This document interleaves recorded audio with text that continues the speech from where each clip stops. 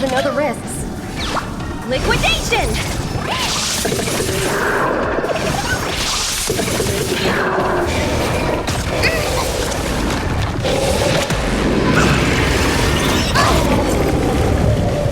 Do you have answers? Never stop thinking. Fail. Get out. You have the worst luck running into him. Stay right there while I give you a present! Gotta try hard sometimes. Check out this awesome move!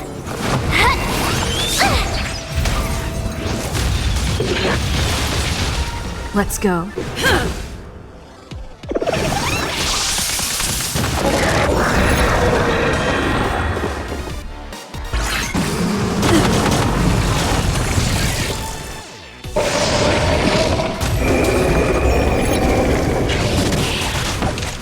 Easy, Numby. Easy. Mash them up, Numby!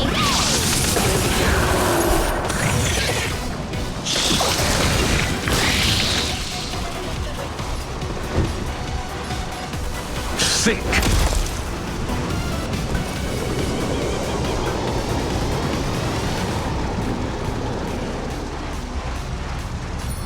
With me out here, how can we lose?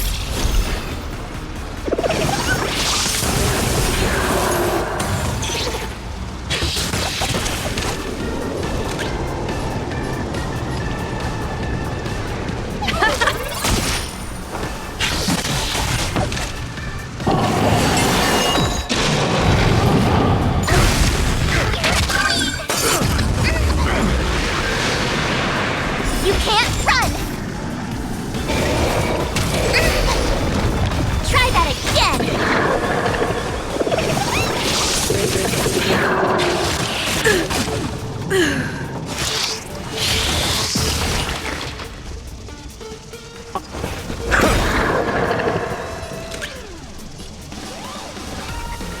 Liquidation!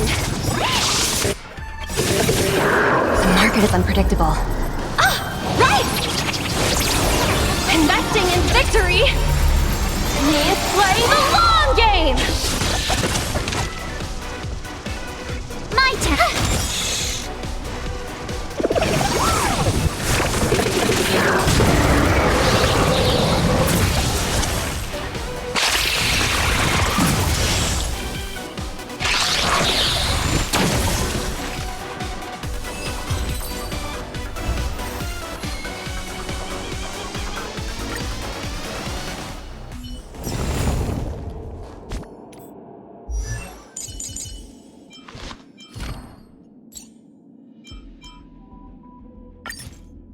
Another blank canvas.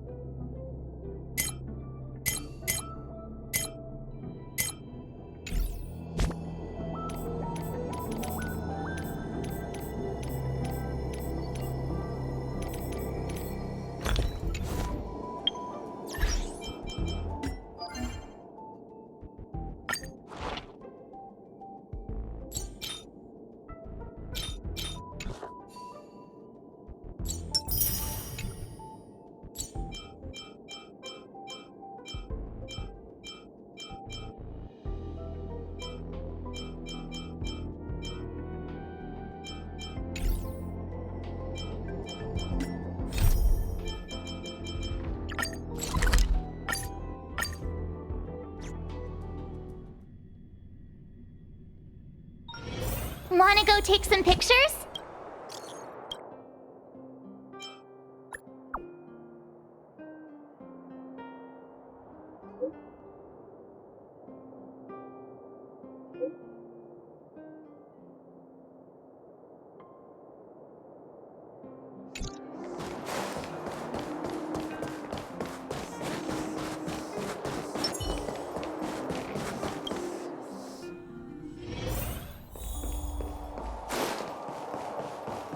It's coming.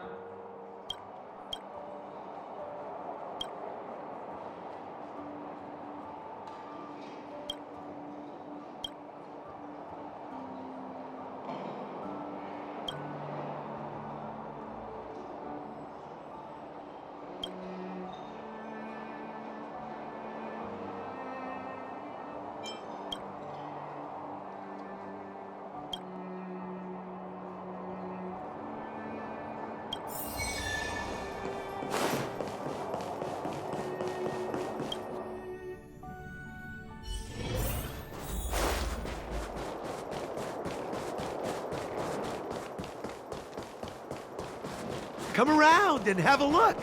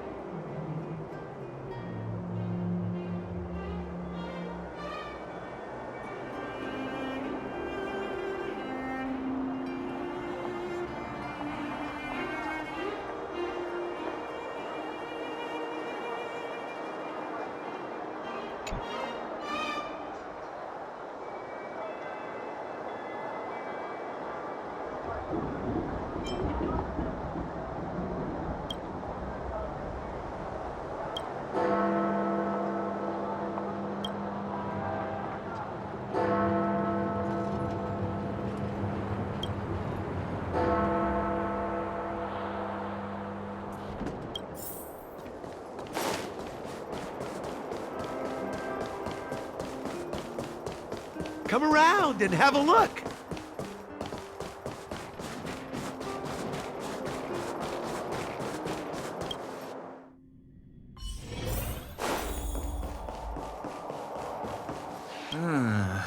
It's coming.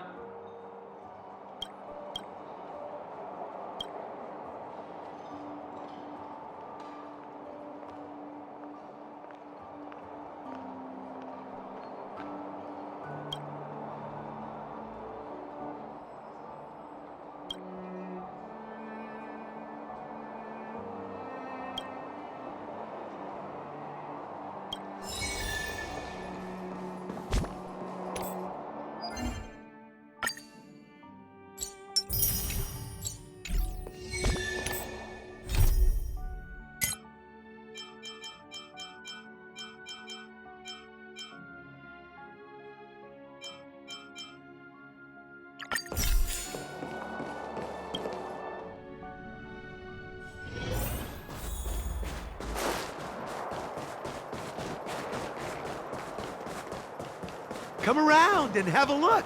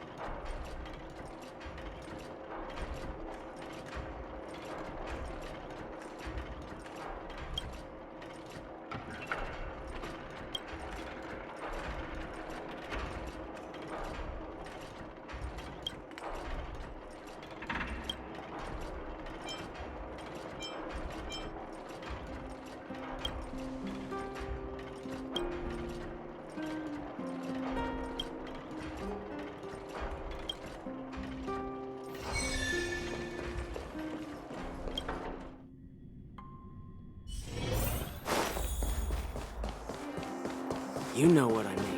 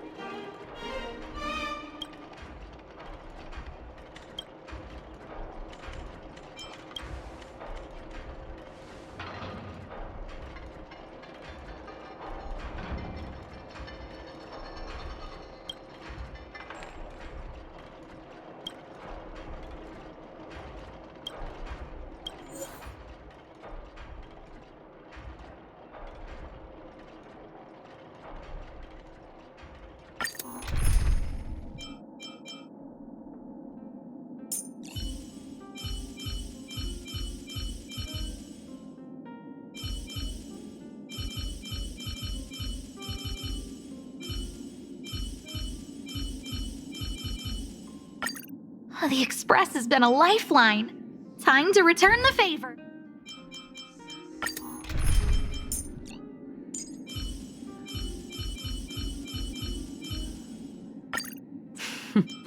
So it's you.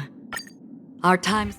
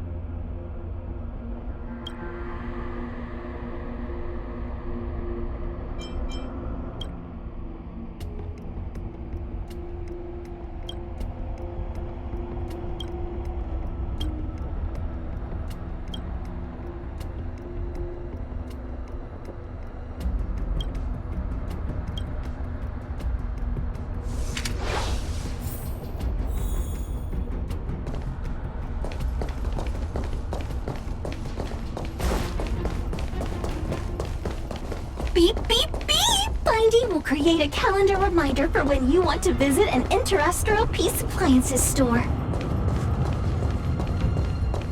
Beep, beep, beep. As stated in the terms of service, my search result accuracy and reliability are not guaranteed. For more information, please call Beep, beep, beep.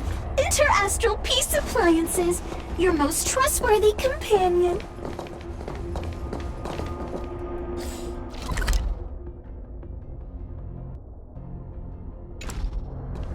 Beep, beep, beep! Blindy will create a calendar reminder for when you want to visit an Interastral Peace Appliances store.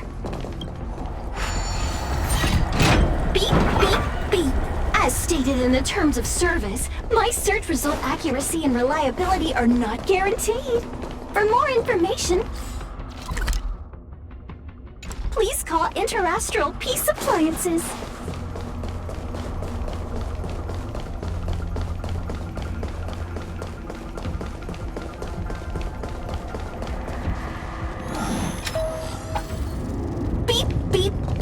Based on your search history, I recommend the Humanoid Tactical Microwave.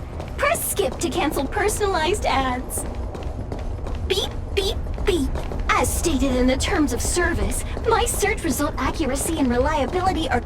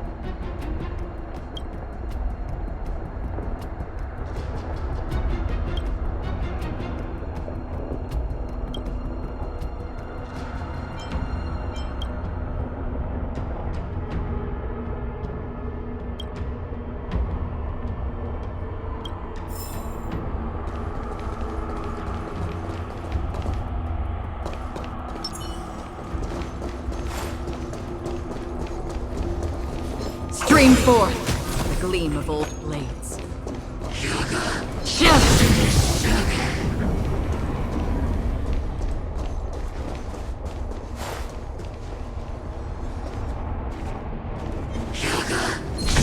4. Gleam of old blades.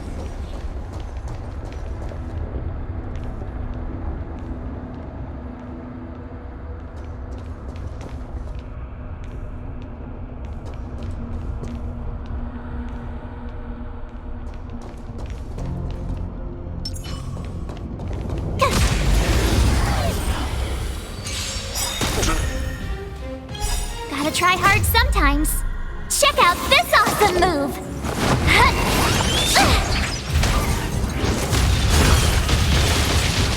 Call that defense? Let's test your knowledge. Fail! Get out! In the still waters of oblivion, I guide the wandering souls.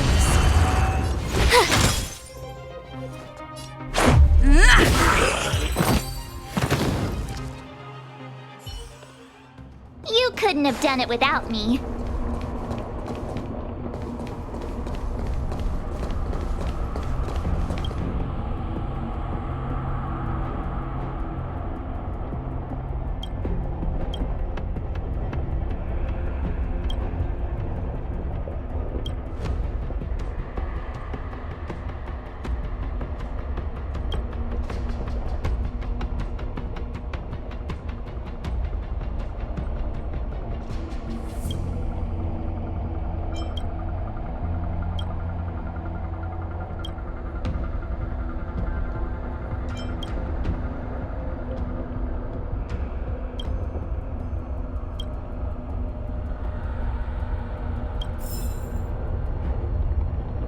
Huh, crush now or crush later?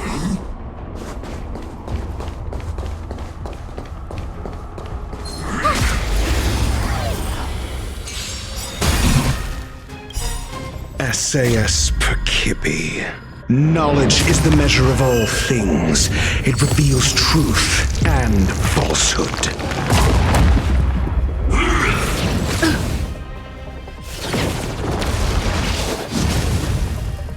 Need I teach someone never stop thinking? Existence is fleeting as the dawn's dew, destined for oblivion. 0 points. Next.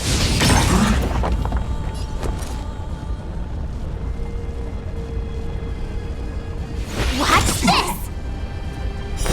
Fail. Get out. Let's make it quick.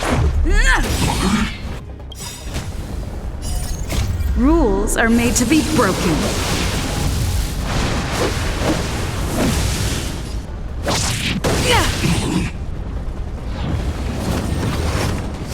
Oh, familiar.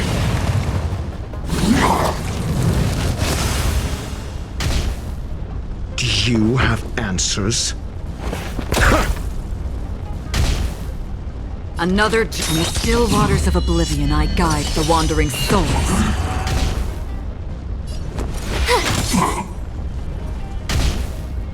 Let's go. Call that defense?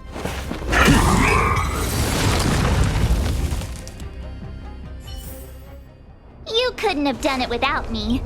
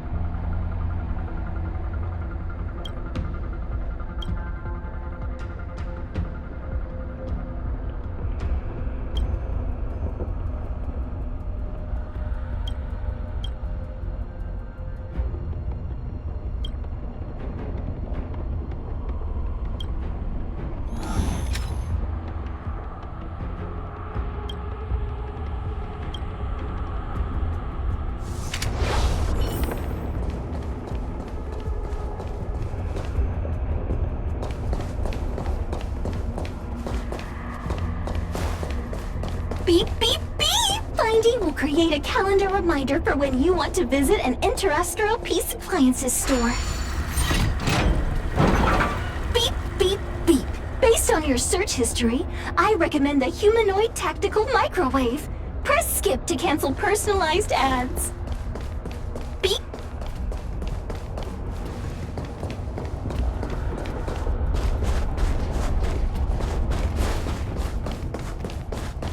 Beep, beep, beep! Findy will create a calendar reminder for when you want to visit an Interastral Peace Appliances store. Beep, beep, beep! Interastral Peace Appliances!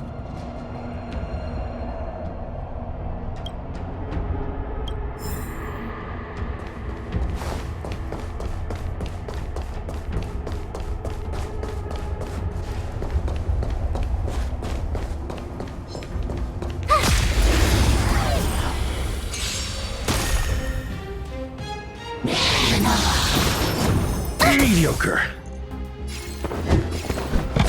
Let's test your knowledge. 0 points. Next. Half the work is already existence, as fleeting as the dawn's dew, destined for oblivion. I told ya I could fight. Watch this! Let's make it quick. Take this! I'm asking the question. Where are you going?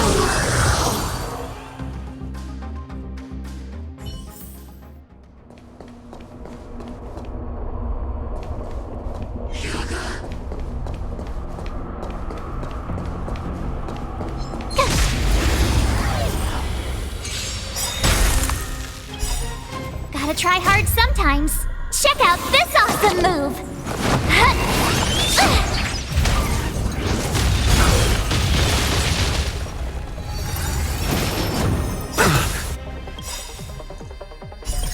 Rules are made to be broken.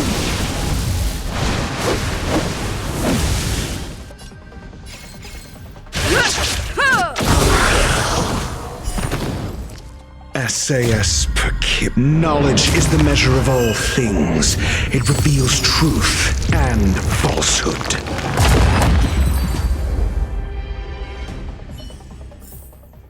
You couldn't have done it without me.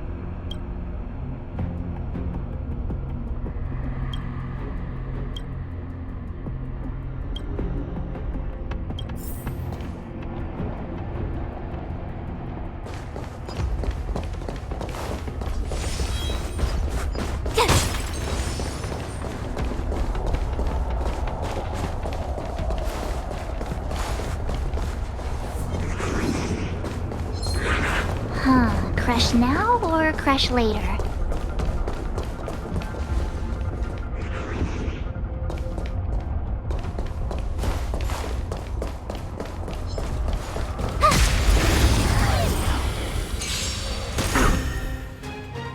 Need I teach someone a lesson? Never stop thinking. Fail. Get out.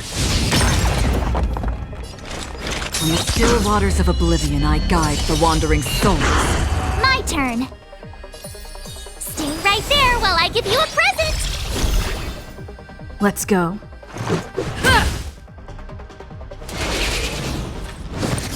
Go away.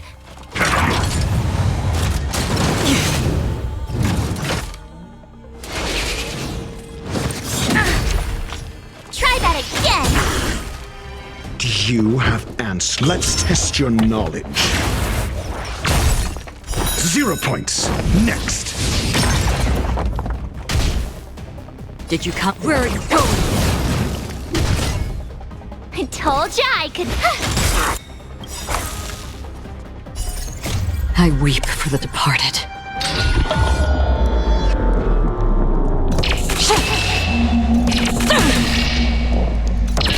Dust's reign, it too shall fall.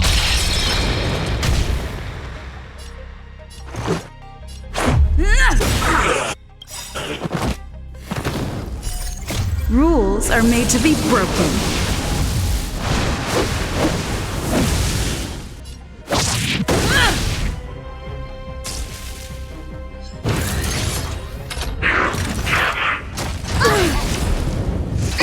More than that. You can't run. Never stop thinking.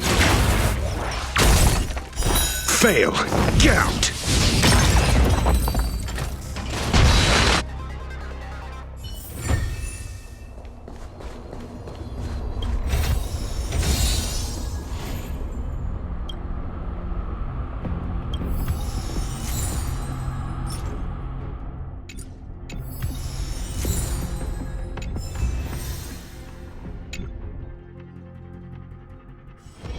It's getting late.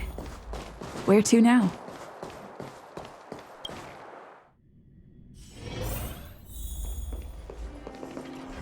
Now, what am I gonna call this new song?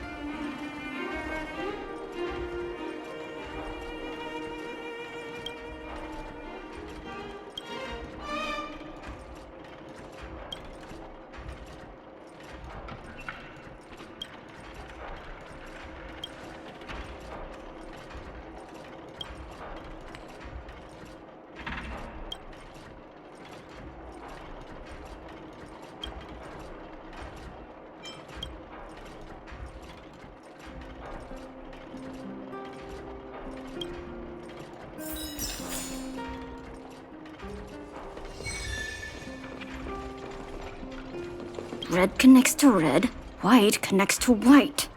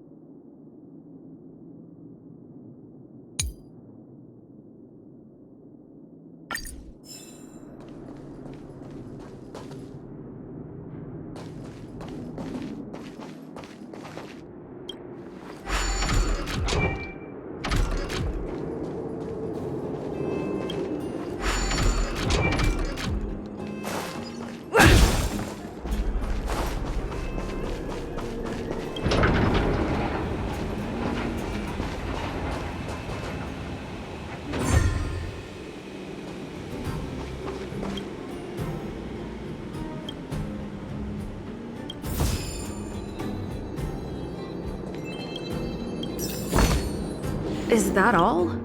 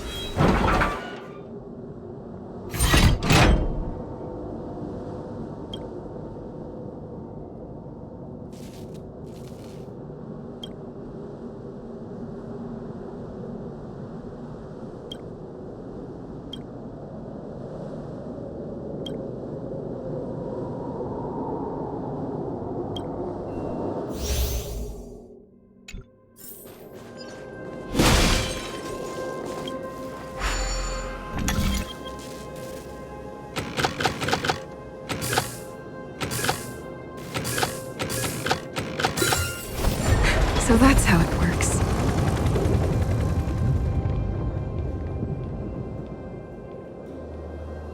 Someone there.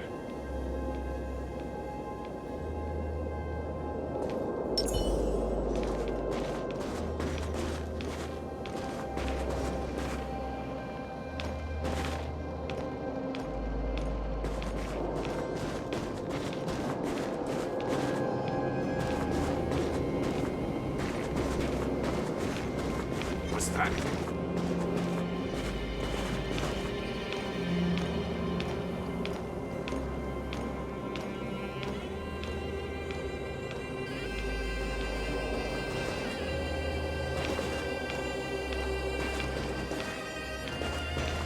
Stream forth, the gleam of old blades.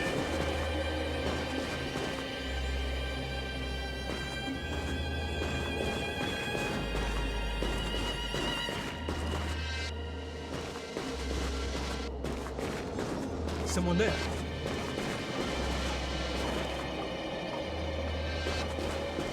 Who goes there?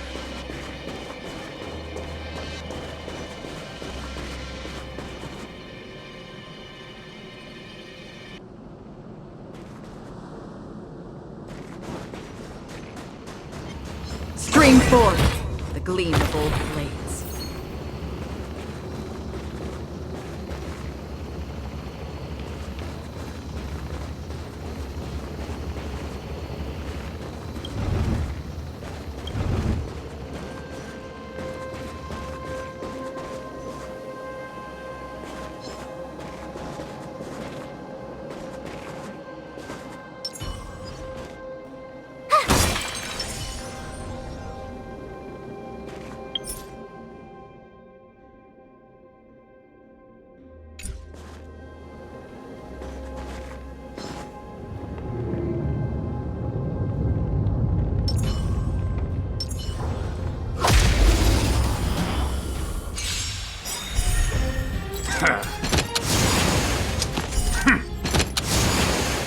Gotta try hard sometimes. Check out this awesome move!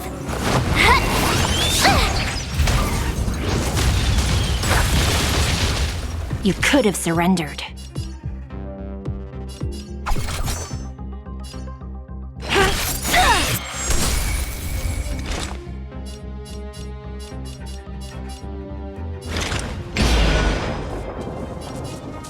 In the still waters of oblivion, I guide the wandering souls.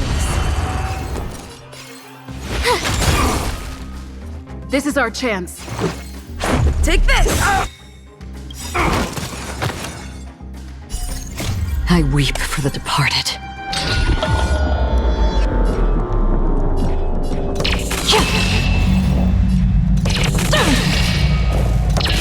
Dusk's reign, it too shall fall.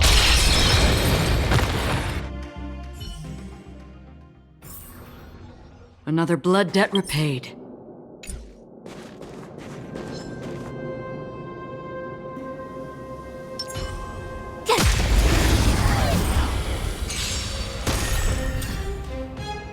It's time.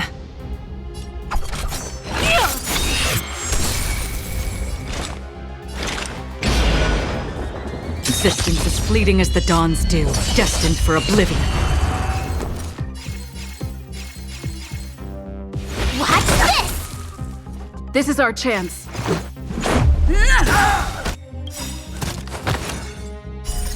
Rules are made to be broken.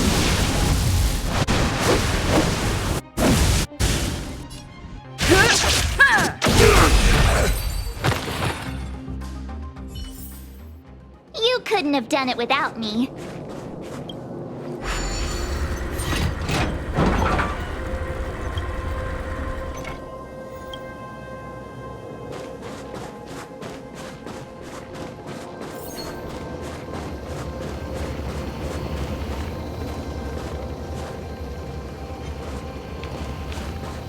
What's that?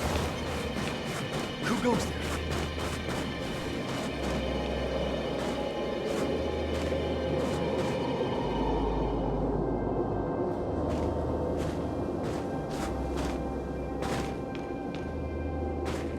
Freeze! Someone there.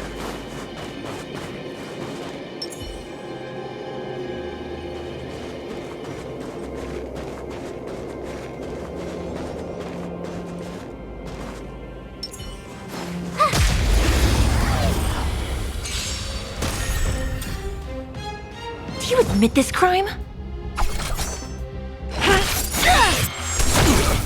Half the work is already done. From the still waters of oblivion, I guide the wandering souls. You have the worst luck,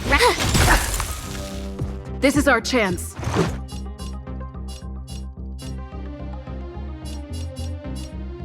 Take this! You can't hurt me.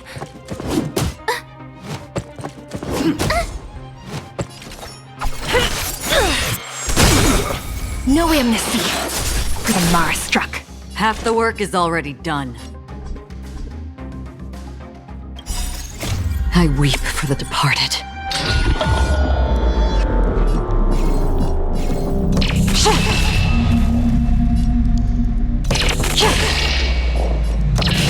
Dusk's reign, it too shall fall.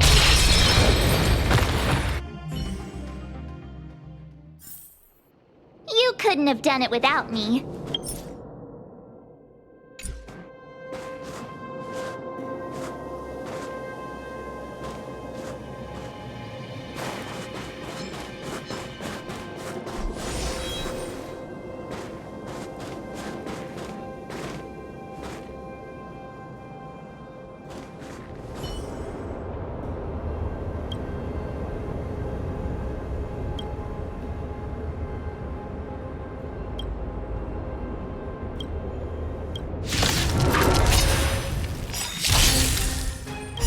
By the order of the Ten Lords, execute the Mara-struck!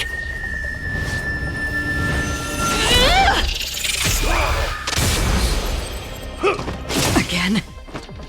That's it. No amnesty for the Mara-struck. Did you come here of your own volition? Existence as fleeting as the dawn's dew, destined for oblivion. Gotta try hard sometimes. Check out this awesome move!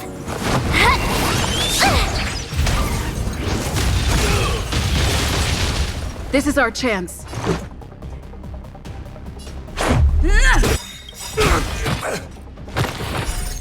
Rules are made to be broken.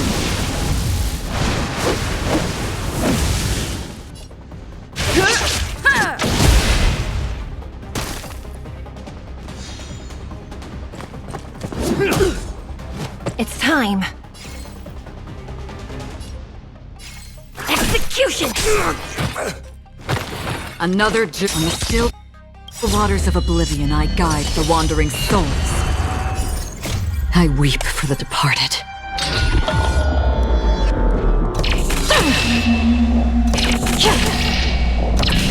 Dusk's reign, it too shall fall. My turn. Let's make it quick. Take this! On my mark! Not a step back!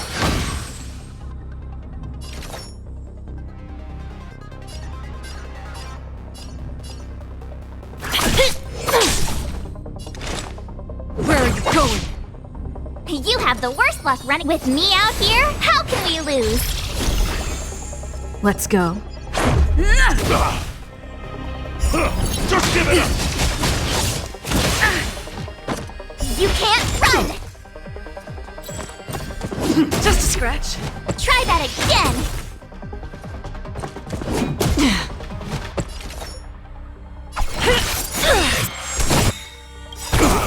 No amnesty for the Mara-struck. Execute the Mara-struck!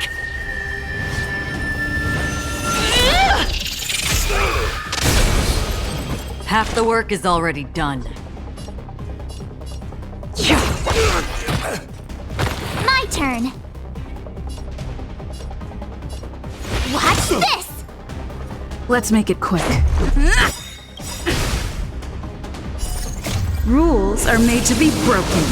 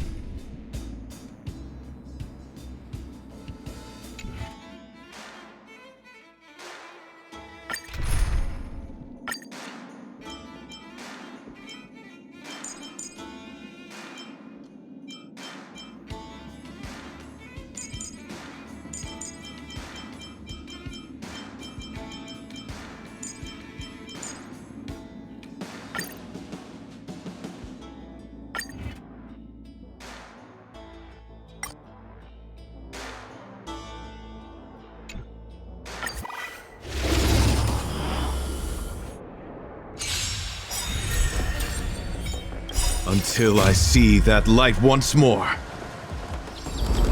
I will protect all beauty in the universe!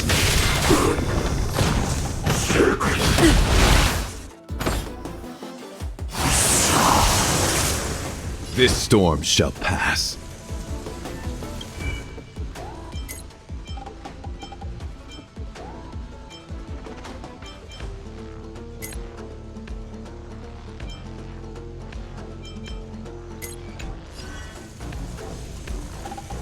The beauty is eternal!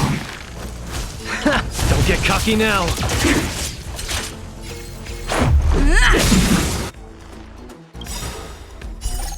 Rules are made to be broken.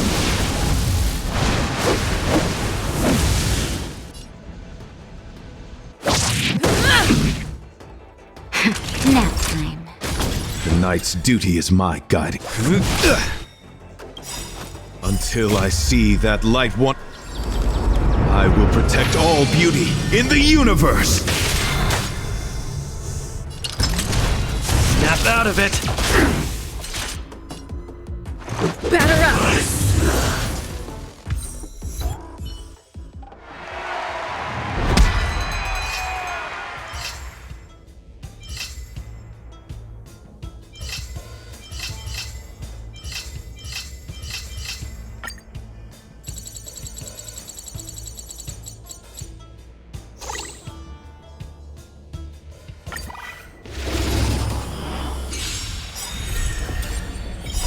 Until I see that light one. I will protect all beauty in the universe!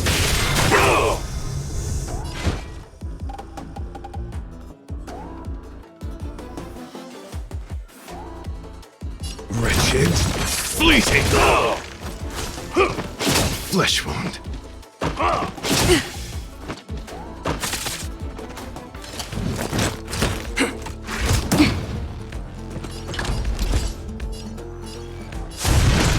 Don't get cocky now. The beauty is eternal! Until I see that. I will protect all beauty in the universe!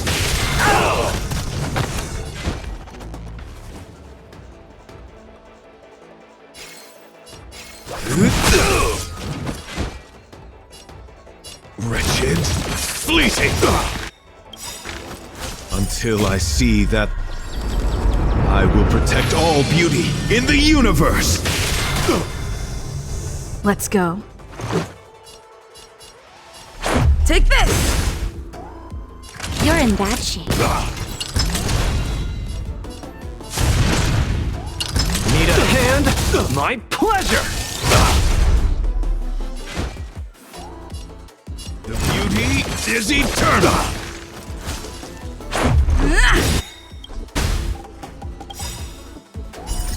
Rules are made to be broken.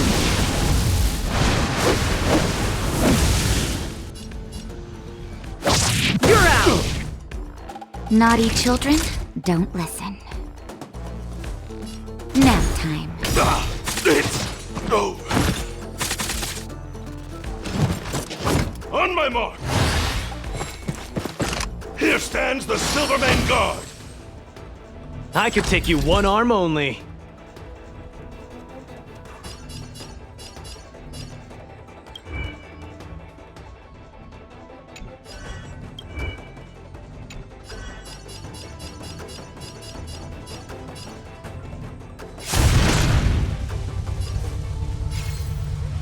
Snap out of it! Where's the applause? An opponent worth their salt. Let's see some sparks fly!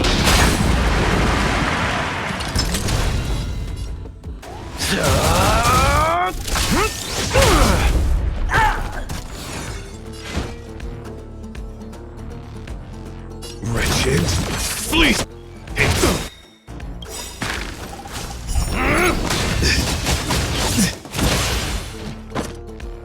Until I see that. I will protect all beauty in the universe! Just in time. Just a little something. Think nothing of it. My gratitude is yours. Let's make it quick. Time for a shot. You're in bad shape. Need a hand? My pleasure! It's over.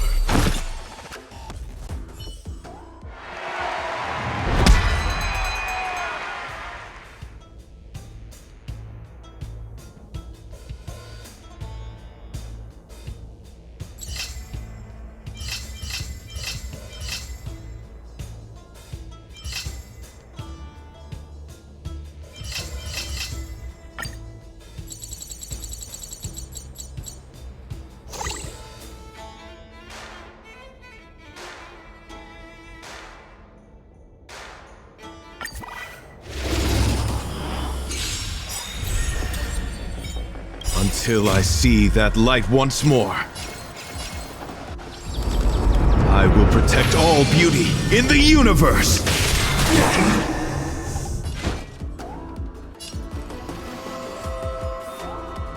The beauty is eternal!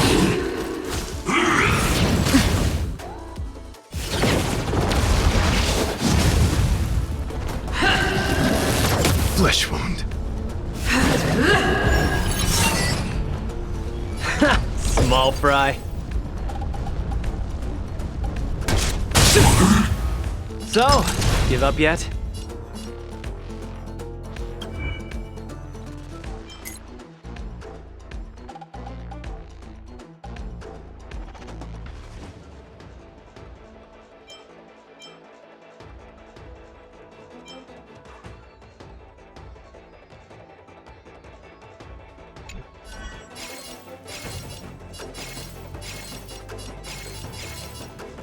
Don't get cocky now.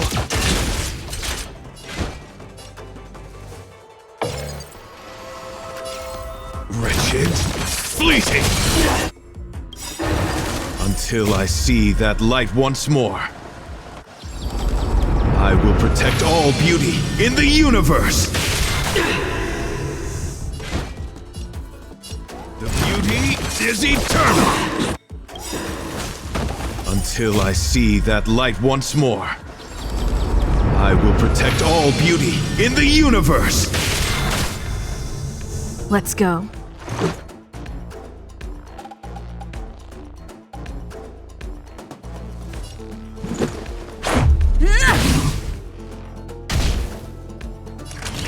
Nap time.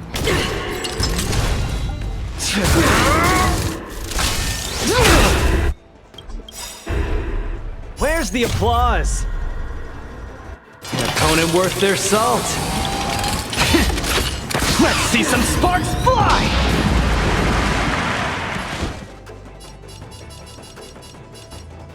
Wretched, fleeting!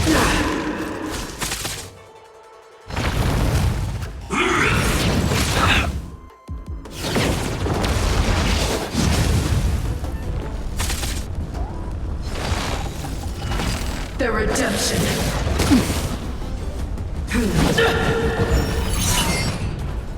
Let's make it quick.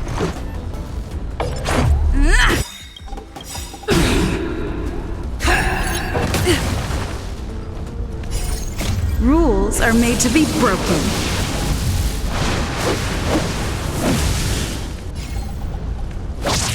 You're out! Batter up! Savor the vigor of it. Just a little something. Think nothing of it. Keep patching me up. I could take you one arm only.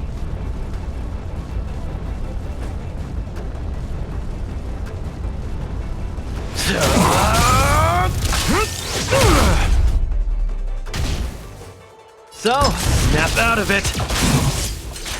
My oath is to a solitary rose. The beauty is eternal!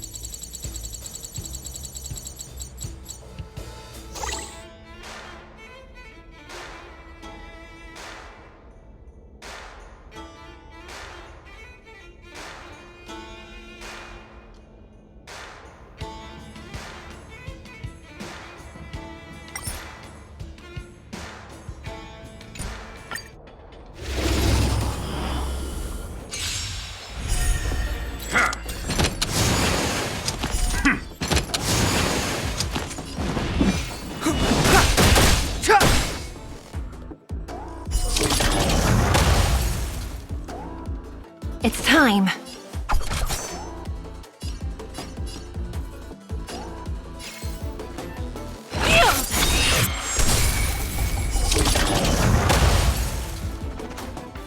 I don't remember inviting you. Look out! On the still waters of oblivion, I guide the wandering souls.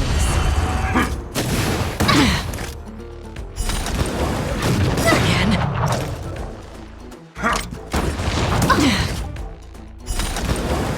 So familiar. By the order of the Ten Lords, execute the Marastruck!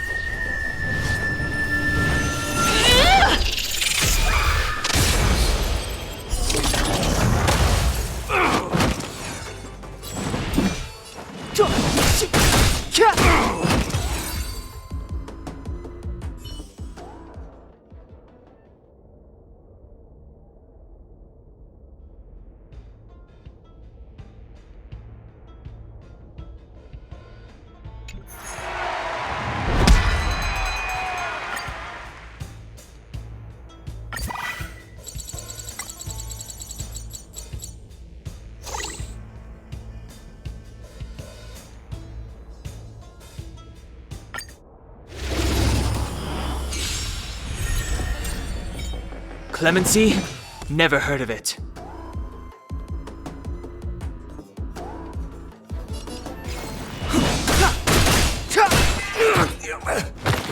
Do you admit this crime? A guest with no manners, huh? Another journey begins. Existence as fleeting as the dawn's dew, destined for oblivion. Step aside. I have no interest in stoking.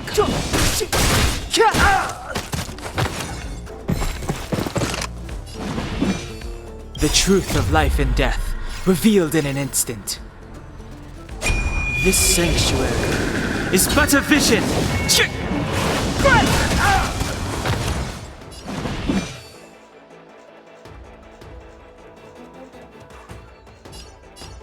The time is now. It's time.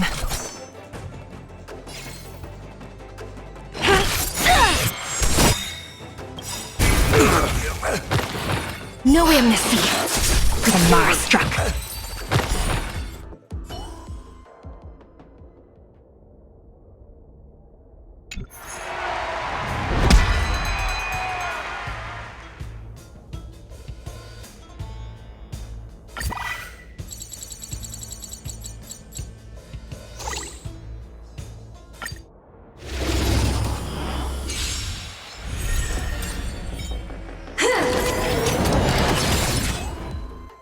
Move carefully.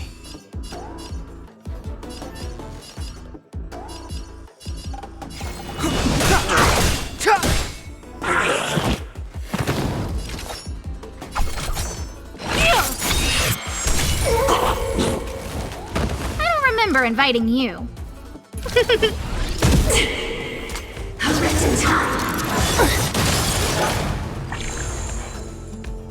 Did you come here of your own volition? Or was it fate?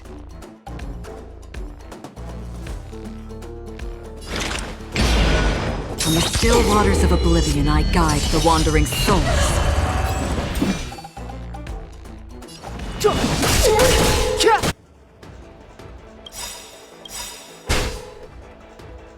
The truth of life and death, revealed in an instant. This sanctuary is but a vision. No amnesty for the Marastruck. I weep for the departed.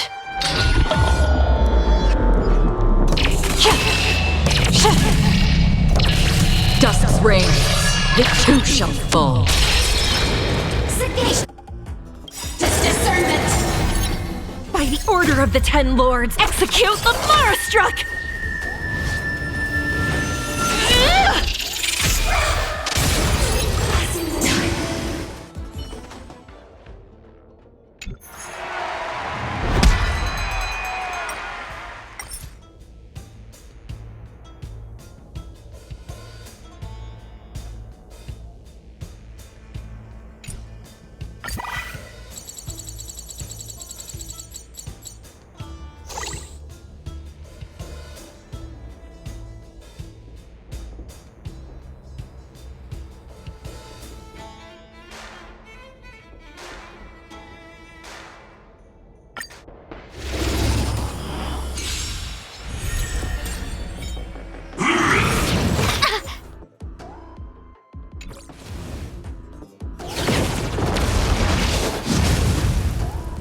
Move carefully.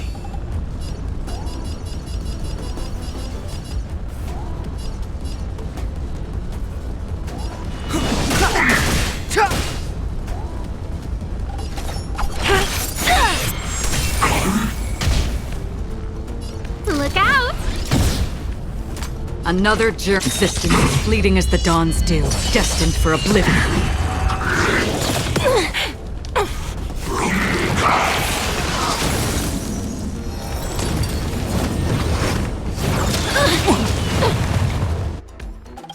By the order of the Ten Lords, execute the Marastruck!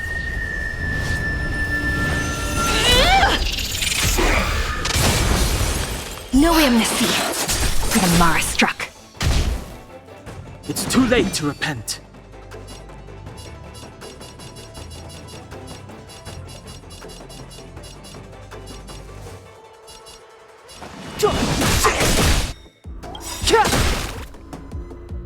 The truth of life and death, revealed in an instant. This sanctuary is but a vision!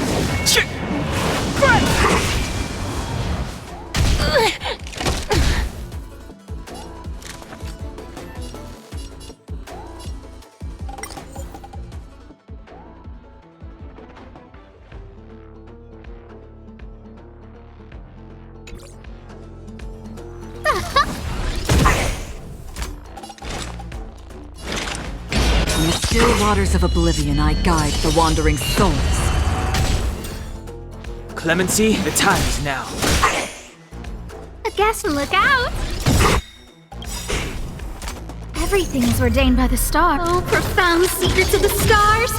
Give these trailblazers your blessing! Did you come here of your own volition? Existence is fleeting as the dawn's dew, destined for oblivion. I weep for the departed.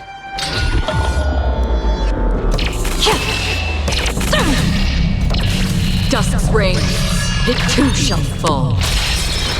Step aside. I have no interest in stoking. I don't remember.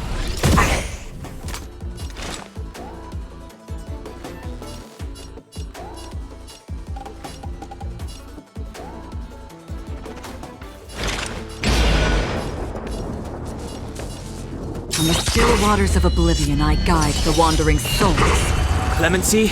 Never heard of it. A guest with no manners. Look out!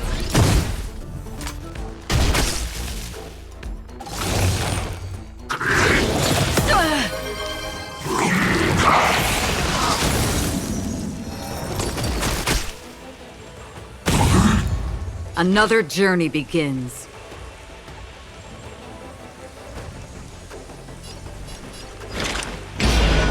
Existence is fleeting as the dawn's dew, destined for oblivion.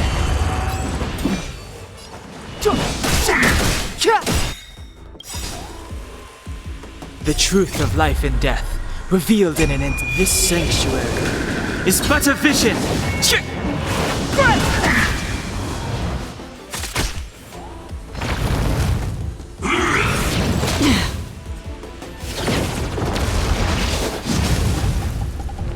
Remember inviting you.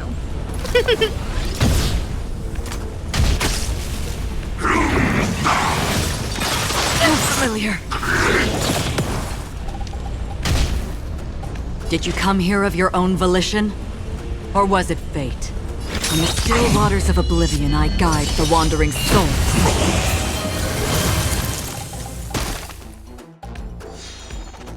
It's too late to repent.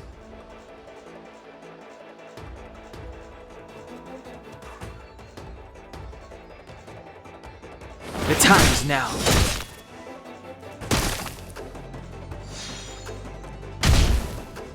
Another journey begins.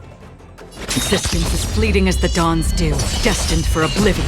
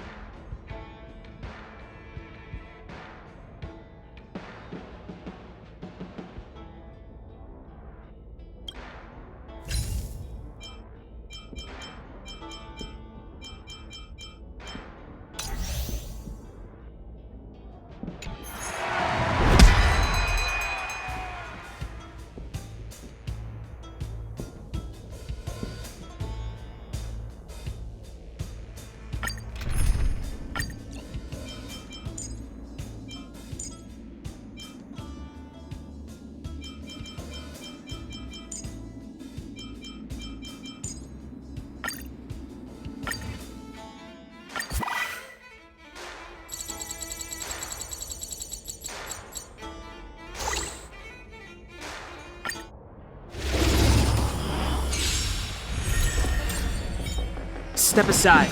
I have no interest in stoking conflict.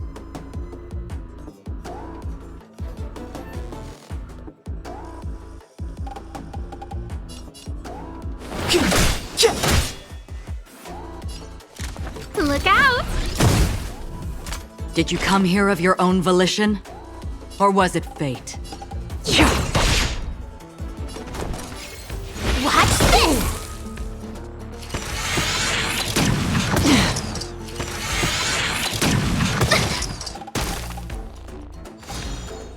It's too late to repent. The time is now. The truth of life and death, revealed in this sanctuary, is but a vision.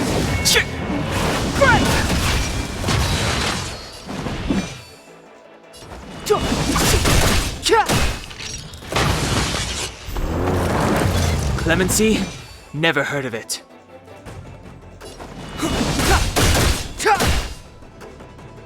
A guest. Another journey. Stay right there while I give you a present!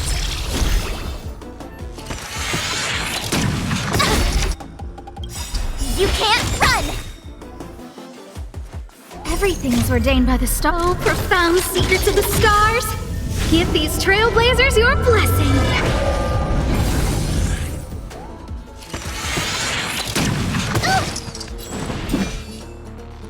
Gotta try hard sometimes. Check out this awesome move!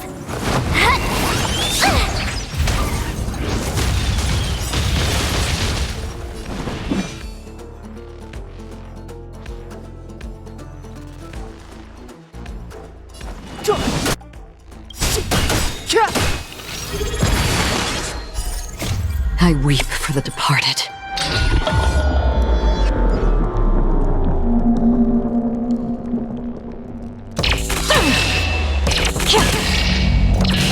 Dusk's reign, it too shall fall.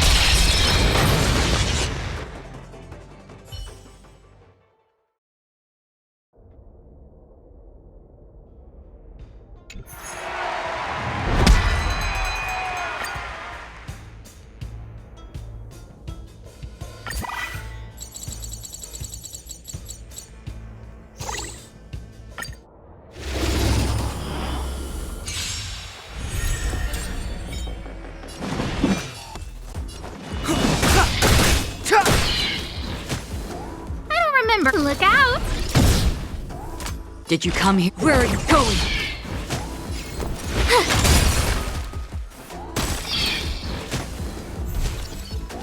Step aside. I have no... The truth of life and death, with this sanctuary, is but a vision.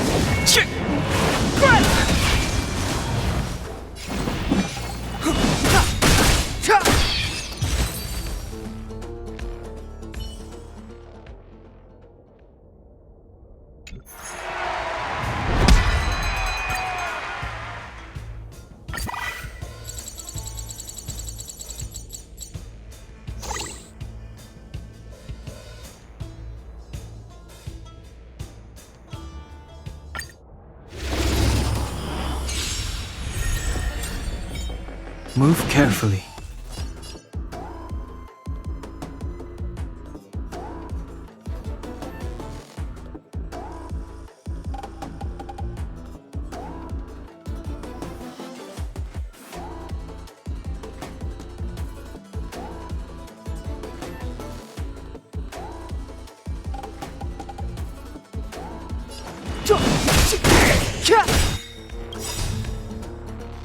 The truth of life and death, revealed in this sanctuary, is but a vision. A guest with no manners, huh?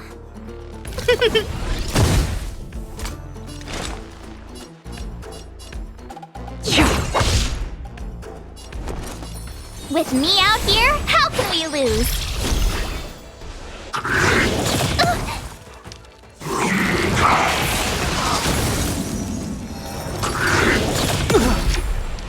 You can't run!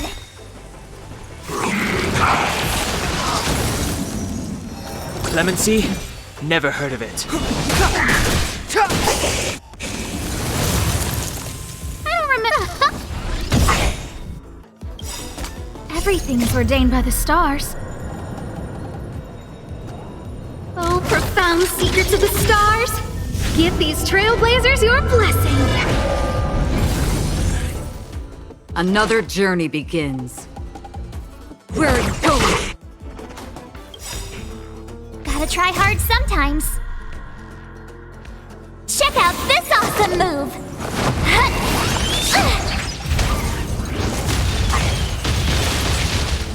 My turn. Stay right there while I give you a present! Go away! You're annoying! You can't run!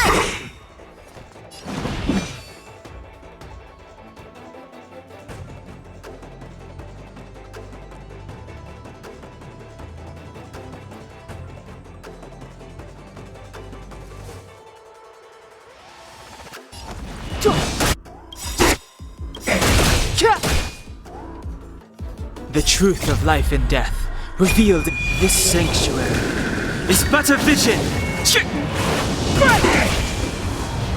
Gotta try hard sometimes.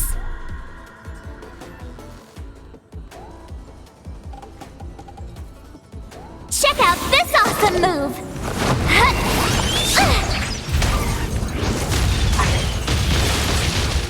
A guest with no manners, huh?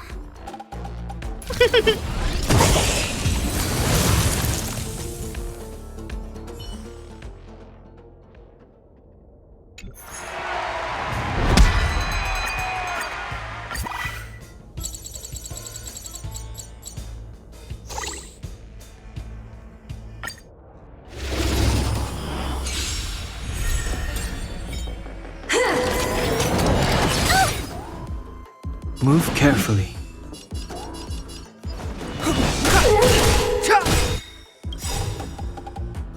The truth of life and death, revealed this sanctuary, is but a vision!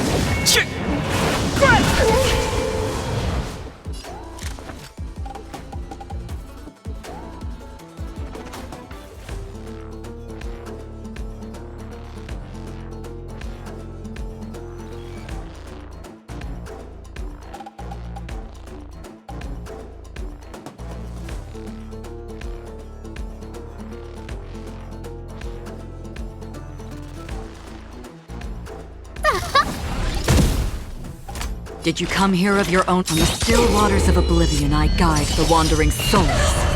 You have the worst luck running into me. With me out here, how can we lose?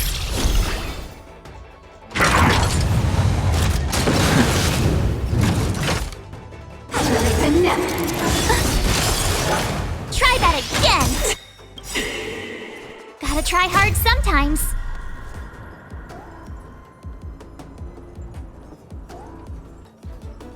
Check out this awesome move!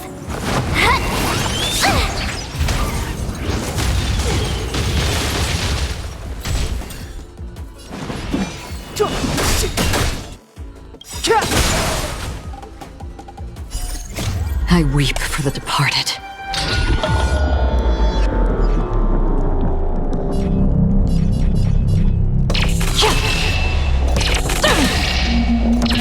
Dusk's reign, it too shall fall.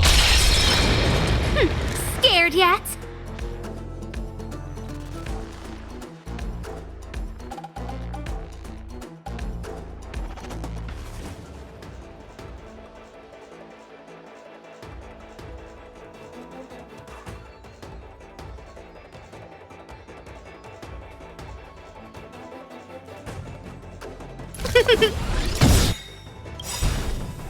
Everything is ordained by the stars. Oh, profound secrets of the stars! Give these trailblazers your blessing! Another journey begins.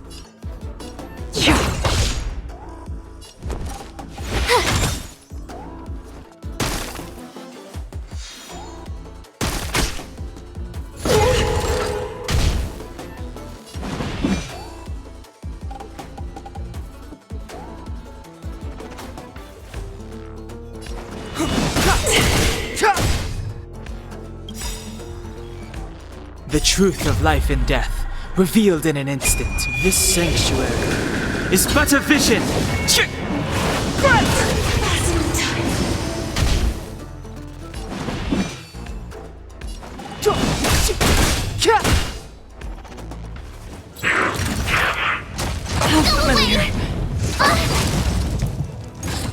You can't run!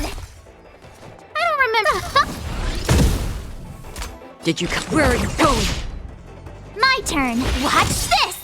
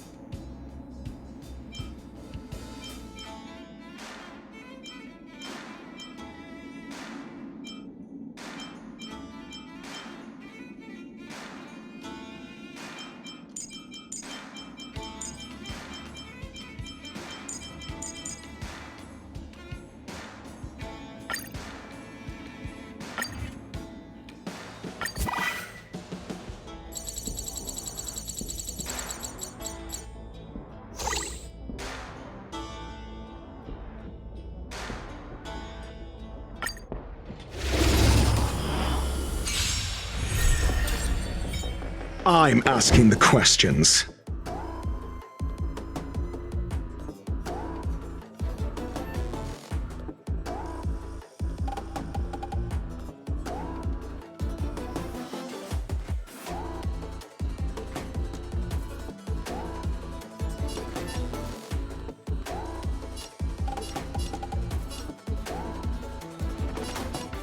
Never stop thinking. With me out here, how can we lose? Let's make it quick. Try that again! You can't run! That'll take more than medicine. Nap time. Rules are made to be broken.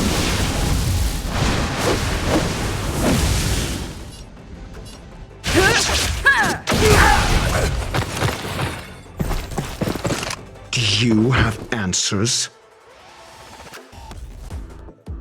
Think!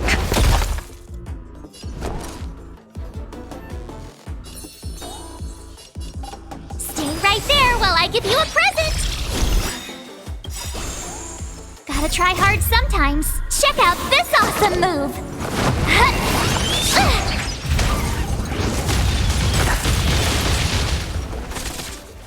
This is our chance. You're in bad shape.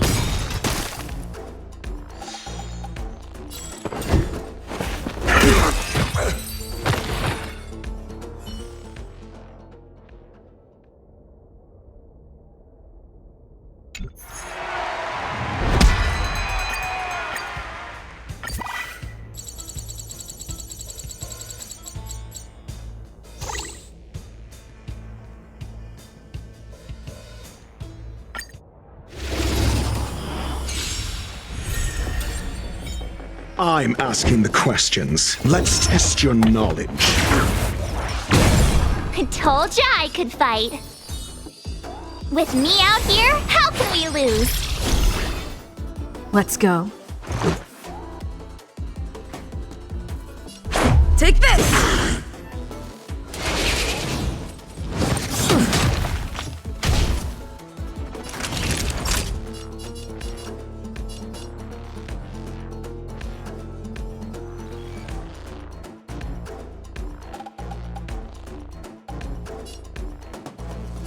Savor the vigor of it.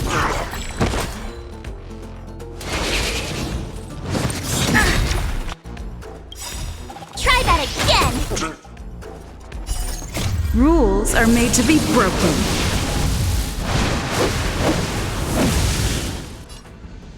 You don't say you're welcome!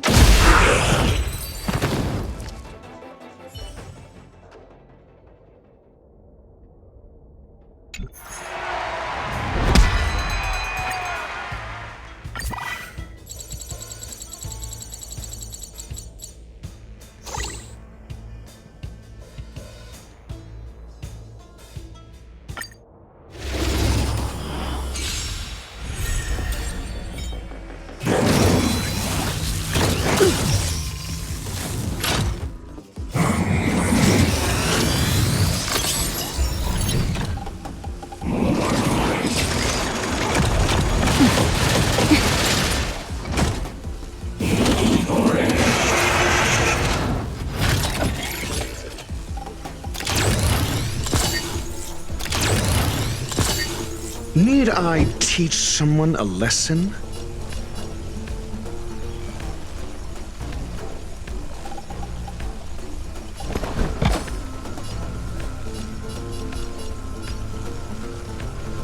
Never stop thinking. My turn. Stay right there while I give you a present.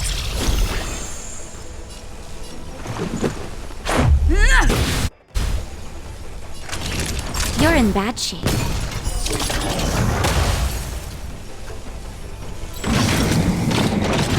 I'm okay. Just in time. Just a little something. Think nothing of it. Not bad. 5 points.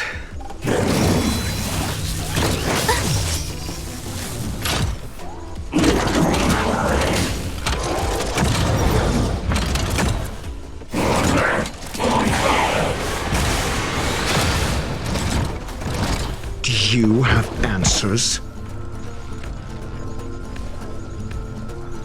Let's test your knowledge.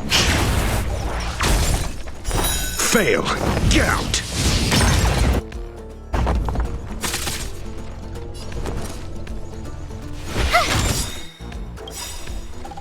Gotta try hard sometimes. Check out this awesome move!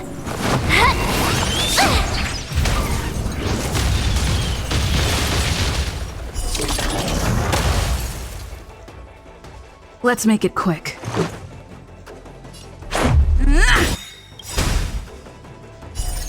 Rules are made to be broken.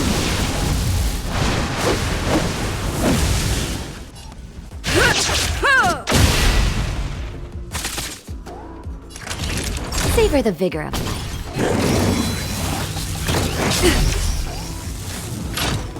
Try that again!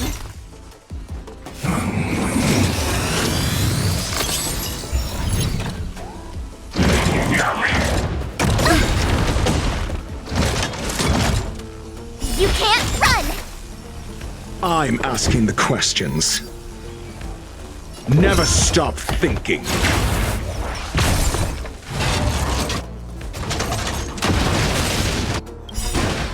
SAS Perkip. Knowledge is the measure of all things. It reveals truth and falsehood. I told ya I'd watch this! 0 points. Next.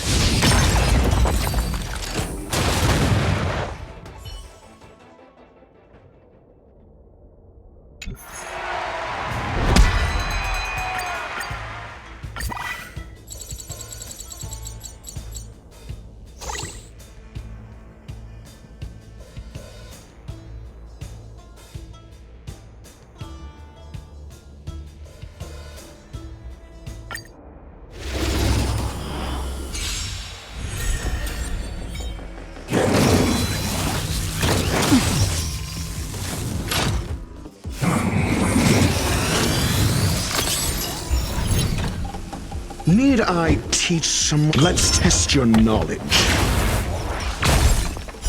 Fail. Get out.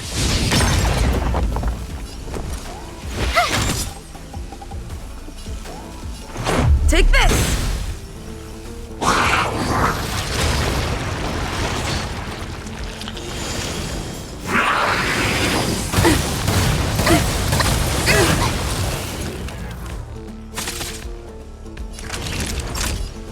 Nap time.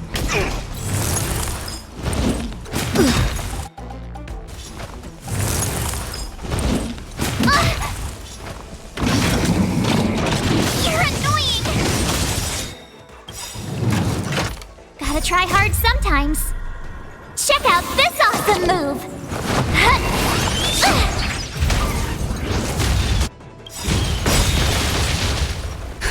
Just in time.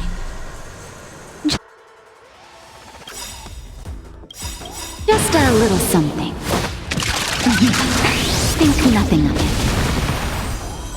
Much better. Gotta try hard sometimes. Check out this awesome move!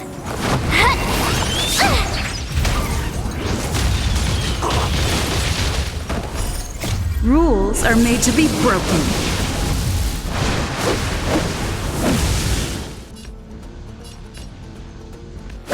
You're out!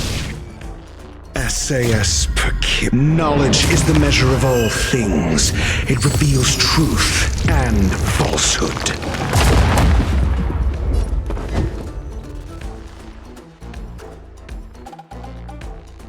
Never stop thinking.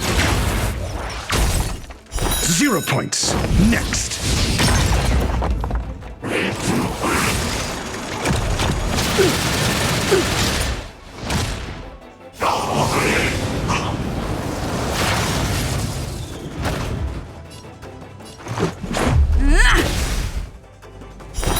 Fail. Gout.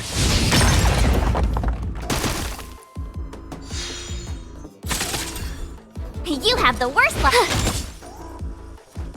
0 points. Next. You're in bad shape. Let's test your knowledge. Fail. Gout.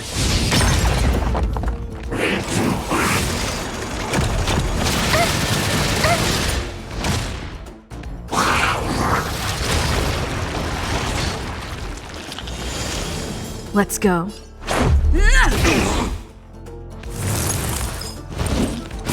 You fool!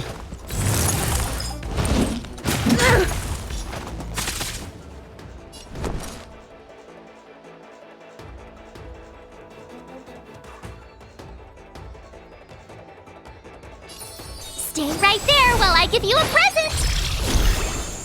Naughty children, don't listen. Nap time.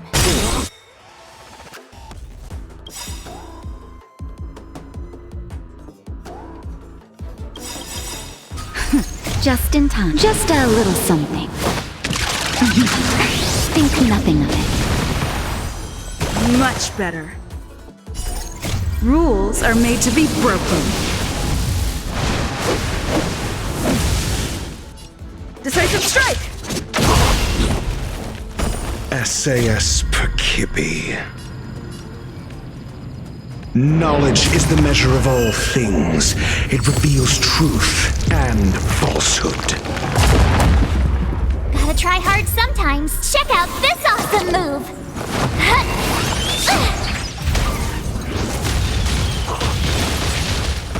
0 points. Next.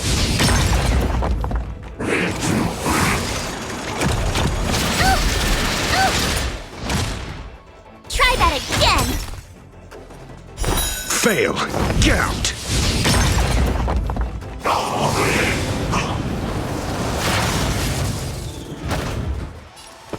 Never stop thinking. 0 points. Next. My turn. With me out here, how can we lose? Let's make it quick.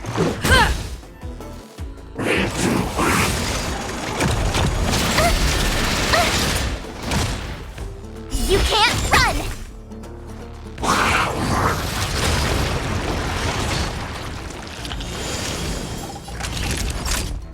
Savor the vigor of it. Do you have answers? Let's test your knowledge.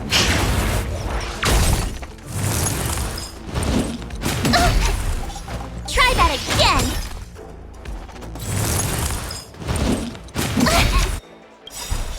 Gotta try hard sometimes. Check out this awesome move!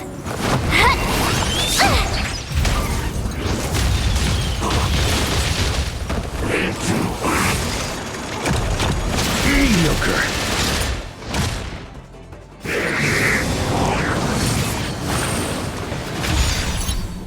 Let's go.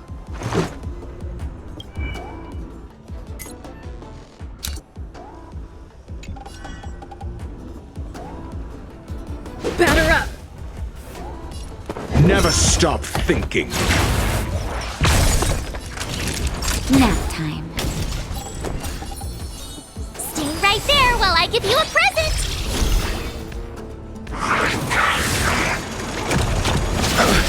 You fool!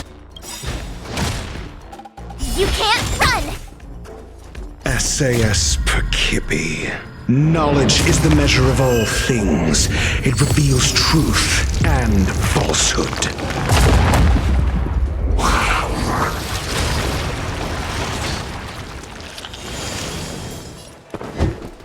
Let's test your knowledge.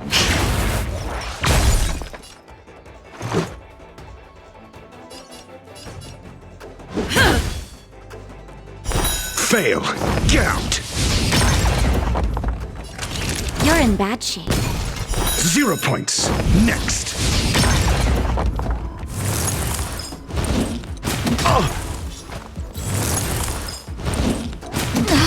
That hurt. do you have the worst luck running into me?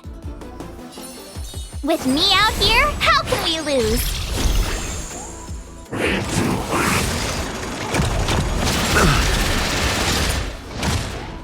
Try that again!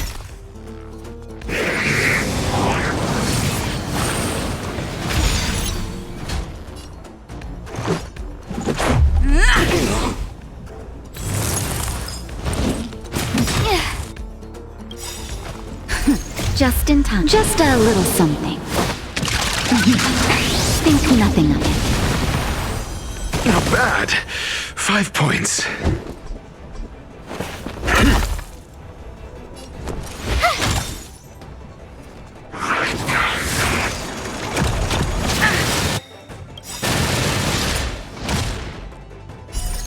Rules are made to be broken.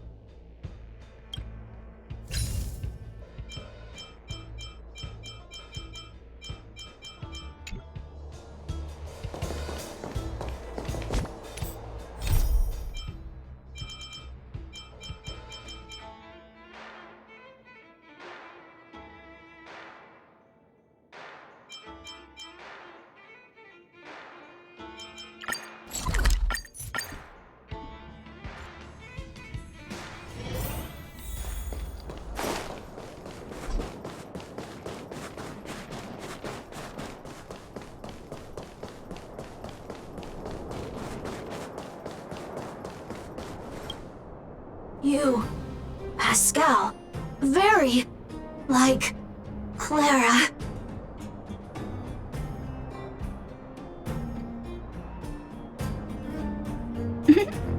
Good boy, Pascal.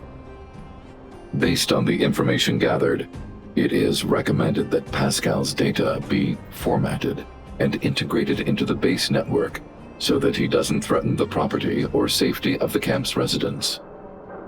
I know this is the most sensible option, but Pascal...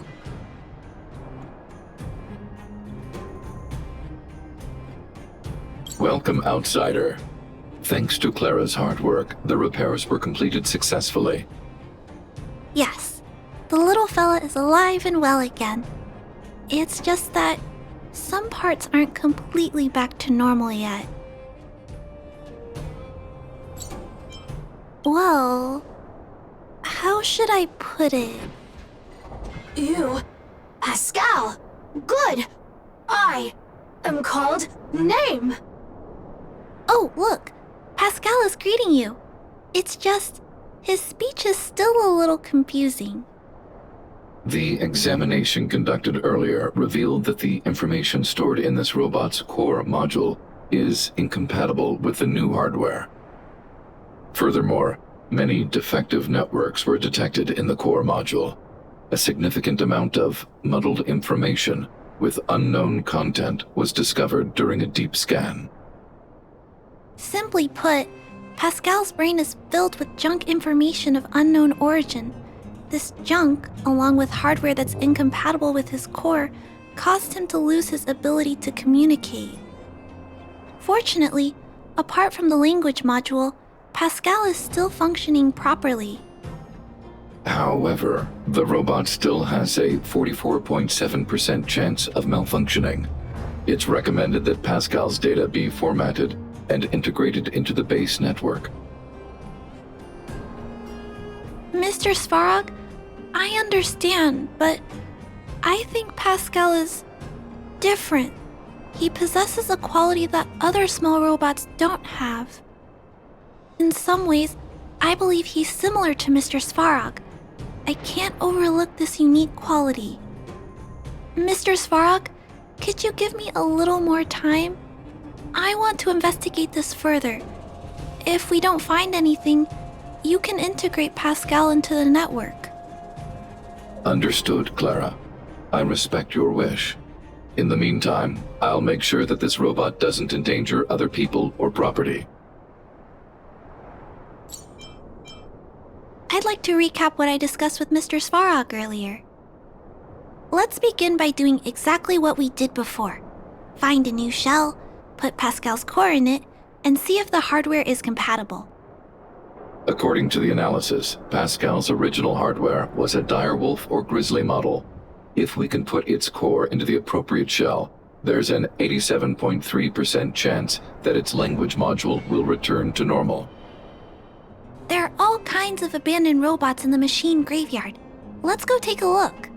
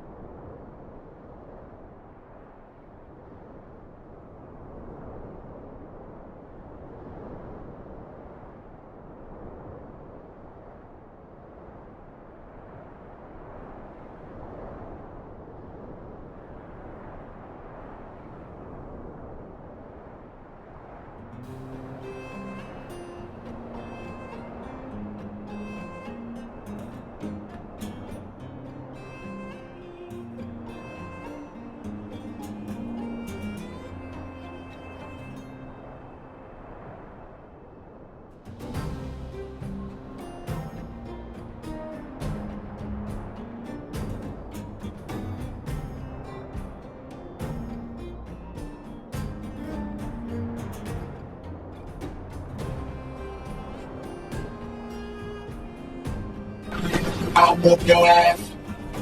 Your girlfriend look like my mom.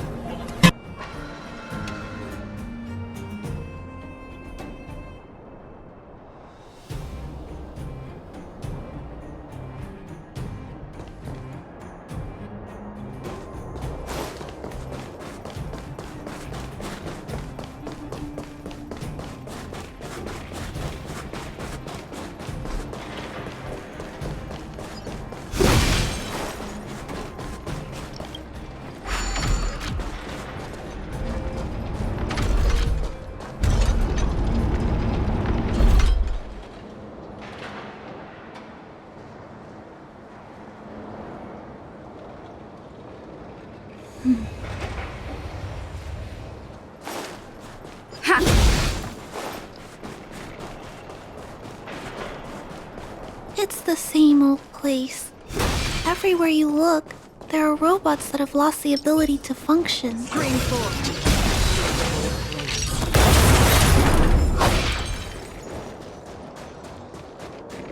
Hey, big sister, take a look over there.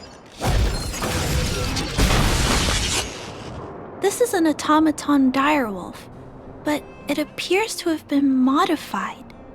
It's most likely another abandoned robot pet. Although it doesn't seem to be functioning, you should still be cautious when approaching it.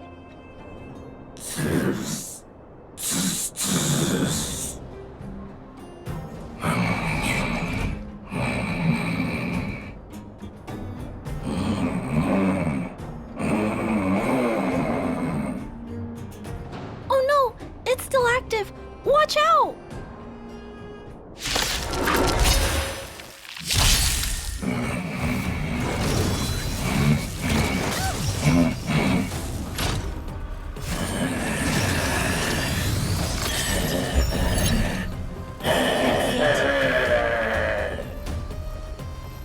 big fella is completely out of control.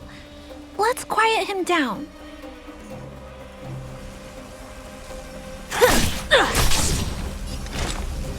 On the still waters of oblivion, I guide the wandering souls. My stay right there while I give you a present! Gotta try hard sometime. Check out this awesome move!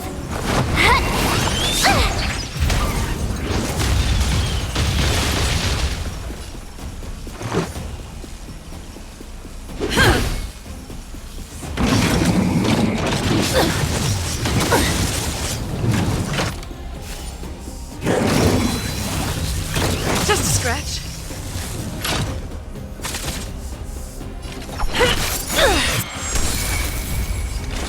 Existence is fleeting as the dawn's dew, destined for oblivion. You have the worst luck running into with me out here. How can we lose? Let's make it quick. You're annoying! You can't run!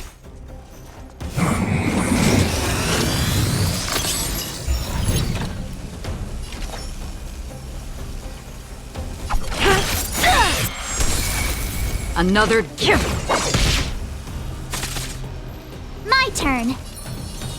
Stay right there while I give you a present!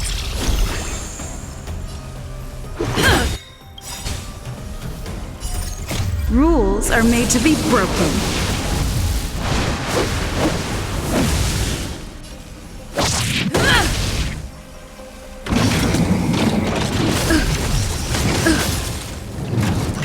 Try that again!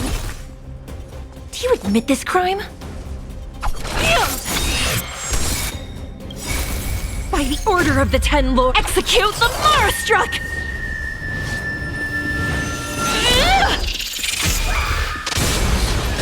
Half the work is already done. Watch this!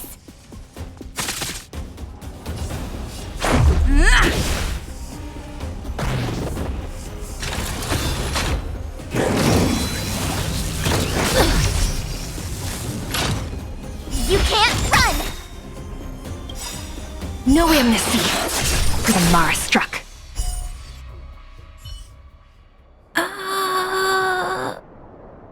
Here it is. This is the core. I'll pack it up and take it with us.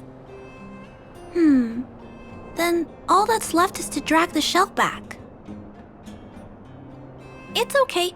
I'm strong too. I'll tuck the core in a little tighter so it doesn't fall out. Judging from how active the robot was, its core isn't just scrap metal. It should be repairable. I can't let any robot go to waste if it can be repaired. So, I'm going to try to fix them all. Let's start with Pascal. We found him first, after all. Also, like Mr. Svarog warned, if he's not supervised, he might cause trouble. You know, I have a large safe full of core modules that I've gathered around the underworld.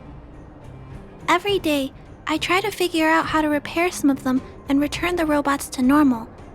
Except, there are a lot more than Mr. Svarog and I can handle on our own.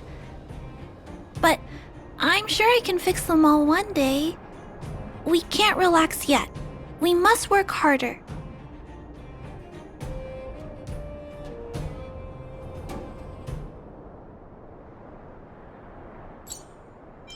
Really? I can't wait! I was talking so much that I totally lost track of time. Let's head back. Otherwise, Mr. Svarog and Pascal will get worried.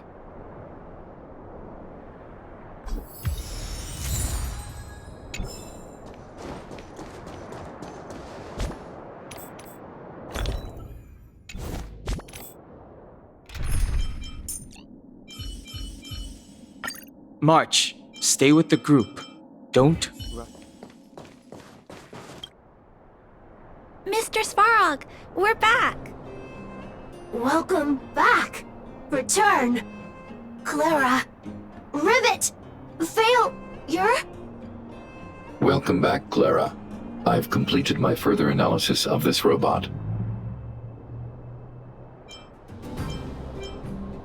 Although no abnormal behavior was detected during the analysis, the muddled information in the robot's core module is still rapidly increasing. The risk of abnormal behavior is expected to rise to 76.1% in 3 hours. Lost. Pascal.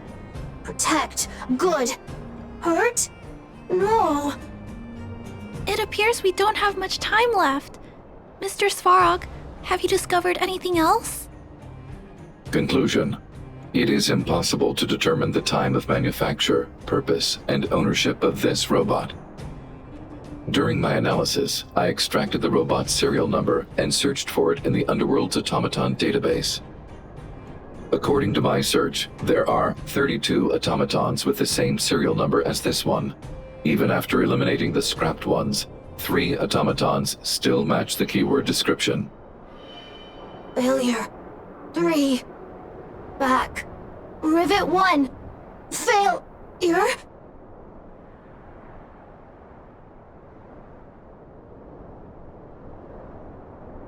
It appears so. I'm not sure what he's trying to say, though. While we were talking, the robot's failure rate increased. We should activate alert mode. Tempering. Tempering. Back. Back to Rivet. Fire. Fire. Pascal is becoming increasingly unstable. We should change his shell. Pascal, I'm going to change your shell. Don't worry, it won't hurt.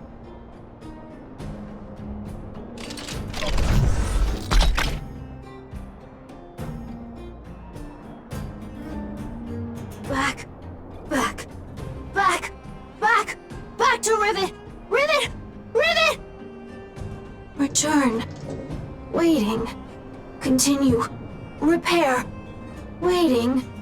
Failure. Waiting. Still not functioning properly?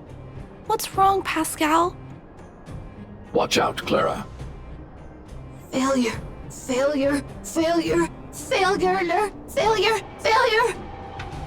Pascal? No! He's running away! Clara! Pascal! Did he run off towards Rivet Town? Let's follow him! No, Clara. Just leave it to me. I'll order the robots to pursue this one. No, Mr. Svarog! Please, don't. Please leave Pascal to me. It was my decision to keep him in the first place, so I must take full responsibility. I'm certain Pascal won't do anything to harm anyone. But if something goes wrong... Please let me handle this myself. Please, Mr. Svarog.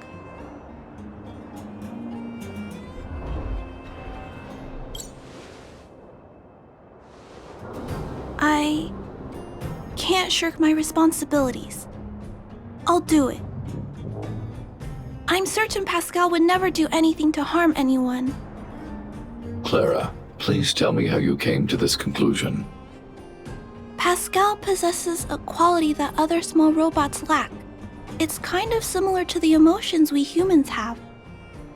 I've only ever seen this quality in Mr. Svarog. I feel a warmth from these emotions. I feel drawn to this quality and try to respond back in my own way. But I'm also aware that not all emotions in this world are positive. If there are too many negative emotions that go unchecked, then someone needs to step in and stop them. The only things that can stop such negative emotions are rationality and responsibility. This is a valuable lesson I've learned from Mr. Svarog. Mr. Svarog, I want to help Pascal overcome those negative emotions. I want to take on this responsibility. That way, I won't have to hide behind Mr. Svarog anymore. I understand, Clara. I support your decision. I won't intervene unless the situation risks spinning out of control. Thank you, Mr. Svarog. So, let's go.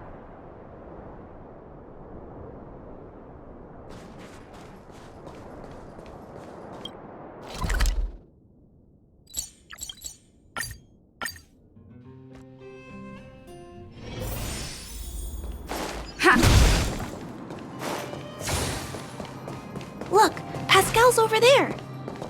Who's standing next to it? Huh? Isn't that a grizzly?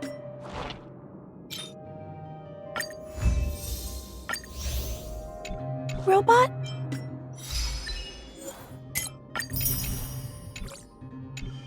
Let's go take a look.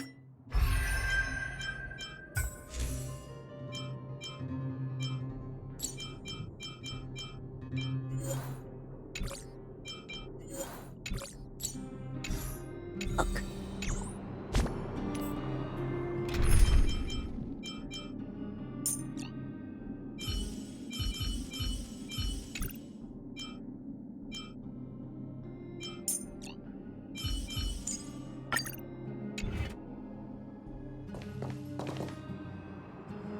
Pascal, who did this to you?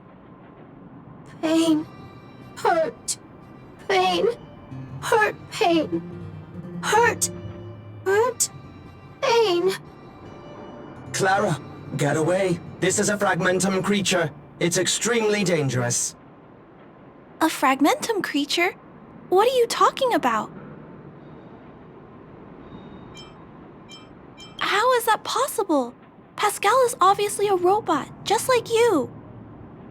Could it have malfunctioned? It appears to be normal. Please step back.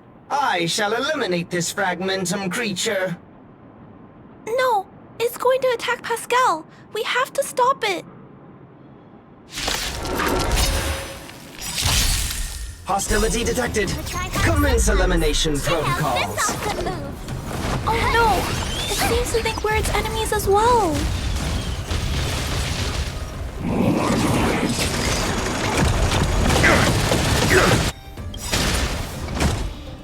SAS knowledge is the measure of all things. It reveals truth and falsehood.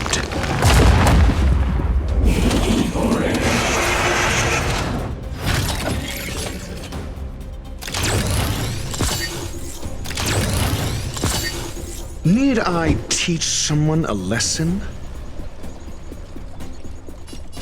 Never stop thinking.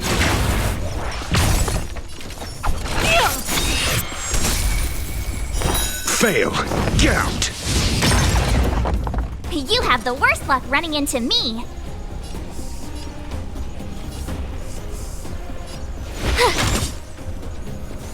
0 points. Next.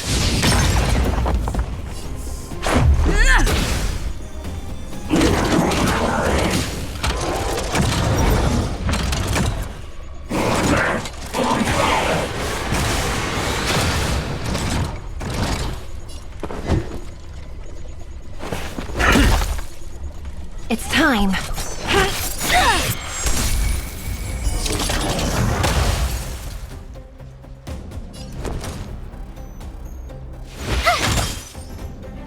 Let's make it quick.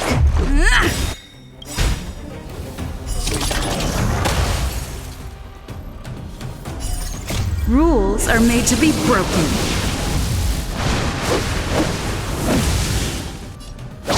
You're out!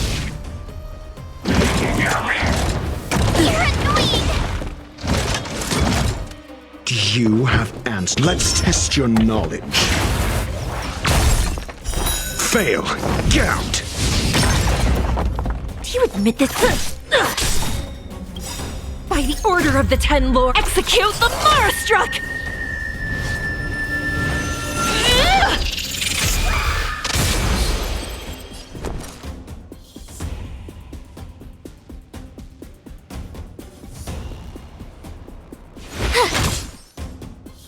No amnesty for the Marastruck. Let's go. Take this!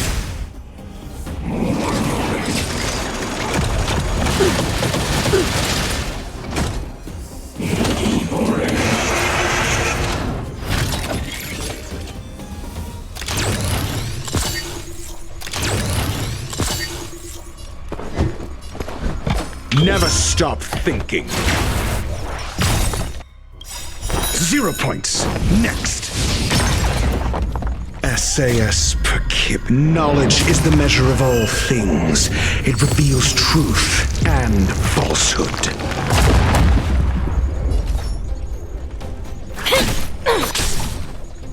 Fail. Get out. My turn.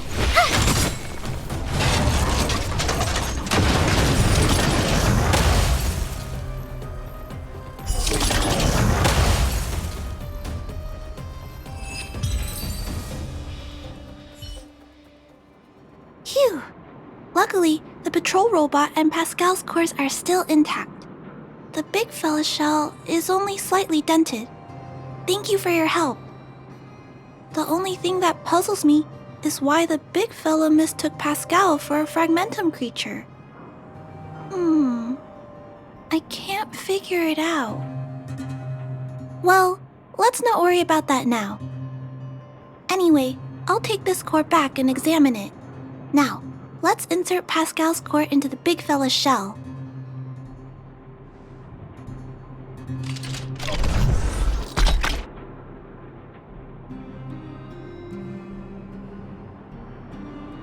Language module. Connect.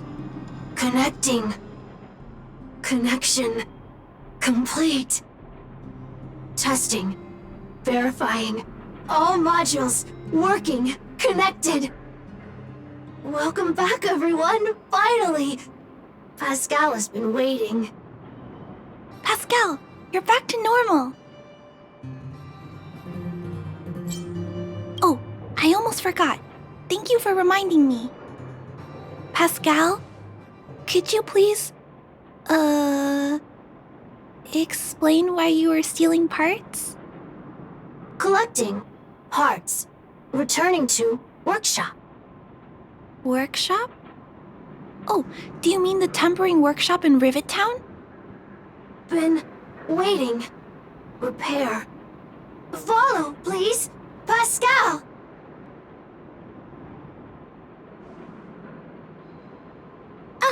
Pascal ran off. He went in that direction. I think he wants us to follow him.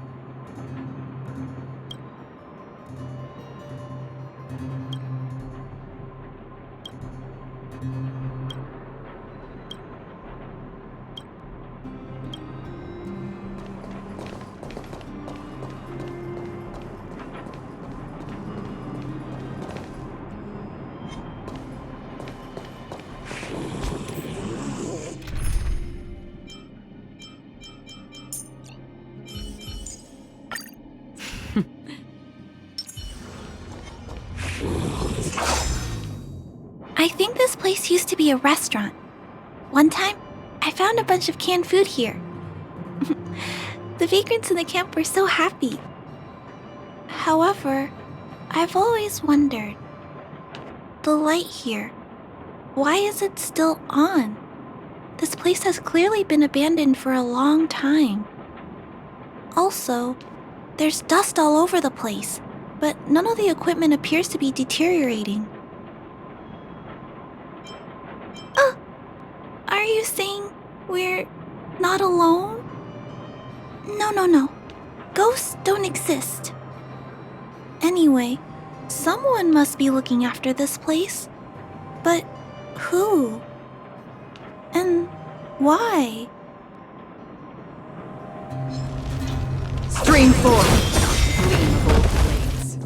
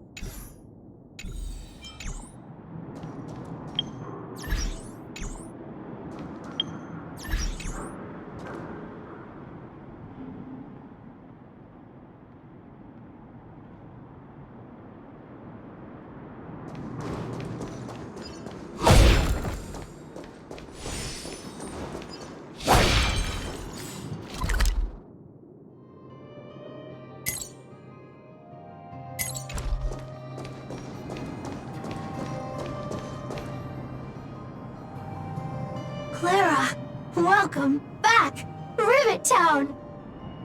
Look, isn't it shiny? Job, Pascal, done! Nice! Huh? Could it be Pascal has been repairing this abandoned town? Pascal, repair, indeed. Waiting, been everyone.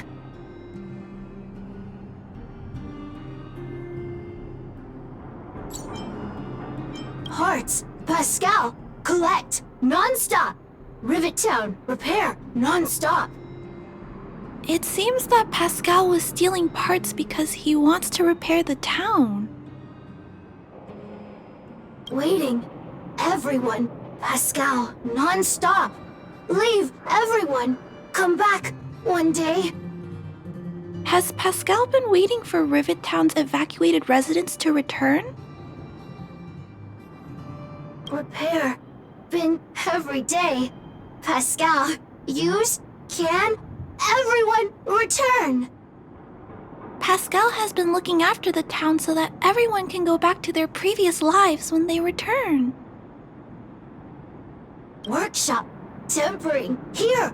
Base, Pascal, secret! Parts, store, enemies not here. Place safe. Scared, no need, everybody. Ah, this appears to be the secret base where Pascal keeps the parts. Although we now know why he took them, there are still many unanswered questions. For example,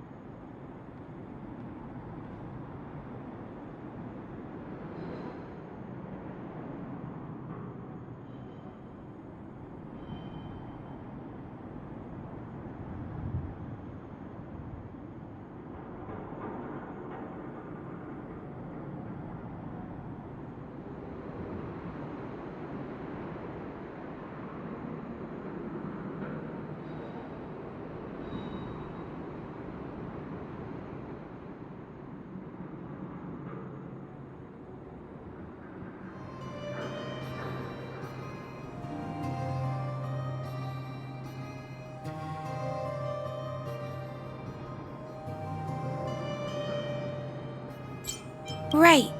But I don't think Pascal will give us a straightforward answer on this one. I wonder if we can find any clues here. Rivet Town, live, Clara! Tour! Feel free, please!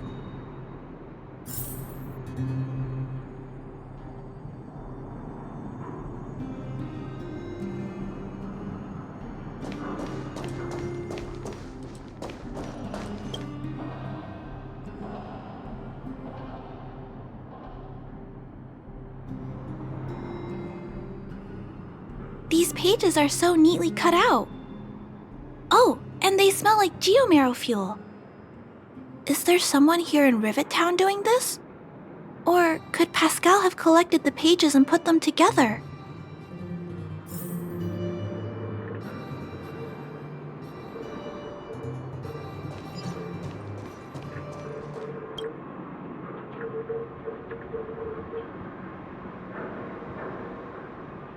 This must be the result of Pascal's meticulous repairs. But the little fella doesn't really need the monitor, does he? Hey, those look like handprints on the side of the cabinet. Human handprints. Could this monitor have been recently used by someone?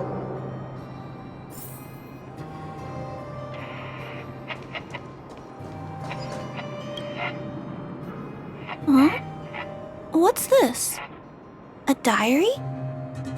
Wow, such neat handwriting. No, wait a minute. I think this was printed onto the cover. Could it be Pascal's?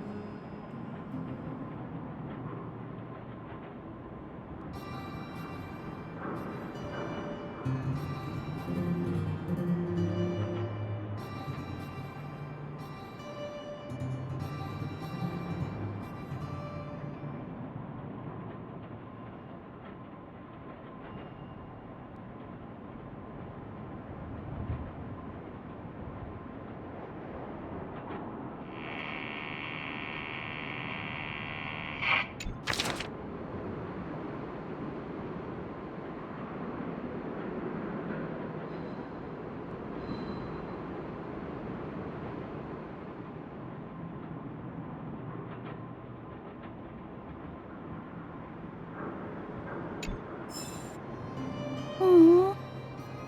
Pascal. So that's what happened.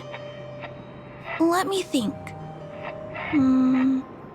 How about we go over Pascal's whole story again, from the start?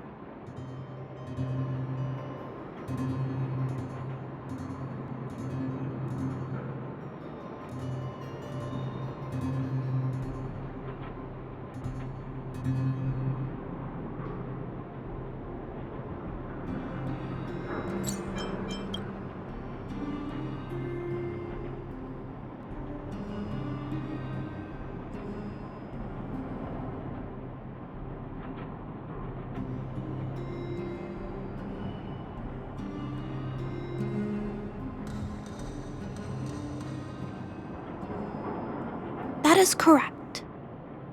So, Pascal used to be a robot guardian of Rivet Town. Pascal's backup power was activated for some reason shortly after the residents were evacuated. It woke up to discover that the whole place had been abandoned, so it decided to collect parts, repair the town, and wait for everyone to return. However, for some reason, Pascal keeps getting attacked by his fellow robots because the automatons think he's a fragmentum creature. I'm not sure, but I suspect Pascal's tormented sense of self stems from him being constantly attacked by his fellow robots. The module used to detect emotions was frequently damaged, eventually turning him into a small robot that did nothing but collect parts. I don't know. I can't find the answer in Pascal's diary. Pascal, why do your peers keep rejecting you? Big sister, Clara, tour, enjoyable, is it? Pascal, collect parts, ready, continue. Or, wait, instruction, next. Pascal's consciousness does not appear to have returned to the level shown in the diary. Big sister, Clara, Rivet Town resident. Pascal, protect everybody. I see. Thank you so much, Pascal. You can stop gathering parts for the time being. Just stay here and wait for us to return and give you your next orders, alright? Pascal, affirmative. Be good. Wait. Let's go back to Mr. Svarog and talk about what to do next.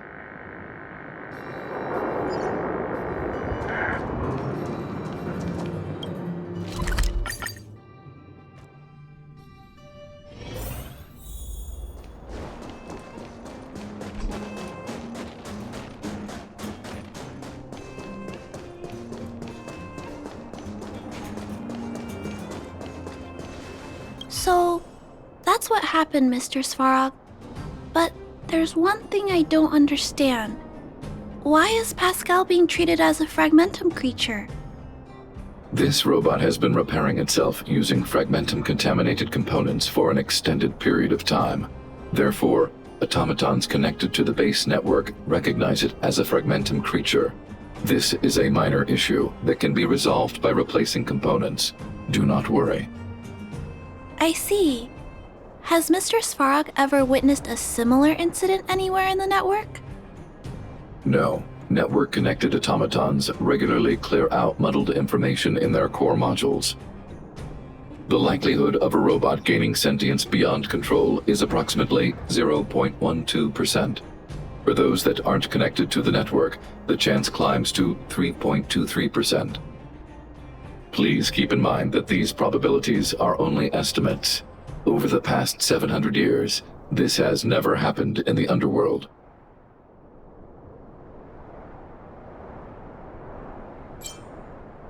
To make life easier for users, all of Belobog's automatons contain language simulation abilities. They generate appropriate responses by reading preset parameters and mimicking natural human conversations. This, however, is only a simulation, and it does not mean that the automatons have actual emotional intelligence. But Mr. Svarog is different. Given that automatons can still develop emotion modules using their own processing power, I have a backup plan in place. Mr. Svarog always takes all factors into account and handles problems logically. I can't do that myself yet. So, what should we do with Pascal? It is recommended that Pascal's data be formatted and integrated into the base network. I will maintain the robot's core module and repair its hardware once it has been integrated into the base network. There is a greater than 97.2% chance that this robot will return to normal after the bad sectors and muddled information are removed. However, once the formatting is complete, the robot's emotional intelligence will vanish.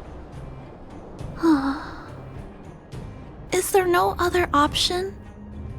This option minimizes both internal and external losses. Although Clara's account indicates that the robot is relatively stable, the assessment based on the computations shows that both the risk of Pascal crashing and the amount of muddled information are increasing when it approaches 100%. I understand. But I don't think I'm ready to give up on Pascal just yet. We've helped Pascal find compatible hardware. If we can eliminate the muddled information without damaging the sectors linked to his emotional intelligence? You know the chances of that are incredibly low, Clara. There's only one way to completely remove muddled information: overwriting. When the muddled information is removed, the base network will create a comprehensive backup and overwrite the data stored in the corresponding sector.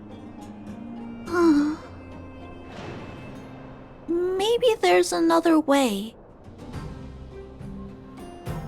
We can install a lock in Pascal's core. Clear the redundant data and locate the core sectors that are still intact. Then we can install a new suite of operational programs. This suite of programs can regulate Pascal's behavior and prevent him from hurting people. With this method, we might be able to retain as much of Pascal's emotional intelligence as possible while keeping him out of trouble. If we can keep Pascal's emotional intelligence, I might be able to teach him to treat people with kindness. What do you think, Mr. Svarog? This procedure is theoretically viable, but there are risks. It will not eliminate the muddled information. Additionally, the newly installed programs may be later contaminated by it. In other words, because we cannot monitor the robot outside of the network, this approach can only guarantee Pascal's stability for a brief period of time. The probability of the robot crashing again is around... And if that happens, I'll do it again. And if it happens again, I'll go through the exact same steps. I'll guide him and fix him. No matter how many times it happens, I'll be there to help Pascal. But he will forget about you, Clara. He will repeatedly forget you, as well as all the emotions and memories he has previously accumulated. His limited storage capacity will eventually become completely overwritten by infinite copies of muddled information in an everlasting cycle. Clara, the challenge will be tougher than you can possibly imagine. Are you sure this is the path you want to take? There, Clara. There's no need to rush to a conclusion. The variable in Belobog's fate is still here. Perhaps she can suggest the best solution. Okay. I trust your judgment. We trust your decision.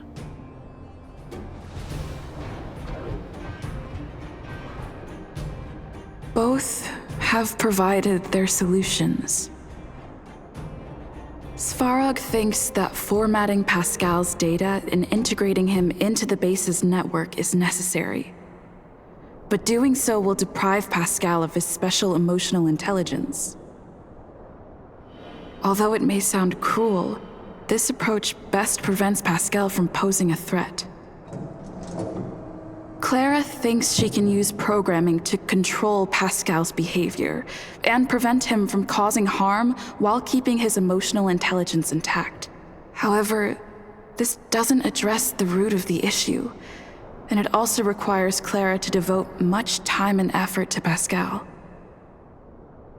Although Clara will use Pascal's emotional intelligence to help guide him in the right direction, Pascal could still go out of control in the future. In addition, Pascal has a history of stealing, even though he never caused any harm to anyone. This is also a major concern. What is most important here? I need to think carefully and choose one solution, and then persuade the other person.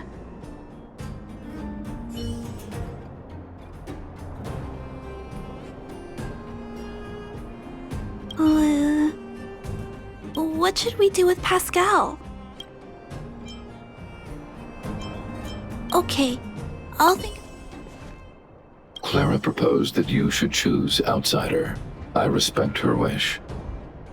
Have you made a decision about how to handle Pascal? I had anticipated this possibility. Tell me what you think.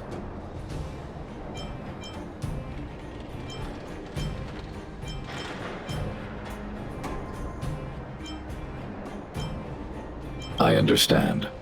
Over the past 700 years, there has never been an automaton that has developed emotional intelligence through its own computational power. Pascal is an intriguing subject worth researching. However, in my opinion, protecting humanity's safety and property is more important than research. Clara believes in you as a variable. Either way, your input will be taken into account. I'll keep gathering information and calculating new possibilities. Do you have any other insights, Outsider?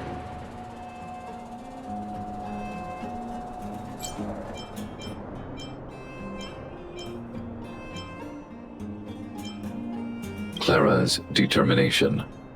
This entry contains information that is difficult to quantify and may cause computational difficulties. Nonetheless, real experience has demonstrated that Clara's determination can often overcome all challenges. To ensure that Clara grows up well, I've always avoided overburdening her. But if Clara insists on taking on such responsibilities, then I have no right to object. There's no need to discuss this any further. If you insist on using Clara's solution, the Svarog base network will completely support you. My choice will have a direct impact on the outcome. I should mull it over.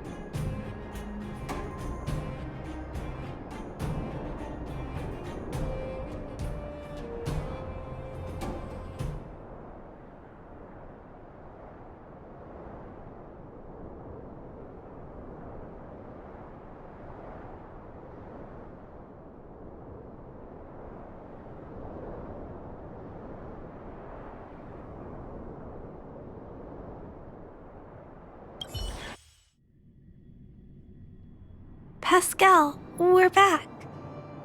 Pascal, good. Waiting. Further instructions. Now, please be a good boy and don't move. Pascal, we've got Mr. Svarog to help treat your illness. He'll help you recover. Illness? What is illness? But Pascal not move, recover, health. Mr. Svarog, let's get started. Understood. The protective programs are ready for installation. I hope I made the right decision. Is it done? The programs were successfully installed. The robot will require offline maintenance and will be unable to communicate for some time. We can return to it later. I see. In that case, let's go back to the base. I think it's over. I'll check in with Clara later to see what's up.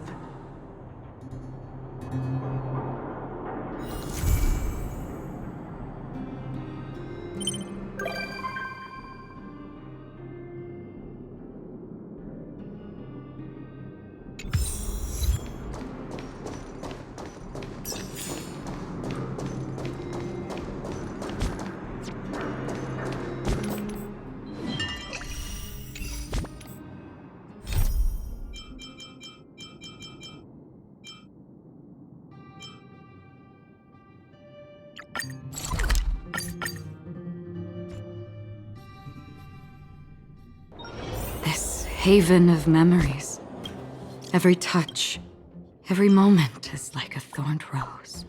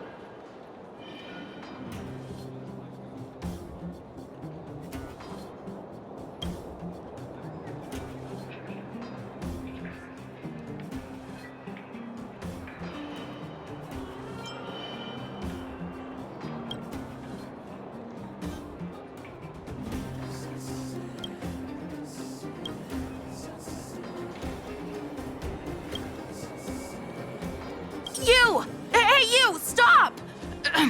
You are now a conscript of the moles. I, Julian of 1,000 faces... Wait, it's not the time for this. We got trouble. The boss went to the Great Mine along with her Diggertron. And she refused to let anyone go with her. I feel like she's doing something dangerous. You have to go check on her for us. Fursman is in the mines. It seems like the boss heard some bad news about him and then just ran in there. She even took her Diggertron. Is she preparing for a fight with the Vagrants? There's lots of bad guys in the mines. Miss Natasha said kids ain't allowed to go in. Go check on her for us now. He's Hook's daddy, and he's like a daddy to everyone in the moles. He's like a great person. Thank you. Please hurry.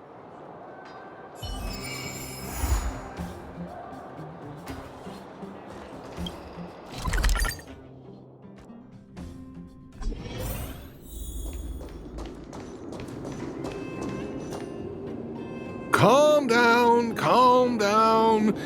We're all here to work for a living. Why not sit down and talk it out? Save it! We treated you as our leader, but look how you treated us. Such a rat! You sold the intel about the vein to Antonia, but we discovered it first. Now we lost the mine, and we have to work for those guys. Traitor! Well, nothing to say for yourself, huh? So you admit that you sold the intel to the mining team? Go away, you brutes! Don't bully my daddy! Oh, little Hook?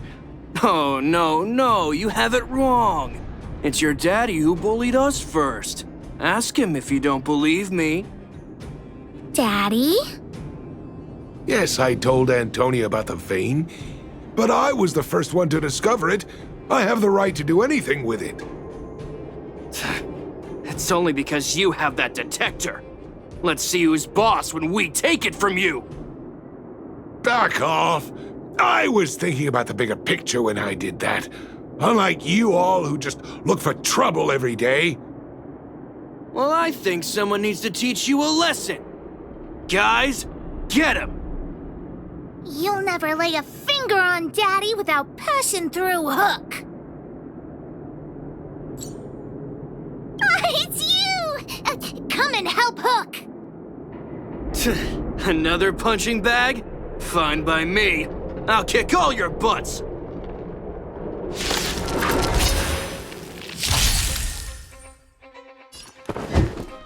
Never stop thinking. Fail. Get out. Half the work is already. Existence as fleeting as the dawn's dew, destined for oblivion. Let's go. Take this!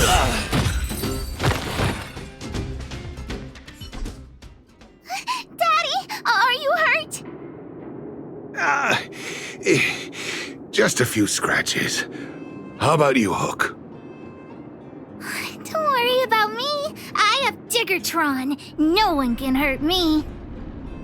Good. That's good.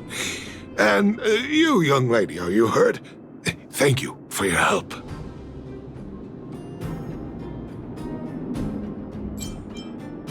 I remember. You are the outsiders Natasha mentioned before, right? I heard that you helped resolve some conflicts around the mines when you arrived. And again today, when you saved my life.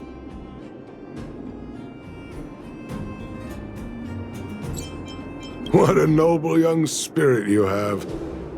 Thank you very much. Daddy, let's go to the old witch's clinic. You're seriously hurt. But the vein detector that rapscallion was after, somebody already stole it from me. I need to keep searching, otherwise I might never see it again.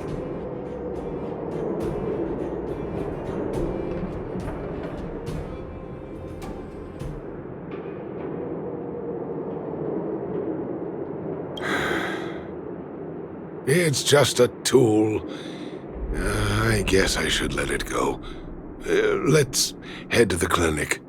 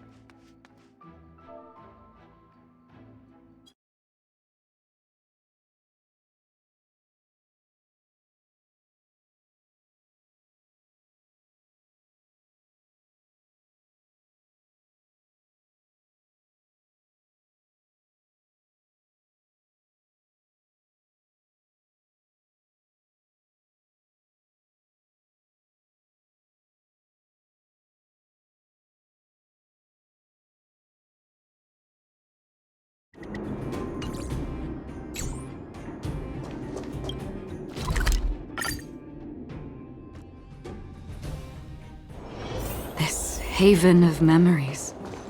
Every touch, every moment is like a thorned rose.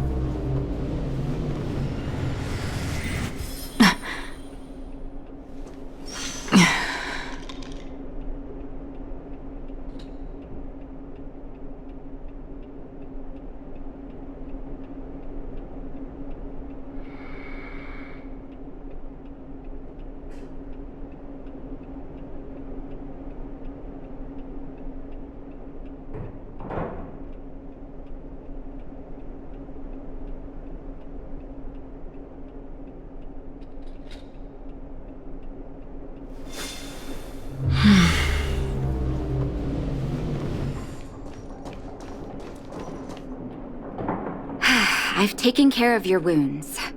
I'm running short on medical supplies these days, though, so behave yourselves and stay away from trouble. You hear me? Don't pretend you didn't hear that, Hook. I'm talking to you.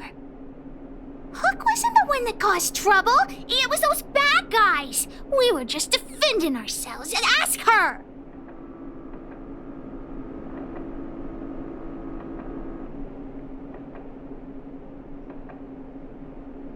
Hey, whose side are you on? I'm glad we're on the same page. We can't just let this kid do whatever she wants. That's enough for now. I'll say this one last time, Hook. If you cause any trouble again, I'll take Diggertron away. Do you understand? Hook understands. The boss of the moles should stick to her word. I have patients to take care of. See you later. Thank you again. If it weren't for you and Dr. Natasha, Hook and I probably would have been in big trouble.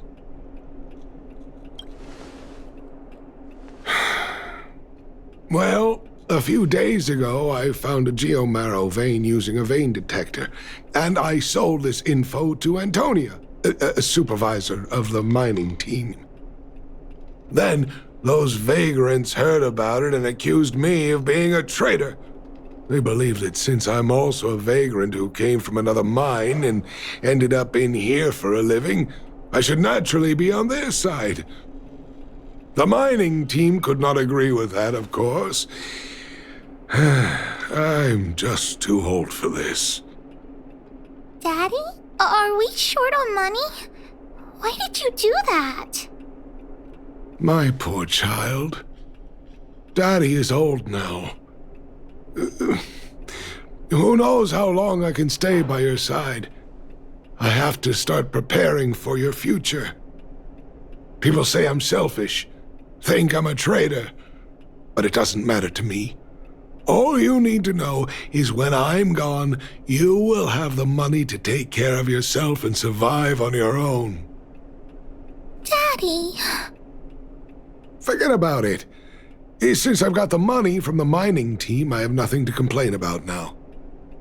It's just a shame that I lost my vein detector. It was indeed a treasure.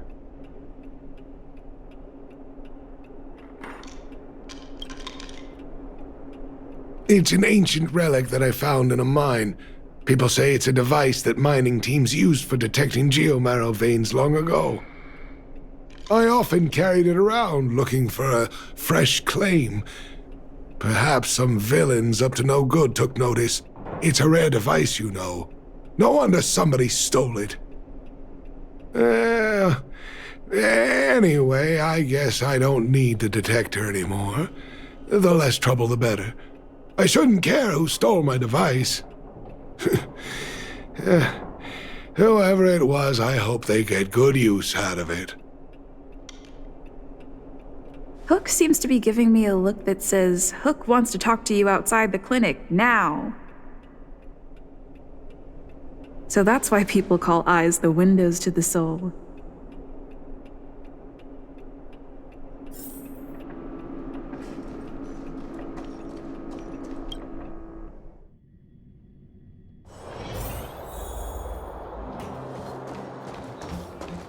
Wait! Hook needs you to help with something.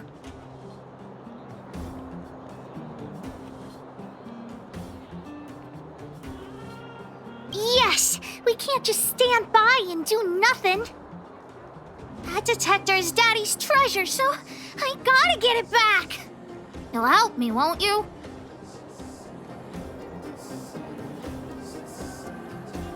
Alright then.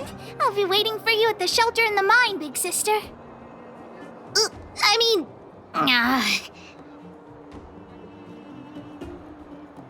See ya!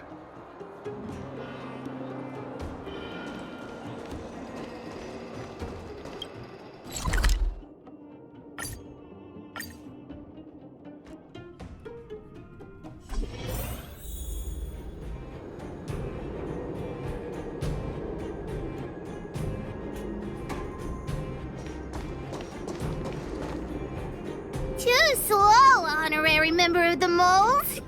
You should have gotten here before Hook. Let me introduce you to Sweta.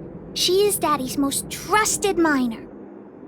Not at all. Mr. Fursman trusts every vagrant, and every one of us trusts Mr. Fursman. But after what happened over at that Geomarrow vein, the atmosphere at the shelter became a bit tense. I'm here to find Daddy's treasure, his vein detector. I heard that someone stole it. Is that true? Well, I would guess that's probably true. After the conflict in the mine, Wildfire gathered everyone out of the shelter and took a head count to check on the wounded. 4 people were not there. When we returned to the shelter, Mr. Fursman's detector was gone. We searched all around the shelter but found nothing. I guess one of those 4 people was the thief.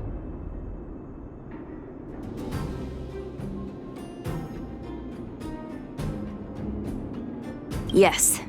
The shelter was usually crowded, so thieves would have had a hard time stealing things when everyone was around. We vagrants have our dignity too. I'm sure we will catch the thief, but... But... what? Actually, we've already asked those 4 suspects about it. But they all claim to not have stolen anything. Of course, we could never expect thieves to confess and turn themselves in, right? In my opinion, one of those 4 was lying.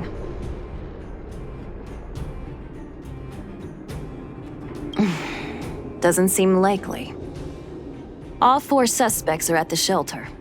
If you're feeling confident, why not give it a try? Maybe you can determine who the thief is. Adults are so dishonest. Hook's gonna question them one by one.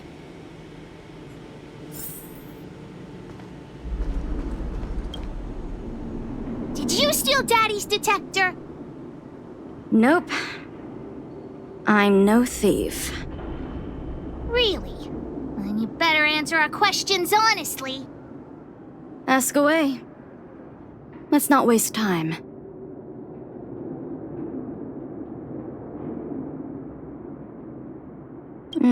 Spacing out. Didn't notice anything. Good man. But a bit of a cheapskate. Nope. What detector? Hey, would you mind talking more nicely? What? I always talk like this. I don't feel like she's the thief. I know.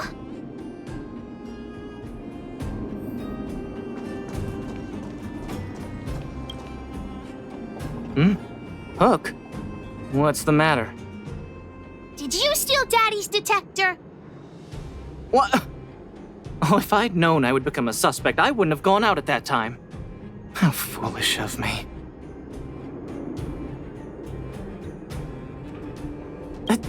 Of course not. I didn't do anything wrong. We just need you to answer a few questions. Okay. Ask away. It would be good to clear myself of suspicion. Nothing special. I just went out to get some fresh air. Oh dear. I know that's a lame alibi, but I swear it's the truth. Mr. Firstman, he's a good person. Though... Oh, never mind. Oh, no. I must sound very suspicious, but I really didn't do anything. You have to believe me. Detector? No, I haven't seen anything, and I don't know anything. Is that all the questions you have? Have I proven my innocence?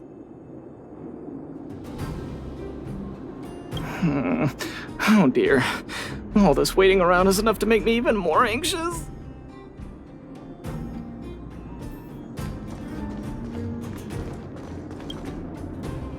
Did you steal Daddy's detector? What? How could you say that? You're gonna make me angry. You know what a businessman values the most? Reputation. If your slander ruins my reputation and harms my business, you'll pay for that. Well, then answer our questions. We'll decide if we believe you or not. I have the right to remain silent. I withhold my opinion toward this question. No comment.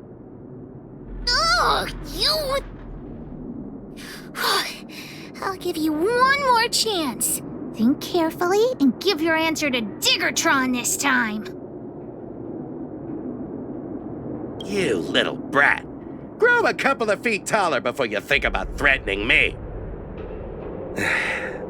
Here, how about we make a deal? I'll tell you what I know in exchange for a small intel service fee. Fair and honest.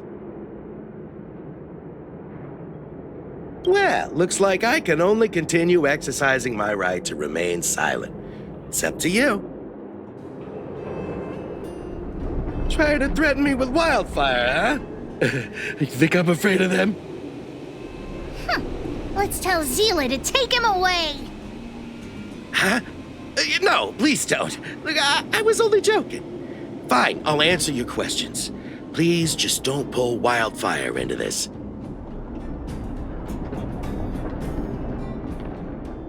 I went into town to restock. Nothing out of the ordinary, right? I restock on a regular basis, everyone knows that.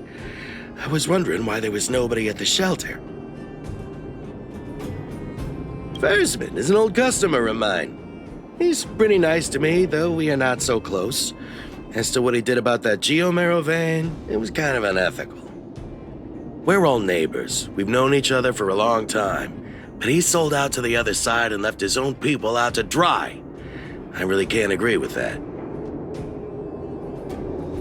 Look, the cook is definitely the thief, I'm sure about that. I value my reputation more than anything, so you can trust me. In my line of work, I've learned to read people. And something's definitely fishy with that cook. I could tell from the start. If you don't believe me, just ask anyone.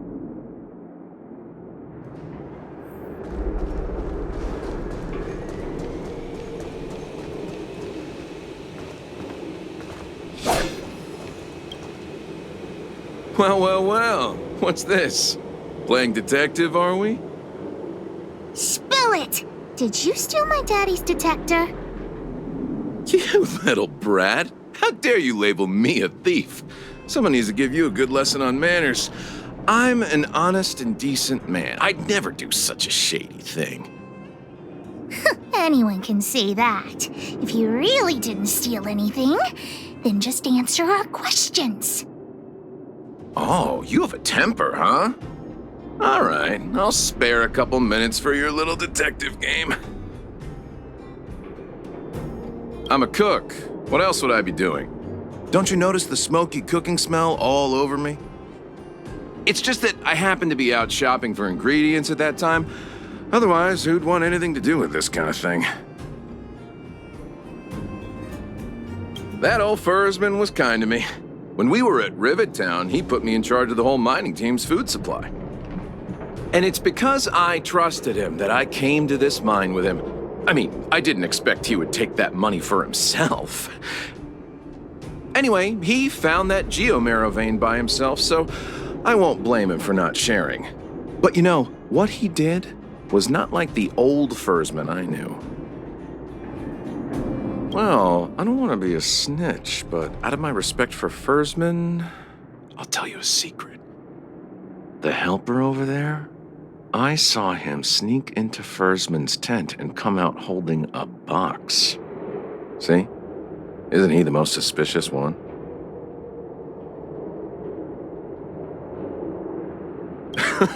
I don't care if you believe me or not. I've told you all I know. Now leave me alone if you don't have any more questions. I'm busy. Hook's head is spinning. Do you remember everything they said? Don't worry, I've written it all down for you. Remember, among these 4 people, only the real thief would lie. The cook said the helper did it. The tailor said it wasn't her. The merchant said it was the cook, and the helper said it wasn't him. So, do you know who the culprit is?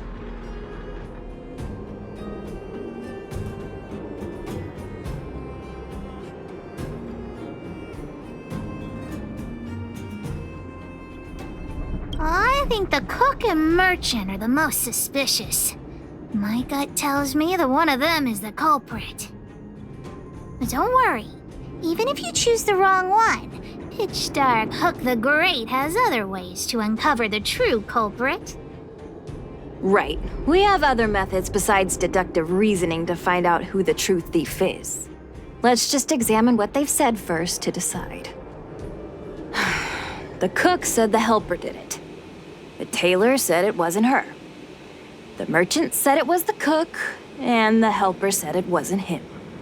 So, do you know who the culprit is?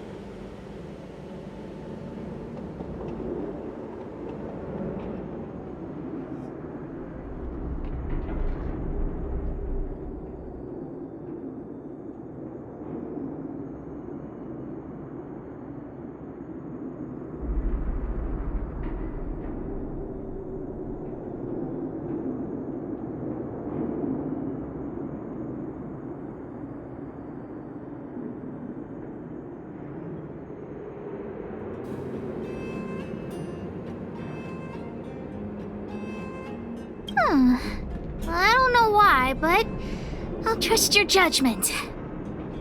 Come on, let's go accuse the culprit.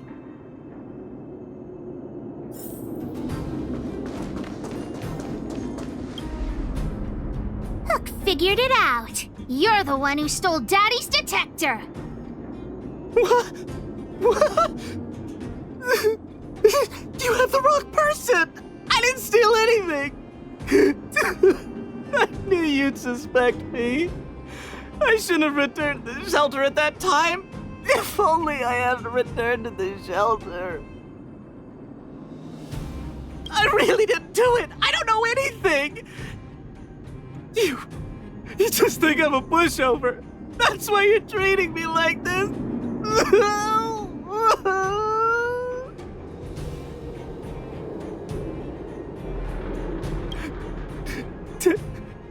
Ten?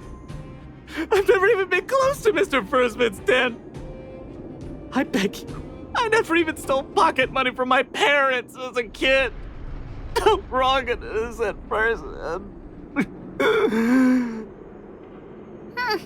Maybe he really isn't the thief. Hook doesn't think he's lying. Well, just think about it. Sweta said that only the real thief would lie to us.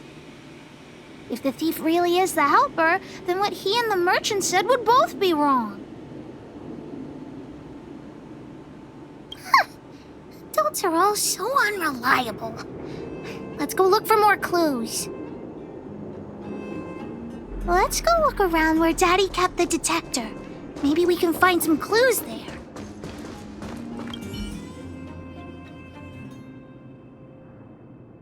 This is the label from a supply box.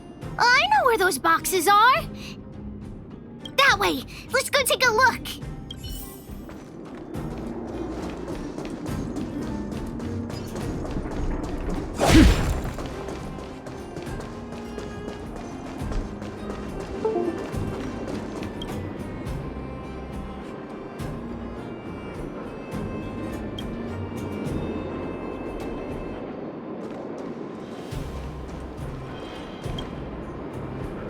The label must have been on this box.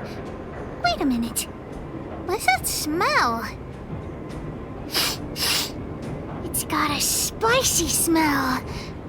This smells like stone-grilled ohm. There won't be any eating until we find the culprit.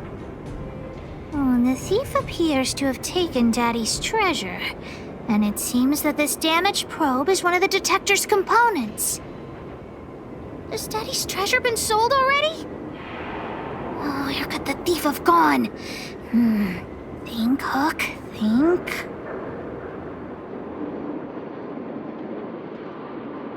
Oh, yeah! I saw Mr. Sampo on the way to the mine when I came here. Could he be involved in this?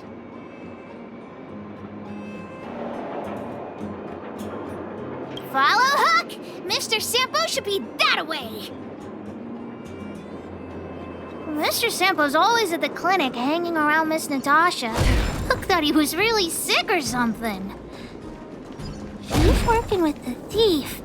Then he's also a bad guy! My friend, are you serious? This device is quite rare. Are you really willing to sell it to me at such a low price? No, why are you making this so complicated? Do you want it or not? Just tell me. You two stop right there! Pitch Dark Hook the Great has arrived!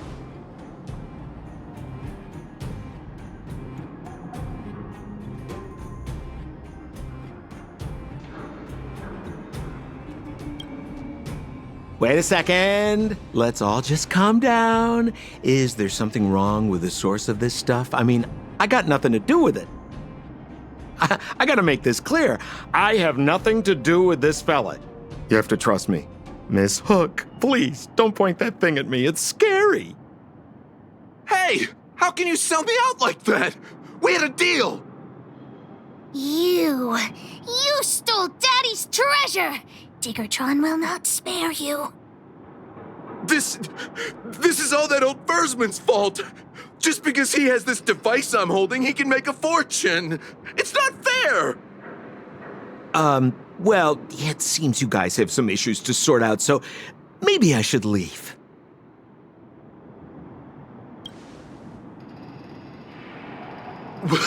What kind of a reason are you looking for? With the underworld in such a sad state, how are we supposed to survive if we don't resort to robbing and stealing? Anyway, I got the device now. Come take it, if you have the guts.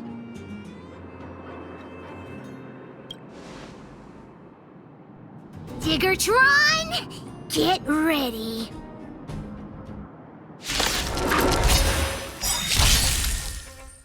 Gotta try hard sometimes.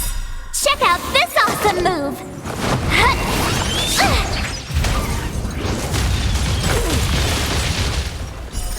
Rules are made to be broken.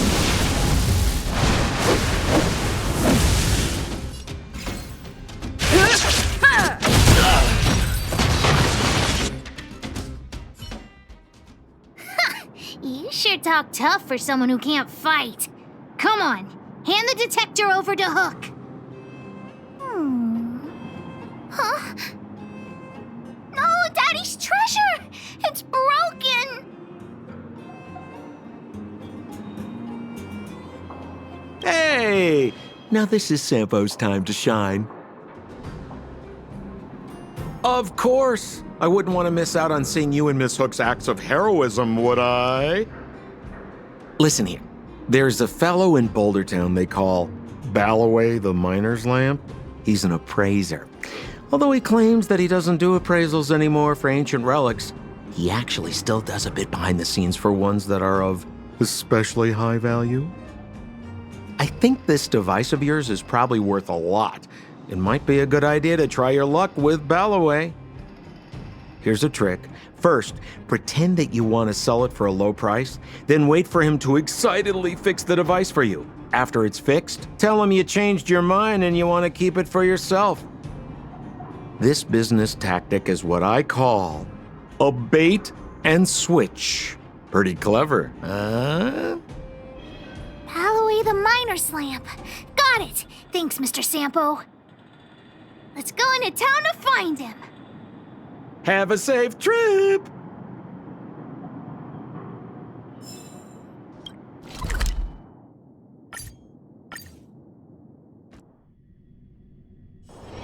This haven of memories. Every touch, every moment is like a thorned rose.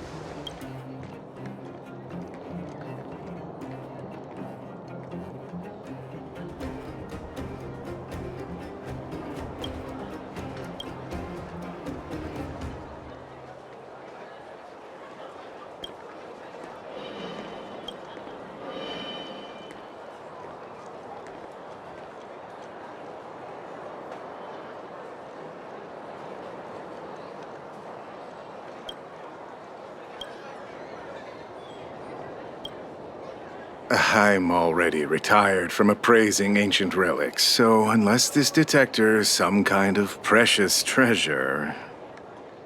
Oh, look at this! The detector's probe broke off. Can you fix it? Oh, ho ho, this certainly is a rare relic. Let me take a closer look. Oh, yes! Look extra close. You have to help Hook fix it. This device... I've been in the business for a long time, but never have I seen an ancient relic like this one before. I think this is probably beyond repair. But still, it is a rare treasure. Even broken, I'd be willing to pay a high price for it. What do you say?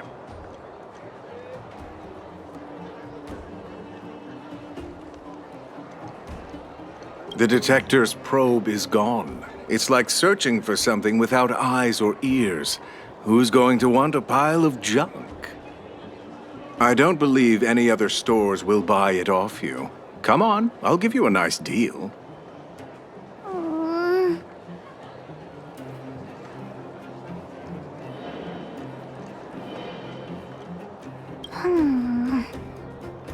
All right then, let's go find Daddy.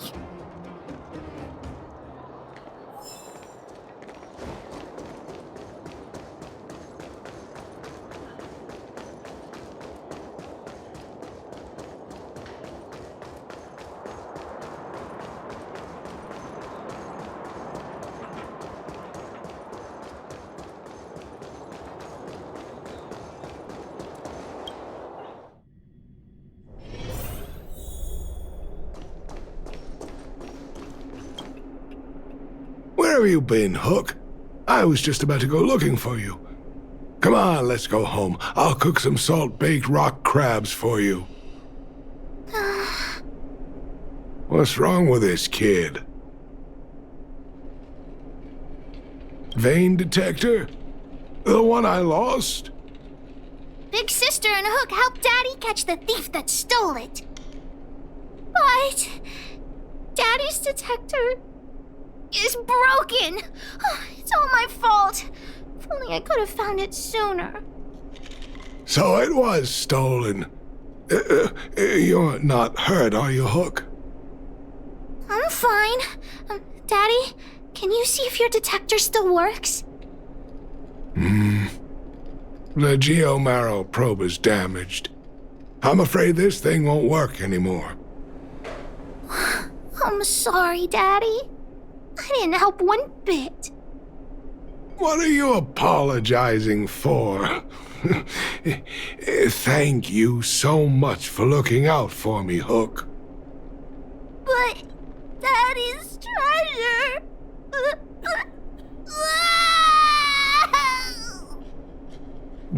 Don't cry, Hook. Daddy's true treasure has been here all along. It was never lost or broken.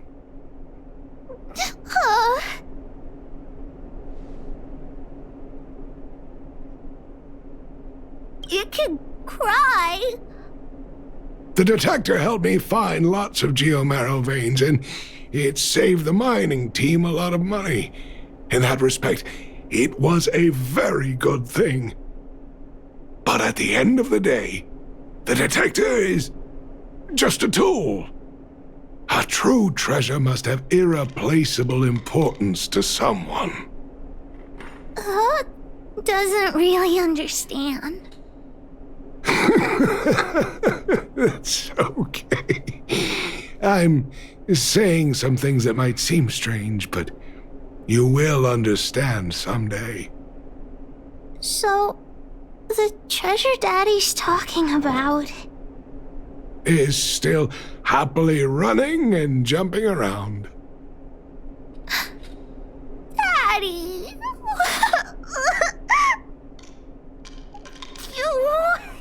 You're not allowed to see her cry! Go away!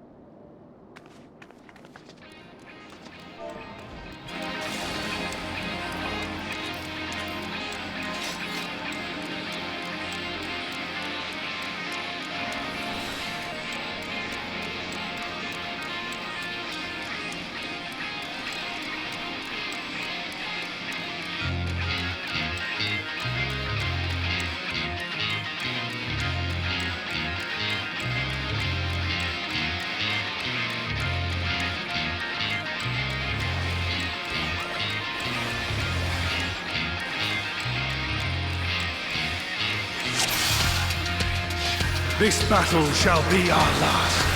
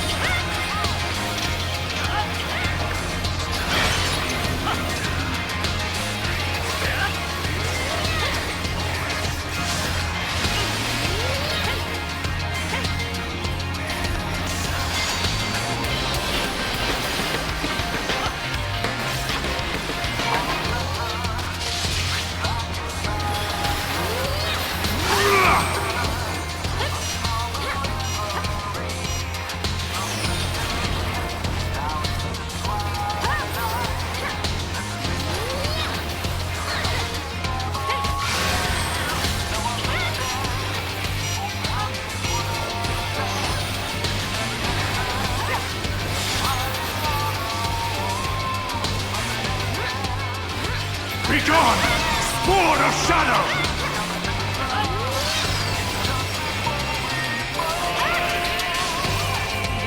Darkness must be destroyed!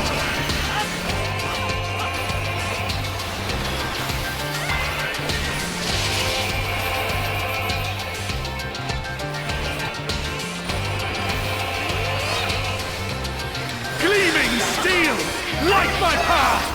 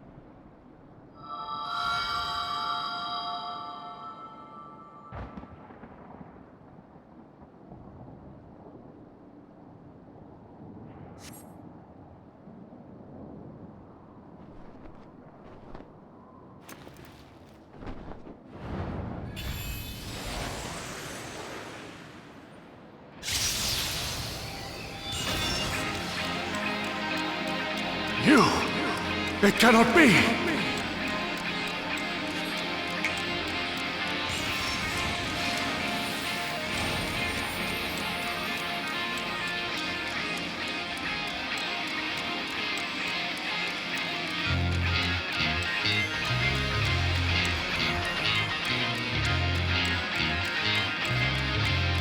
To me, warriors of light!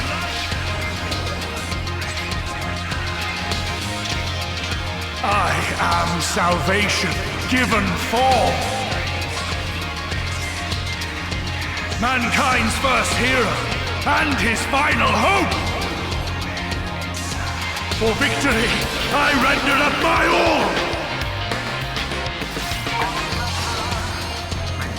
Your demise will be our salvation.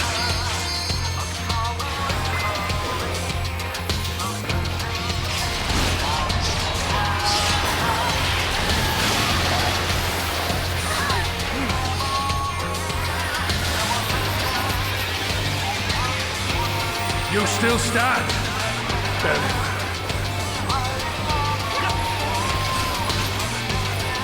Begone, Spore of Shadow!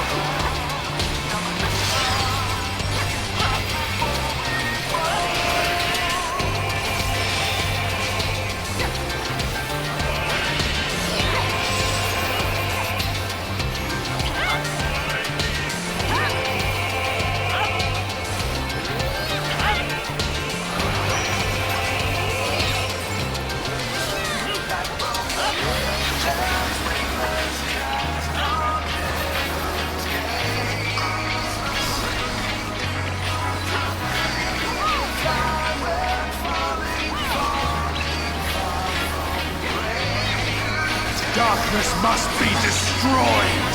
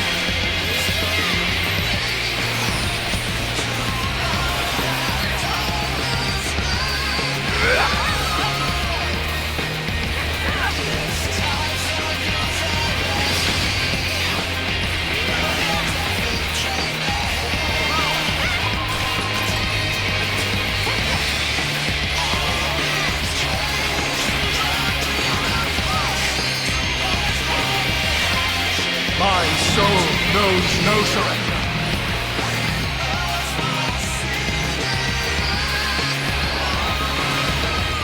Hope, grant me strength!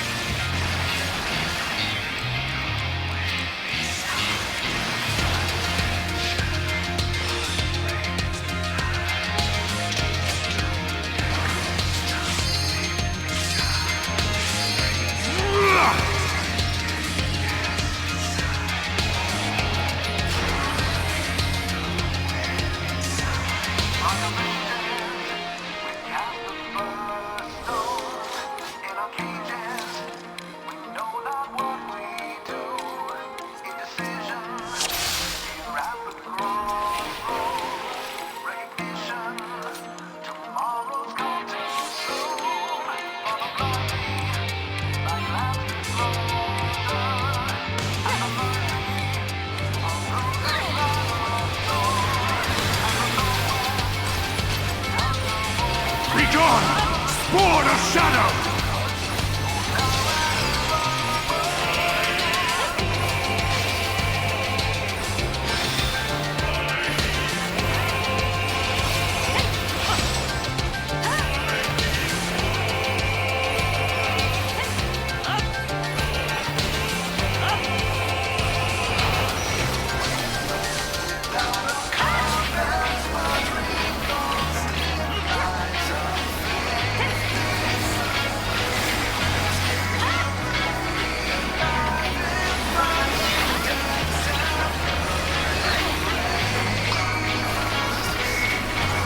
Darkness must be destroyed!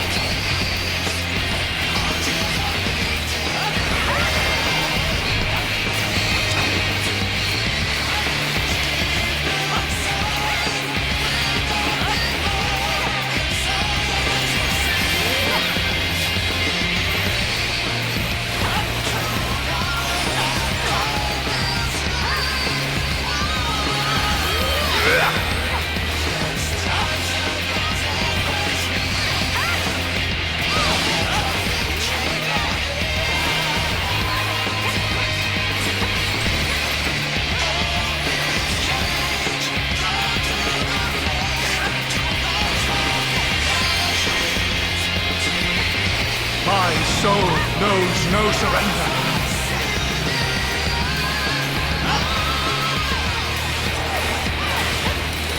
Hope, grant me strength.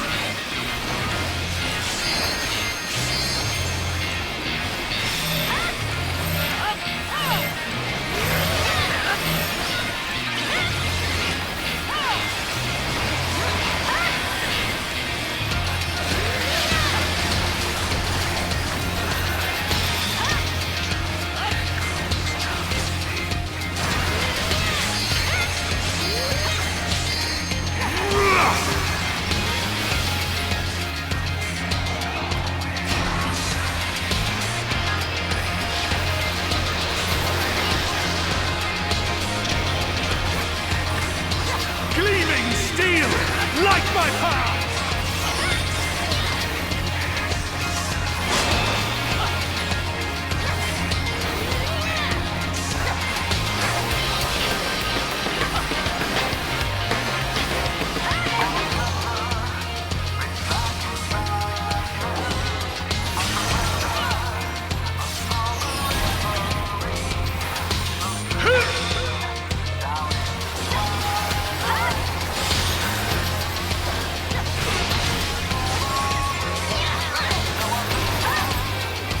Begone, spawn of shadow!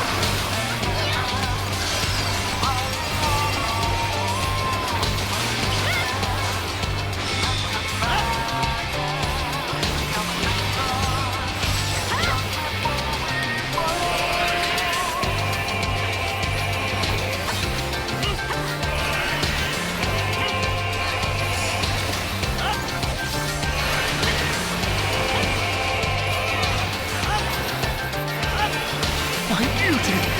No, not yet! Darkness must be destroyed!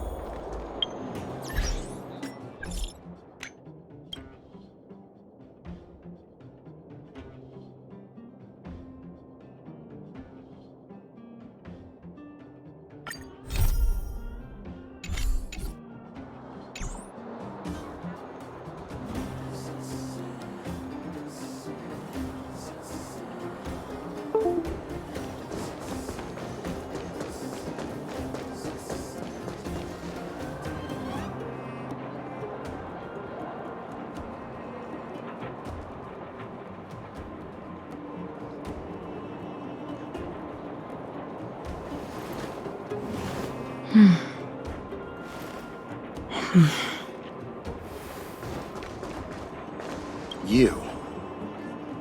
I've seen you in the clinic. You run errands for Natasha, right?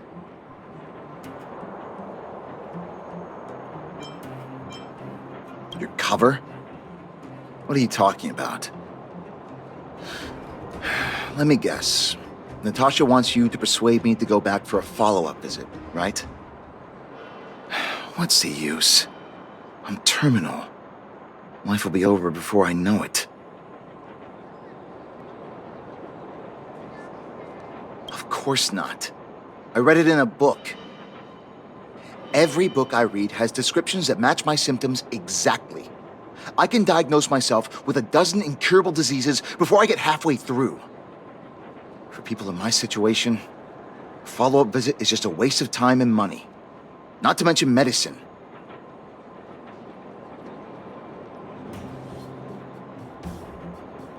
Mutual aid what now? What are you talking about? What else is there to say? Natasha was seeing me free of charge. She said I could keep a tab running for as long as I liked, then pay it back when I had the opportunity. I guess I'm too proud.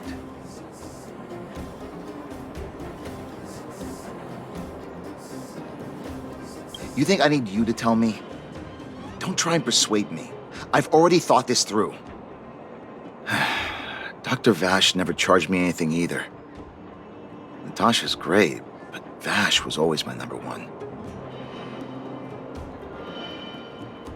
Natasha's brother? They both used to practice medicine back in Rivettown. I heard he was a top student from the Overworld Medical Academy. Belobog's main hospital wanted him. I've no idea what convinced him to set up down here. A kind heart, maybe. What do you mean? Dr. Vash was a people's doctor. He handed out free medicine. He even followed up with detailed questions on how he felt. The underworld is always short on medical resources. They say that Dr. Vash made all his own medicine himself. You think I don't want to? I heard that he passed away. I should keep my voice down. Don't go telling anyone else about this next bit. I heard that Natasha had something to do with Dr. Vash's death. They say she was jealous that her brother had stolen her patients, so she... It's just something people were saying. I don't think Dr. Natasha could do something like that. Forget I said anything. Since Dr. Natasha sent you over specially, I'll do her a favor. I'll go to the clinic for my follow-up a little later. Bye for now. Avoiding a follow-up visit due to money issues. I should find another patient to talk to.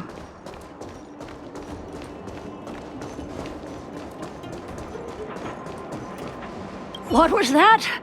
Oh, you'll have to be louder. My ears aren't what they used to be. Everything's muffled. Ah! A follow-up visit.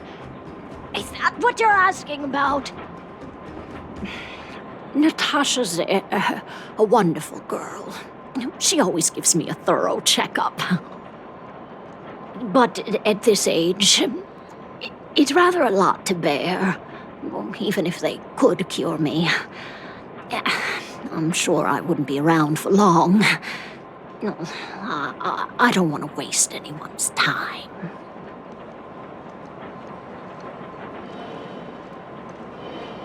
Not for youngsters like yourself. When you get to my time of life, good health is a bit of a luxury, I'm afraid. My husband had the same illness as me, but he never touched the medicine. He wanted to make sure I had enough.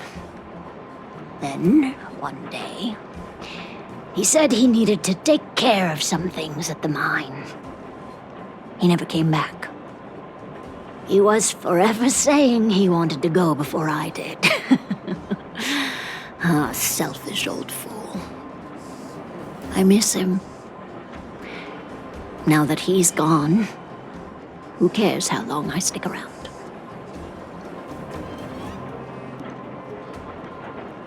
Do you think so?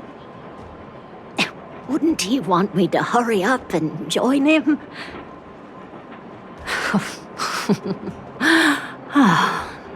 Kids today. Don't give up easily. Okay, you win. It's off for another follow-up visit with Dr. Natasha, I suppose. Did you want to say something else? My ears are terrible. Virtual who? All right, I heard you. Do you have to shout? No, I've never heard of any mutual aid society. Avoiding a follow-up visit due to her husband. I should find another patient to talk to. Why haven't I gone for my follow-up visit? Are you a patient too, or did Dr. Natasha send you over? You should head on back then. Thank Dr. Natasha for her concern. I don't need Dr. Natasha's help now. Tell her to save her worries and medicine for other people. Huh, so you had a dispute with her. She's the only kind-hearted doctor in the underworld. I just don't really approve of her methods, that's all. Too idealistic, and no real efficacy. She tries to save everyone, which means she can't save anyone. In the end, it's the patients who suffer, and she just tires herself out. Miners like me don't have time for lengthy treatments. If I can't take something and get right back to work, I may as well lie down and wait for death to come knocking. Did you, know Dr. Vash? His wonder medicine is cheap, and the results are immediate. You just need to, be willing to, take a little risk. Dr. Vash's medicine is different. Lots of people make a full recovery after taking it, but some get worse, and the unlucky ones check out early. Even knowing the risk, most people fight tooth and nail to get hold of the medicine. You know why? You're smarter than you look. When life forces you to the edge, you'll throw yourself at any opportunity, even if it means risking it all. For people like us, a slow and torturous treatment is the same as a death sentence. If it's between that and a quick result, we'll take the latter. Forget it. Why am I telling you all this? Dr. Vash is dead anyway. What? Now you're interested in the wonder medicine? Listen up. The Complex Illness Mutual Aid Society is still selling that medicine. I can tell you where they trade, but there's a rule. You must not tell any of this to Dr. Natasha, you hear? If you break the rule, you'll face the consequences. Here, take this. It's the address. A final warning. Do not reveal this information to Natasha. I know where to find the wonder medicine. What should I do next? That patient didn't want me to tell Natasha about this. Should I listen to him?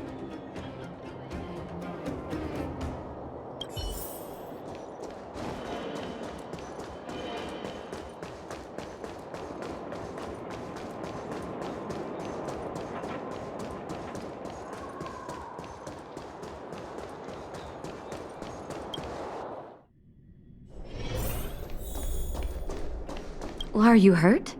Let me take a look. So the Mutual Aid Society found Vash's research results, and now they're selling this so-called wonder medicine to patients?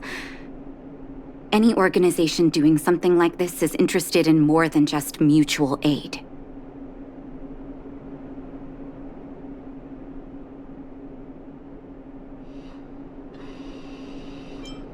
As a doctor, I don't accept that.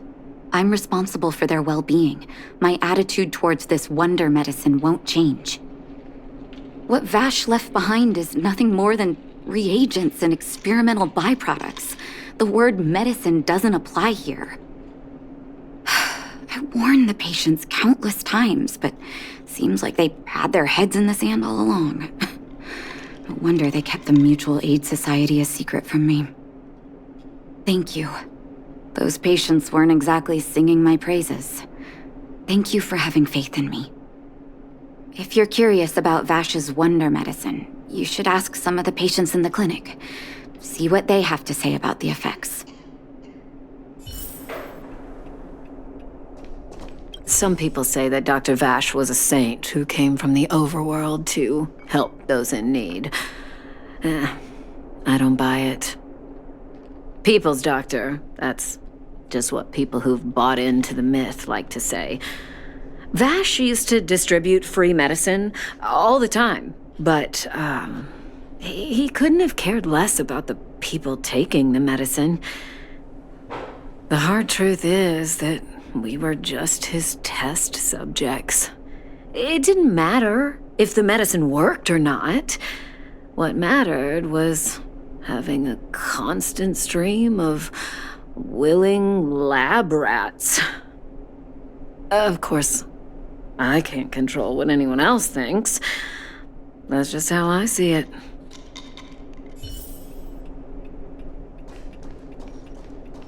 The medicine Vash left behind? That stuff... Can you even call it medicine? I know Dr. Natasha's here, but I have to tell it like it is. Vash had zero medical ethics. He didn't deserve the title doctor. He may have had the capability, but he didn't use it to help anyone. Whenever I went to see him, he never even asked about my illness. He just prescribed me his so-called wonder medicine. If it were you, would you have taken that medicine?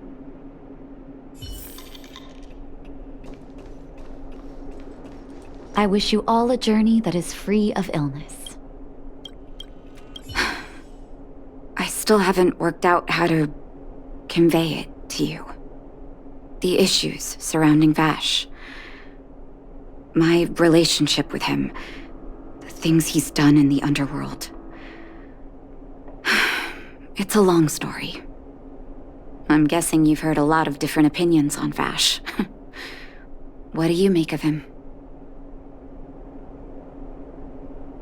I want you to go and visit another patient, a victim of the wonder medicine.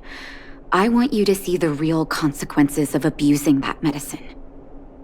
Once you've understood her situation, come back and tell me what you think. After that, I want to ask for your help again.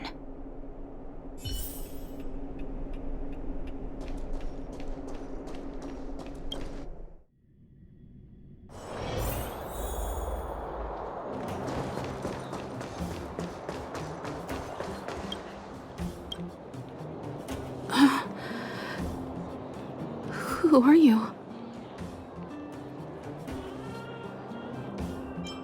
Who? And who am I? Where's my husband? And where's my child?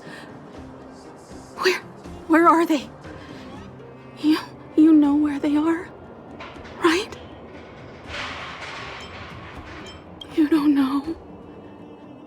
They don't know. Nobody knows. Where did they go? Come over here, child. It's best to leave that poor lady in peace. Let me explain. That poor lady. Both her husband and child became ill and passed away.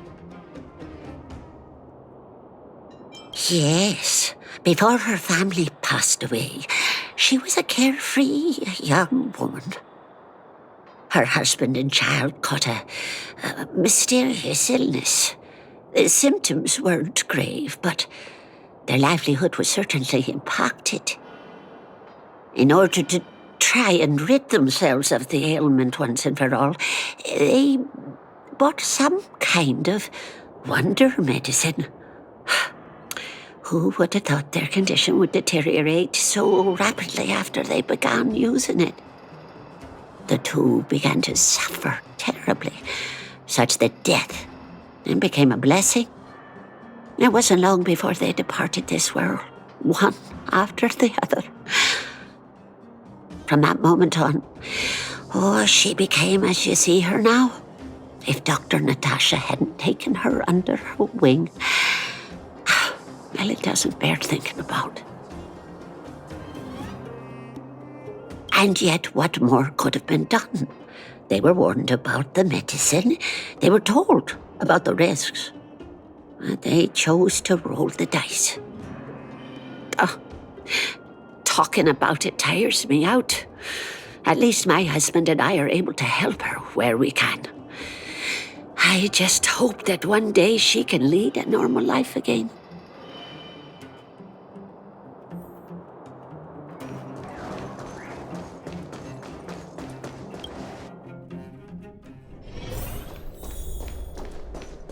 I wish you all a journey that is free of illness.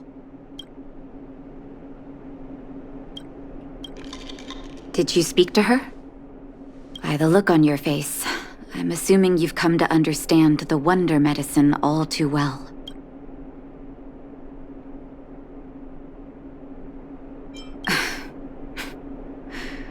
Yeah. Be it Vash or the Mutual Aid Society, forces like that can take full advantage of the typical underworld state of mind. Let me tell you a story. There was once a brilliant overworld doctor with unmatched pharmaceutical skill. The doctor was set on developing a medicine that would steel the human body against the cold. He named his research project Blizzard Immunity. But his research met with obstruction time and time again, the biggest factor being a lack of test subjects. Tampering with the human immune system carries huge risk, and nobody in the overworld was willing to submit themselves to such experiments. As such, the doctor got in touch with his sister in the underworld, claiming that he wanted to support the medical effort below ground. Naturally, his sister was overjoyed. After all, as far as medicine was concerned, her brother had always been the standard she'd strive to attain. She brought her brother underground and entrusted him with her clinic and laboratory. I think you know what comes next.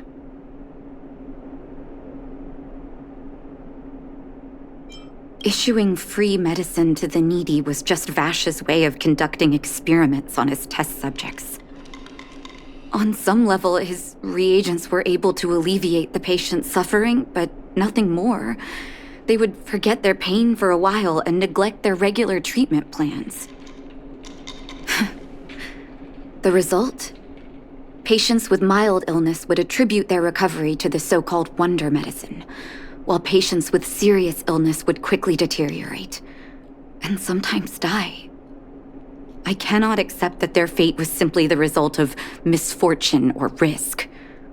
No true doctor would accept that. That's why I want you to help me recover all the wonder medicine. Are you willing to take on this assignment? Thank you. This will be hard for the people that have come to rely on the wonder medicine, but it's up to us to remove this false hope. You mustn't hesitate. Recover every last reagent that Vash left behind. I'll take responsibility for the consequences. Don't worry about that. Go. I'll be waiting for the good news.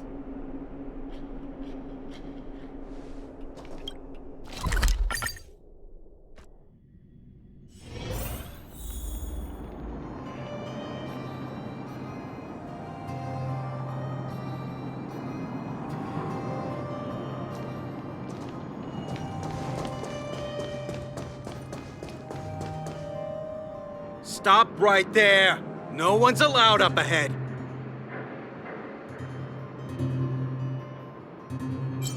Who are you trying to kid? You're that clinic woman's lackey. Did you think the Mutual Aid Society didn't have its own intel? She's after our medicine and sent you here to smash the place, right? Men, look lively and send this idiot packing already.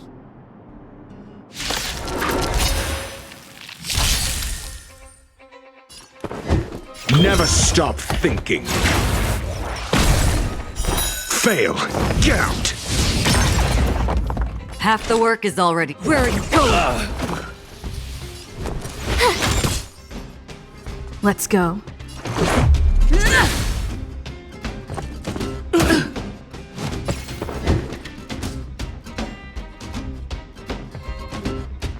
Let's test your knowledge.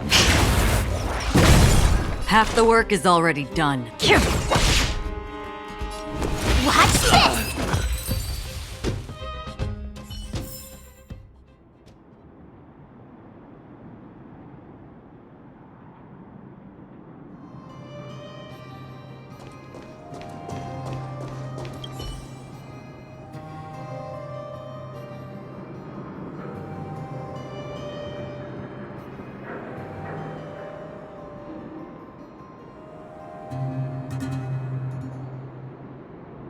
Well, look who we have here. Your reputation precedes you, outsider. I didn't take you for a bandit and a thief.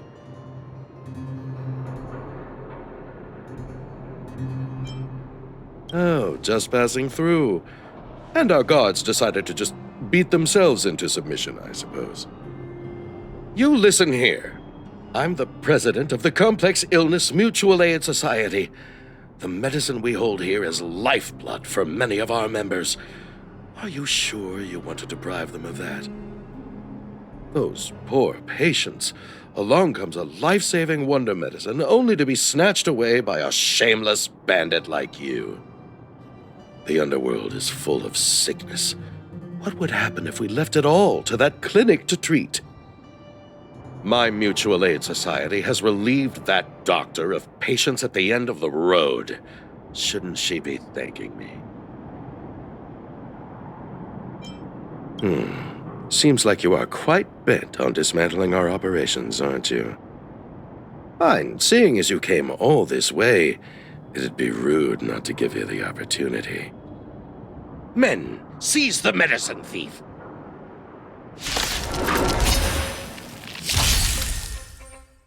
I'm asking that never stop thinking. Half the work is already done. Knowledge is the measure of all things. It reveals truth and falsehood. On the still waters of oblivion, I guide the wandering souls.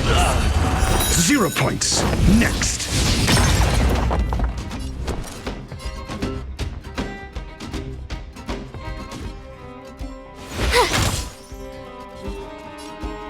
Take this! Rules are made to be broken.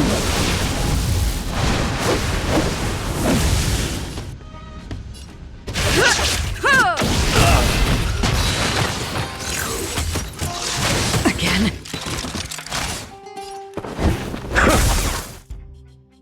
Where are you going? Blast it! What did we ever do to you? Why are you taking away our moneymaker? Moneymaker? So you admit it then? You're not in this to save lives, you're in it to get rich. What are you doing here? Oh, as if we didn't have enough trouble already. Selling fake medicine with false kindness. You should have expected trouble to find you sooner or later. I have a responsibility to protect the well-being of my patients. Or to put it another way, I must eradicate any and all threats to them. You can't save everyone. The underworld is teeming with sickness. How could you possibly pull it off? You're right. I can't save everyone alone. But if I must, I would sacrifice food and sleep to treat them. The debt that Vash owes to the underworld rests with me. All I can do is help everyone to the best of my ability. To the very end. Ugh, so stubborn. In that sense, you're no different from your crazy brother. I'll take that as a compliment. Thank you. Your actions today have saved many underworld families. I'll find a way to dispose of Vash's leftover reagents. Next time the Mutual Aid Society wants to whip up a quack cure, they'll be out of luck. Let's go back to town. I still owe those patients an explanation.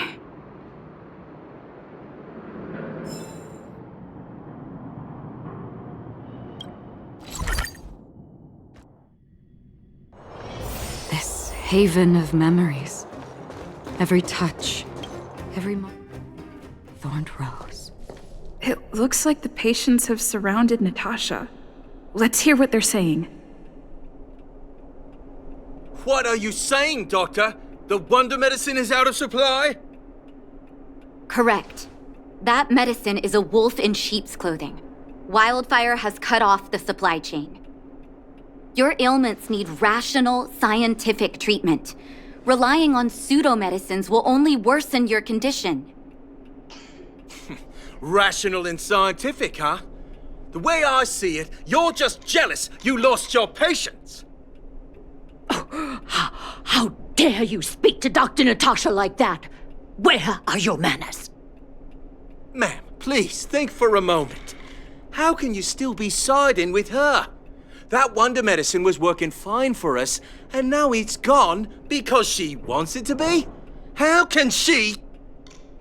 I understand your anger, but as your doctor, I ask you to trust my judgment. I will find a way to access more medical resources and help you through your struggles. If I must, I'll get help from the surface. The surface? I almost forgot that you were an overworld big shot. Have some respect for Dr. Natasha. If it's respect she wants, she better find a replacement for the wonder medicine fast. If not, I'll tell everyone about how she set up Dr. Vash. I'm out of here.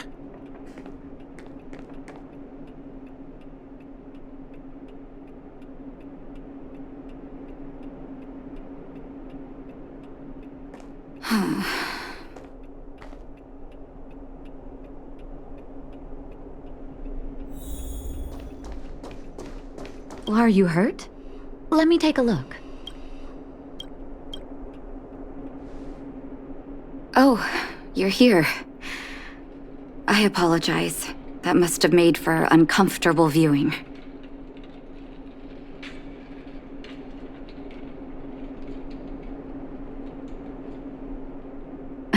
Don't let your emotions get the better of you. If I were in his shoes, I might well have had the same reaction. Now I need to focus on treating the patients and dispelling their doubts. Let's leave it for now. I'll feel a lot better once I've gotten rid of this mess that Vash left us. Now's as good a time as any to tell you Vash's whole story. If there's anything you want to know, don't hesitate to ask. No, but I used to think we were so close that we may as well have been. I actually grew up in the orphanage. It wasn't until I was adopted by an overworld family that life changed for me.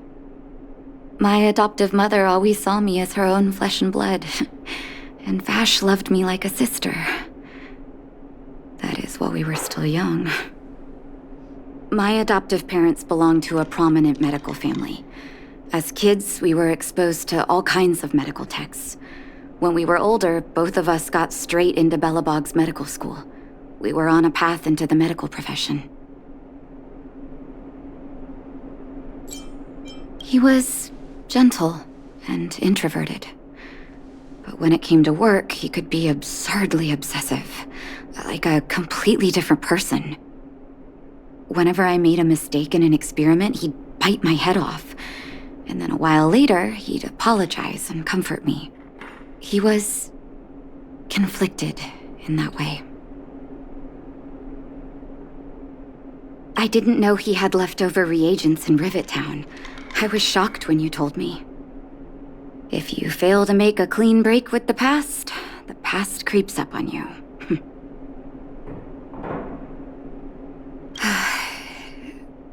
That's a long story.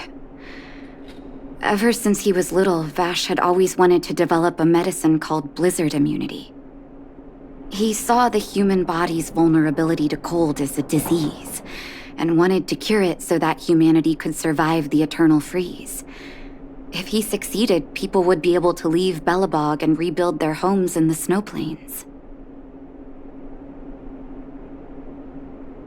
I do admire his vision and perseverance, even though blizzard immunity always seemed unachievable to me. I knew his research in the overworld wasn't going well. I used to write to him and ask him to come down and stay with the kids in the orphanage for a while. I thought it might help take his mind off his research. But I was too young to know what long-term frustration could do to a person. It changed him in a terrible way. During his stay in the underworld, he met patients affected by fragmentum corrosion with mild symptoms. Compared with non-patients, their bodies reacted differently to hot and cold. And that fascinated Vash. He began to simulate mild fragmentum corrosion, thinking that it could lead to breakthroughs in developing blizzard immunity. Those reagents of his aren't cure-alls for critical illness. That doesn't exist. Vash made the reagents to mitigate the suffering of his patients in the short term, a convenient way for him to observe changes in his test subjects.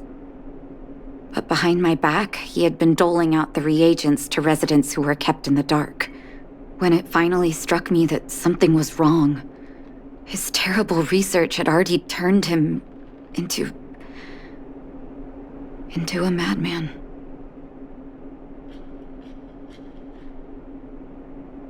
Indeed. And it all happened under my nose.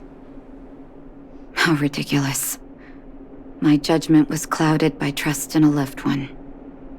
When his experiments were exposed, I spent a long time with Oleg discussing how to handle the aftermath. This was shortly before the underworld was sealed off. There were hardly any Silvermane guards remaining. We spent ages trying to find a way to handle Vash. In the end, Oleg suggested that we banish him and permanently deny him access to the underworld. Had his victims found out the truth, Vash would have been torn to pieces by furious underworlders. I was young and weak at the time. Oleg must have worried about how I'd react to such a scenario, or he wouldn't have suggested banishment.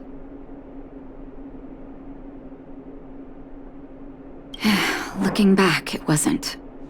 He deserved much worse.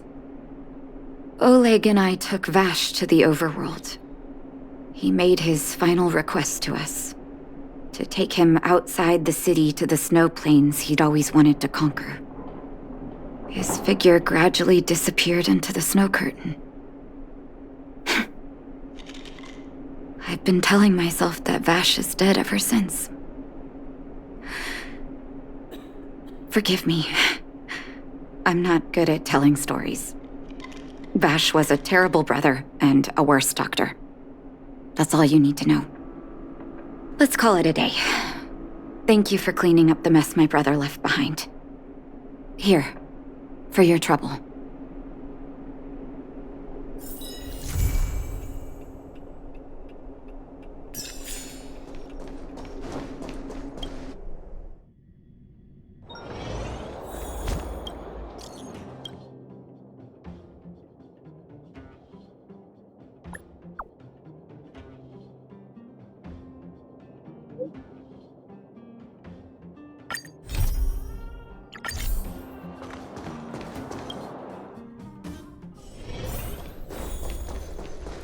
Are you hurt?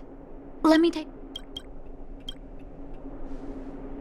Can I talk to you for a moment?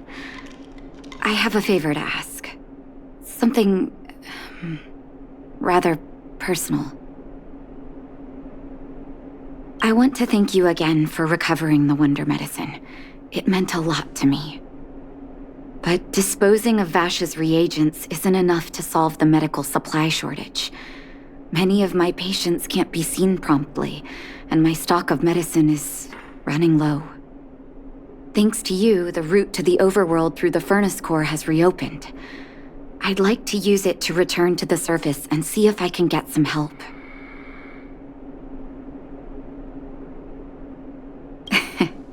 I knew you'd be interested.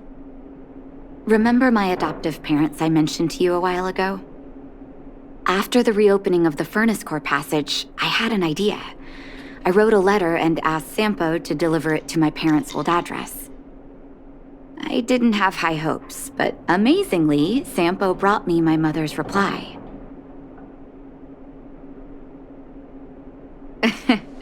That's exactly what I thought when I got her letter. Mom said they still live at the old house, but they're not working on the front lines anymore.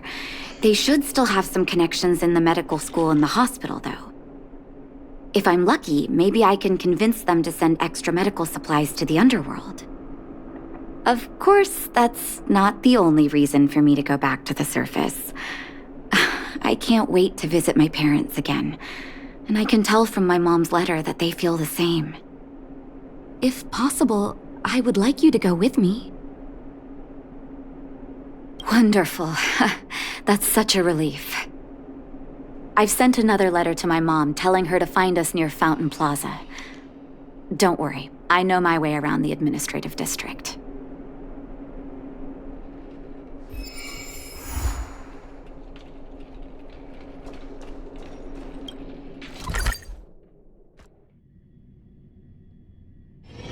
This haven of memories.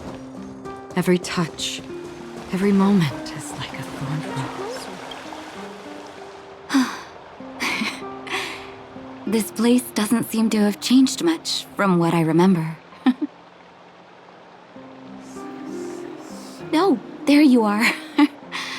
Sorry, I got distracted watching the crowds.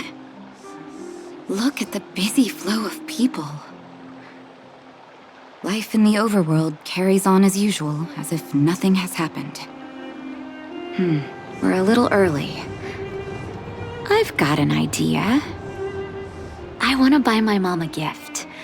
You're more of an overworld local than I am now. Any suggestions?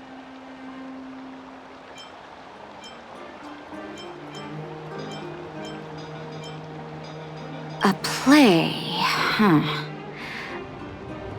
Sounds fun, but there's a chance it won't suit my mom's taste. Let me think. Oh, yes. I remember there was a florist in the overworld. How about we head over that way? I've been underground for so long, I almost forgot what flowers smell like.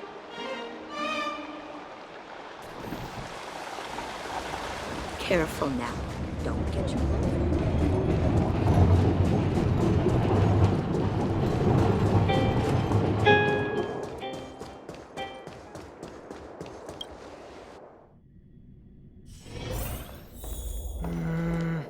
I can't decide. Welcome to Eversummer.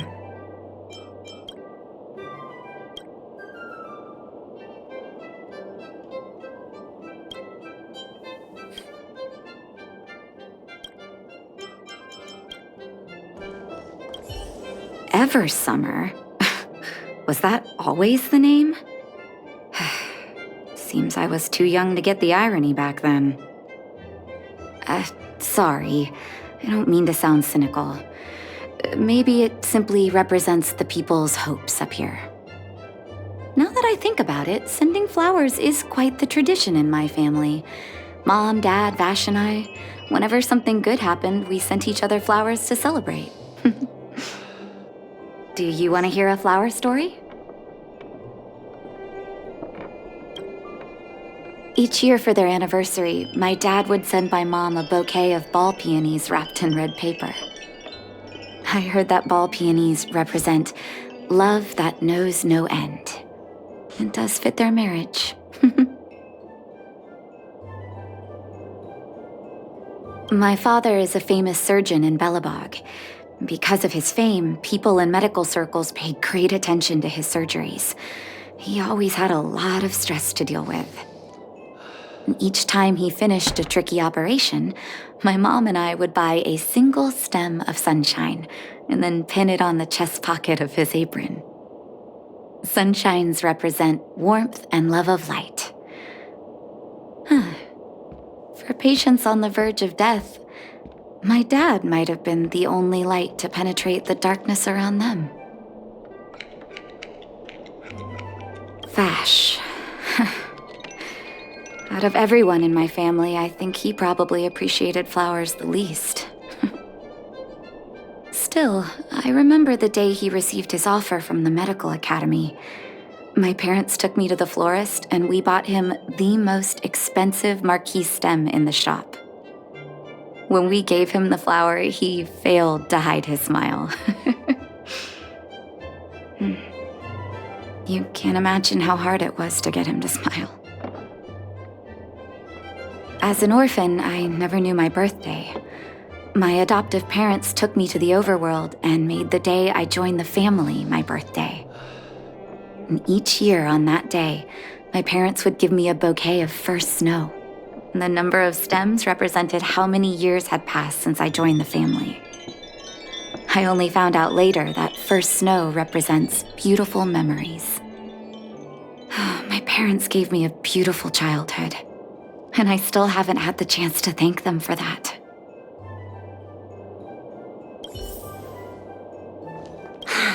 Oh, Artem, you're such a gentleman.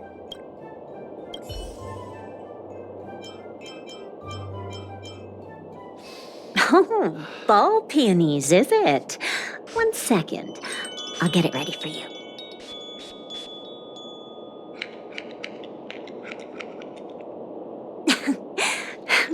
There you go. Sorry for the wait.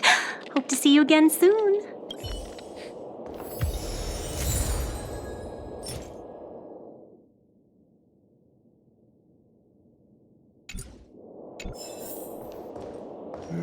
All done? May I have a look? Ball peonies. Nice pick. I wonder if Dad still sends Mom flowers on their anniversary. I knew you'd pick the right flowers. Mom and Dad will be so happy. Let's go. My mom will be there soon. Best not to leave old folks waiting.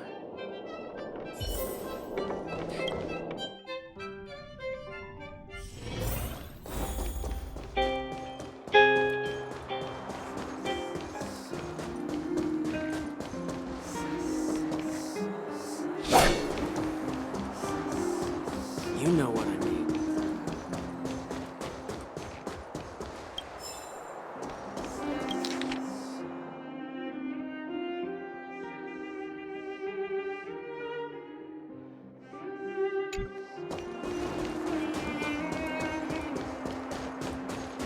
Come around and have a look.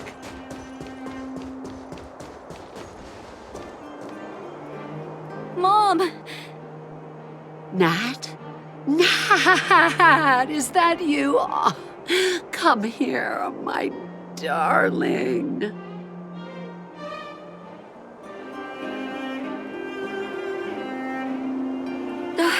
It's been too long, Mom. Too long.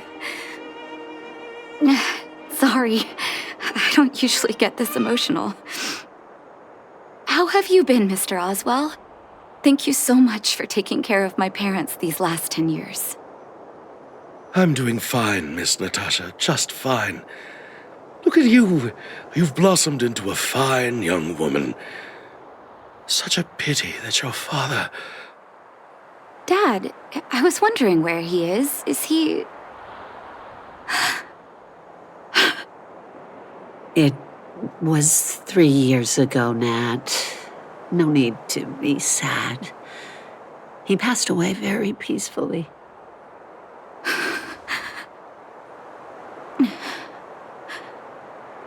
I'm so sorry, Mom. I'm so sorry. For 10 years, I left you both in the overworld. Mr. Oswell, I'm sorry you had to bear all this weight. Don't be, my dear. It is my honor to look after your parents. It's not your fault that they sealed off the passage between the surface and the underground. Don't be so harsh on yourself, daughter.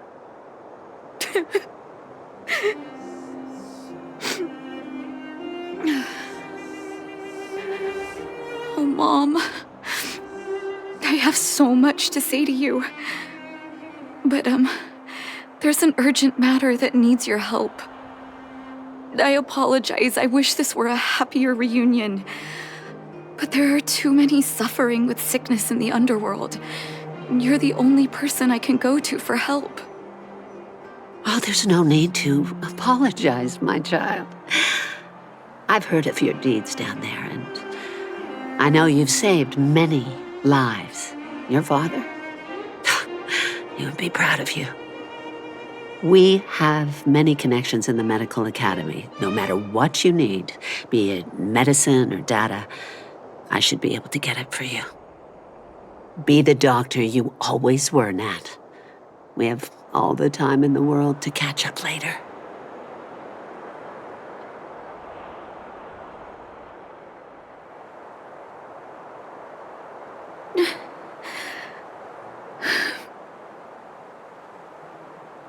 She's always been there for me. With her help, we'll be able to ease the underworld's medical supply shortage. That's good news for patients who'd lost hope. I really wish I could spend the whole day talking to her about the old days. But sadly, now is not the time. Let's head back to the underworld. We need to spread the good news. Miss Natasha, one moment, please.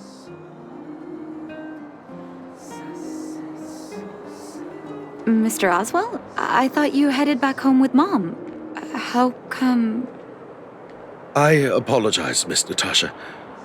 As a matter of fact, there's something I have to tell you in person. Something that Mom isn't supposed to know? You haven't changed a bit. Smart and sensitive.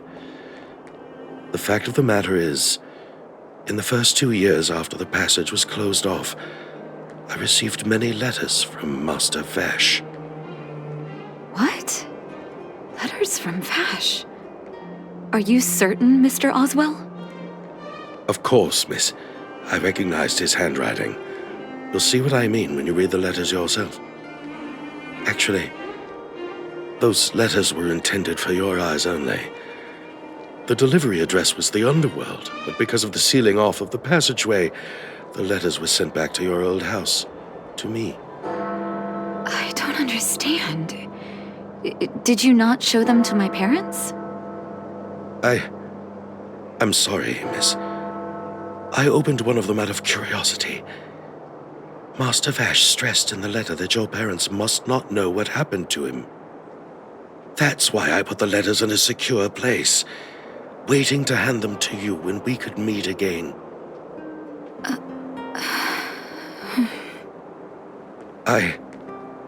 I'm not sure if I did the right thing, Miss Natasha.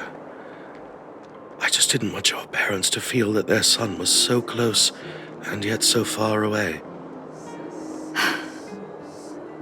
Do you have the letters on you, Mr. Oswell? Let me take a look. Of course, here. You can tell it's the young master's handwriting.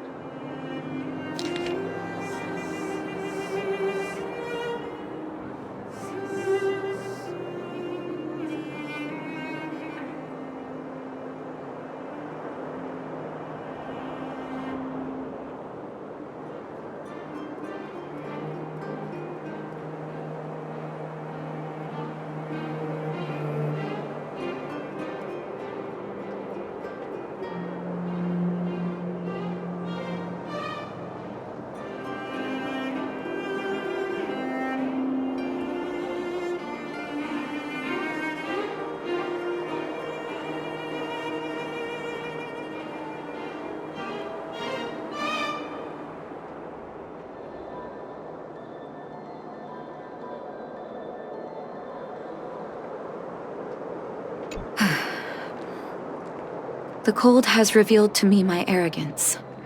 How can a child who grew up in warmth ever begin to comprehend a cure to bitter cold? Vash didn't give up on his research into blizzard immunity, even after he left the city.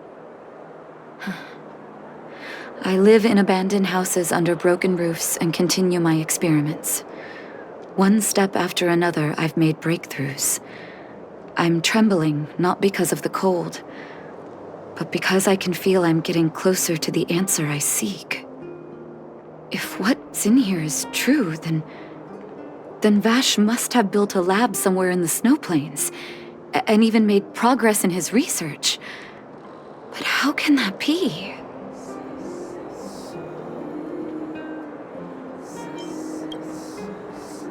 It's possible. But what if he was still sane when he wrote this down? I need to leave the city to recover my brother's research data. Are you willing to come with me?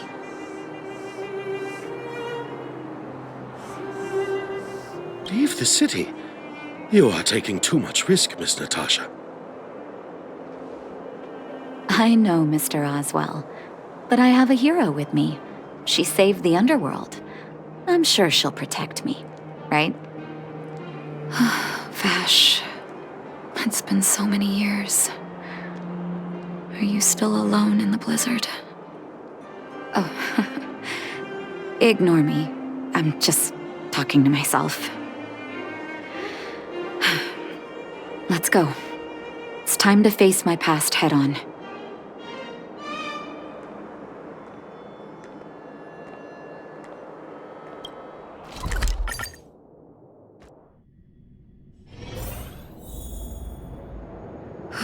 Such harsh cold. It's hard to imagine anyone surviving in these conditions. Unless blizzard immunity is real. Let's hurry up. We need to find any clues that Vash may have left behind before both of us become ice sculptures. Stream 4. Gleam of old blades. Here, this looks like lab equipment. Maybe Vash left it behind.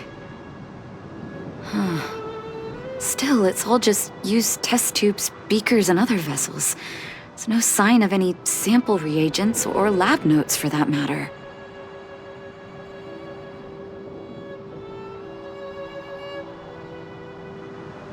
Oh, I know my brother. He's meticulous when it comes to medical experiments.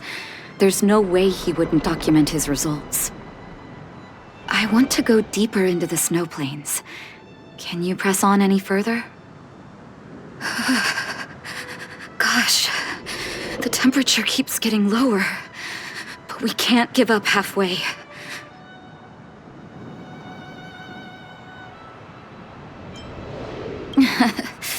Oh, that's very kind of you. Don't you underestimate the leader of Wildfire. Let's press on then. This may not sound like me, but I hope that deity the architects worship can grant us some luck.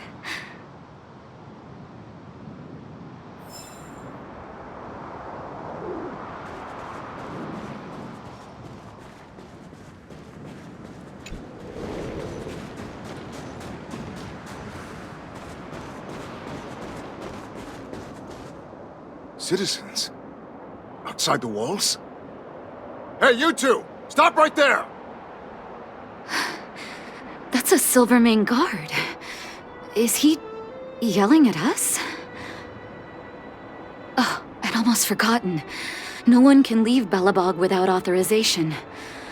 Looks like we need to talk our way out of this.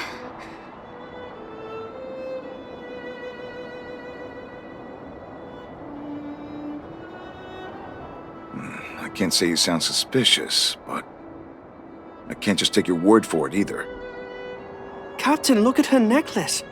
Maybe she's telling the truth. It's the same as Dr. Vash's. My brother does wear an identical necklace. Do you know him? Are you really his sister? Dr. Vash saved a lot of my soldiers. Saved your soldiers? Yes. Take a look at the guards patrolling outside the city. All of them are risking their lives. Aside from the monster-related casualties, we lose men to frostbite every year. But thanks to the medicine the doctor leaves us, my soldiers are able to withstand the cold. They can make camps in the snow plains as footholds for our patrols. If it weren't for the doctor, we would have long since frozen to death. Medicine. Blizzard immunity.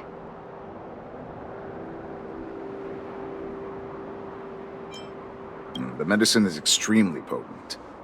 A small vial can keep someone warm for a week. We have over half our stock left. Dr. Vash is elusive. My squad only met him once, and he didn't seem like the talkative type. He leaves the medicine at specific locations, and our patrols go there to collect it. Speaking of the doctor, it's been a long time since we last saw him. At least 2 or 3 years. I hope he's alive and well. So he really did have a breakthrough in the snow plains. Oh, did the medicine have any side effects for you? Side effects? Not that I know of. If there were a problem, it'd be that we couldn't go back to the city until the effect had worn off. Because the city would be too hot for us. We'd break a sweat just sitting idle. Thanks for the information. We're planning to head deeper into the snow plains to find my brother.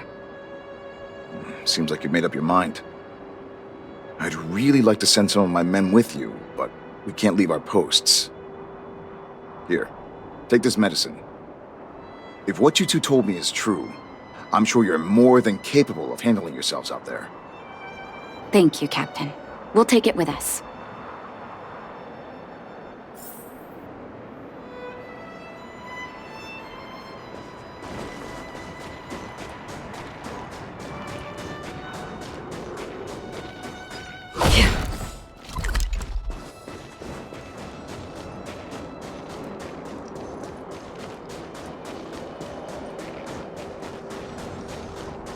Stream forth, the gleam of old days.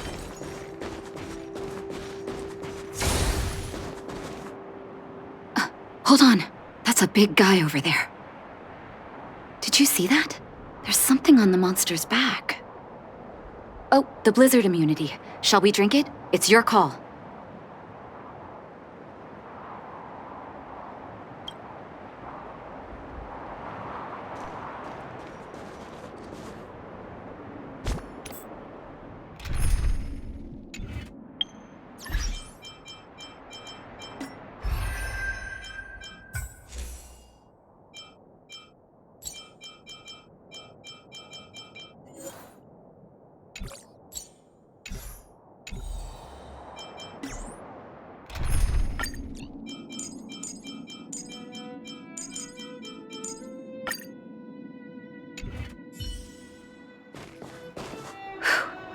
I'm ready.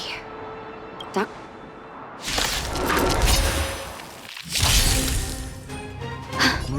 Can you feel it? It seems like Vash's medicine is working. Do you admit this crime? So warm. A gift from the stars.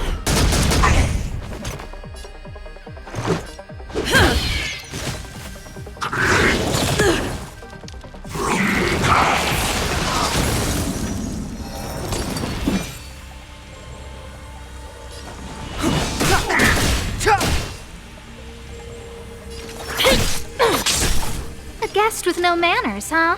Who's the lucky one today? This is our chance. Batter up!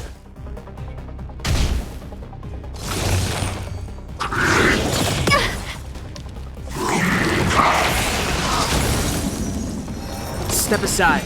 I have... No amnesty for the Mara struck. The truth of life and death. With this sanctuary, It's better vision!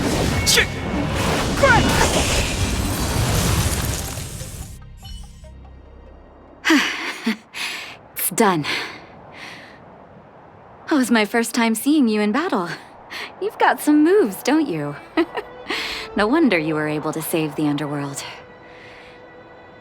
Let's have a look over there. My gut tells me we should find something connected to Vash.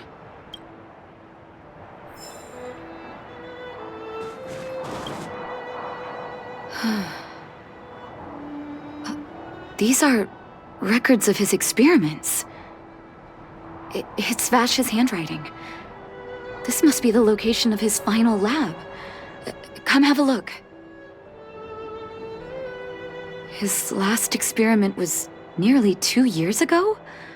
What happened after that? But his notes seem to suggest he was working to improve blizzard immunity. Brother, where are you? What happened?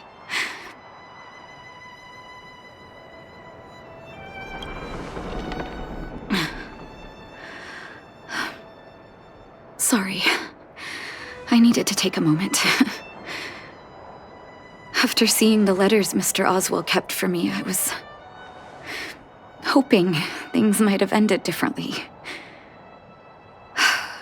I shouldn't have asked you to come with me to such a dangerous place.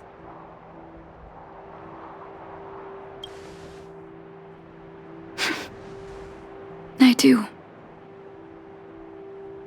I can't forgive him for what he's done.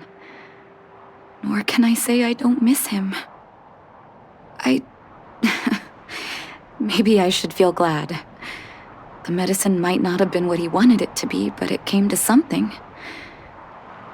Maybe he found some inner peace.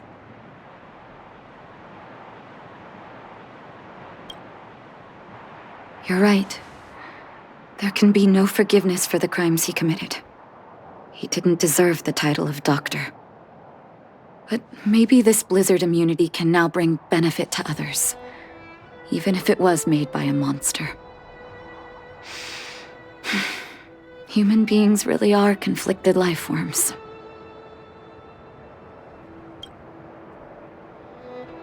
I'll take his records and data with me and continue what he started. One day the world will see a perfect blizzard immunity. Before we leave, I'd like to ask for another favor. The last one, I promise.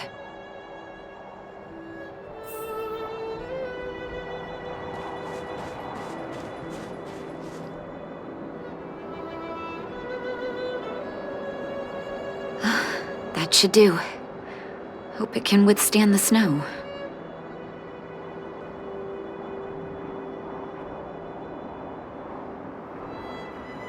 You're right. Let me think. Here lies Vash. My brother. That'll do. Thank you for helping me. I feel like a great weight has been lifted. So long, brother. Hope you don't forget Dad's teaching. A doctor does not get to choose his or her patient, my children. Remember, never say no to those who come to you for help. Never.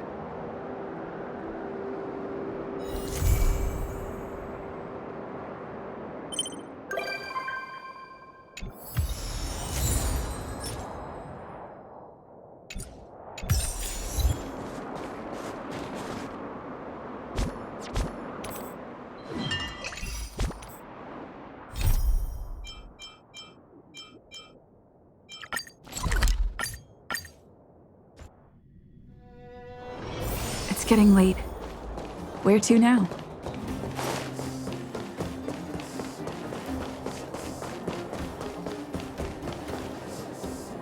Aren't you going to watch the fight, Zilo? He's defending his championship title. Ugh, nah, I'll pass. It's not like anyone else has a chance with him around. You're right about that. I get it if you don't want to join in the fun. It's all the same after a while.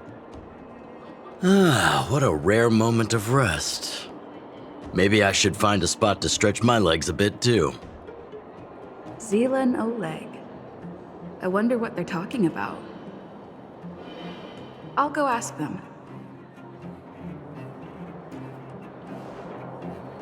Hey, isn't that the Trailblazer? It's been a while since I've seen you around. How you doing? Hey, how have your travels been?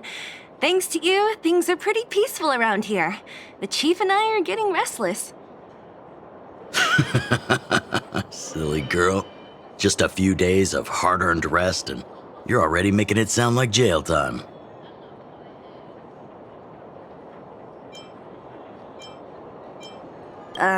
Homie? Oh, sheesh. You must have gone through a lot since leaving here. Sounds like our rustic and friendly community left a good impression on the visitors.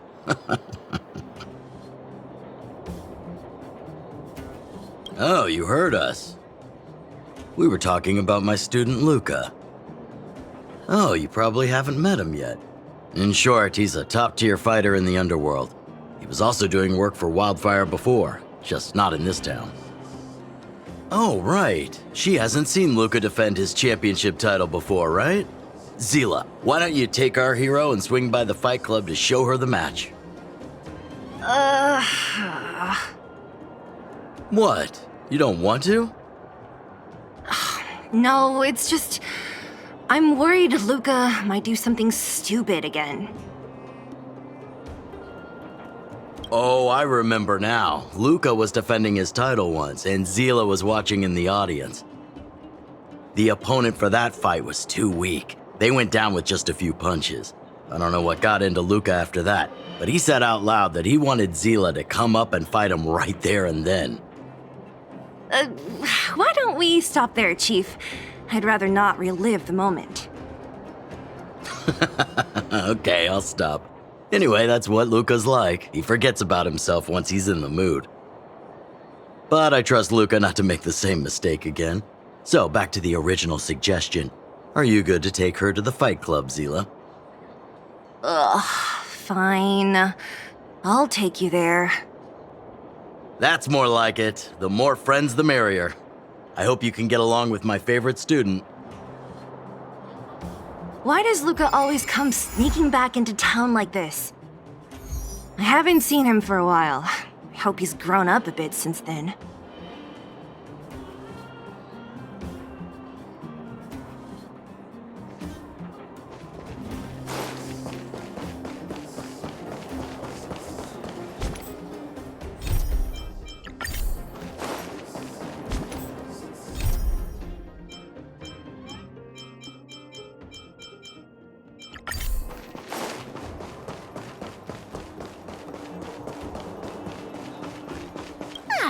Honorary member of the Moles, listen up. Thank you for helping Hook find the detector. But now, Hook needs to ask you another favor. Hook and Daddy's birthday is approaching. Every year at this time, we exchange gifts and celebrate our birthday together. Yeah? What's the problem? Daddy's job has been more difficult since moving to Boulder Town. He gets home really late every day. I don't want to use his hard-earned money to buy a gift. I've broken a thing or two in the clinic, you see. I'm too embarrassed to ask for help from the old witch. Actually, I still have some valuable treasure of my own in Rivet Town. It's a shame I left it there. If I go bring it back and sell it for a decent price, I can buy a gift for Daddy without begging anyone for money. I know that Rivet Town is super dangerous right now. That's why I'd like to enlist you as my bodyguard. That way, even if the old witch finds out later, I won't be the only one getting a scolding. Then it's settling. Let's meet in Rivet Town. I'll be waiting for you in a safe spot. You're not allowed to not come.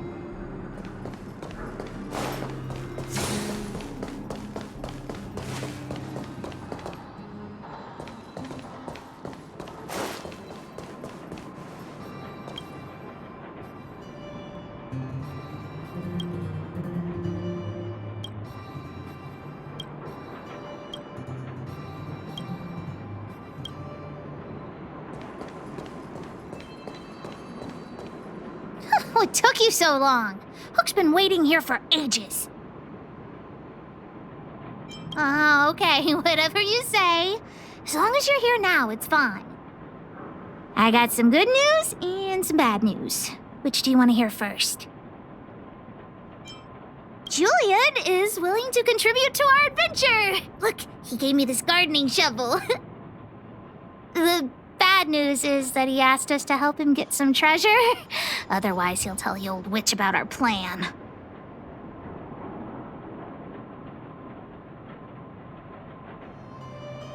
Well, Julian has been a huge help to me.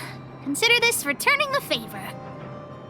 Well, the treasure won't grow legs and find us, will it? Come on, let's go.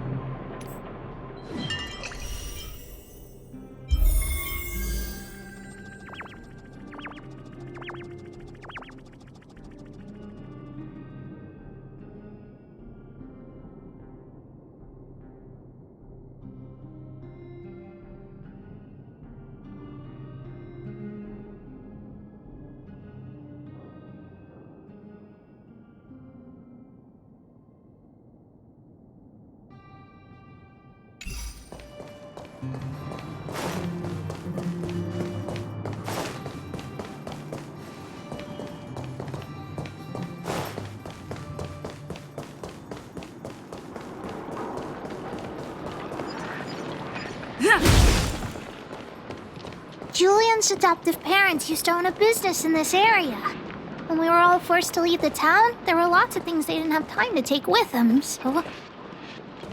It shouldn't be too hard to locate his treasure.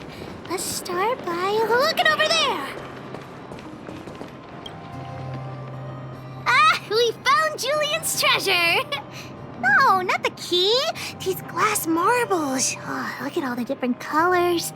Bet it wasn't easy collecting all these. What? You don't know? Have you never played marbles before? Oh, by the way, what does this key open? Oh, maybe Julian knows. What's that look on your face? Oh, I get it. You don't think this jar of glass marbles is worth anything, right?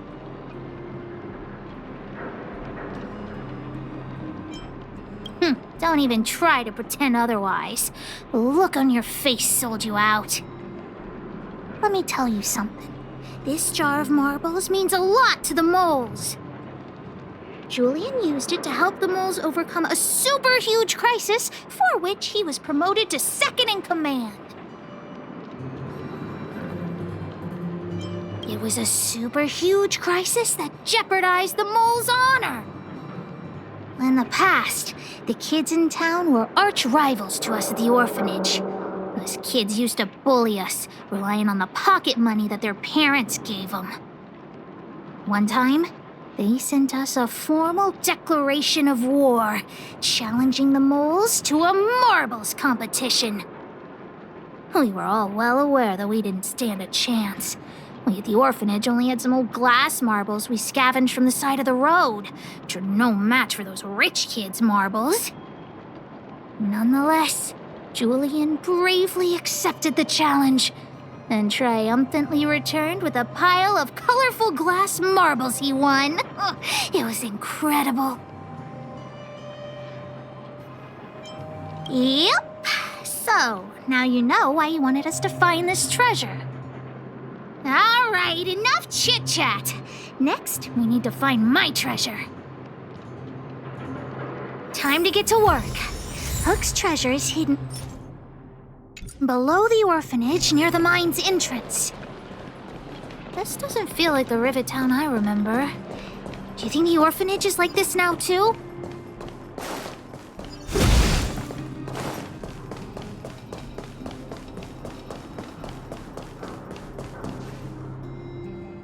This place is nothing like it was before I left.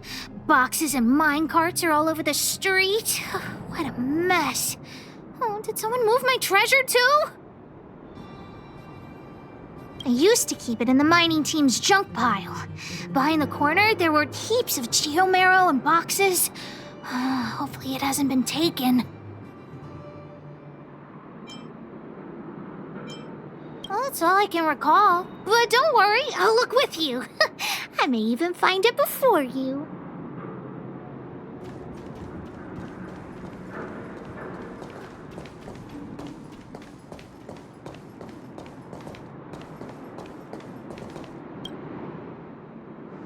Look, it's in this box.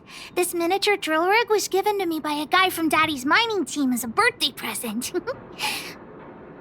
I'm going to turn it on. Whoosh!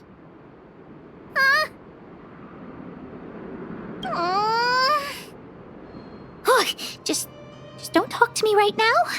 I need to calm down. I said don't talk to me right now. I need time to think. Honorary member, I wonder, how much do you think Julian's glass marbles would sell for?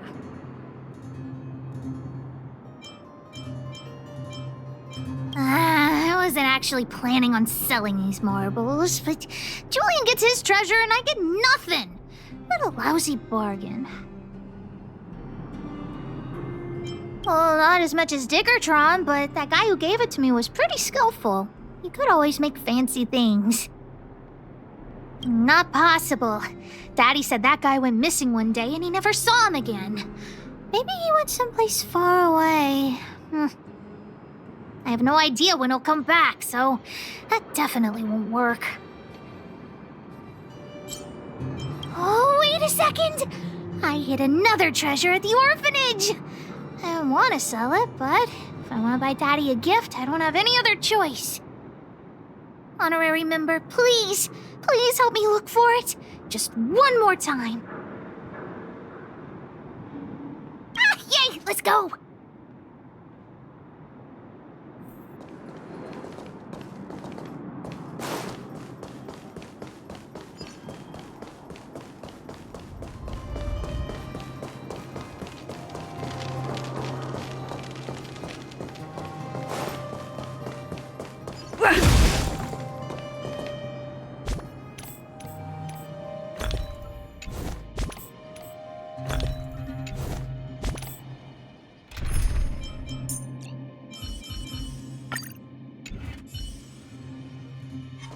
Why are there so many monsters here? We need to deal with them first. Stream forth, gleam of old blades. Wait! Let me take a look at my notes. I marked the location where I stashed the treasure. It's a reward from the old witch. You'll know what it is after I dig it up. Go down the stairs on the left, then walk 10 paces forward. Turn right, walk another 15 paces, spin around 10 times, then keep walking forward.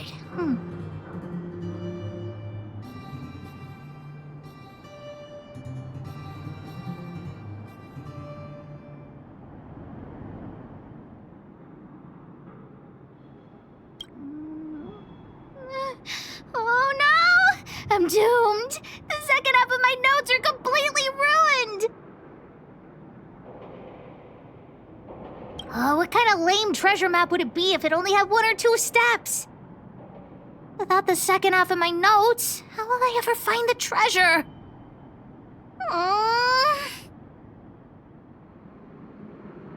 Really? Quick, let me see! Let's use the home use object finder to help Hook search.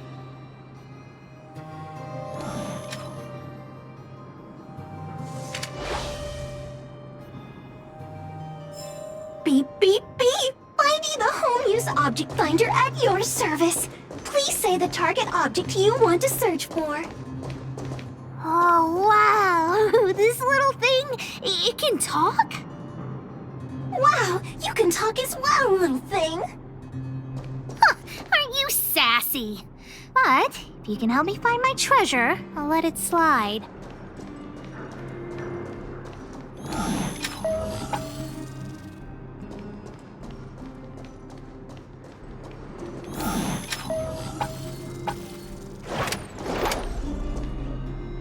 What's this? Oh, looks like something is written on it. For Julian, 50 years in the future. Whatever. Since we've already dug it up, let's open it. Really? Oh, the old witch did say that some things will emit a poisonous gas after being buried for a long time. Okay, forget it. Let's not open it.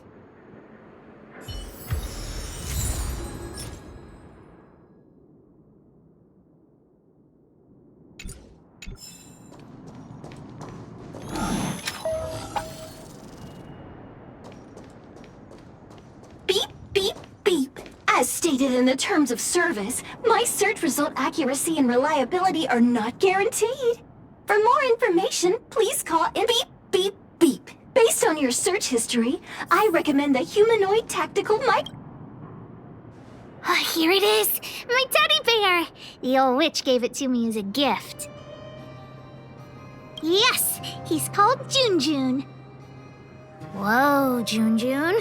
How did you get covered in dirt? And why do you have so many loose threads? If we don't get you cleaned up, no one will buy you. Well, of course! The old witch said Junjun isn't just any old teddy bear.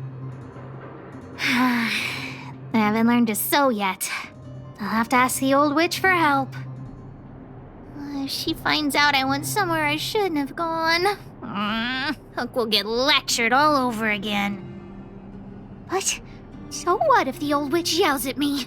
Hook still has to prepare the gift for Daddy. We found the treasure. Let's split. The monsters here give Hook goosebumps. Ooh, too scary. I'm warning you. Don't you dare tell the old witch about Hook's plan to sell the treasure.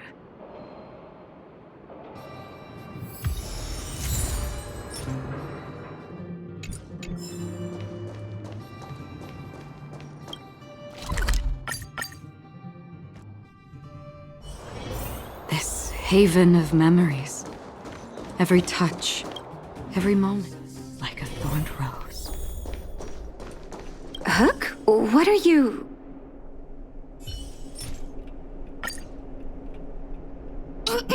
Natasha, Junjun's in bad shape. Can you help me fix him? I remember giving you Junjun.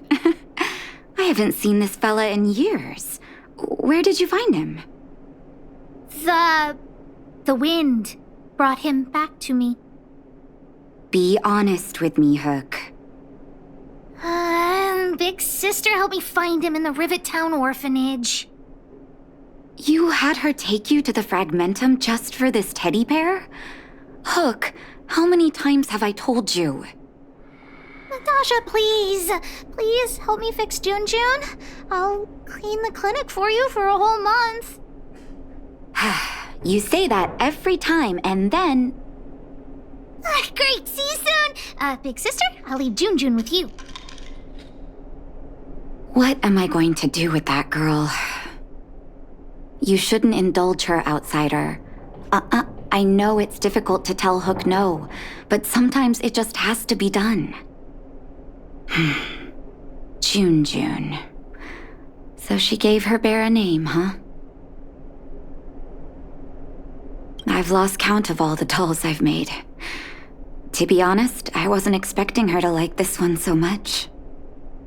It was an award I used to give the kids in Rivet Town for good behavior. Can you imagine what an orphanage is like with so many difficult children? I had to come up with a solution to get them to behave. Hook pretended to be well-behaved for a month in order to get Junjun. She ate on time, slept on time, even stopped fighting with the other kids.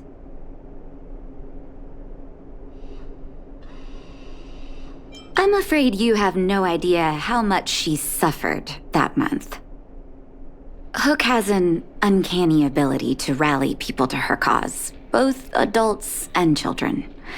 It's a skill, all right, and forcing her to be well-behaved puts a lid on it. Well, this teddy bear has sure been through the wars. Don't worry, I'll help Hook repair Junjun, but I'll need to find some stuffing. Wait, look at the eyes. They must be Erebus? Huh. Strange, I didn't notice when I sewed them on. I'm no appraiser, but these 2 gems look to be high quality. Well, our war-torn bear here just became a priceless doll. Not bad, Junjun.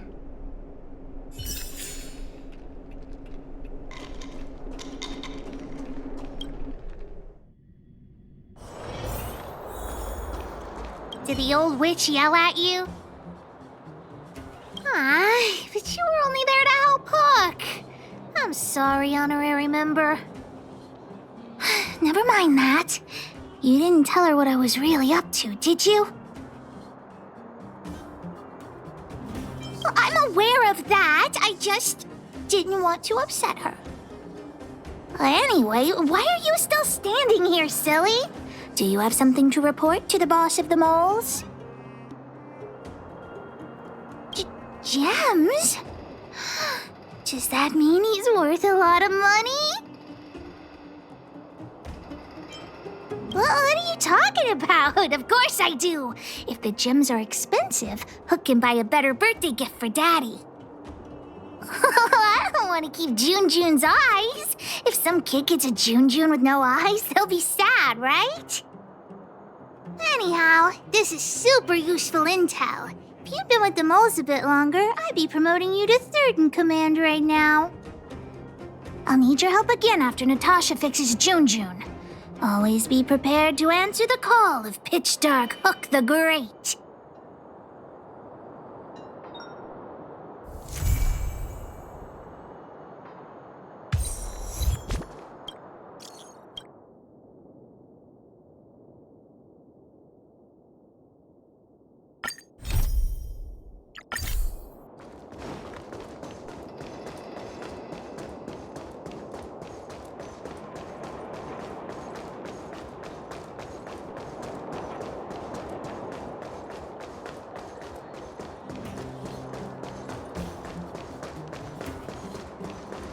Love at first sight, sold at first strike. The Wildfire used item auction is opening soon. If you are interested, head down to the Vagrant camp and get involved.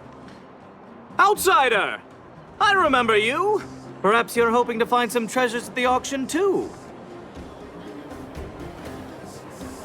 We're not sticklers at this auction. You'll find everything from exotic Belobog rarities to tattered roadside socks. Well, after Wildfire got involved in the maintenance of the Vagrant camp, they saw there was a big resource distribution problem. People would rather keep a stockpile of useless objects than exchange them for useful resources. So we intend to hold a public auction. We'll allow folks to make the best use of the stuff they have by exchanging it for the stuff they need. It's mostly vagrants from the camp, but Boulder Town residents are welcome to join as well, of course. The more attendees we have, the more items there will be for trade, and the better we can meet the auction's goal. Buyers and sellers must all register their personal information. To ensure the quality of items, the sellers must also register details for each item. Then there's the standard auction procedure. The auctioneer presents the items, and the bidders place their bids on the spot. Pretty straightforward, don't you think? Oh, plenty. Gloves used by Chief Oleg, the domestic robot that Miss Fedora built.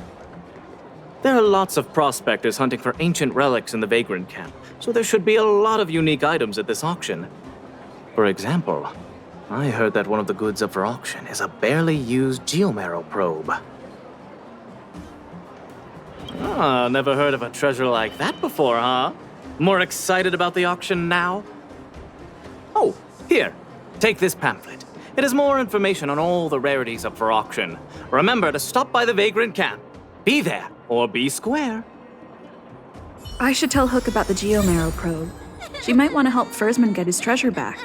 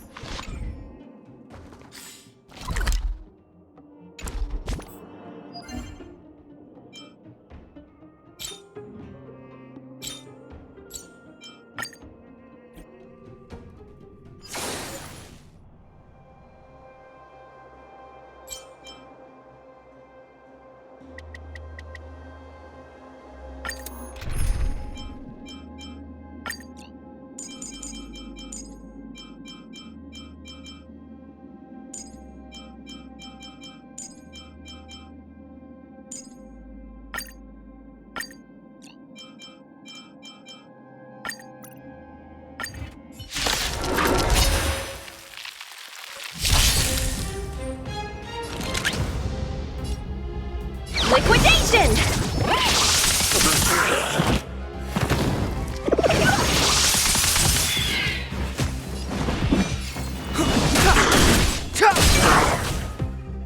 Call that never stop thinking. Fail. Get out. Let the asset valuation begin. Still no repayment?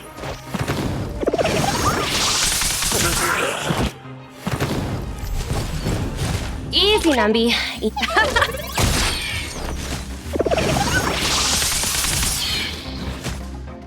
The market is unpredictable. Ah, right! Investing in victory means playing the long game!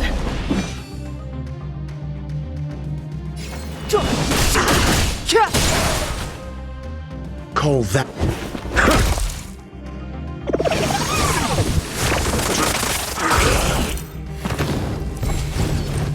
Let the asset valuation begin. Assets confiscated!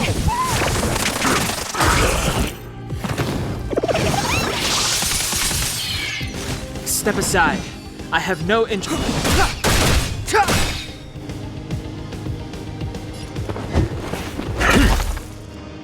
You have the...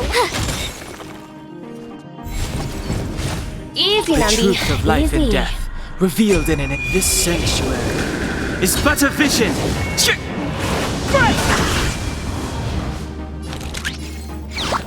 Smash them up, Numby!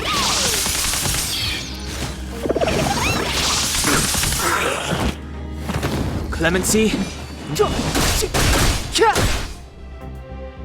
I think.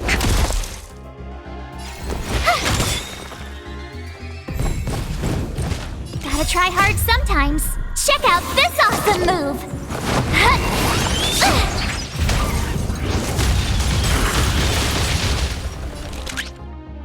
Liquidation!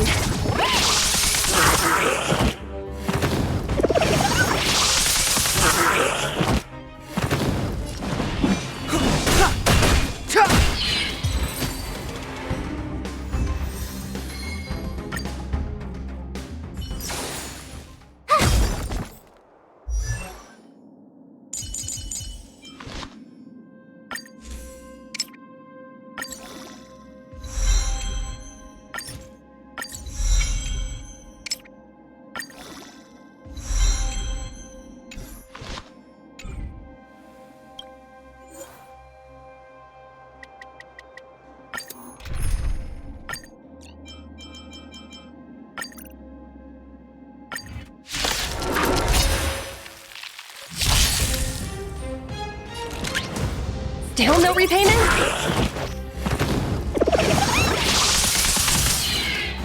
Step aside.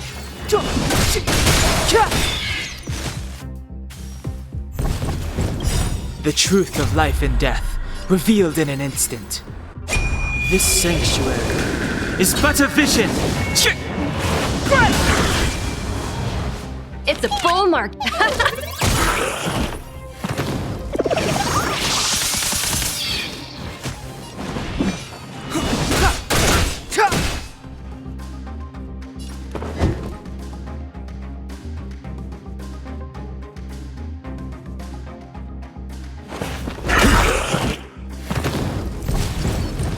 Let the asset valuation...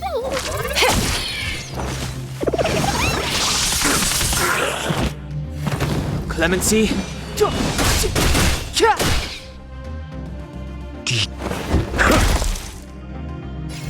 Watch this! Knowledge is the measure of all things. It reveals truth and falsehood. Smash them up, Numby! Ah, right! Investing in victory means playing the long game! 0 points. Next.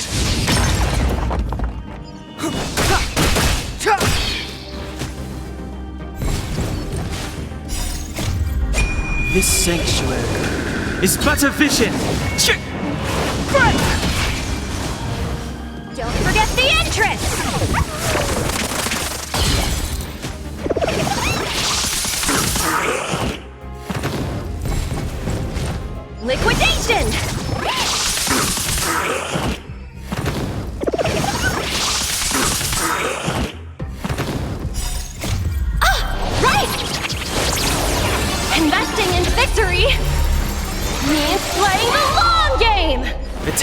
now. Let's test your knowledge.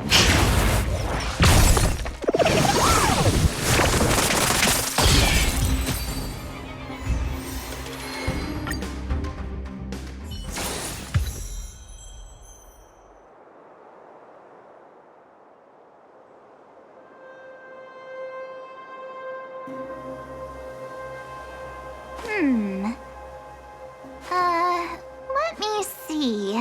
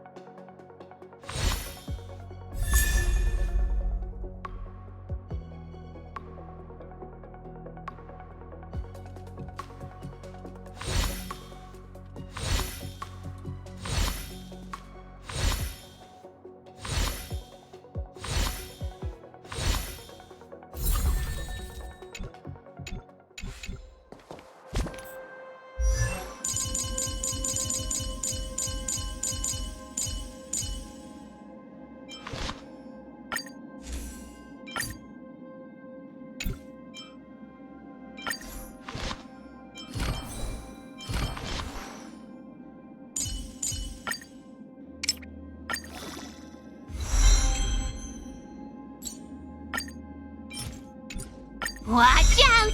The boss of the moles is coming to get ya!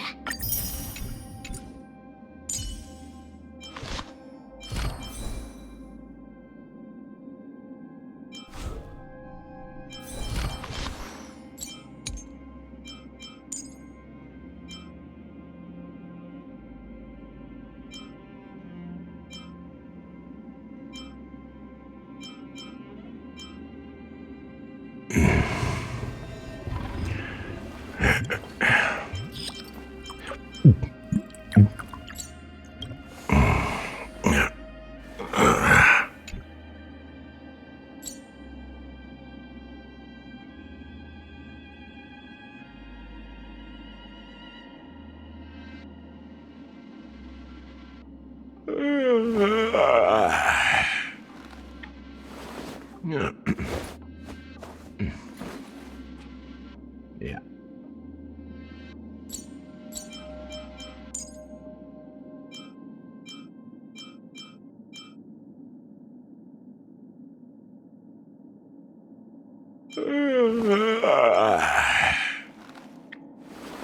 Yeah. Yeah.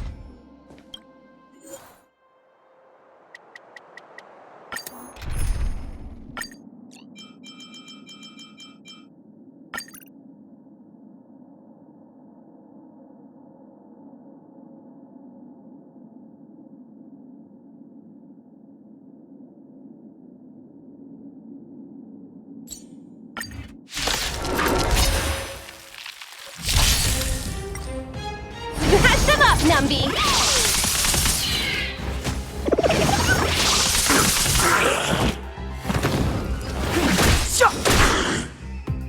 Never stop thinking. 0 points. Next.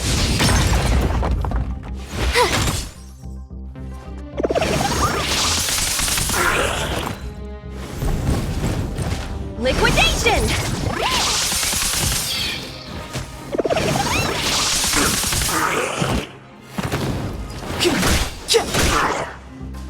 Let's test your knowledge.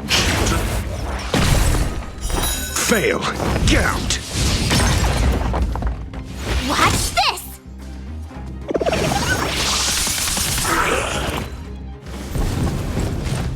Smash them up, Numby! Ah! Right! Investing in victory means playing the long game!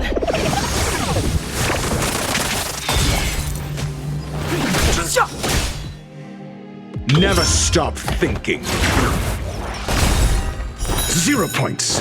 Next. Knowledge is the measure of all things. It reveals truth and falsehood. Assets confiscated!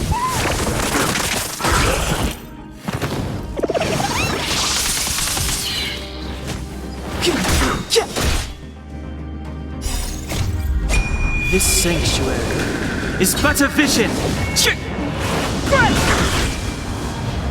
Let's test your knowledge.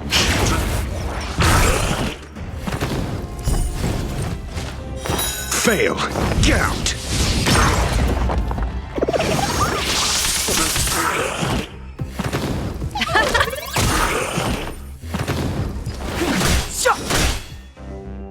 Never stop thinking. 0 points. Next. Liquidation! Ah! Right! Investing in victory means playing the long game! The time is now. Let's test your knowledge. Fail. Get out. Knowledge is the measure of all things. It reveals truth and falsehood.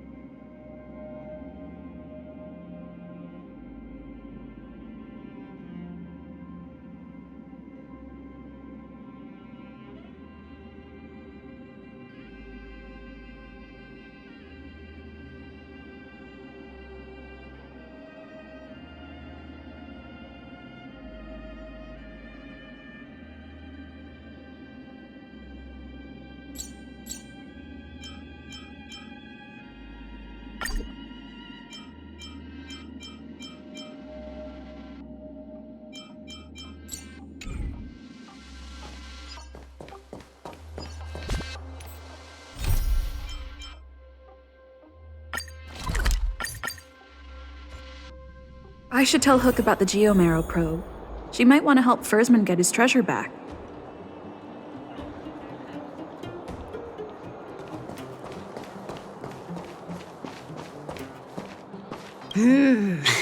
Snow White pop.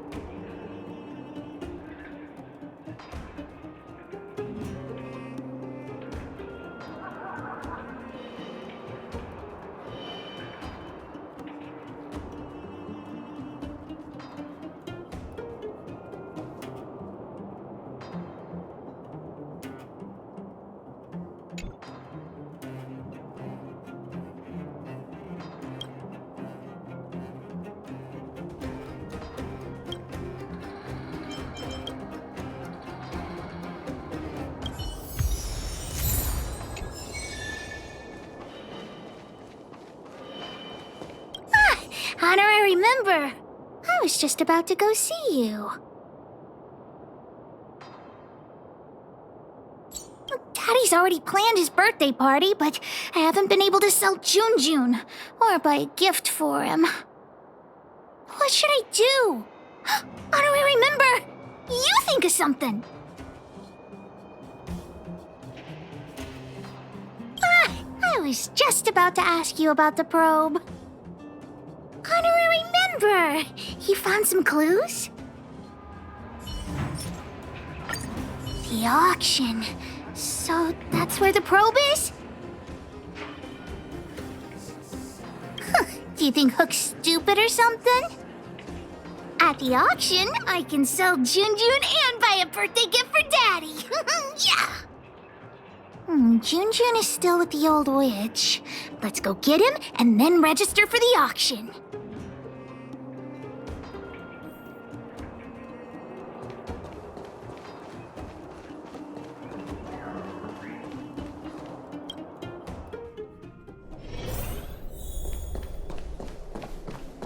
I wish you all a journey that is free of illness.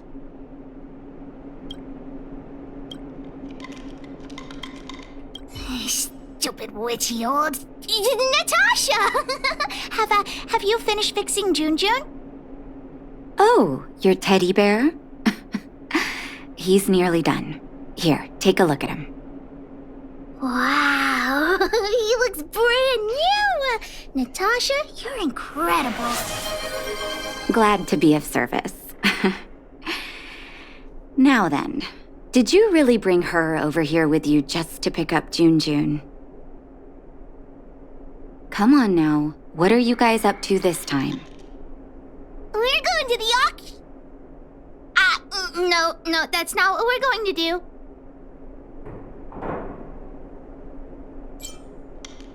Hey, you big mouth. The auction? The one at the Vagrant Camp? So you made me go through all this effort to repair Junjun just so you could sell him?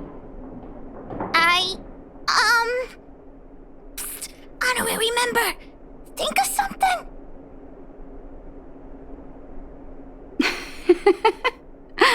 You two make an adorable duo. I was only joking, Hook. Junjun is yours, and it's entirely up to you what you do with him. But you must make one promise to me. Wait, what is it? Don't go charging into the Fragmentum again. Mr. Fursman heard about what you did and came to me to find out what happened. Your dad worries about you. Stop giving him reasons to. Daddy? Okay. I swear I'll never make Natasha or Daddy worry again. I'm going to have to trouble you to keep an eye on this kid again. You seem to be doing a good job, so I'll leave it at that. Off you go then, and good luck. Thanks, Natasha. Honorary member, let's head to the auction.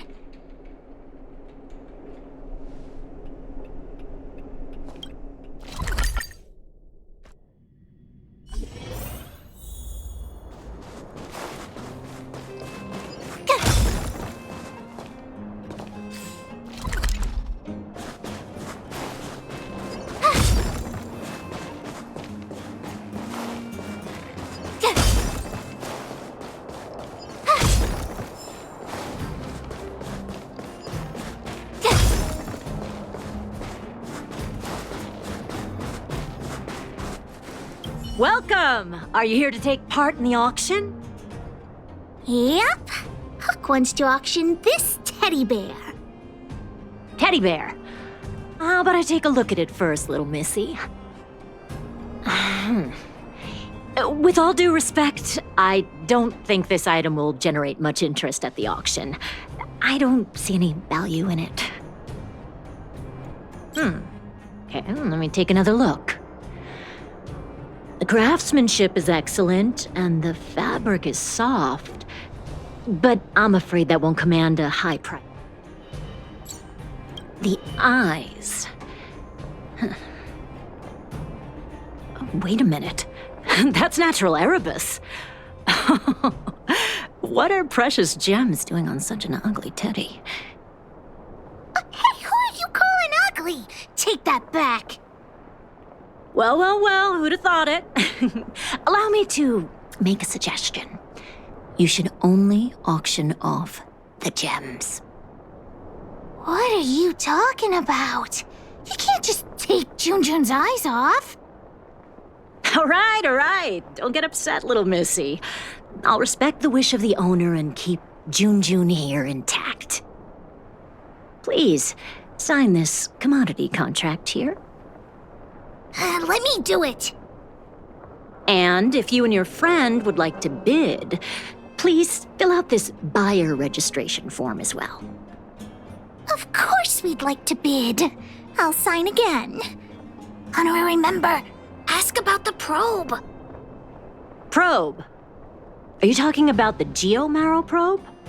As far as I know, there are a lot of people interested in acquiring that device. The estimated sale price is no less than 600 shield. Stop bluffing! Because it's a rare and useful treasure, the Geomarrow probe will be up for bidding in the final round of the auction. But don't worry, the gems on your teddy bear are also very valuable. You'll have the chance to bid on the probe if someone's willing to pay a high price for him.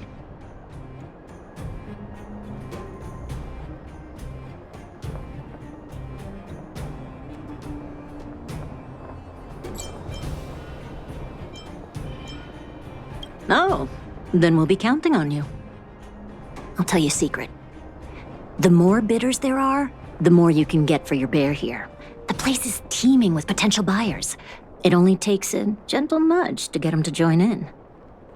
Hook doesn't get it. What are we supposed to do?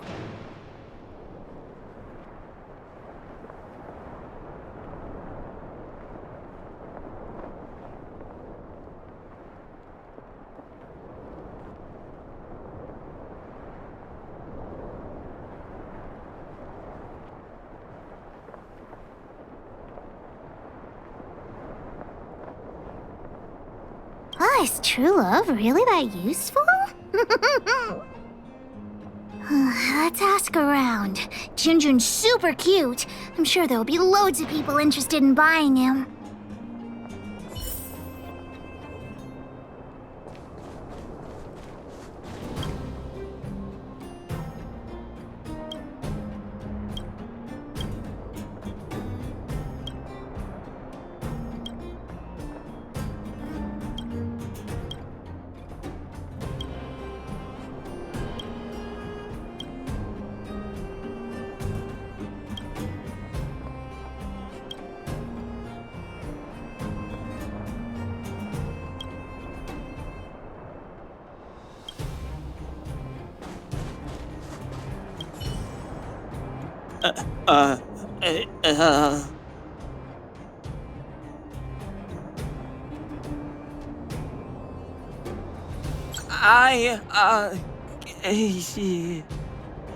His design is super cute, and he's really, really soft. You can't help but give him a big hug.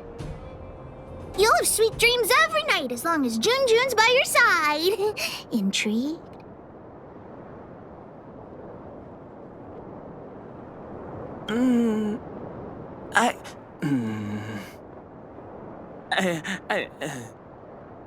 According to the old witch, some people aren't good at talking in front of other people. Why not ask him to write his thoughts down?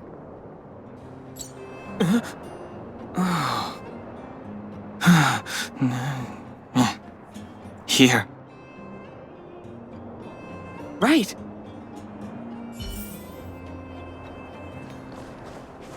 Well, look at that! That's no ordinary teddy bear.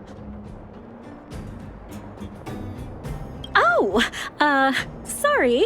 I was in a bit of a trance. I didn't know someone was about to strike up a conversation. Huh. You don't look like you'll be bidding on much. So, I'll tell you, that teddy bear's eyes are genuine Erebus. But it's so absurd. I don't understand why precious gems would be sewn onto a teddy bear. Is this some new kind of scam? So you don't think Junjun deserves those gems? Junjun? Who's that?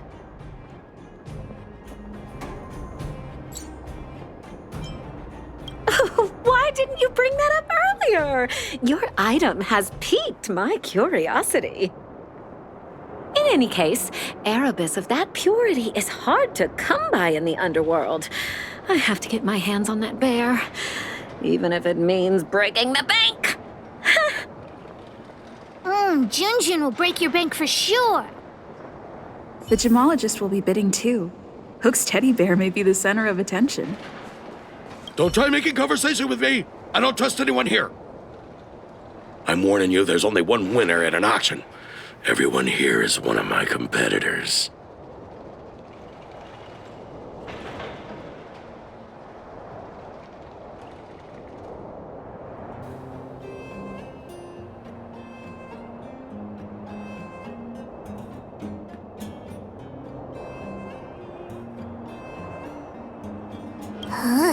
What a weird man.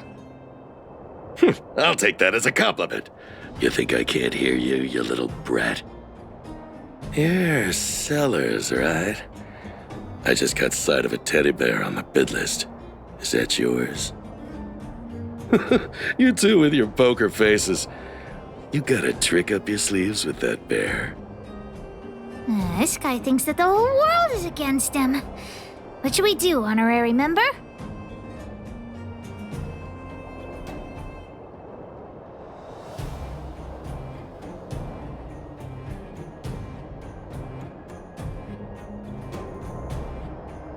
But I don't want to sell Junjun to such a weirdo. Don't want me to profit from your item, huh? Well, in that case, I'll just have to place a bid and solve the mystery of your teddy bear. Ha! We could find the auctioneer now and kick off the bidding. Although there is still some time left. We could also see if we missed any buyers.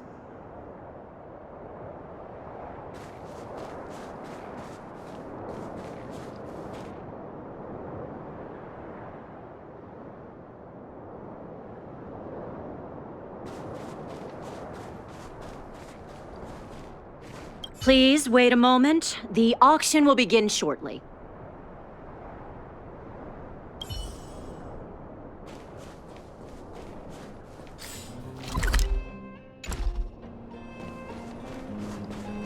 Please wait a moment. The auction will begin shortly.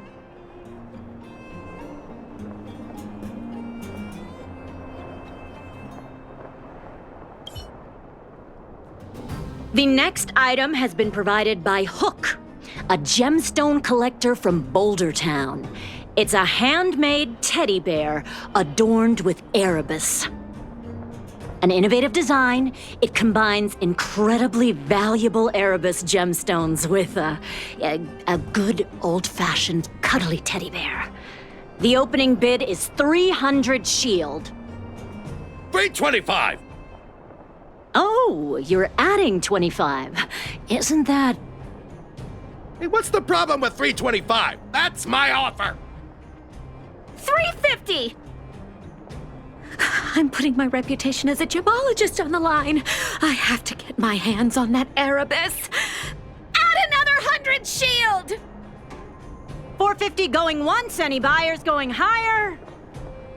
450 shield for the Erebus teddy bear going twice, any other offers? 450 shield going 3 times, and sold! Phew, the gems belong to me.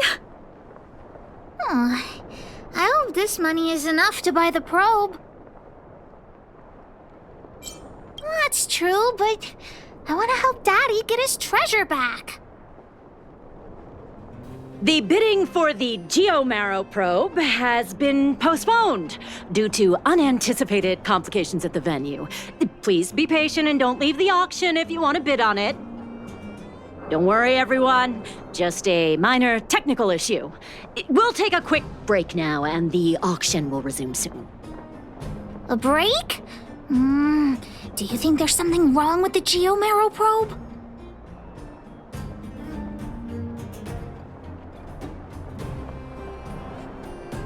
Let's go ask that staff member.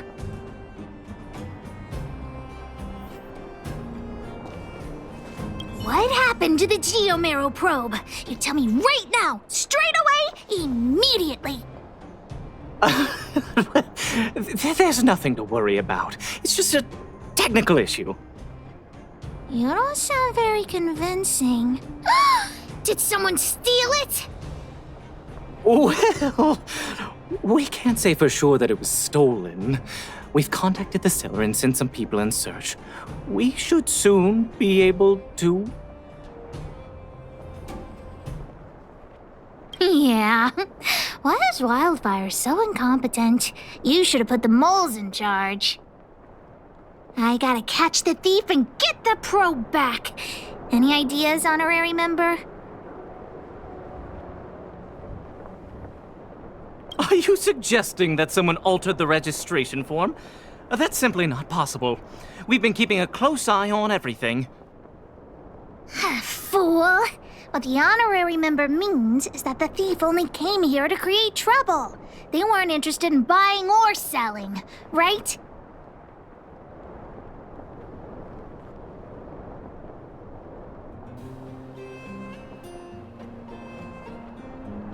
When the going gets smart, the boss of the moles gets smarter.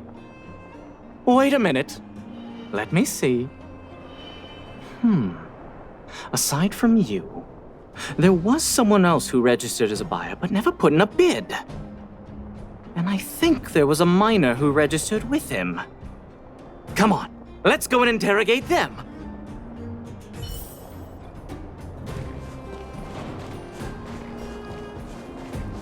Hi, excuse me. May I ask where the miner who registered with you is gone? Him? I think he went back into town. So, he already ran away. He came here saying he wanted to buy the Geomarrow probe, but then he changed his mind for some reason and ran back to Boulder Town alone.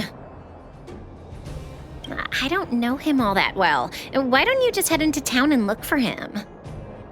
Do you really think he'll turn out to be a thief? I'm not so sure now. Anyway, outsiders, you should go and look for him in Boulder Town. I need to make sure the other buyers haven't left. If you don't find anything, the thief might still be among us. Let's head back to Boulder Town and catch the thief!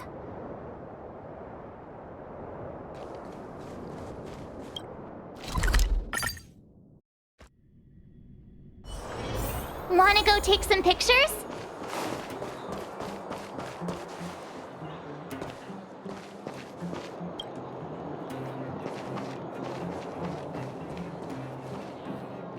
Hey, you! Did you take the Geomarrow probe? Hand it over right now! Huh? What? Who are you? Where are the people I'm supposed to meet up with? Honorary member, we shouldn't waste any time talking to him. Let's just knock him out. What could a couple of brats do to me? Do you even know how much the probe is worth? You two better think twice. The boss put in a lot of effort to find this item. If you even... Enough talk! How about a Diggertron Knuckle sandwich?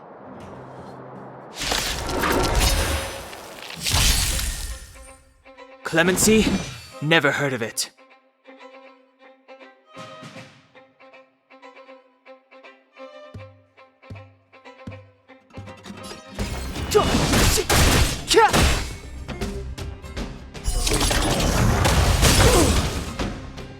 Call that defense?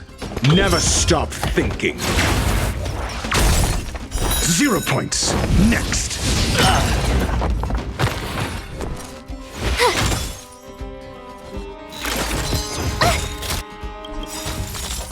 Gotta try hard sometimes. Check out this awesome move!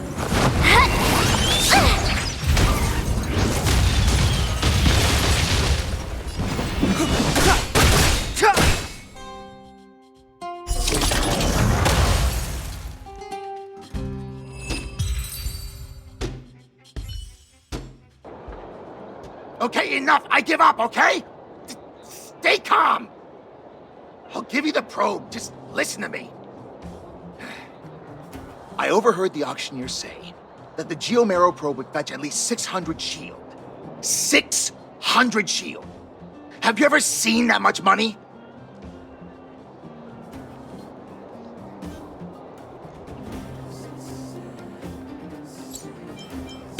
You?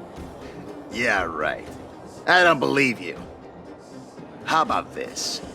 The boss, along with a few buddies and I, we put together 600 shield and buy the probe from you. Hmm? No! Hook won't do that! Come on, Missy. Don't be so stubborn. We can talk it over. Oh, I see. You just want to keep the probe to yourselves, right? And here I was thinking I'd met some nice people. You're worse than I am.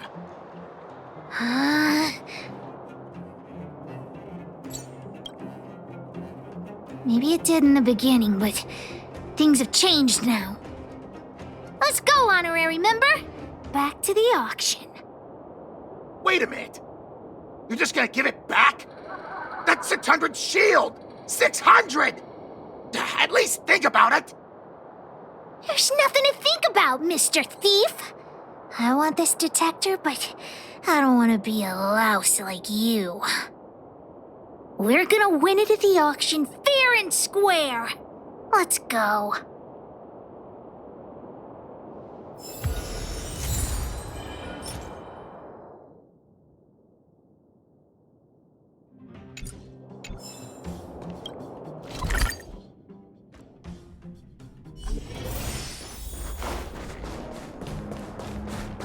You got the probe back? Amazing! Fantastic! The owner asked me to pass on 150 shield as a reward for retrieving it. And thanks to you, the auction house has regained its credibility. Please, accept an extra 50 shield. That's 200 shield! Really? You've earned it. Besides, if you win the bid for the Geomarrow probe, you'll have paid back the seller anyway, right? Well, I didn't say that, but you could certainly interpret it that way. Huck generously accepts the reward. We've got 650 shield for the auction! Ahem. Ladies and gentlemen, the technical issue has been resolved. The second half of the auction is about to commence. Please gather in an orderly manner. The next item up for auction has been provided by a veteran prospector from the Vagrant Camp. It's an ancient relic, a Geomarrow probe. The item itself was once a key component of another Old World relic, and its one-of-a-kind craftsmanship has long since ceased to exist. This meticulously preserved probe is a rare work of art. The opening bid is 400 shield. 450! 480! 520! 550! 560! Order? You're just throwing bids out at random. 650! 700! 720! Everyone's looking at us. What should we do? But we only have 650 shield. 720! 720 going twice! 750. Oh, new challenger enters. 750 shield. 750 shield going twice. 750 shield going 3 times. And sold! Congratulations to the winner. The next item up for auction is... Oh.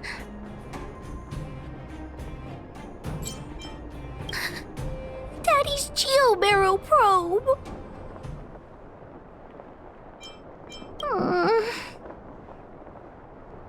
Huck still thinks the probe is the best gift.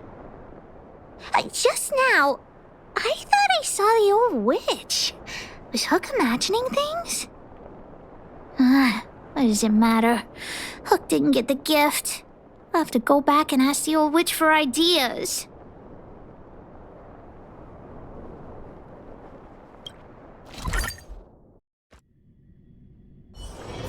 Wanna go take some pictures?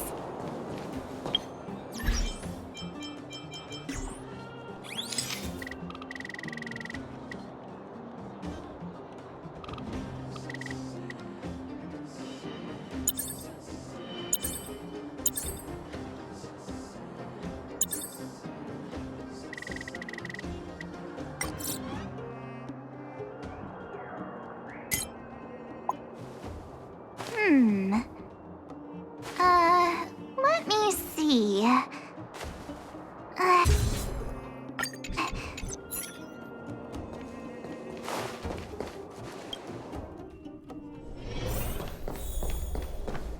I wish you all a journey that is... Natasha! Hook, what's wrong? Has someone been bullying you? Mine and Daddy's birthday party is starting soon, but I haven't bought Daddy his gift yet. So, the auction didn't go too well, huh? Ugh, it's true. It's ridiculous that a single probe can fetch 750 shield. Huh? You were at the auction too, Natasha? Hook, you're upset that you don't have a gift for your daddy, right? Well, what about this? Huh? Oh, it's the Geomarrow probe from the auction! How'd you get it?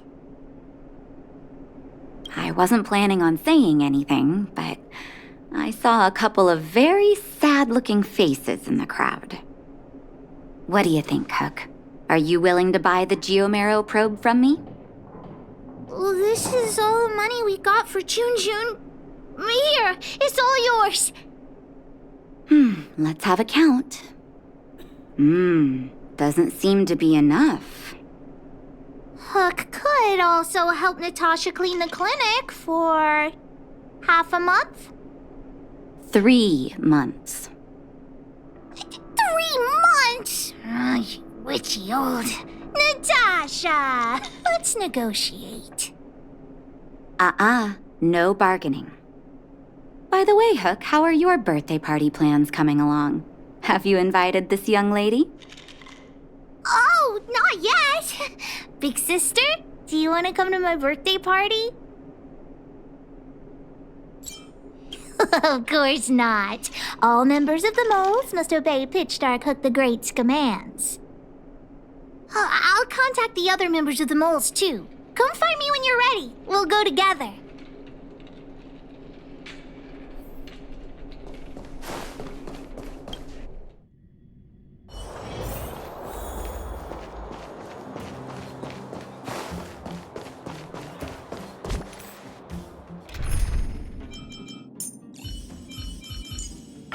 Danheng.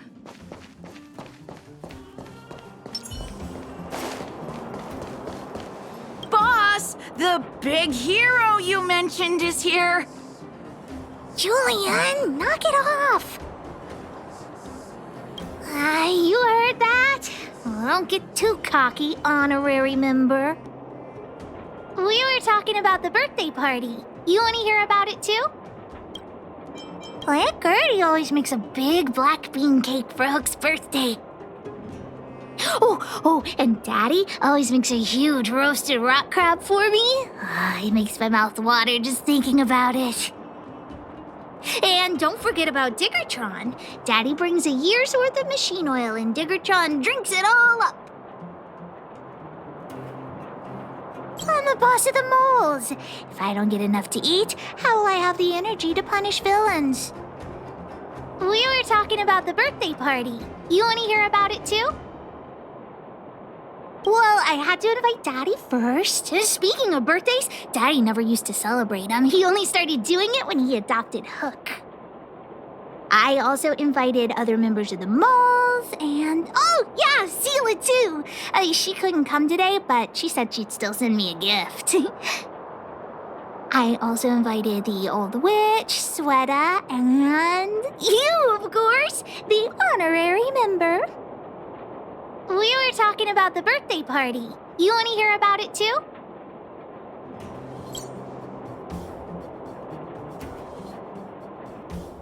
I do hope you will forgive the ramblings of an old man, but I would like to say a few words. I had no idea when my birthday was before I adopted Hook, and I most certainly did not celebrate it.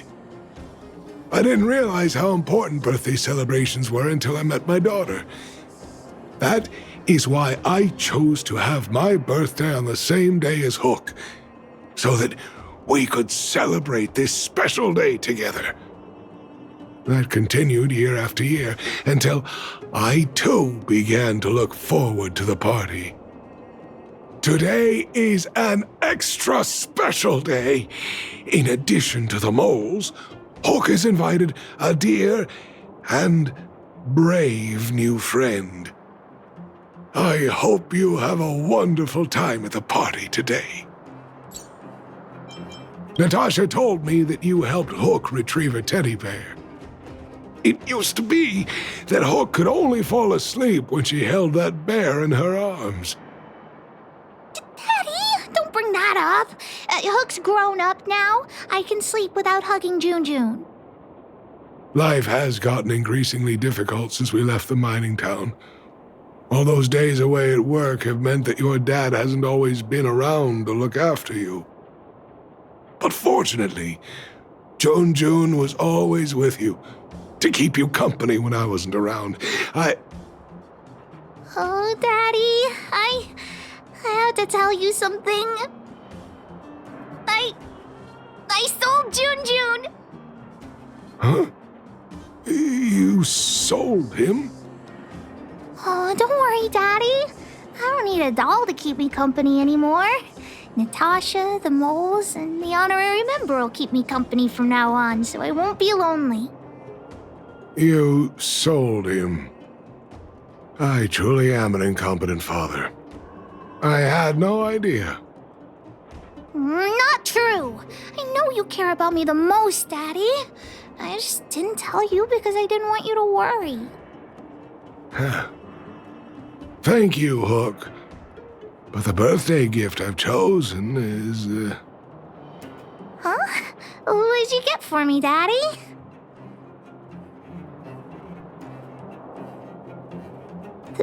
This?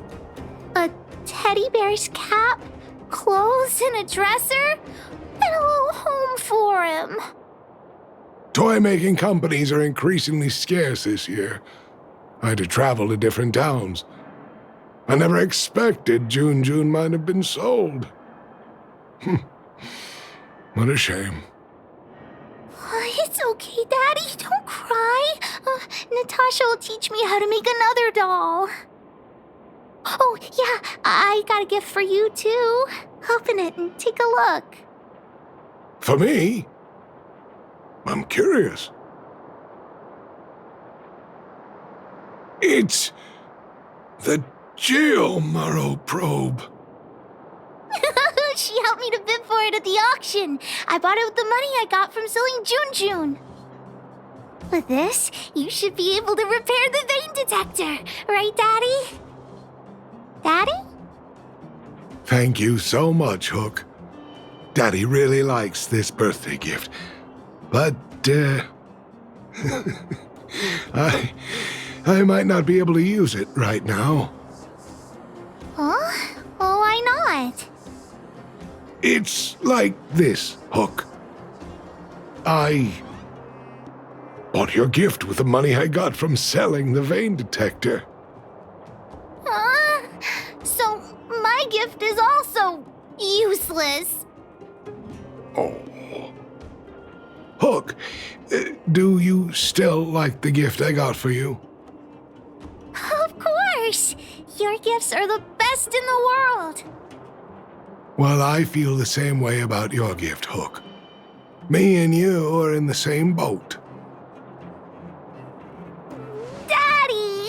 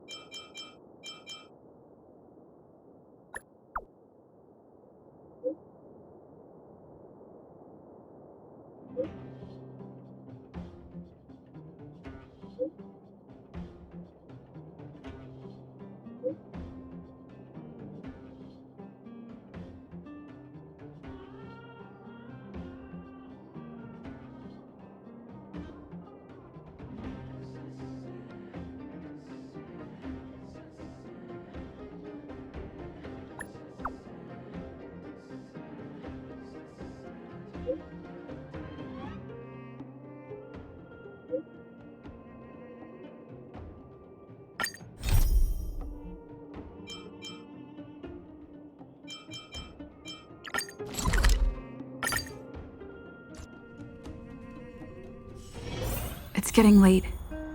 Where to now?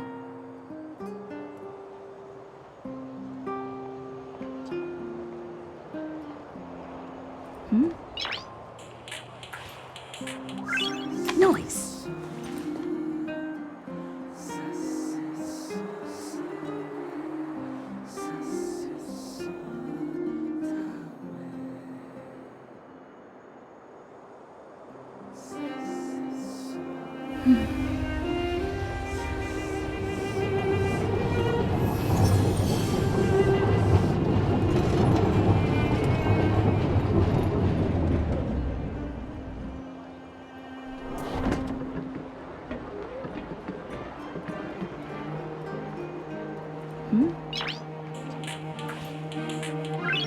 Noise.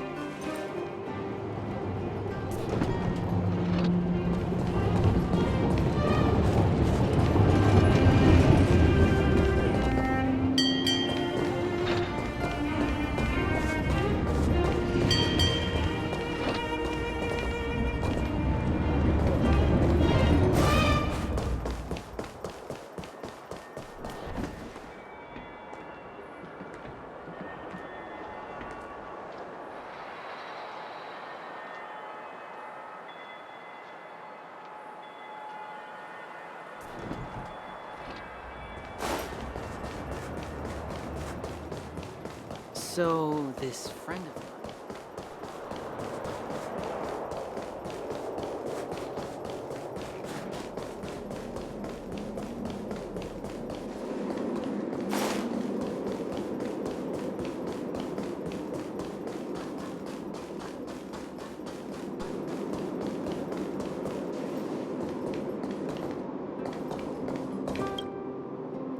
You're here. Thanks again for agreeing to this. You're not wrong. It's only been a few minutes. The highest priority for today is establishing good negotiations with the Chief of Wildfire. I'm about to get that process underway. Serval was a little delayed on the way over, but that doesn't affect our schedule.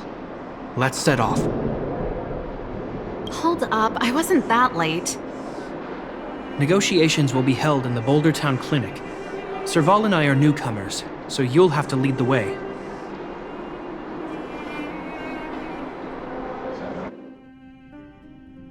The underworld isn't exactly how I remember it. Feels like we're not getting many friendly looks, huh?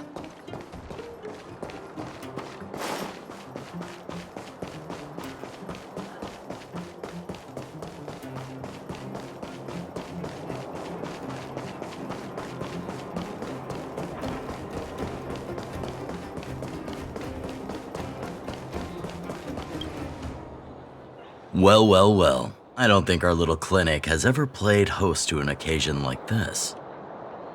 We meet again, Mr. Oleg.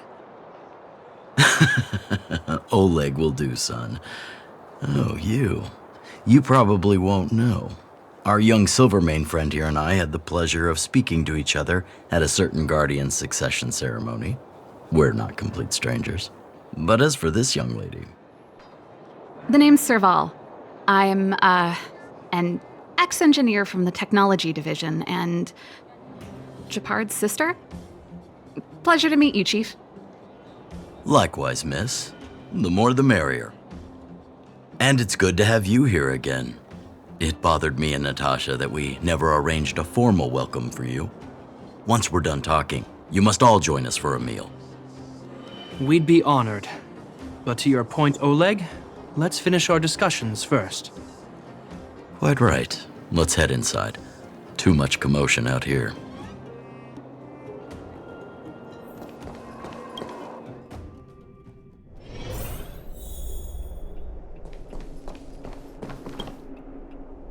Huh. So she's your sister. The Landau family is full of talented young people, I see. You're worried that Underworlders might still hold a grudge against the Silvermane Guards. So you want to show your solidarity with the Trailblazers to build some trust. Seems like a sound strategy to me. Rebuilding trust between the two worlds has always been a priority for Lady Bronya. People here must have felt abandoned by the guards after the passage was sealed off. If we were to simply take over the Underworld in the name of the Supreme Guardian, I can only imagine how people would react. Seems like you have a good handle on the situation. I see now why you made captain at such a young age. So, you're also saying the guards want to work with Wildfire and use our reputation to win back people's support, correct? I wouldn't use those exact words, but that is more or less what we want to achieve. If that's the case, I've got a question for you.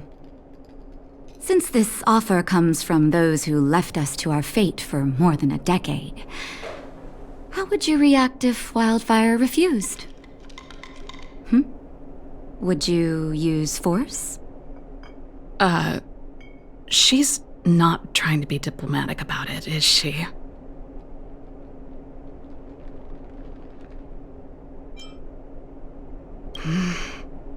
Choose your words wisely, Jeppy.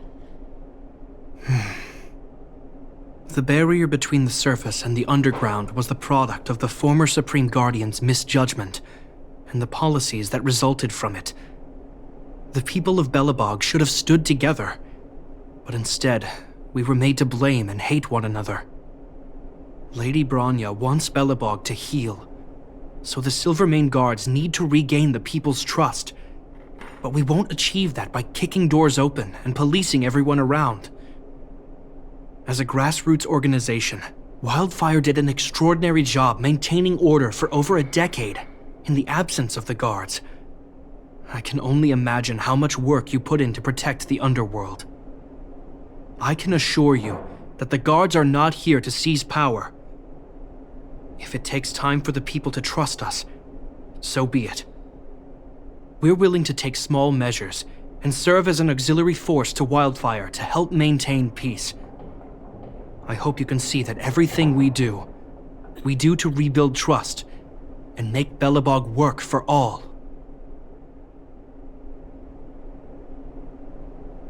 I swear, he never used to be this emotionally intelligent. That's an answer I can accept. Oleg, what do you think? I think there's no need for the guessing game to continue. It's obvious we share the same goal. With the help of Bronya, Serval, and Gepard, we're one step closer to rebuilding a united Belobog. I agree. Tell Bronya that Wildfire will work with the Silvermane Guards on security matters. However, things aren't simple down here. Please also tell her to draw up plans in case the situation demands... Monsters! Monsters from the Fragmentum! They're swarming toward the town! Not good. Stay here, Natasha. The patients need you. The soldiers and I will handle this. Understood. We'll be counting on you. Everyone rushed outside. I should probably see what's happening.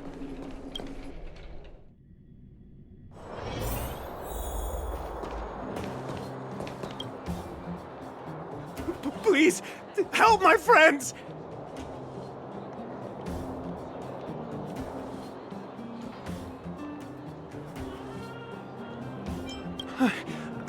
I'm sorry, I didn't mean to scare you all.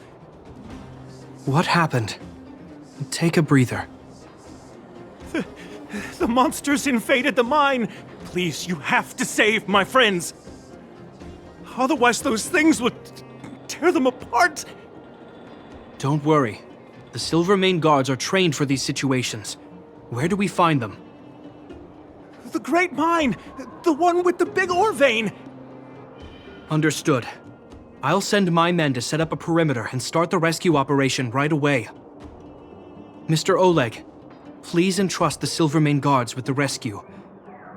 The defense of Boulder Town will need Wildfire's expertise. Watch out for ambushes and be ready to receive wounded soldiers. You're a natural-born commander. Understood. Leave it to me, son. Your troops will be unfamiliar with the layout of the mine. I'll send some of my men to be your guides. Thank you. In the name of the preservation, I promise we'll do everything we can to save lives. I'll go on ahead and lead the troops to the mine. Catch up to us when you can.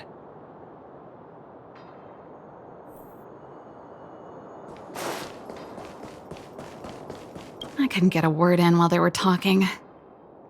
A duty-bound soldier and a resistance leader. It's hard to be rock and roll in front of people like that. You know, maybe I need to put my inner struggles in a broader context.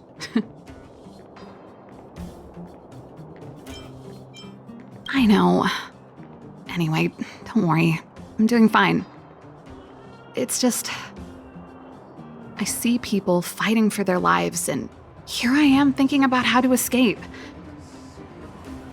I feel guilty about that. Wait a minute. Was that Gepard's plan all along? Use guilt to make me stay?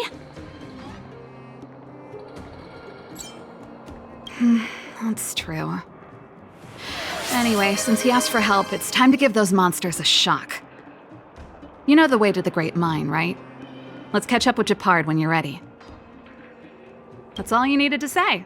Let's go.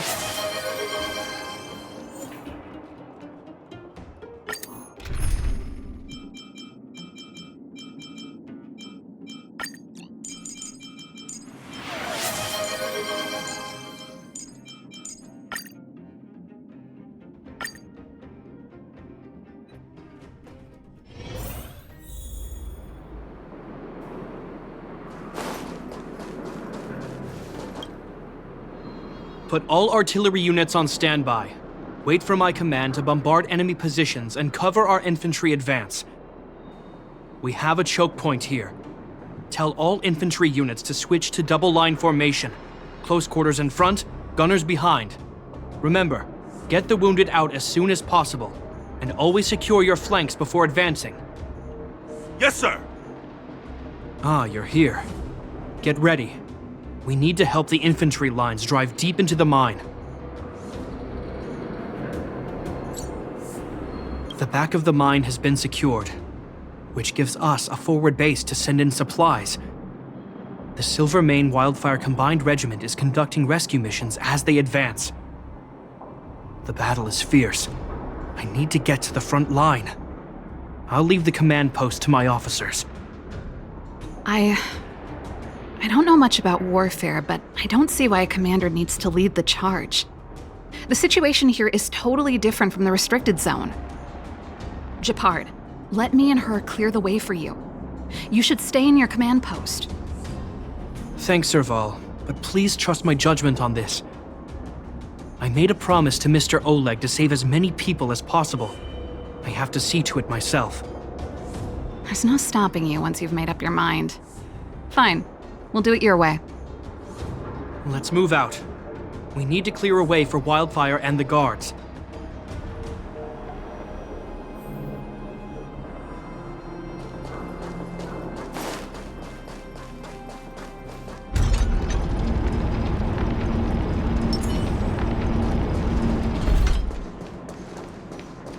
All civilians, please go to the bridge immediately. The Silvermane guards have set up a defensive perimeter. You'll be safe there.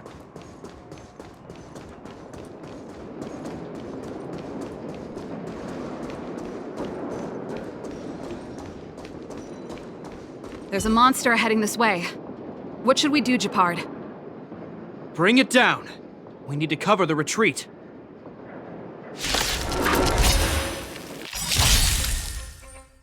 Clemency?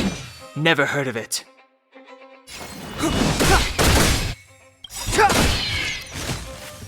The truth of life and death, revealed in this sanctuary, is but a vision.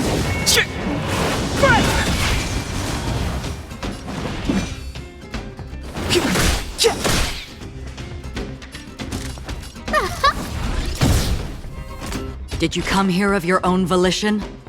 Or was it fate? Rules are made to be broken.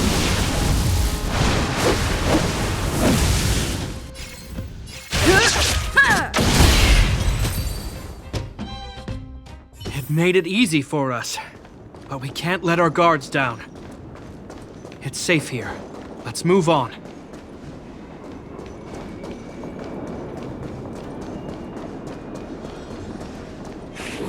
Stream forth, the gleam of old blades.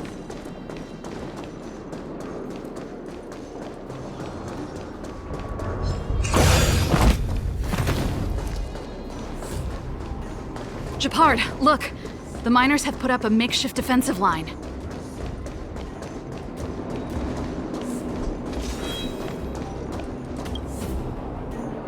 Are you the Silvermane Guard? That's right. We're evacuating the miners together with Wildfire. Are there any other civilians up ahead? The Silvermane Guards and Wildfire are working together now? Oh, civilians. I saw a girl run out from our defensive position just now. My brother went after her, but they haven't come back. Understood. I'll bring them back. The guards and Wildfire have set up defenses on the bridge. You should head over. Thank you. Please, bring them back to safety. Oh no! Monsters are coming this way! Leave the battle to us. You need to fall back. Okay. Thank you for saving us.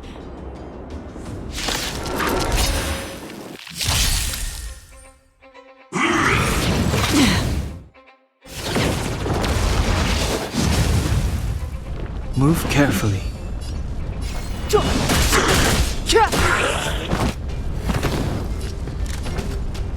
Look out! From the still waters of oblivion, I guide the wandering souls.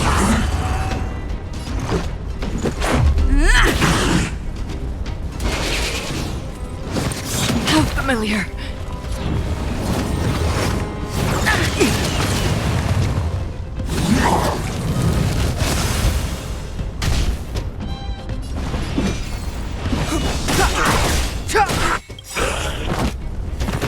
The truth of life and death. Reveal this sanctuary is but a vision.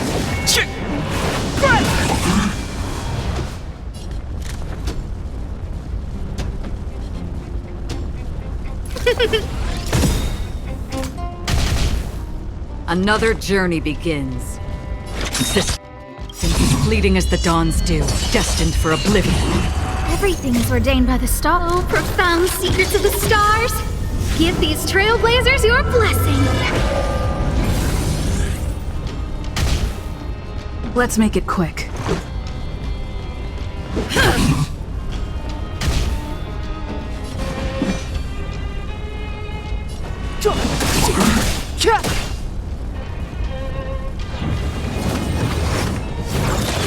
Yes.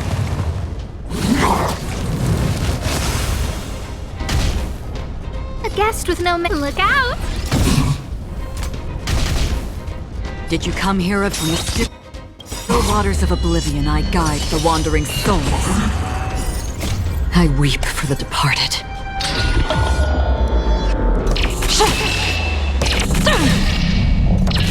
Dusk's reign, it too shall fall.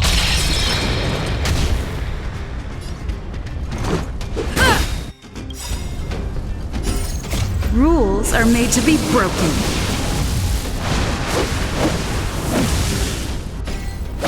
You're out! Let's keep searching for the missing girl and the miner. Is it me or is it cold here?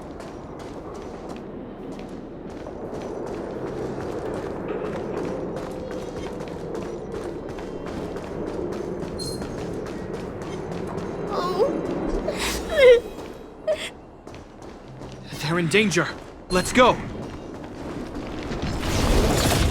They need our help. We have to deal with these monsters.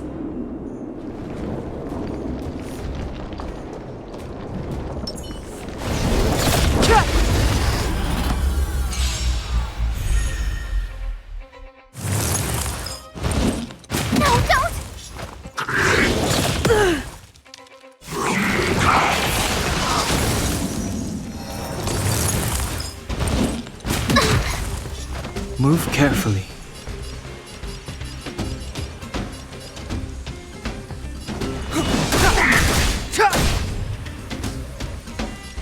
Where are you going? Take this!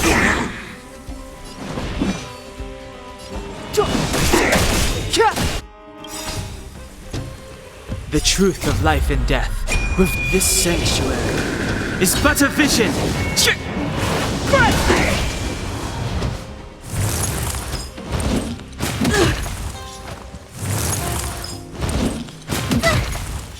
Another journey begins. More than that. Who's the lucky one today? Everything is ordained by the star. Oh, profound secrets of the stars. Give these trailblazers your blessing.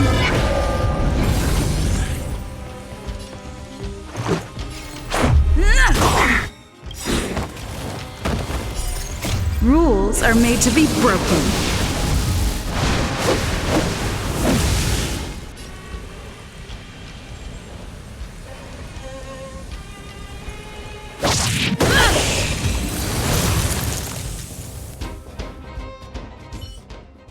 You two, it's too dangerous here.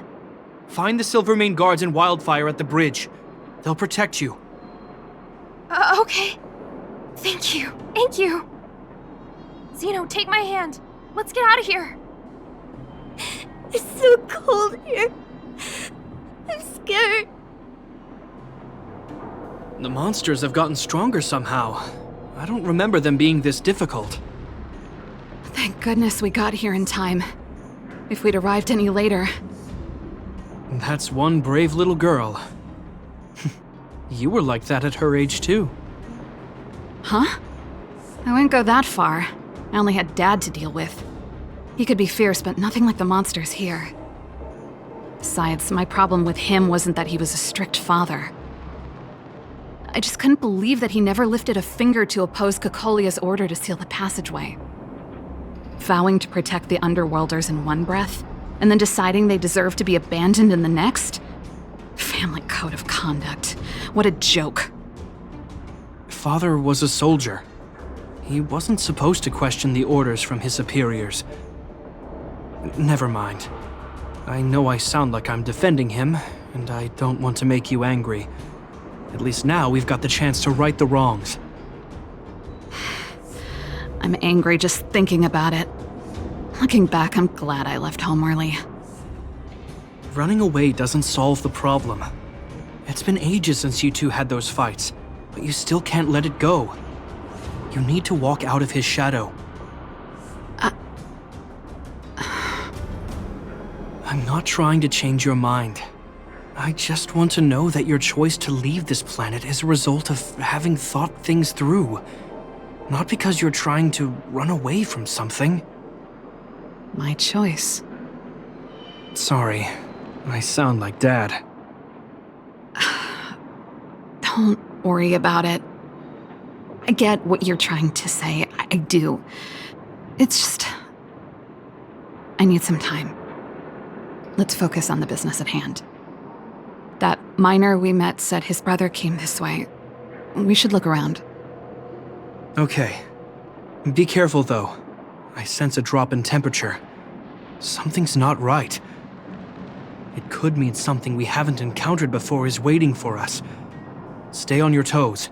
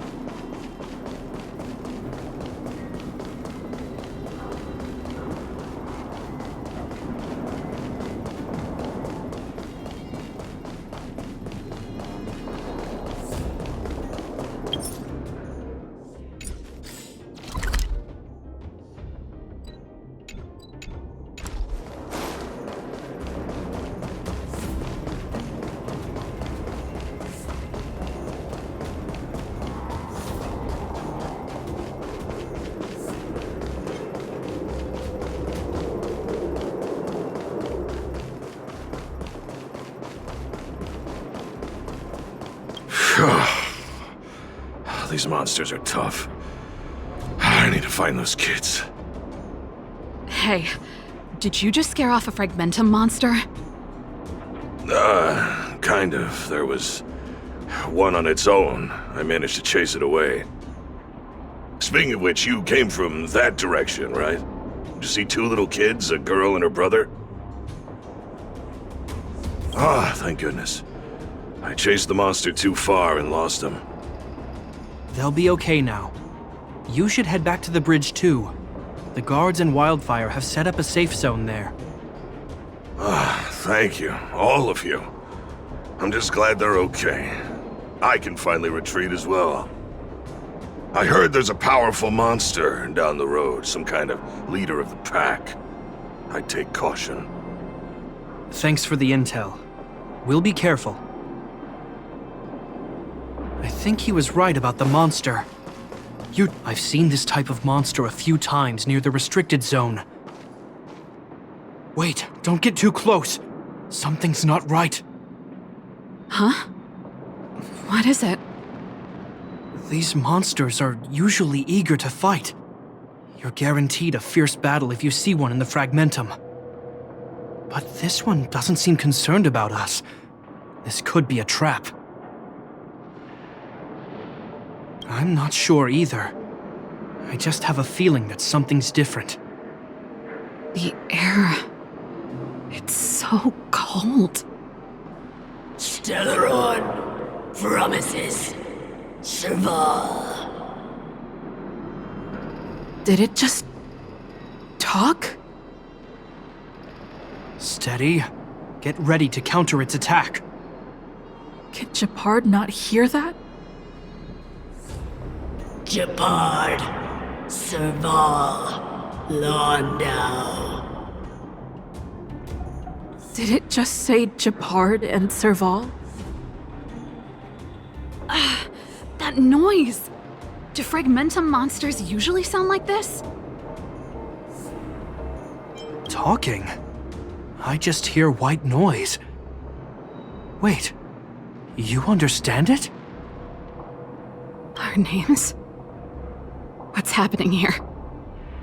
I heard rumors about this kind of monster.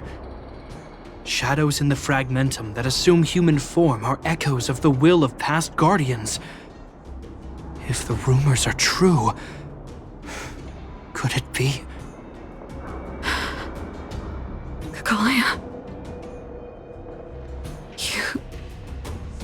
You just won't stop haunting me. I try everything to put the past behind me, and yet you always manage to creep up again. Cocolia, you witch! You've terminated my research and ruined my life. What else do you want to take away from me? Calm down, Serval. It's just a Fragmentum illusion. All that time we spent together, was any of it real? It was so easy for you to just leave this world behind. Don't you at least owe me an explanation? Serval! Londau, stand down.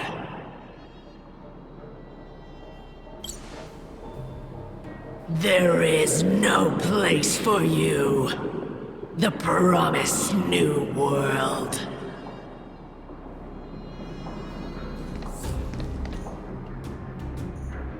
Sister, I know you want Madame Cocolia to respond. But this thing in front of us is our enemy. It was born out of the evil gathered in the Fragmentum. You won't get answers from it. Fight with us, sister. Let's dispel the shadow of the past once and for all.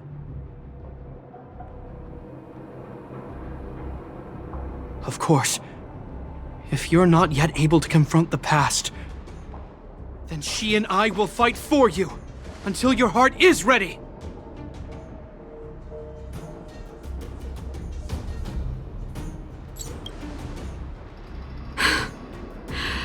You too.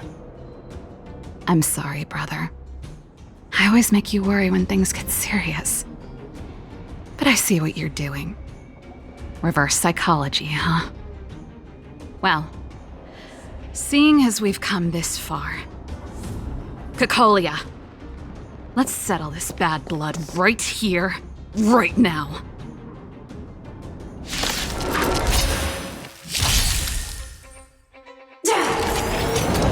Just a scratch.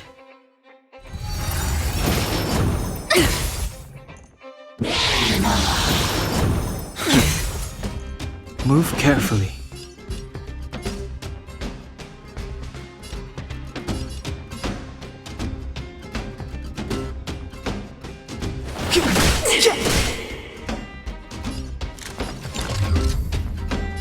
Look out! Resistance fleeting as the dawn's dew, destined for oblivion.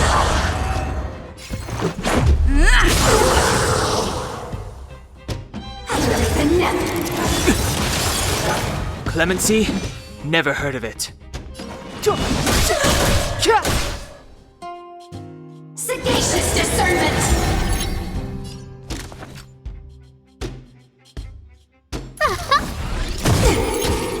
Did you come here of your own from the still waters of oblivion? I guide the wandering soul. I weep for the departed.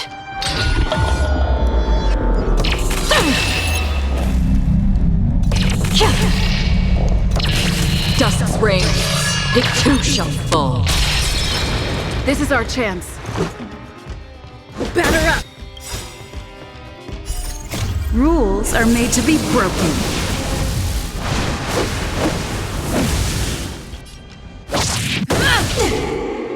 Step aside. The time is now. Serval.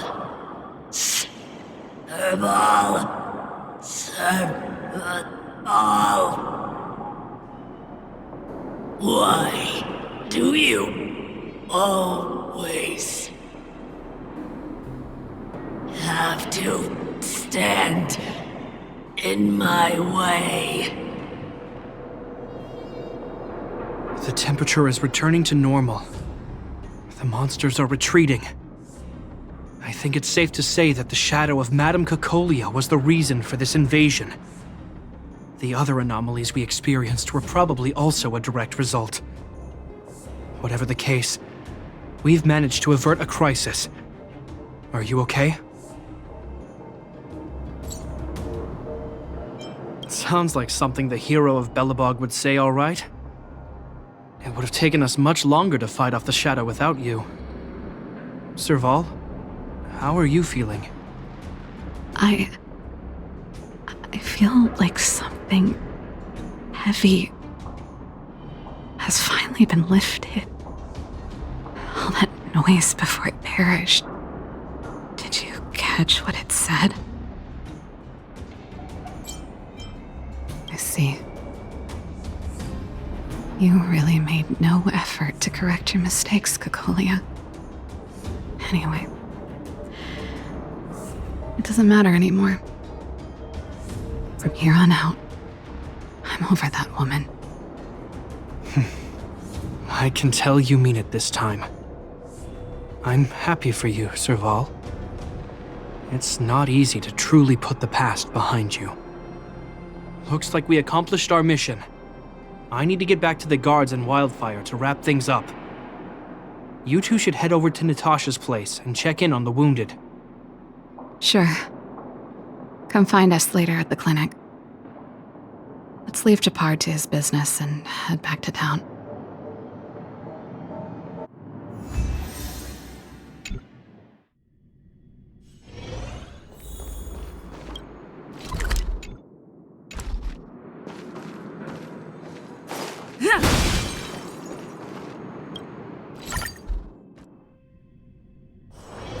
It's getting late.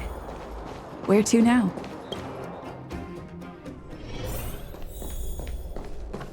I wish you all a journey that is... I see. Thanks for bringing me up to speed. The clinic has been busy while you were gone. We've treated many people, soldiers and civilians alike. All in all, I owe everyone a big thank you. It would have been much harder if Wildfire had operated alone. Thanks to Captain Gepard, we managed to keep our losses to a minimum. I'm sure people will begin to appreciate the Silvermane Guards after this battle.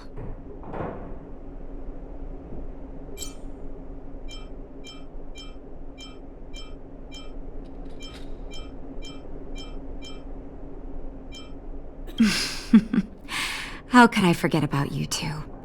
We couldn't have done it without your help. You're too kind.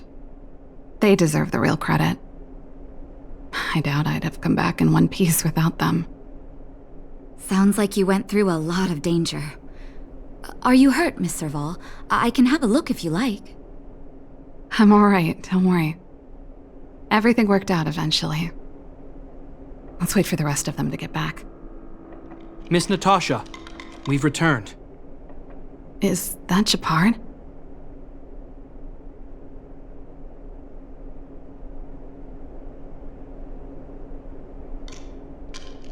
Mr. Oleg has a pretty good handle on what's needed in the mine. He's arranging for rescue teams and supplies to be sent over. He won't be back for a while. Looks like you guys have the situation under control. Thank you.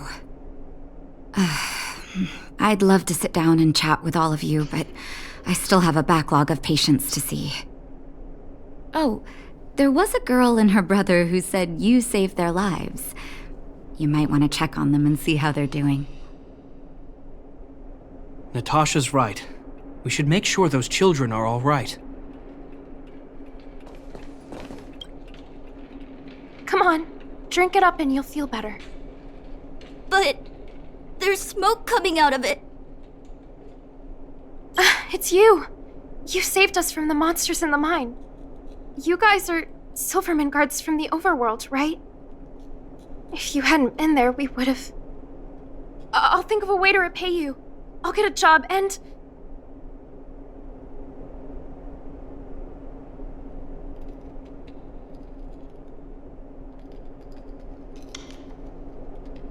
That's very kind of you. If Mom and Dad were still here, they'd want us to return the favor. Mom and Dad went somewhere far away a long time ago. Haven't come back yet. They'll come back one day, Zeno. So, you're looking after your brother on your own? That must be hard. Not really. It's my responsibility as a sister. I'm just worried that with all these monster invasions, maybe one day I won't. My brother is too young to survive in the underworld. To think he might have to live on his own. The misjudgment of the former Supreme Guardian isolated the underworld for more than a decade. With that isolation came tragedy. But under Lady Bronya's leadership, the Silvermane Guards will atone for past mistakes and bring relief to the people. From now on, you don't need to worry about the safety of your family. Captain Gepard. Taking care of yourself is hard enough under these circumstances, let alone if you have a brother to look after. I know it can't have been easy. Zeno, right? Yes, Mr. Captain. You're still young, so you need to stay under your sister's wing. But when you grow up, remember to use what you've learned to protect her. Be there when she needs you, and listen to her when she feels vulnerable. She'll do the same for you. Okay, sir. I'll protect my sister when I grow up. Thank you, Captain Gepard. Zeno and I will remember your words. You know, I'm pretty good at turning a happy reunion into a tear fest. Let's call it a day and give them some room. If you're not too tired, Gepard, can I talk to you for a moment?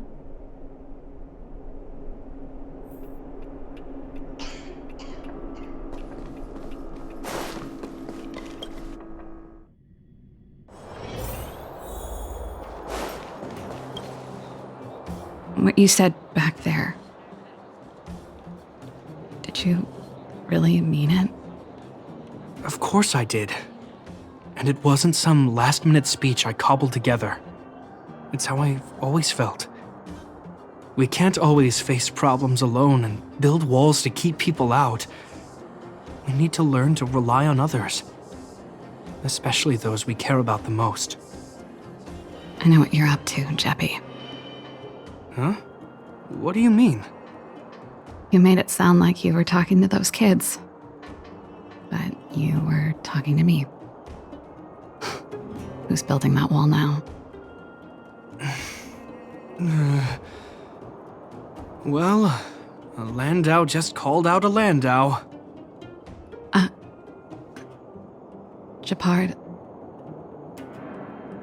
I changed my mind.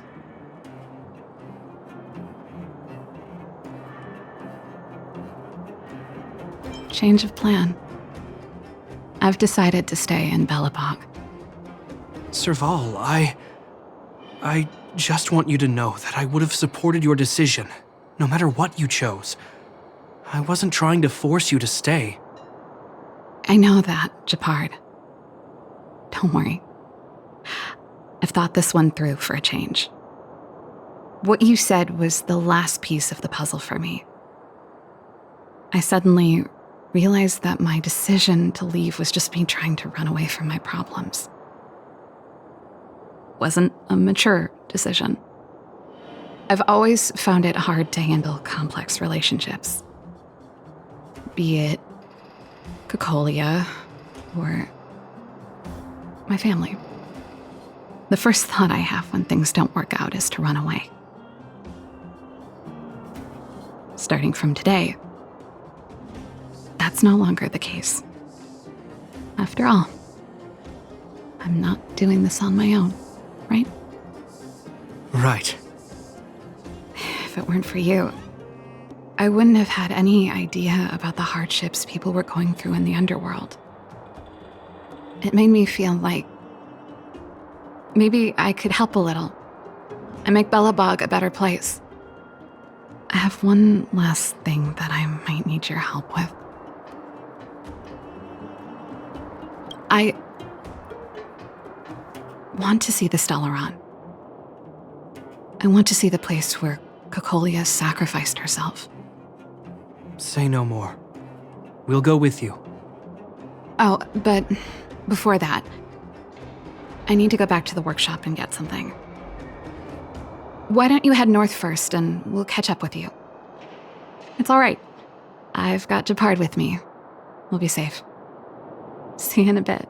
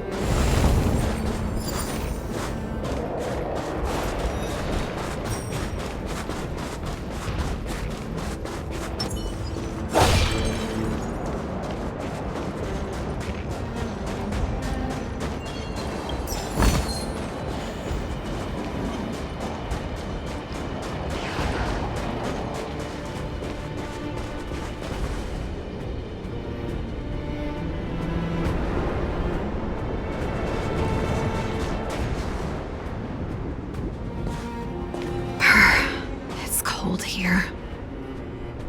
Is this the Stellaron imprisonment device? They had such advanced technology back in the day. Impressive. This is where Madame Cocolia died. She gave something back in death.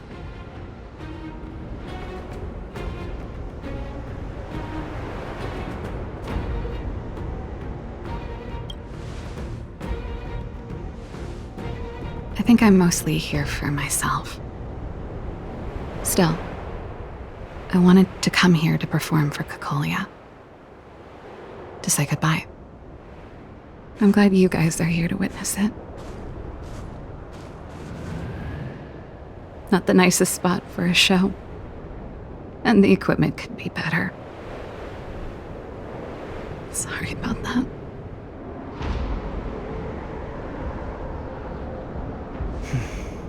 The stage is yours, sister.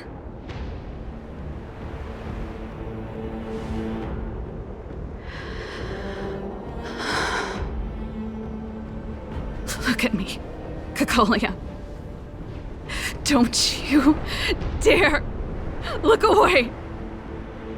Because I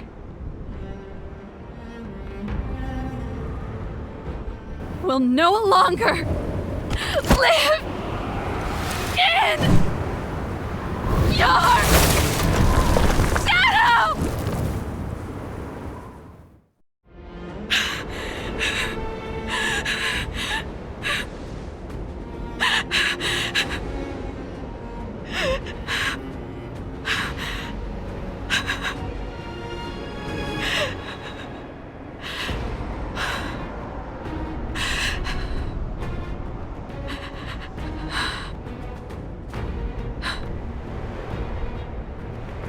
Happy? Happy. I just wish I could have seen the look on her face. Shame.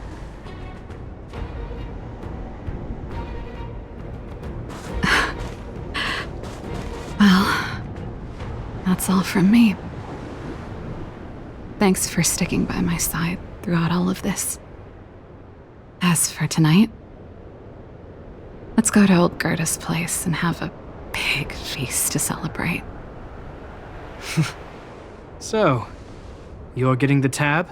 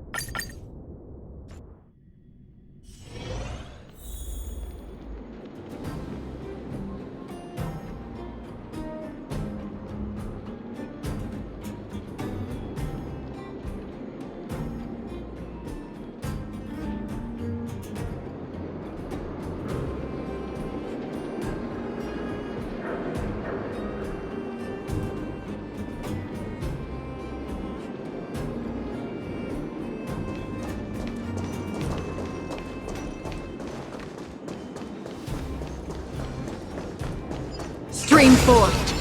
Gleam bold blades.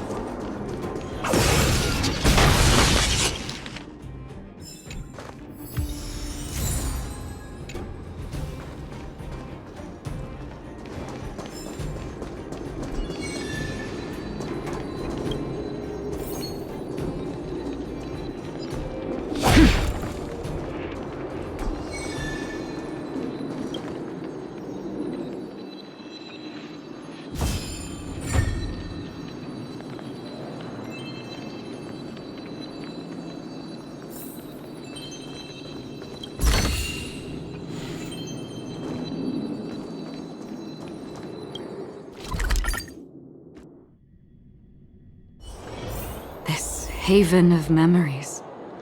Every touch, every moment is like a thorned rose. Snow White popping candy.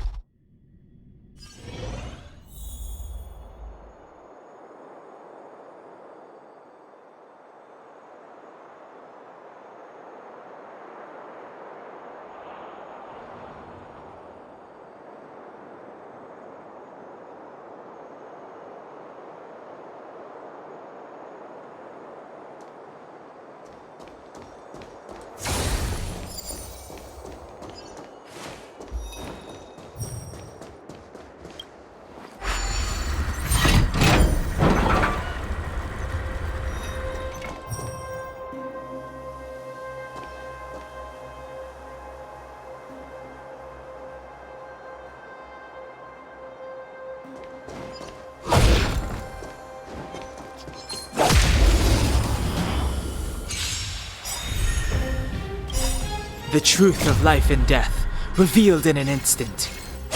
This sanctuary is but a vision!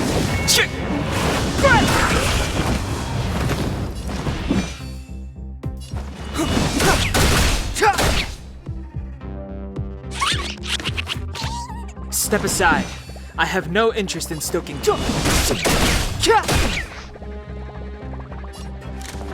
Look out! Did you come here of your own volition? Or was it fate? Existence as fleeting as the dawn's dew, destined for oblivion.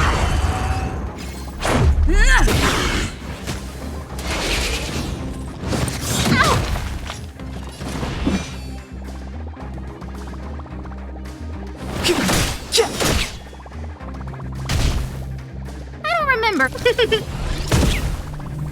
Another journey begins. In the still waters of oblivion, I guide the wandering souls. I weep for the departed.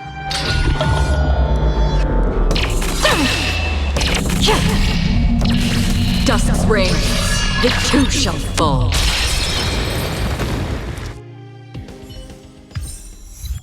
Another blood debt repaid.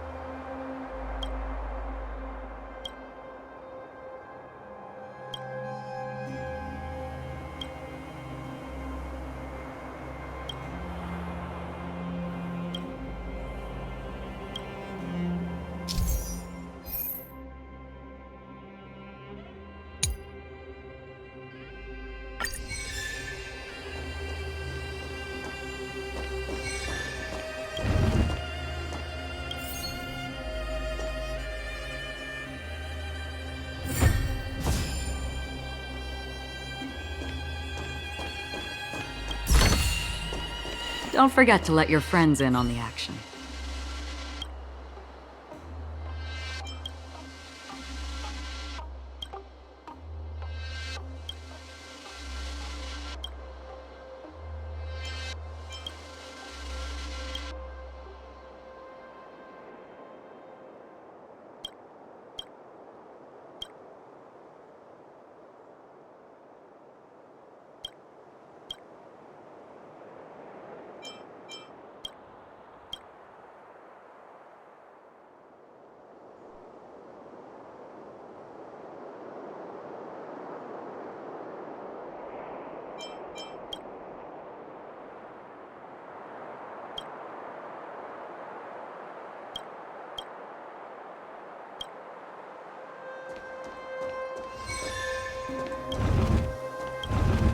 Stream forth the gleam of old blade.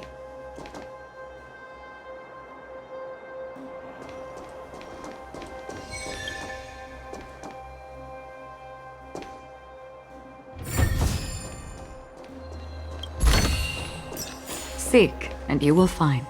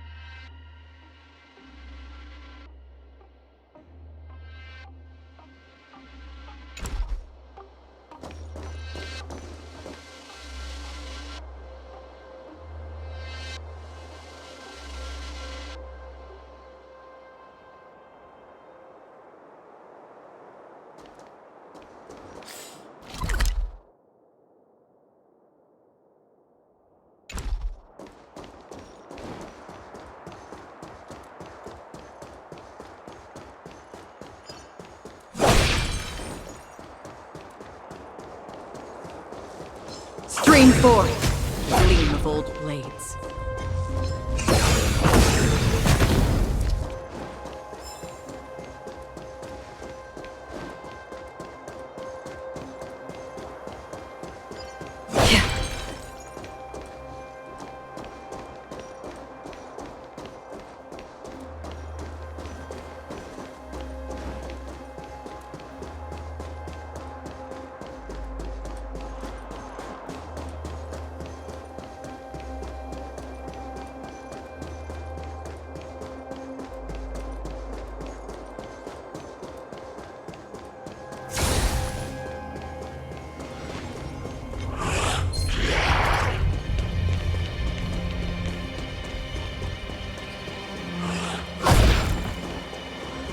Scream forth, the gleam of old blades.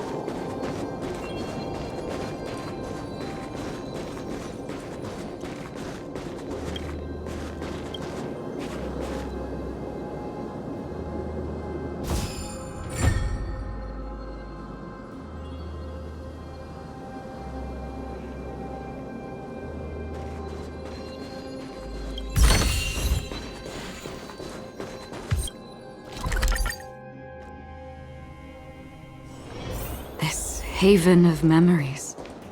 Every touch. Where can I get some?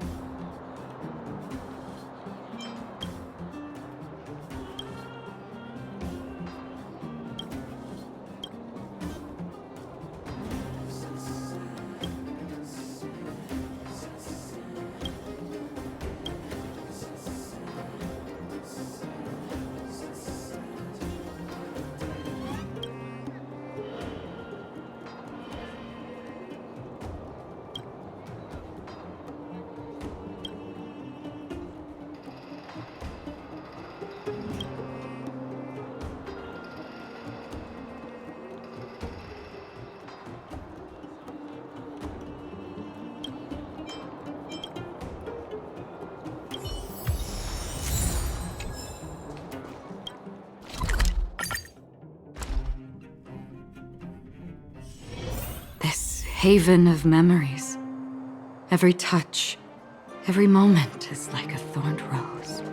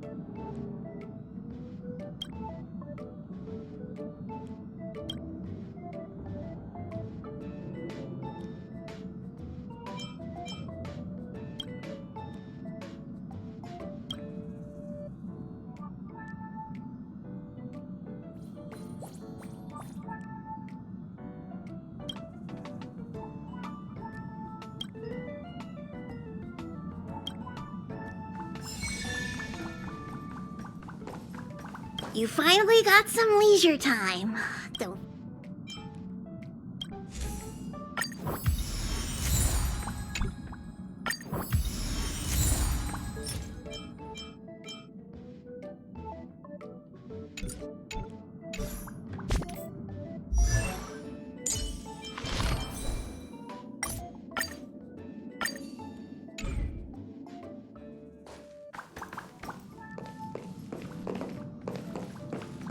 Is there anything you'd like to share with me?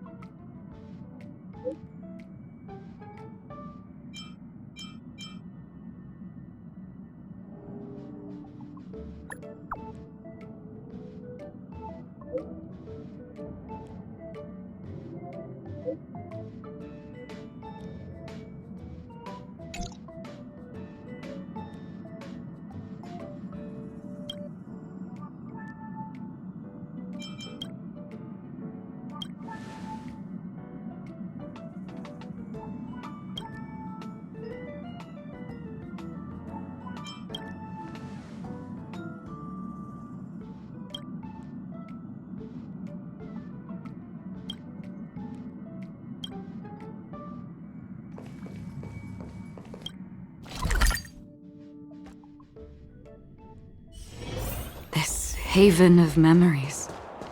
Every touch, every moment is like a thorned rose.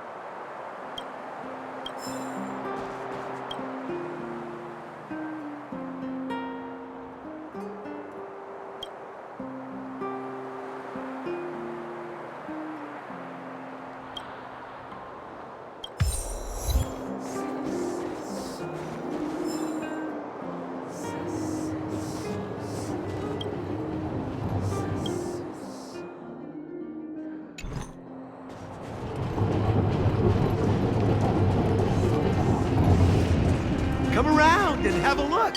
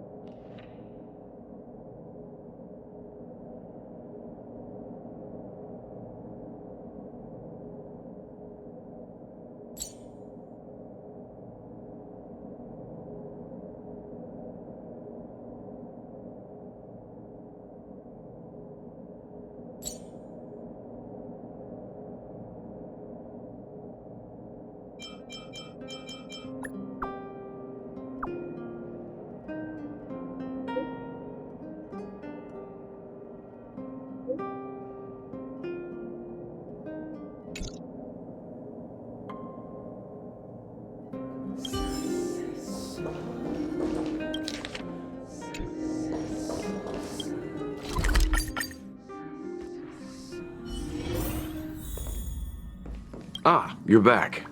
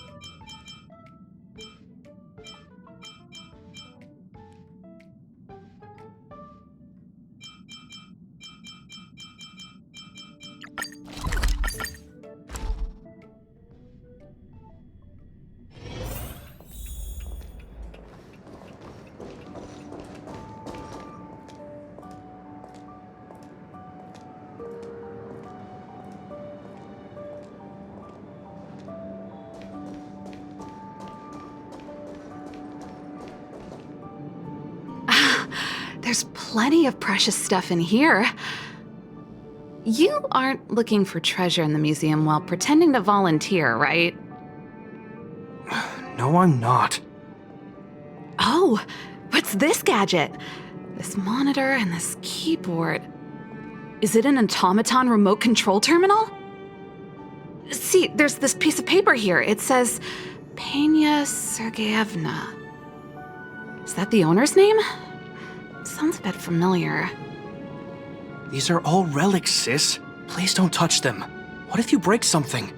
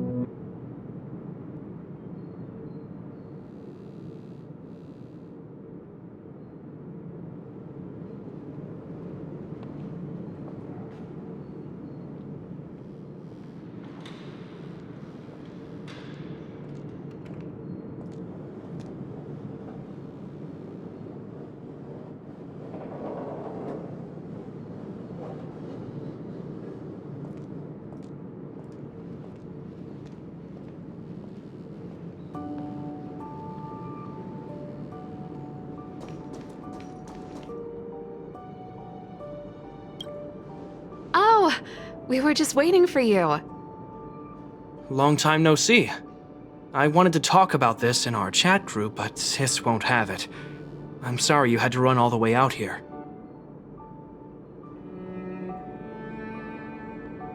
That was Serval's idea. She said it needed a level of secrecy. I happened to be helping out at the museum, so we both ended up waiting for you here. Actually, I want to talk to you about our little Lynx. She's our little sister, the youngest child of the Landau family. She just came back from a scientific exploration on the snow plains, but she seems really out of it, almost like she's worried about something. And she won't tell us what happened. We're really worried and want to help, but we don't know where to start. The last time I saw her, she was preparing to meet someone on the snow plains. She even asked for a stove set from me. But no matter how Gepard and I asked and probed, Lynx simply refused to tell us who she was going to meet. Such a failure of a sister. So that's why Gepard and I came up with this idea. We'd like you to help us find out what's going on. One more thing. Don't let her discover you. Otherwise, she'll probably get upset with us. Thank you. We're worried about her meeting strangers. She's used to doing research alone in the snow plains, and we've always believed she can protect herself. But this is different. I'm worried she could run into bad people. Oh, right. If you're gonna go find Lynxie, you gotta know what she looks like.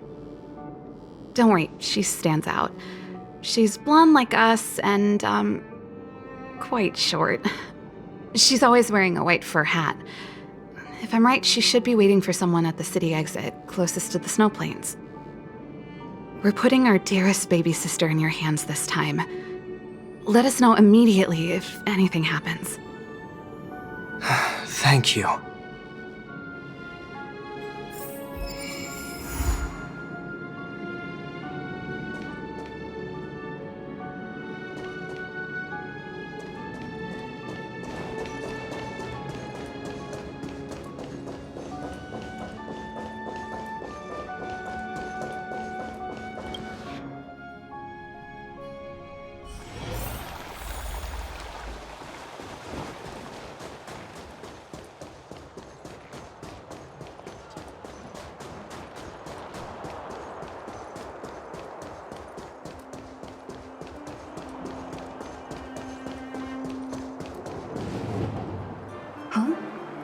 That girl over there. Seems like she fits Serval's description. That must be Lynx. Let's hide here and observe for now.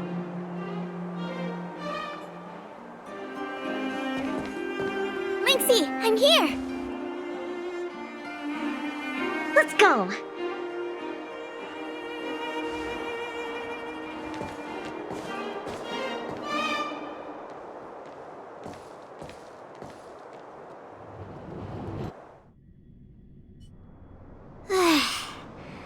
I never knew how long it took to get from the administrative district to the snow plains.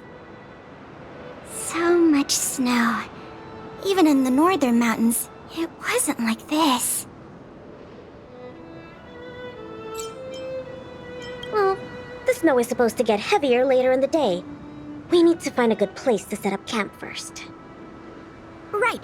The guide says we should find a flat, dry, sheltered location, facing the sun at high elevation. Oh, you remembered all that? I expected no less from you. But it's gonna be hard finding a place that fits those criteria. Well, we'll just keep moving and see. The place has to be convenient enough for us to observe the aurora, too. Thanks, Lynxie. I'll leave it to you, then. I'm gonna follow right behind you. Flat, dry, sheltered, facing the sun, high elevation. And we need to be able to observe the aurora. And this is going to be difficult.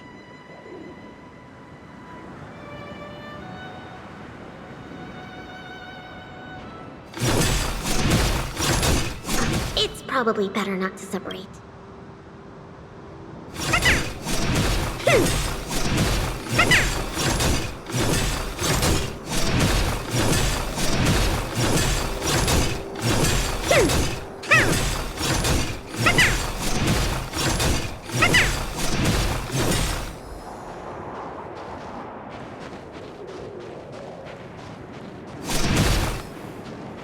This slope has a good view. It'll be easy to watch the aurora. Nope. The wind blows strongly through here, and there are signs of direwolf activity. It'd be too dangerous to make camp. I see. Then let's keep moving.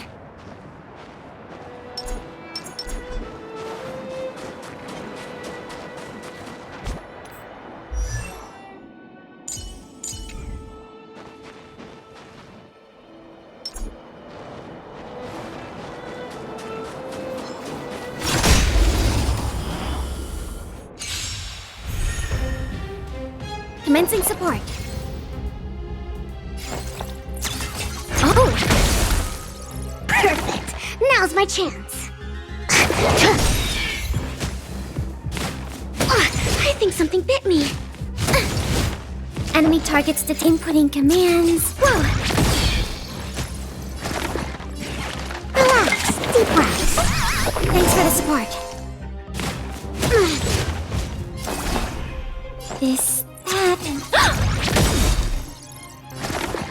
Excuse me, coming through.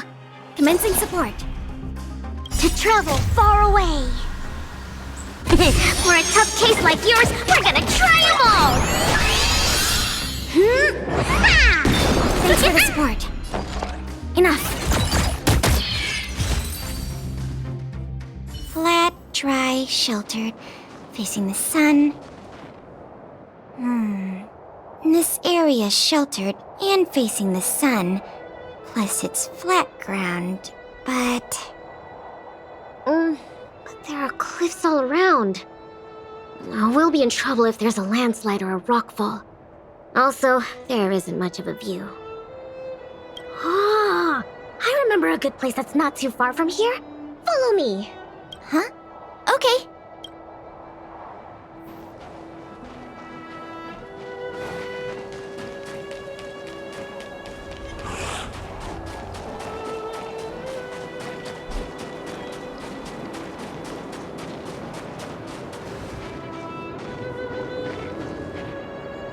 We're at a dead end.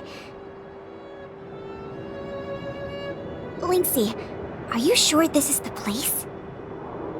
Yep. This is the path to Kandor Valley.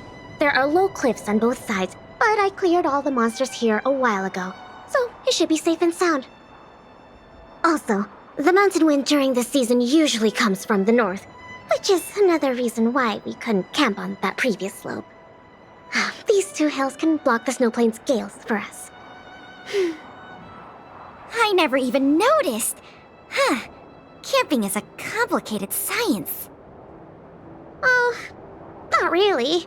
But the environment outside of Belobog is very tough. If the weather here was as good as inside the city, well, then we could have camped anywhere. That's true. I hope that becomes a reality one day.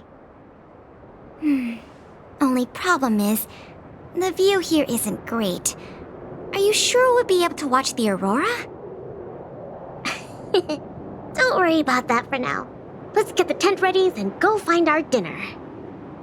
Sure, I can help out with the tent. I memorized that section in the camping guide. Okay, then I'll go set up the stove. Oh, if you have any questions, just ask me.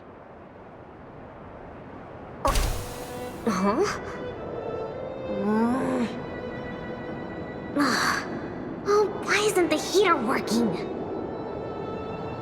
Ugh, darn. Doesn't seem like an easy fix. Alright, I'll ask Pela.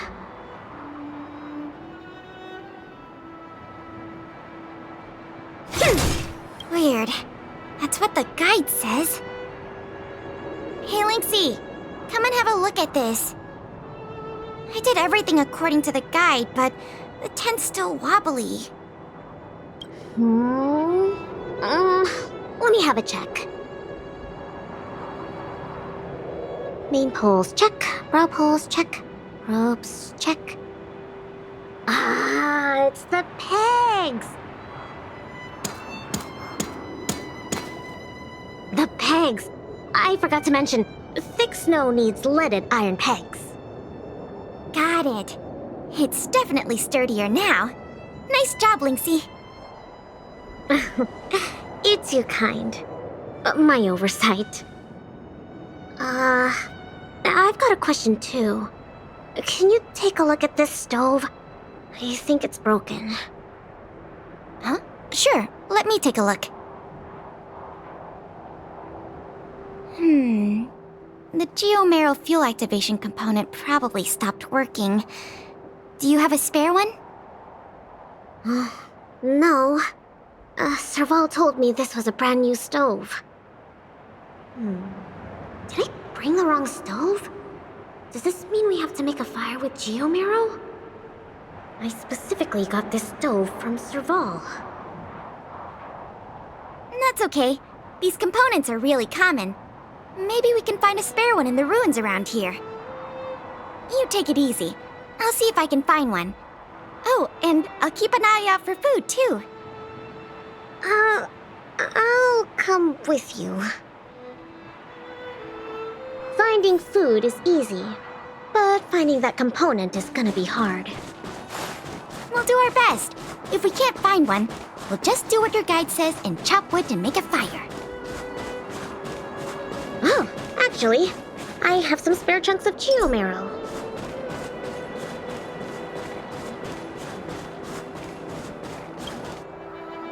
There might be spare stove parts in the ruin.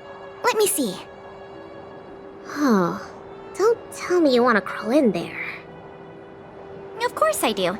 It's not like the stuff we need is gonna come crawling out.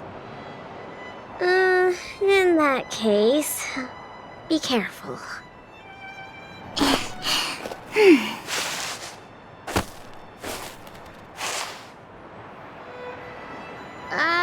Did you find anything? I didn't find any components, but I got this. I don't know if we can still eat it.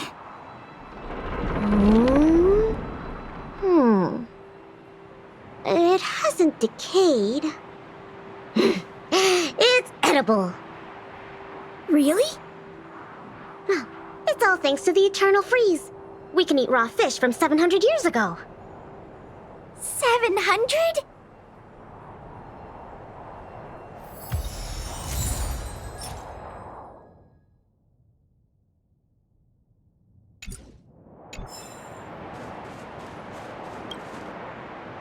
Huh? Ooh, what's in this tree trunk? You found something? There's food in here. Really? I'm gonna pry it open. There. What exactly are... Oh, these are mimic snow slugs. They can change their appearance to match the external environment. They're really cute. Yeah, but we should put them back. No. These slugs taste really good once they've been roasted. They kind of taste like, snow mice? That sounds even less appetizing.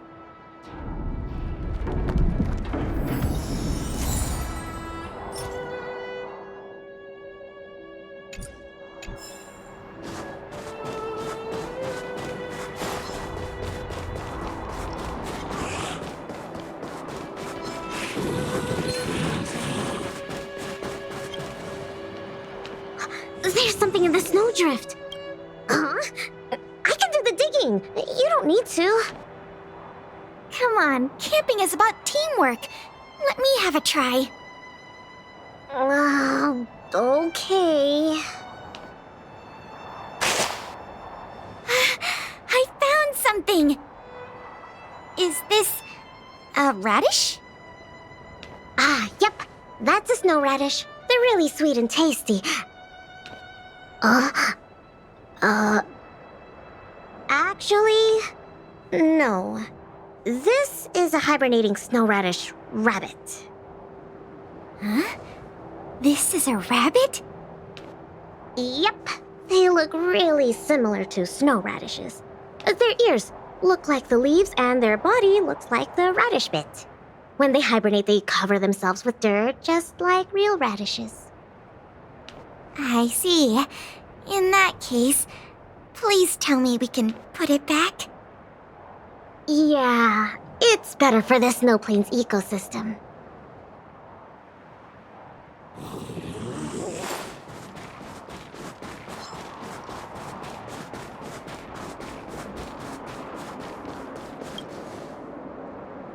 This crate looks promising.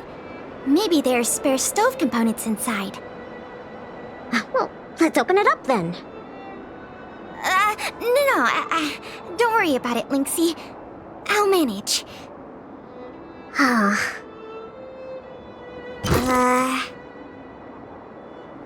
Are these sausages? Sure looks like it. And they were probably placed here not long ago. Could it be the Bellabog caveman's food? Bellabog caveman? Oh, it's a legendary creature. It looks like something between a man and a monkey, roughly the same size as a man, with dark blue hair. Its activities are very mysterious, and no one in Belobog can find concrete evidence of its existence. Well, I've only chanced upon it a few times myself, but whenever I tried to take a photo of it, it had already run away. Oh, I feel like these sausages might constitute a great Belobogian scientific discovery. Let's bring them back with us. Hold on. There are some letters here. Sam something... Coast something... I can't read the rest, but it seems like a name. Guess it can't be the Belobog caveman, then. Do cavemen even know how to write? Don't worry, Lynxie. I'm sure you'll get concrete proof one day. Let's leave the sausages here. I think someone might be missing them if we take them. Well, I think we've searched through everything here. Let's head back, Pela. Okay. I feel bad that we didn't find a spare component. Oh, it's fine. We'll just light a fire with Geomarrow. Let's go back and have some food.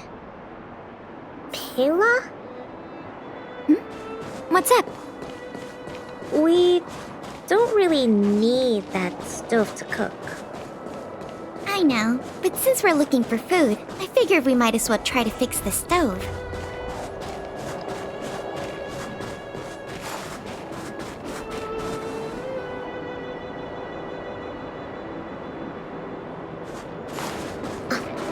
Is it some kind of animal? Lynxie, wait! That thing in the camp is a dangerous fragmentum creature. I see it too, but it doesn't seem aggressive. And it's all chubby and cute. Don't be fooled by its appearance. About 20% of our Silvermane Guard fragmentum losses are a result of chasing this creature. We haven't figured out everything about it yet, but there's one thing we're sure of. They have the power to control people. We need to be careful. What? But this little buddy gave me something good last time, and it didn't hurt me. That must be the first step in their mind control process. You were lucky. We should defeat it just to be safe. Fragmentum creatures are Belobog's enemies. They shouldn't be trusted. Oh, but... I didn't even get to take a photo of it last time. Now's a good chance. Can I at least take a picture, Pela? That's also my job as a researcher. I understand, but the sound of the shutter and the camera bulb might send it into a frenzy. It noticed us? It might be looking for an opportunity to attack. Be careful.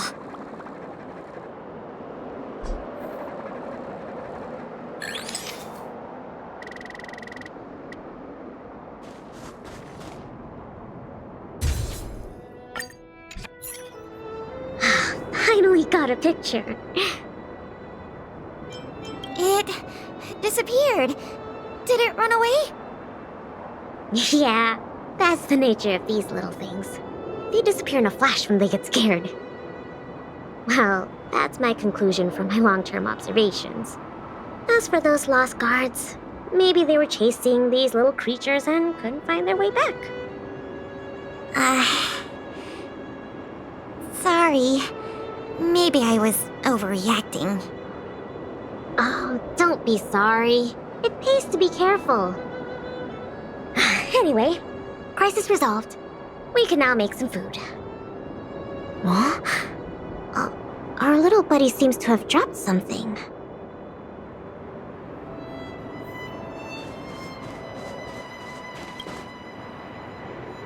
Huh? This is...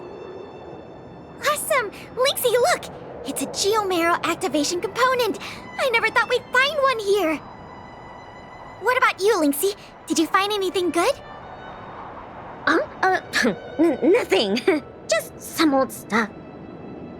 It's great we finally found the component. Let's go fix the stove. Huh? Lynxie, is something the matter?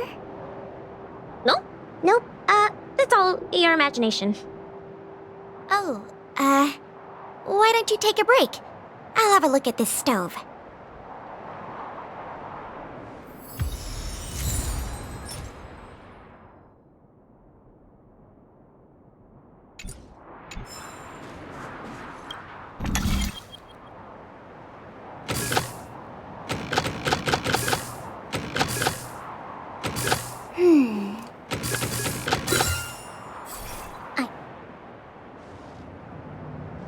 Okay.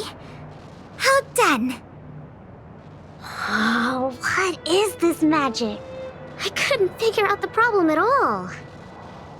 No magic here. Just a trick or two I learned from Serval. My sister. Yep, that's her. What's the matter? Oh, nothing. Just, sometimes I'm a bit jealous of Serval, you know? She knows everything. Same as you then. What? I'm serious. Outdoor explorer, mechanic, they're both experts in their field, right? I think you two are awesome. Anyway, it wouldn't be hard for you to get her to teach you something. You're her sister. She'd be happy to teach you.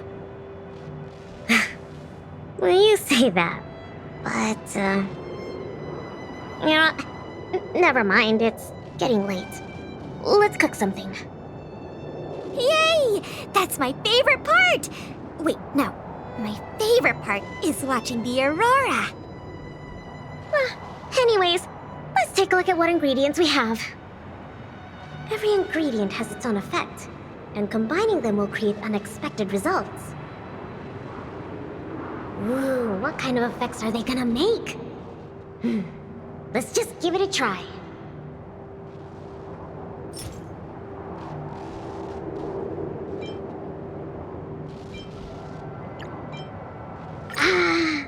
Raw fish from 700 years ago and some cute mimic snow slug.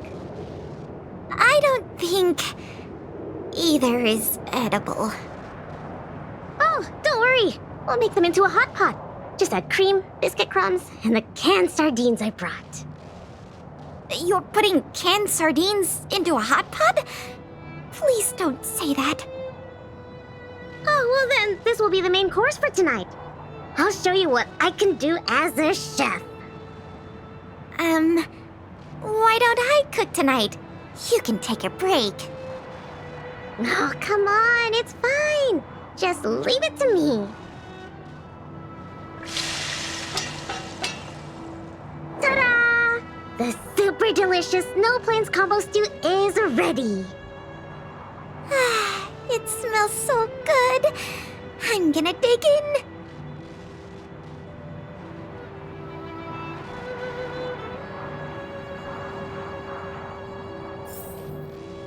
I'm so full.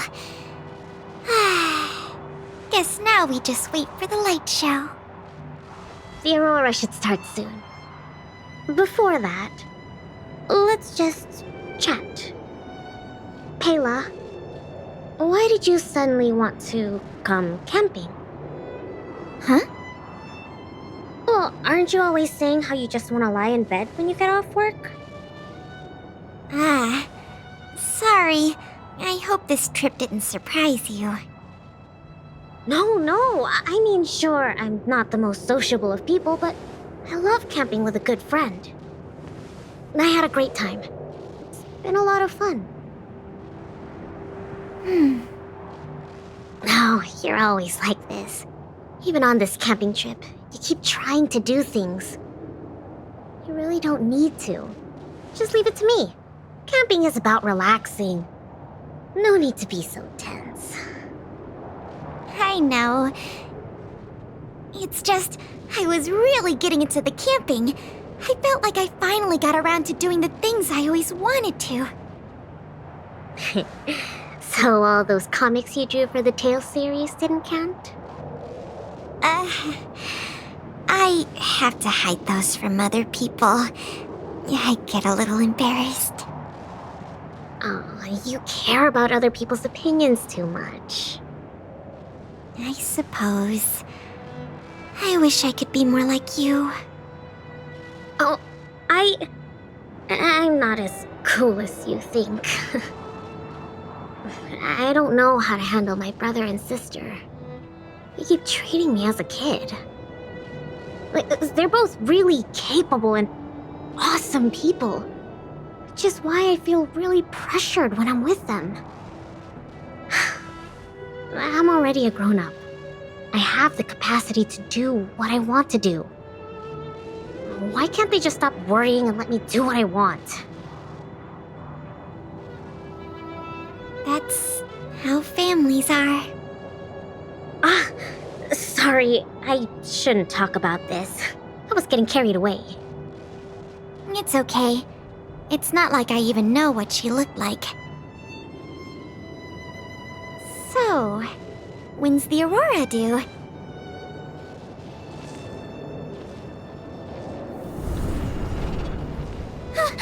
Careful, Lynx! There are monsters coming!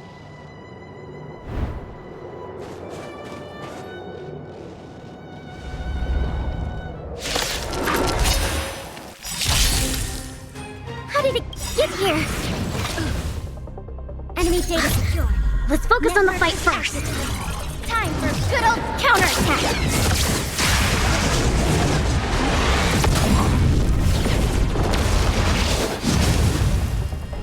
Do we still have the upper hand? Oh!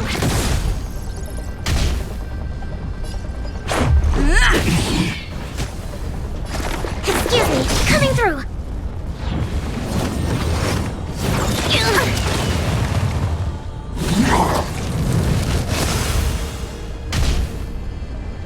This, that,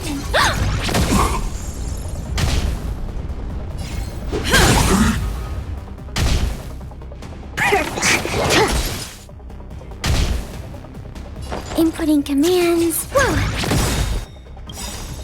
Enemy data secured. Net markers activated. Time for good old counterattack. Let's go.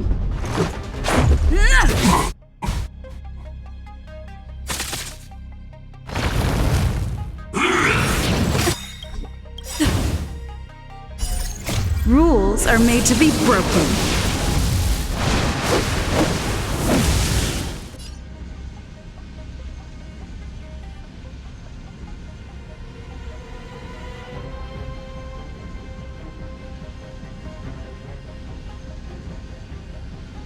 You don't say you're welcome!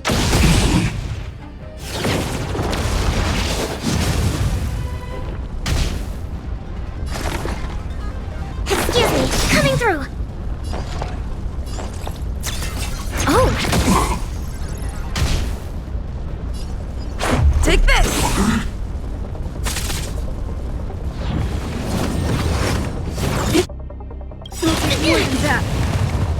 To travel far away. For a tough case like yours, we're gonna try them all! Thanks for the support.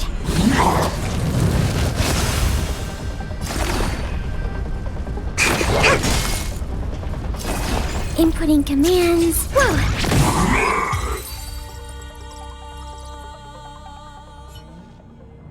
These fragmenta monsters are coming out of thin air! They were probably attracted by the stove. The Stellaron crisis is over. Why are there still so many monsters?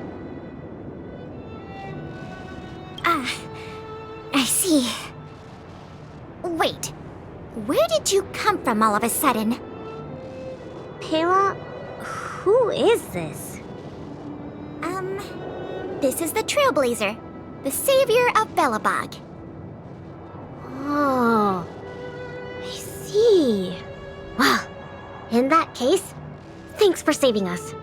Not to mention Belobog. So, what's a big hero like you doing out here? Oh, never mind. I can take a guess. Serval and Gepard sent you to protect us, right? Ugh, they're always like this. It's impossible to get some private time as their younger sister.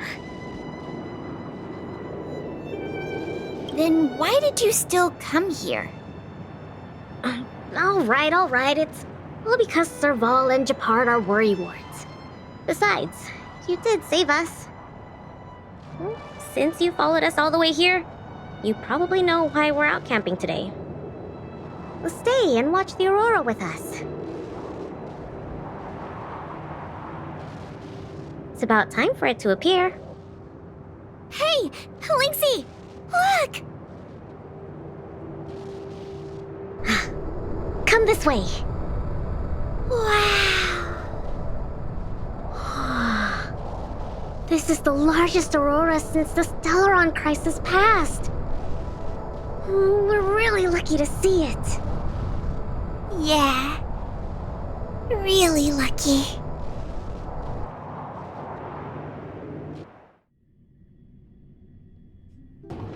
So awesome! I got to taste Lynxie's cooking and see the aurora.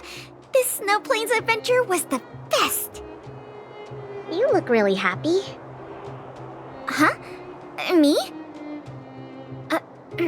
I'm not that happy. What I mean is,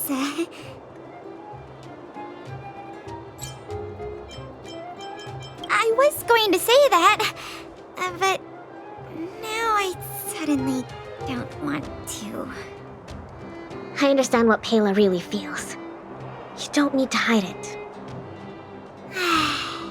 It was a great experience. Thanks to you, Lynxie. Not to mention you. Anyway, what now? Back home? Wanna go out for a midnight snack later? We can. I heard a pretty good steak place opened up in the south of the administrative district. We can go try it out together. Sounds good. That's settled then. Let's part ways for now and rendezvous later tonight. Pela, hold on. What's up? This is for you. What is this? I found this on the ground before you fixed the stove. I guess that Fragmentum creature dropped it. I think it might be best if you check it out yourself. Penya Sergeyevna. I see. Thank you, Lynxie. Let's meet up here later tonight. I better get going.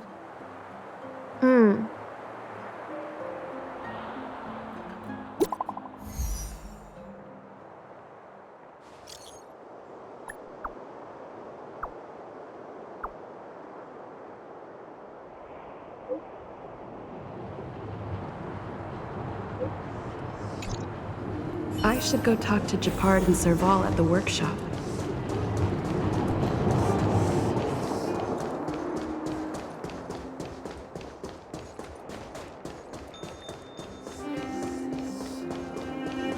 You know what I mean. Between expeditions, it's always a challenge to make time with Lynx. But why doesn't she want to talk to us? Calm down. We've got her to help us.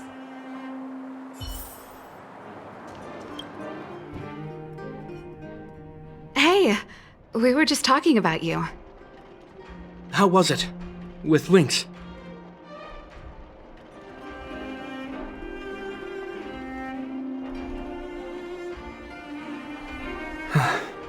So, that stranger was Pela. What can I say? Sounds like a Lynxie expedition, all right. No way! As long as Lynxie can protect herself, I'll be supportive in all her ventures. Serval is right. This time, this was Lynx's own choice. We won't be upset with her. But exploring the snow plains is still quite dangerous. All right, calm down. She'll be able to look after herself. Thank you for being around for this. Gepard was too anxious to sleep. Sis, you're exaggerating. As for how we'll communicate with Lynxie in the future, we'll have to have a good think about it. You really helped us a lot this time. Thank you so much.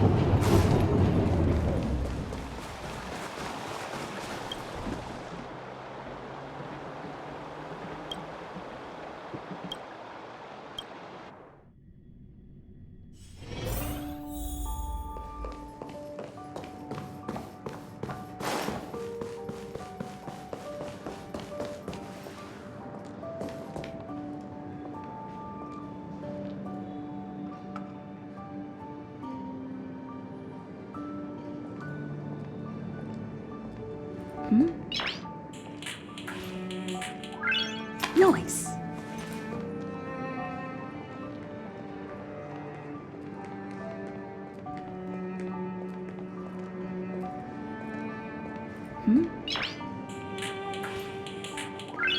Noise.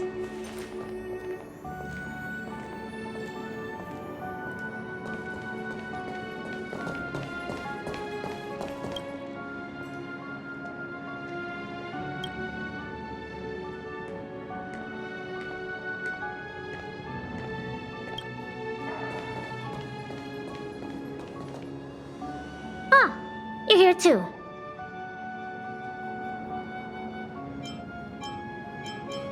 She's in the storage room. Let's wait for her. I think she's looking over the contents of that floppy disk. Let's give her some time.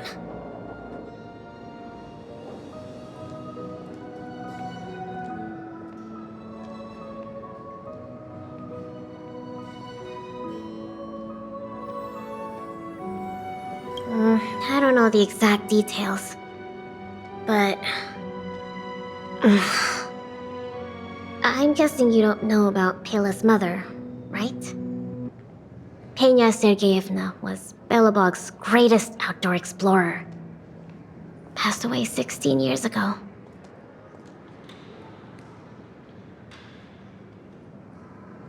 The exploration team belonged to the Silvermane Guards at the time, so they had authorization. Anyway, well, something else happened 16 years ago. Pela was born. Yes. They say that despite her pregnancy, Madame Pena insisted on staying at the Snow Plains camp. She couldn't go to the front lines, but she was able to handle administrative duties. Then, finally, the day of Pela's birth arrived. Tragically, there were complications. Other serious incidents occurred that day.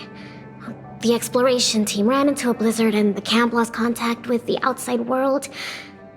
No one knew what to do.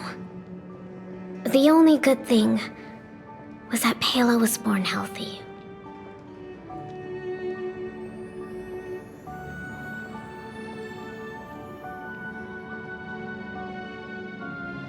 The floppy disk, if the old research team members were telling the truth, it was something Madame Pena left behind.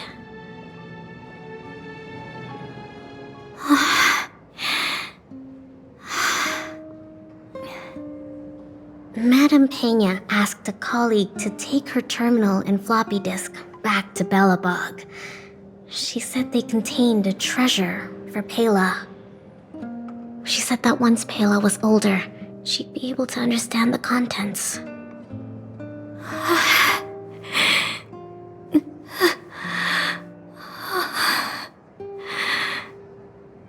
But that colleague was attacked by fragmentum creatures on his way back to the city.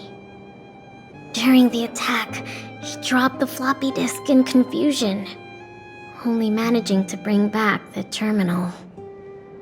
Apart from Madame Pena, nobody knew what the floppy disk contained. But they say she left Pela many letters.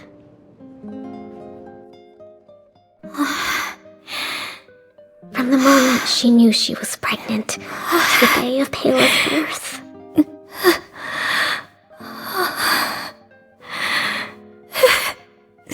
Never missing a day.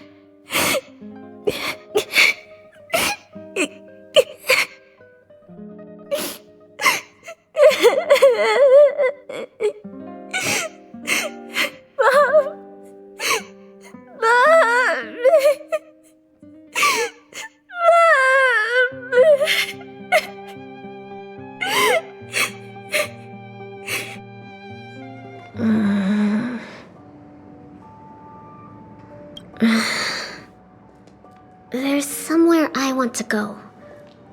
Will you come too? The workshop.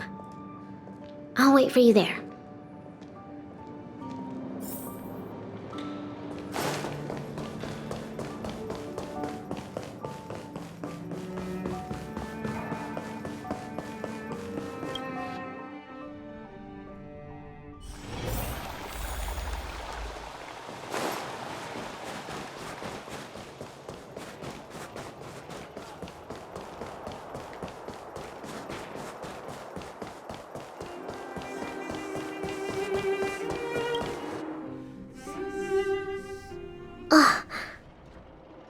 Serval, Gepard.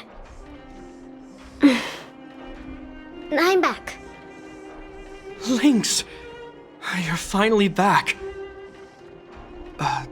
What's with the red eyes? Did something happen? Gepard? Way to make it obvious. Welcome home, Lynxie. Oh, it's okay. It's okay. Seems like a lot went down in the snow plains. Thanks again for your help. I think we need a little private time. See you soon. I should give them some time together.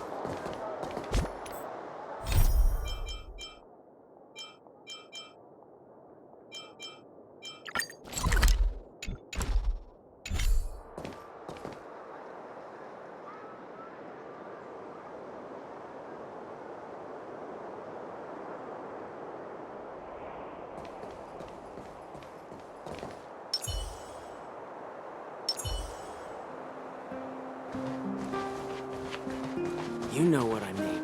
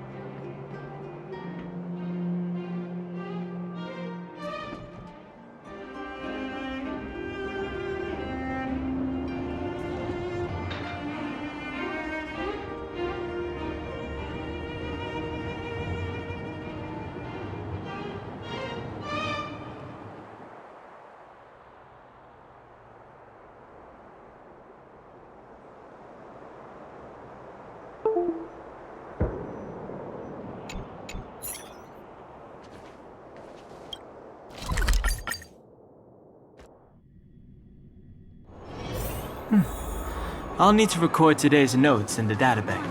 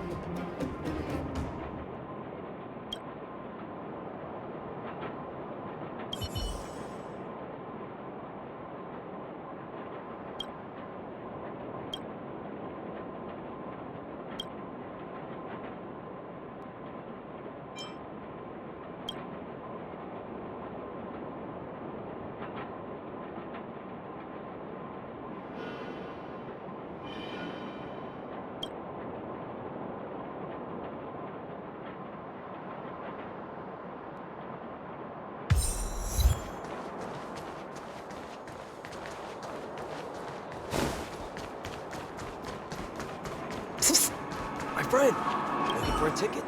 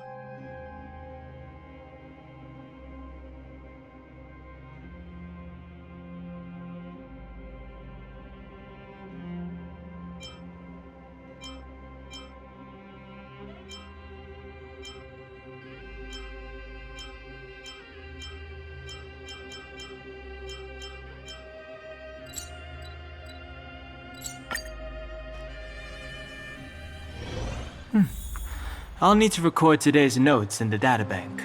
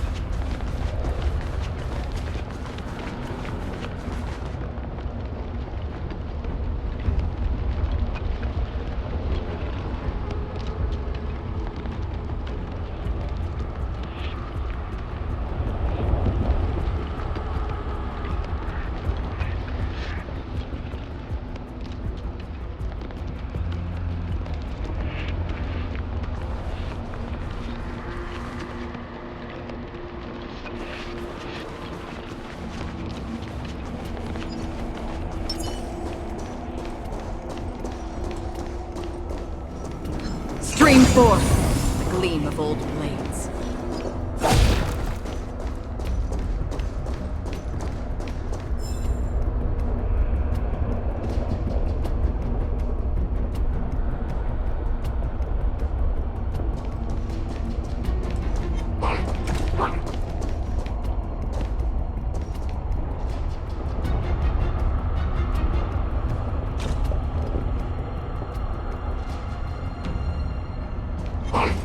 Storms on the horizon.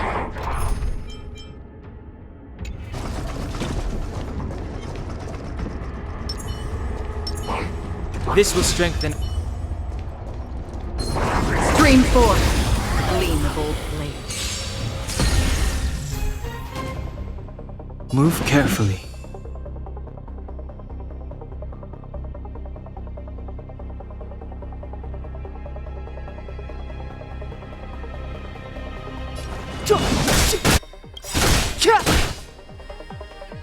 The truth of life and death with this sanctuary is but a vision.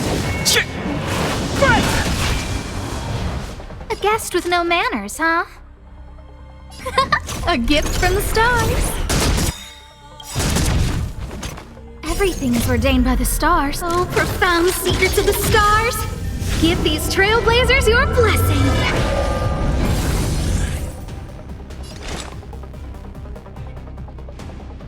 From the still waters of oblivion, I guide the wandering souls. Let's make it quick.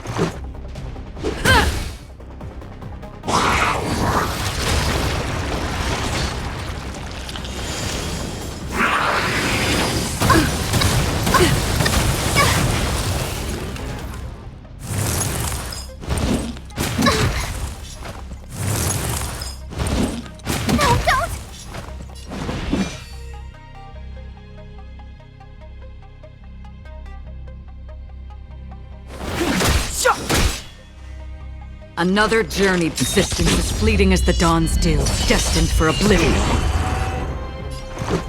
Take this! Rules are made to be broken.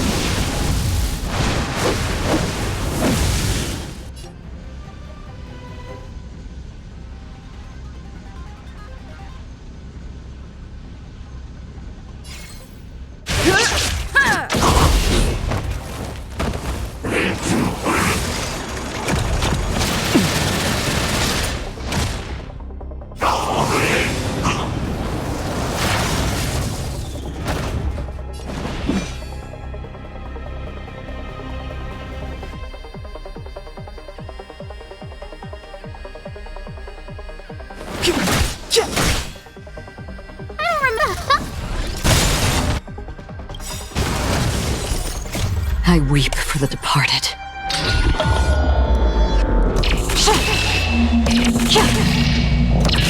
Dusk's reign, it too shall fall.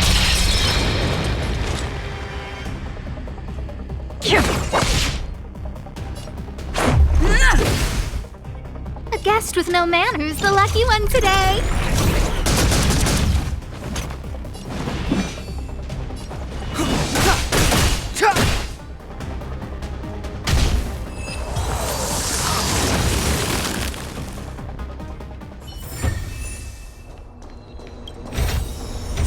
This is what exploring the cosmos is all about.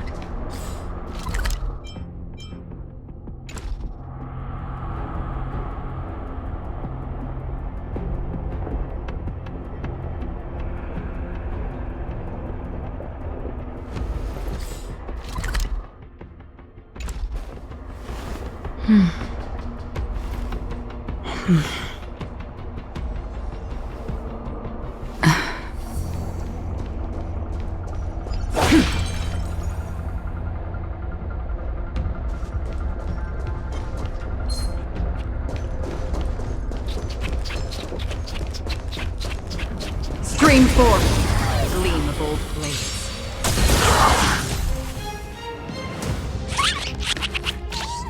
It's too late to repent.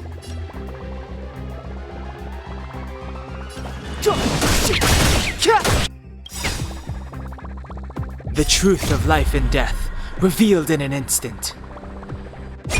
This sanctuary is but a vision. I don't remember inviting you.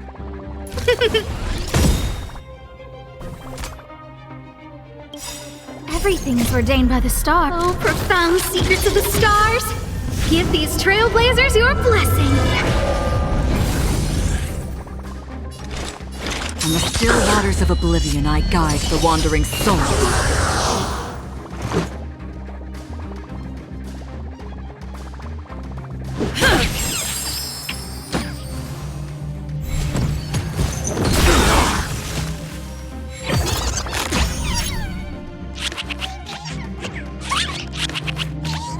It's too late to repent.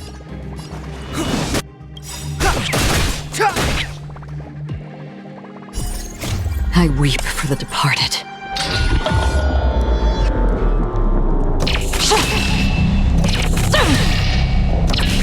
Dusk's reign, it too shall fall.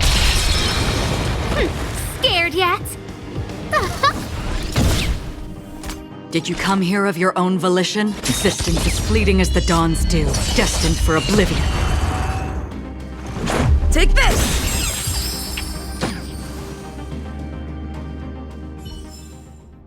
Another blood debt repaid.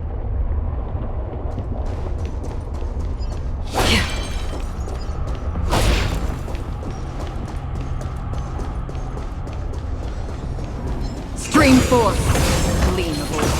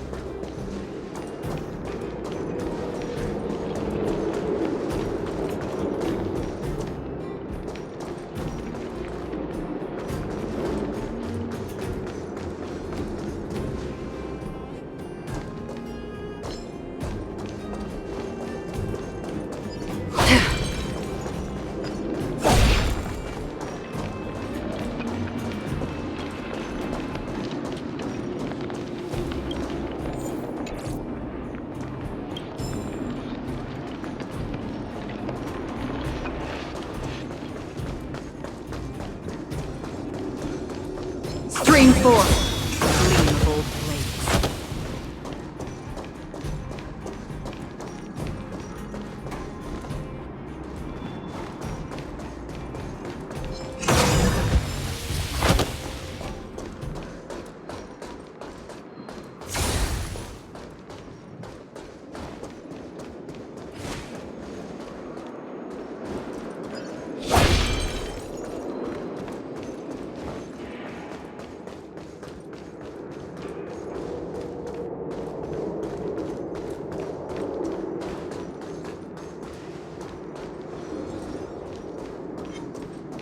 Stream 4.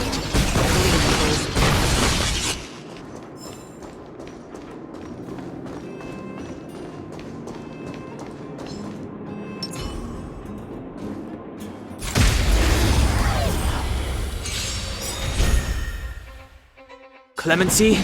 Never heard of it. Rules are made to be broken.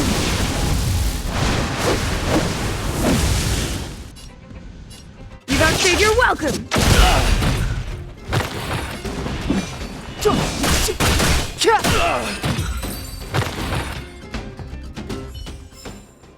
The stars will always remember us.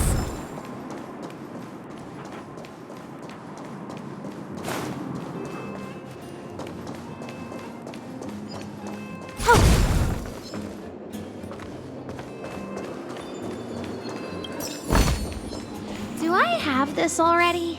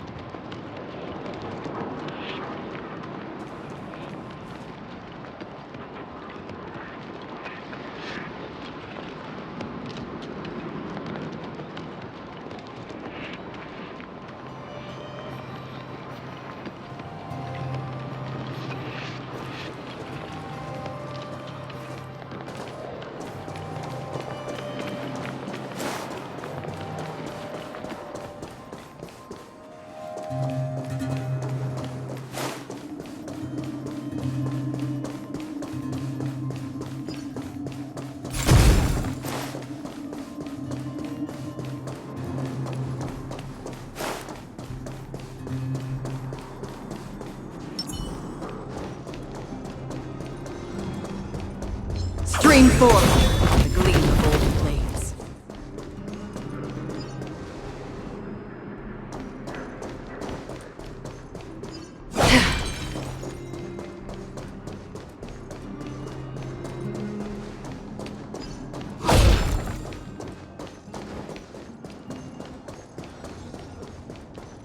Stream forth the gleam of old blades. This will strengthen.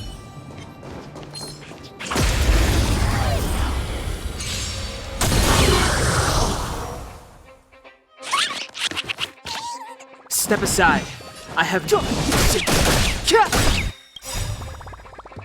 the truth of life and death revealed. This sanctuary is but a vision.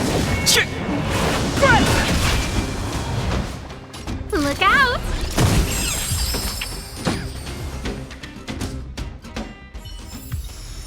Another blood debt repaid.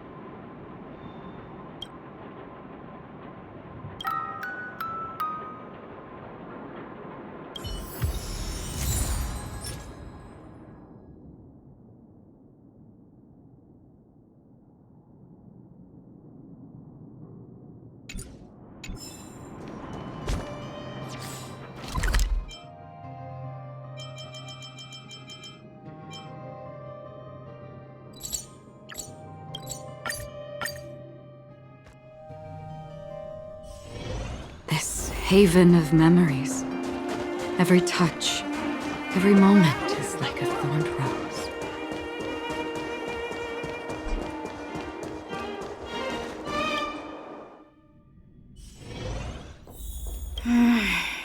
Where's...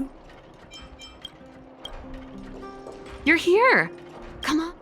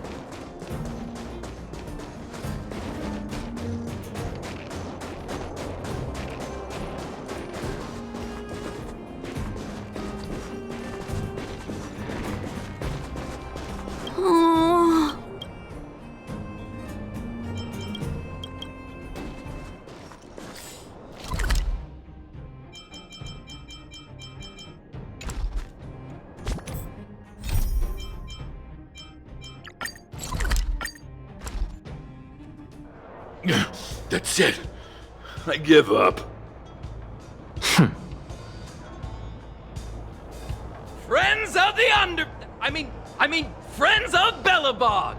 The champion of the 1,761st Fighting King Challenge! 30 tournaments, 28 victories! The Boulder King of Fists, Luca!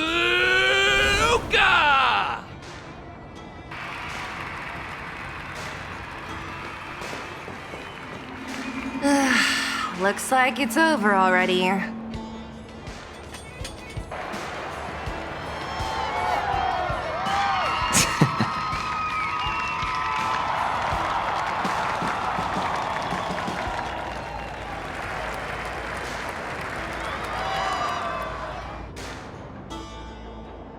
Hey, Zila! And, you are?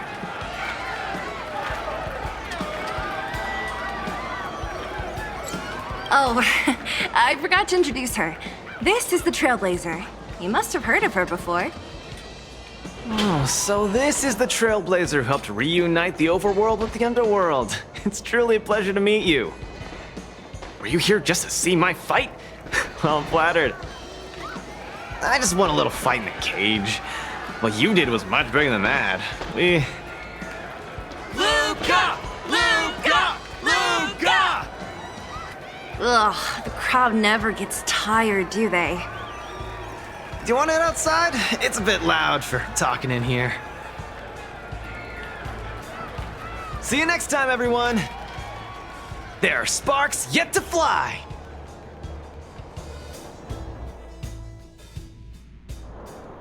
Ugh, finally. I think we lost them. Let's chat here. You're popular as ever, champion. Oh, are you still angry at me over that one time, Zila? I just got a bit carried away. Nothing. Just that thing Chief Oleg mentioned before. It's not like we actually fought. 2 senior members of Wildfire duking it out in the Fight Club? That would be bad form. The mood was on fire that day, but the final match was over in just a few swings. Everyone wanted more. So in the heat of the moment, I just... Oh, come on. Don't hold that against me, Zila. I've always been impressed by you. I've wanted to spar with you for ages. Ugh, I don't fight for fun. Stop getting your hopes up. Anyway, now that you've dragged us out here, what did you want to talk about? Oh, yes. So I'm trying to get a plan going.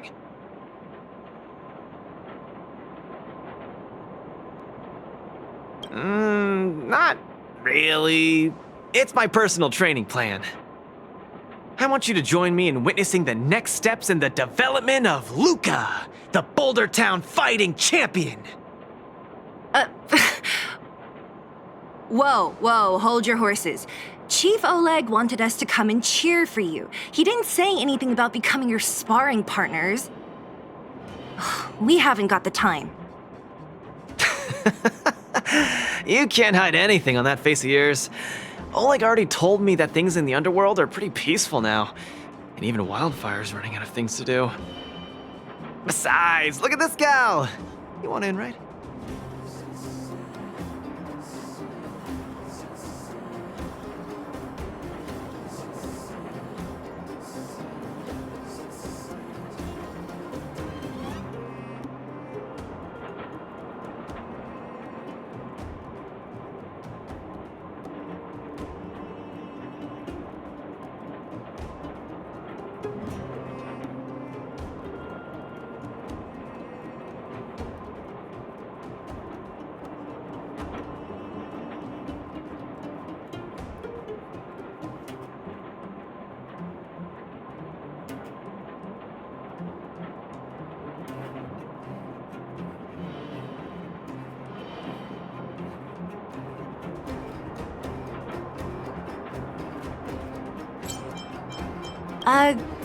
That might be the weirdest thing you've ever said.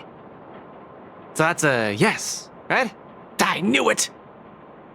There's no stopping you once you've made up your mind. Fine. Since she agreed, count me in too. Great, that's settled then. The training is on Svarog's turf. I heard about your achievements. You probably know that place like the back of your hand, right? Just let me know when you're ready and we can head over together.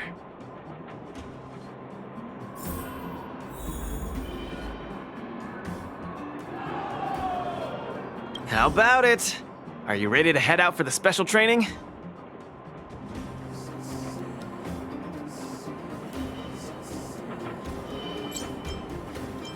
That was fast. Keep up, Zila. I don't need you to remind me.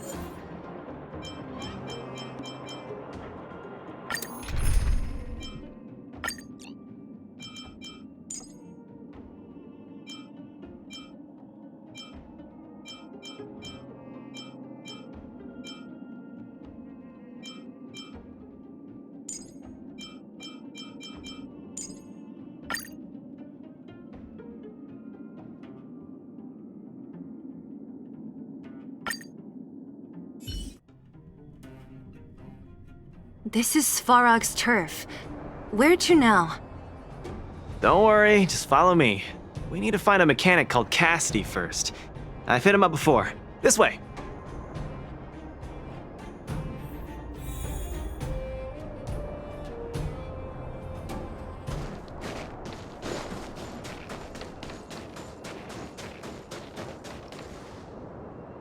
Luca, you're finally here. I've been waiting for you for ages. Relax, bro. I'm a man of my word. No need to stress out. And these two are... Oh! Miss Zila! To think that 2 senior Wildfire members are concerned with my trivial problems. They just came along to help. Don't mind them. Just tell us exactly what happened. Came along to help, huh? Okay. This may sound strange, but I'm an amateur mechanic. I like collecting scrap in my free time, doing odd jobs, like putting robots together, that sort of thing. But a few days ago, 2 of my robots suddenly disappeared. They were my pride and joy. I usually leave them in the tent when I head out. Everyone in the settlement knows each other. This has never happened before. Someone must have set their sights on my robots and stolen them while I was gone. I just don't know how they managed it. Did they change the programming? Oh, but that's not possible.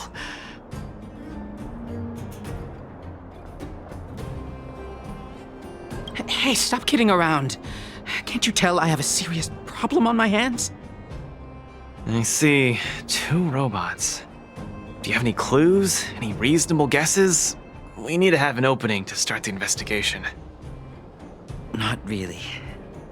But here's the most mysterious part of all this. One of the machines they stole was a drone. I call it Little Faye. Little Faye has an alarm that buzzes non-stop as soon as any unauthorized people get close. It's guaranteed to wake up the entire settlement. But I didn't hear Little Faye's alarm at all. I still can't figure out how that happened.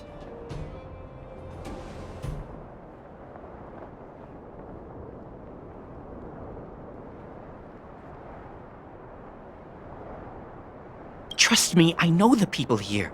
It's extremely unlikely. A drone that was supposed to sound an alarm suddenly went silent. Worth remembering. Anything else? Let me think. Oh, there is one other thing, but I don't know if it's useful. Little Faye also has a tracker. If it gets too far from Big Ben... Big Ben is the name of the other robot. If there's too much distance between them, Little Faye will automatically start routing and fly to Big Ben's location. That's all, I suppose. I tried to find clues myself, but I don't know where to start. This job needs real professionals. Cool, we've got this. Don't worry, bro. We promise we'll find your robots. Hey, how can you be so sure? Trust me, Zila. Don't worry, Cassidy. Wildfire's on the case. You just rest up here and don't let this ruin your day. What was that all about? You're 100% certain we're gonna find those robots for him? Slow down, Zila. Listen to my analysis first. It's a big job to steal 2 robots without anyone noticing, especially when one of them has an alarm. I'm guessing that our thief friend never even took Little Faye. You mean... I think the thief knew that Little Faye had an alarm, so they decided to break it. But they also knew that Cassidy could fix Little Faye and use its tracker function to find Big Ben. The thief must have tossed the broken drone somewhere and only made off with Big Ben. Hey, why are you both looking at me like that? Say something. So, you agree with my reasoning, right? So, you do have a brain somewhere in all that muscle. I'm not just biceps and steel, you know. Well, if you all agree with what I said, let's go prove it. Missing drones are a bit of a regular occurrence down here. Come on, move those legs. Luca, do you often find stuff for other people? Seems like it. Kids always come to me when they lose stuff. No wonder. Man, this area is so run down. I wouldn't want to live here.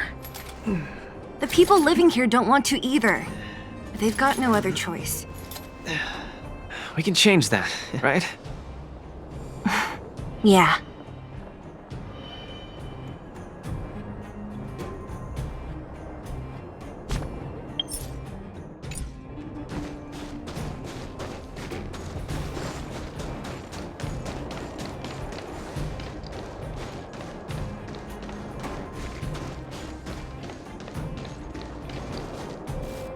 Oh, look! There's a drone over there! But how can we tell if it's the one Cassidy lost? Here, look. Someone deliberately scratched off the paintwork. Didn't even do a good job of it. Oh, you're right. You've got a good eye, Zila. Whoever did it must have been in a hurry. We need to fix this little guy up. Can you lend a hand?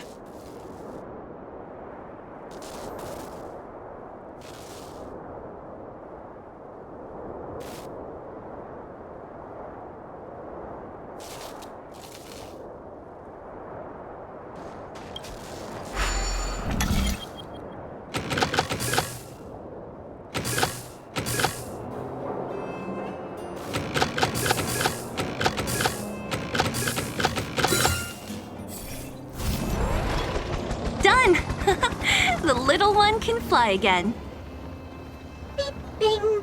Little Faye, reinitialization complete. We really found it. Pretty lucky if you ask me. Scanning for signal from Big Ben. Oh, listen. That must be the tracking system Cassidy mentioned. Signal not found. Big Ben is currently too far away from this unit. Tracking function must be enabled. It really does have a tracking function. Let's see how useful it is.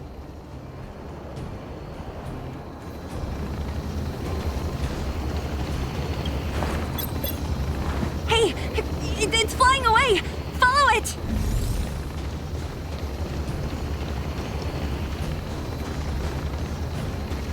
Look, that fellow over there is acting pretty shifty. He's gotta be the thief we're looking for. Let's go. Hey, friend. What? Who's there? A red ribbon? What? Wildfire? Huh?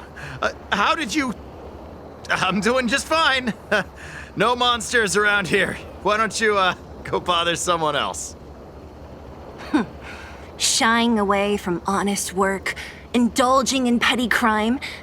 Of course you're doing just fine. I'm not sure this falls under petty crime, Zila. That's a whole robot he's got next to him. It's Big Ben, all right.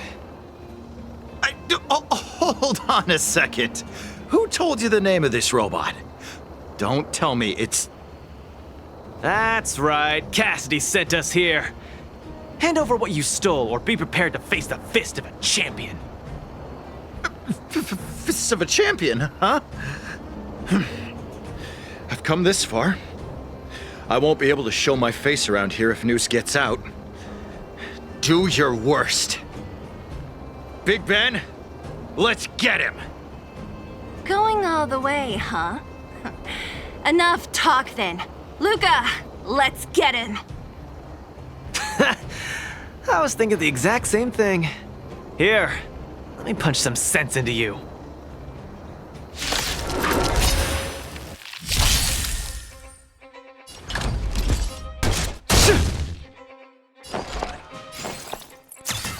Oh! Give it up. You're no match for Could have us. surrendered. I can't turn back now. Let's make it quick. You've got guts. Time to end this.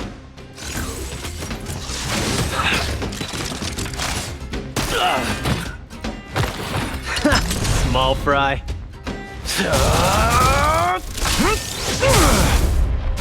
Commencing support. This, that, and...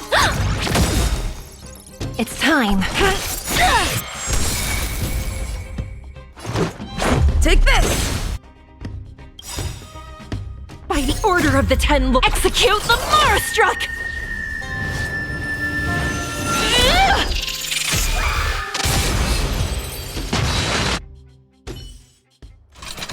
Spare me! Please, all of you. I shouldn't have stolen anything. I admit. Give me a second chance. You're admitting defeat? What happened to all that bravado you had a few moments ago? The Multimerville Warrior. The peerless Boulder Champion. Upholding justice and peace once again.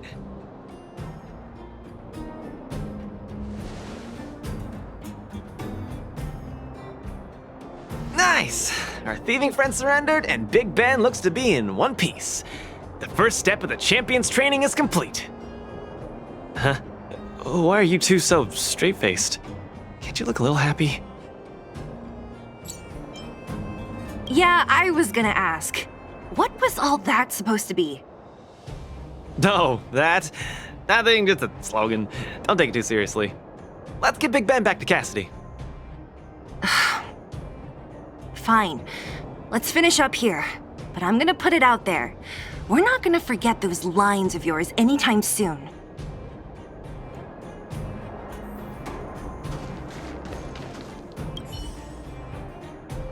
Beep boop. Big Ben misses home. Big Ben wants to talk with Little Faye. Big Ben wants to play with Cassidy. Go home. Go home.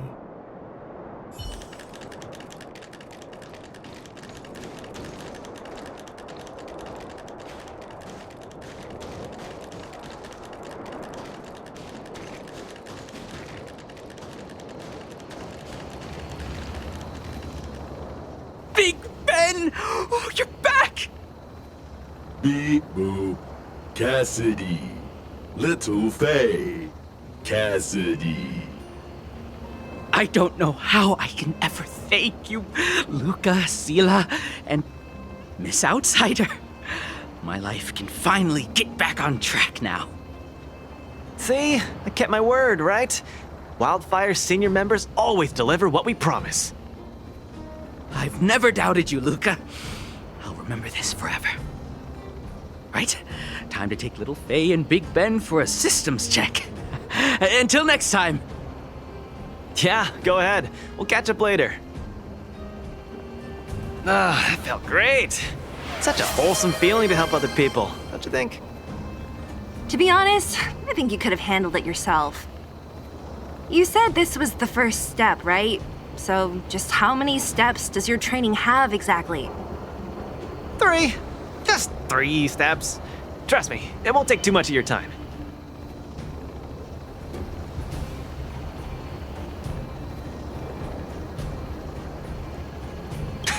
I like your spirit.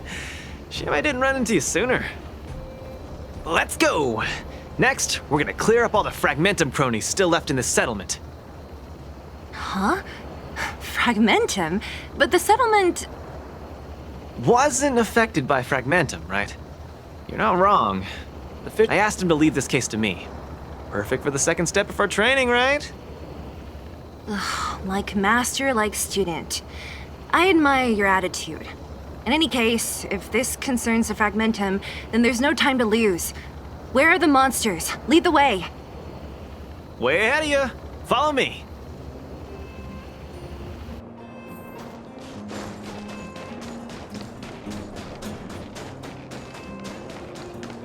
Luca, come clean with me. Are you here for some other reason? It's just training. For real. It's not like you to be so suspicious, Seela. Say, how did you settle your beef with Svarog? Tell me the juicy details. It's a long story. I'll tell you later.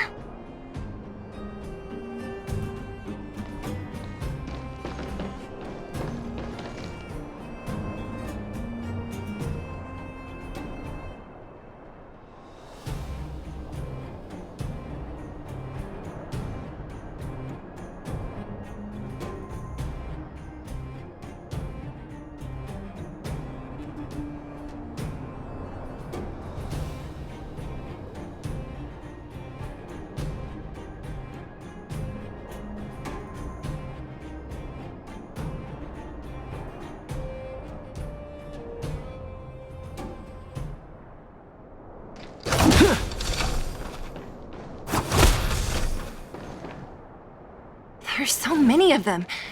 Are you sure the fissure only recently opened up? Our intel should have been accurate. Seems like Boss Svarog must have let his guard down. These guys are messing up his turf. Enough talk. Let's clean up this area.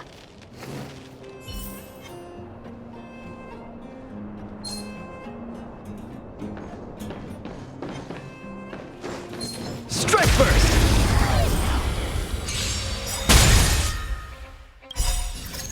Rules are made to be broken.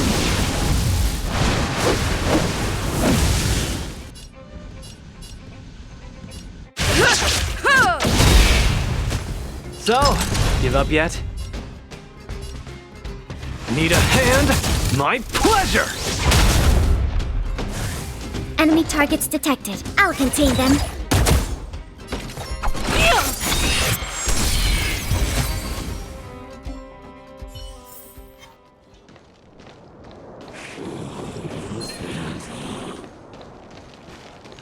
Strike burst!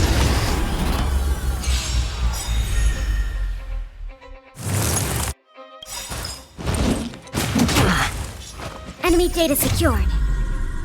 Net markers activated. Time for a good old counterattack!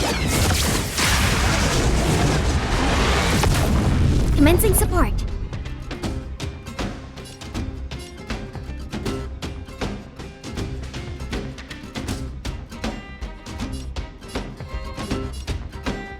Inputting commands. Whoa!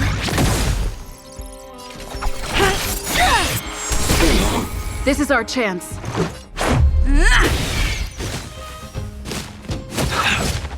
I could take you one arm only. Enemy ready for another?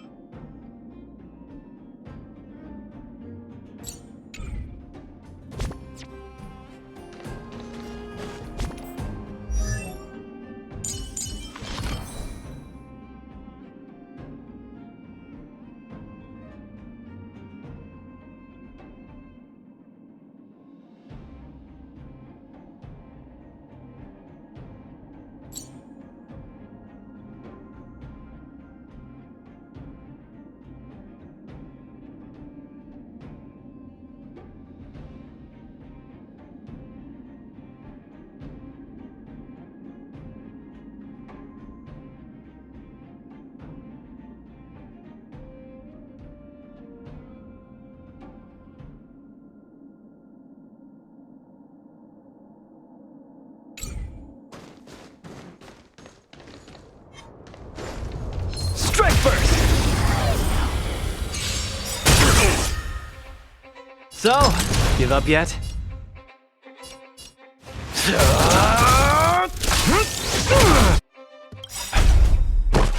Where's the applause? An opponent worth their salt. Let's see some sparks fly! I'll contain them. It's time. Let's make it quick. Take this!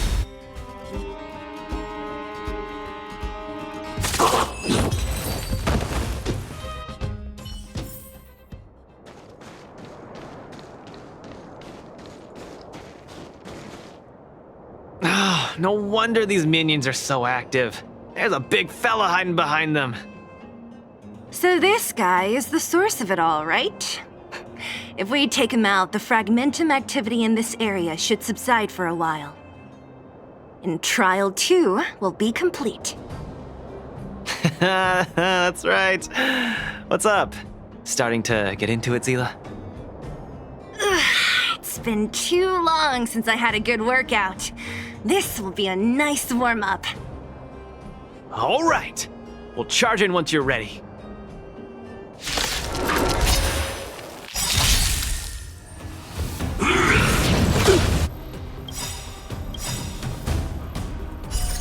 Rules are made to be broken.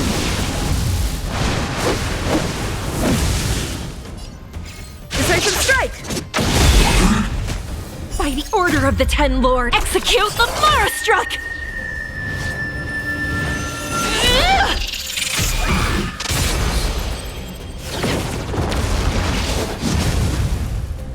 I'm just getting started. Snap out of it. Commencing ready for another. Enemy data secured. Net markers activated. Time for good old counterattack. No amnesty for the Mara Struck.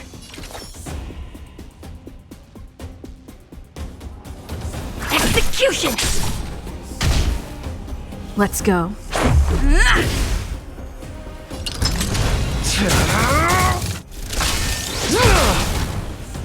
Enemy targets detected.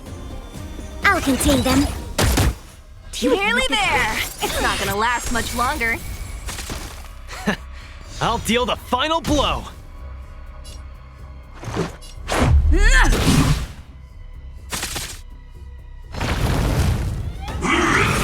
Just a scratch.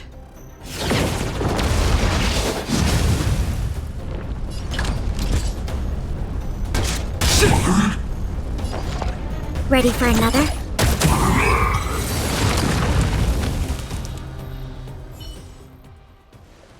Whew, that was a tough one.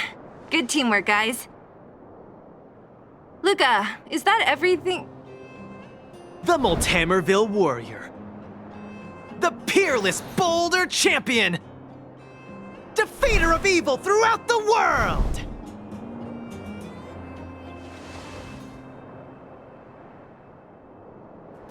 You... Are you okay? Ugh, don't copy him! Seriously, why are you so hyped up today? It's just a normal victory celebration. No need to be so alarmed. You call that normal? I might have let it slide if it was in the cage. On second thought, no. That was cringe even by Fight Club standards. Don't get so worked up, Zila. I'm thinking clearly.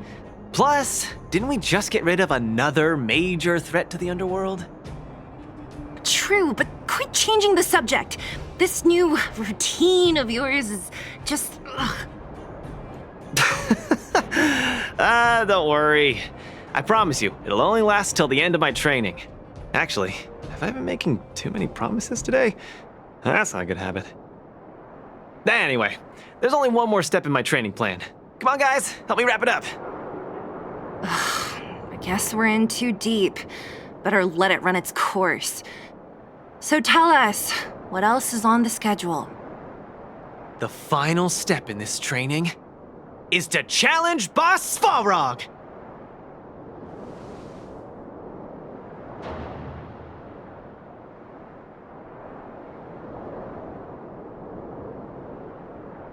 Are you sure you're thinking clearly? Whoa, stay cool, Zila. Like I said, I'm thinking clearly. Every word I said is serious. I set this as the final goal of my training a few days ago. Think about it. Is there any underworld opponent worth challenging more than Boss Svarog? Oh no, I can't agree to this. You're asking for trouble. Forget about winning or losing. The relationship between Wildfire and Svarog only just got patched up. I'm not gonna rile him up. Don't make this more complicated than it is. I'm just inviting him to have a fair fight with me, like how you'd have in the cage. Are you mad? Svarog is a robot. He doesn't understand the rules of the cage. He's different from us. His fists are made of steel. That means we're evenly matched, right? You know what I mean. Don't act smart with me. You don't make any sense. I understand what you're saying, Zila. But you know, I'm a fighter. It's my duty to keep training and get stronger. It's a terrible feeling to have a powerful opponent in your head, but never be able to get close to him. It's all thanks to your patching things up with Svarog that I'm able to have this opportunity now. I'm not gonna miss it for the world.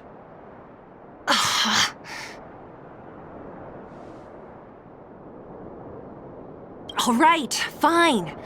We'll go find Svarog and have a nice chat with him. Let me say this first. If he doesn't want to deal with you as a challenger, then we're getting out of there ASAP. Don't worry, I'll convince him. But you're right. If he's not in the mood for it, then I won't force him.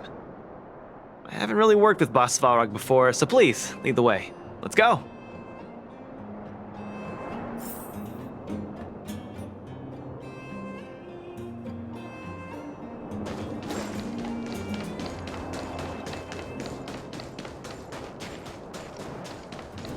Luca, you... What's up? Never mind. I get the feeling I'm wasting my breath.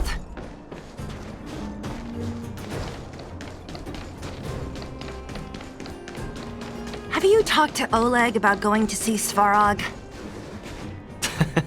That's all you want to ask? I don't necessarily tell Master Oleg everything, you know.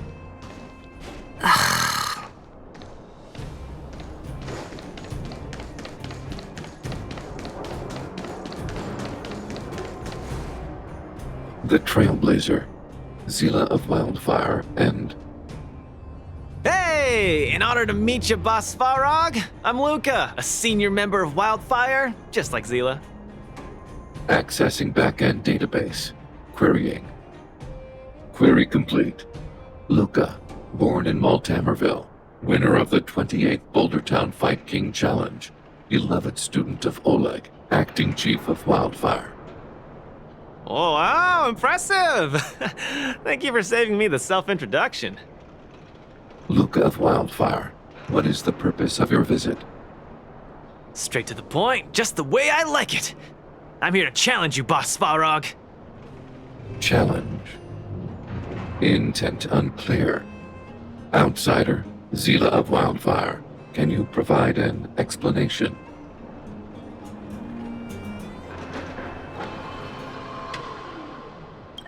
He's the one who came up with this idea.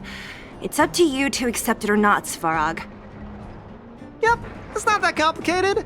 I just want to go a few rounds with the one everyone agrees is the most powerful in the underworld and see where I stand. What do you say? Are you interested? Evaluating. Intention unclear. Enmity level 0. Lie detection passed. Evaluation completed. The opposing party only came to spar. I agree to fight you, Luca of Wildfire. Huh? Hold on. You agree? If weapons and gun barrels are unused for prolonged periods of time, the risk of rust damages increases. Periodic use will reduce such risk and extend the life of these components. What? That's the worst excuse I've ever heard. See, I told you I could convince him. You could be our referee, Zila. You know the rules of the club, inside out. Fine, I get it. If you insist. Competitors, take up positions.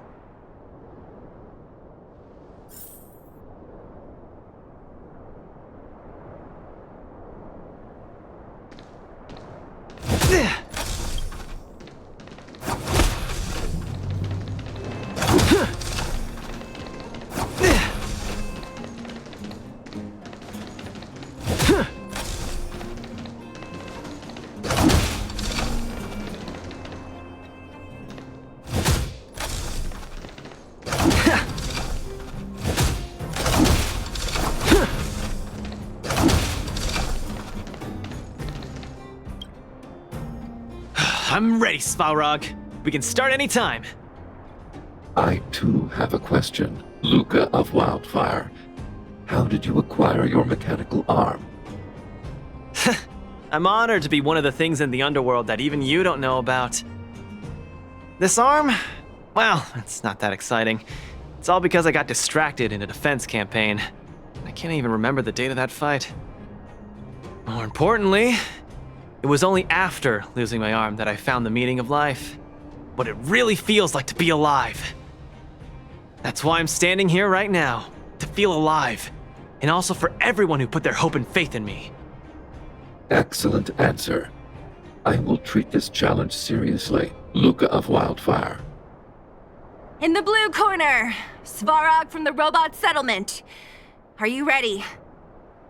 Ready. In the red corner, Luca from Multamerville. Are you ready? Whenever you are. Okay, this is a no-holds-barred contest. 1 round only. Victory will be declared when one contestant submits, or the fight is stopped by the referee. All right, fight! Let's see some sparks fly.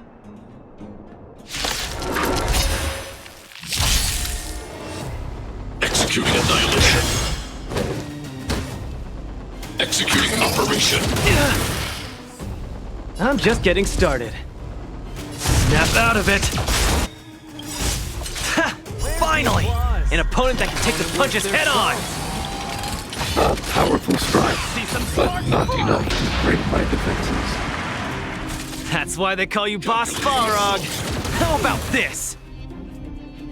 Exceeds threshold.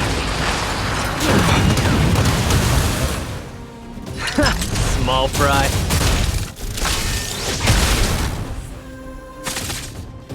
Purge initiated. Executing operation. Calculating result. Gotta keep fighting. Not bad. Red contestant down. 10, 9, 8, 7. No way. I'm a long way from tapping out. Let's go.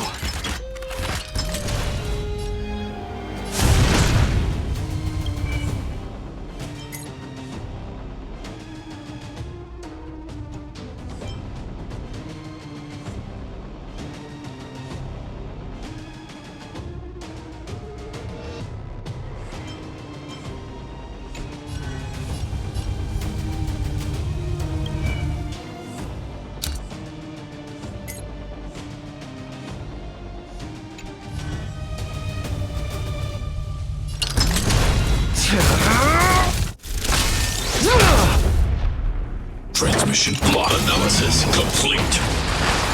Now we're talking. Where's the applause? An opponent worth their salt. Let's see some sparks fly! Executing annihilation. Executing operation. Value exceeds threshold. Now we're talking. Peace protocol terminated. The winner has been decided. Enough, Luca! Let's end it here! No! It's not over. I must show you. Back in the ring. Where's the applause? An opponent worth their salt. Let's see some sparks fly! You make a strong impression, Luca of Wildfire. I will remember this fight. Thanks. But it's not over. Gotta keep fighting.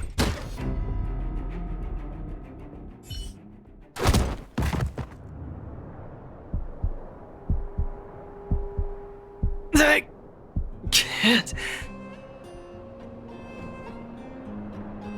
Luca of Wildfire, it does not matter why you came here. I acknowledge your strength. Your performance was enough to make me reevaluate the limits of humanity. That's really... Hey, wake up! On your feet! Luca? Hey, Luca!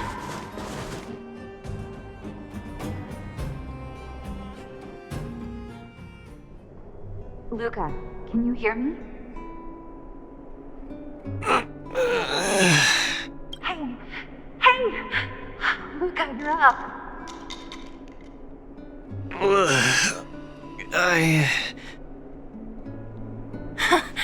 You're finally awake! You've been out for the whole day. We were really worried. Don't worry, Zila. Like I said, it was just the exhaustion. Svarog was deliberately holding back. Zila... And... Nat? I'm in...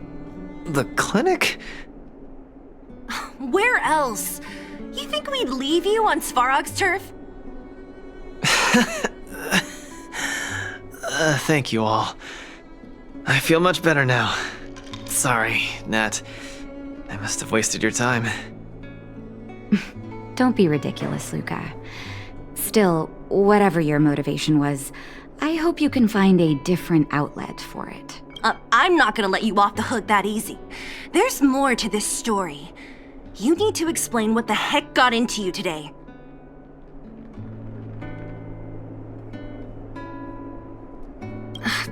That's on me too. I should have refused him straight away. I had a bad feeling from the start. You're always so serious. I've said it before. This is my trip. Oh, slow down. You haven't completely recovered. Zila, don't pressure him. Let him rest. Thanks, Nat, but I'm almost recovered. I have some things to do. Hey, where do you think you're... Let him go, Zila. I really don't get him.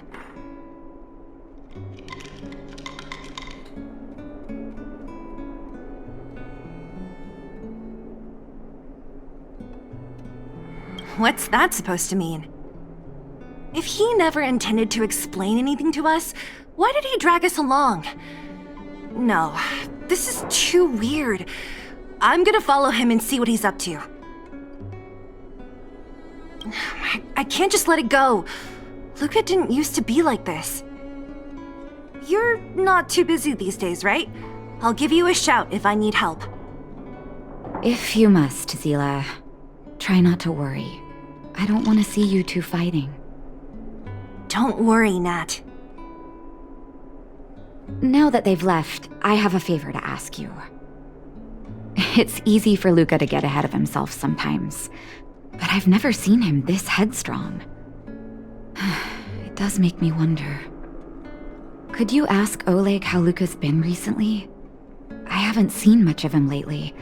It's hard for me to get the full picture. Thank you. Regardless of what's really going on, I hope none of you let small things get in the way of your friendship. See you.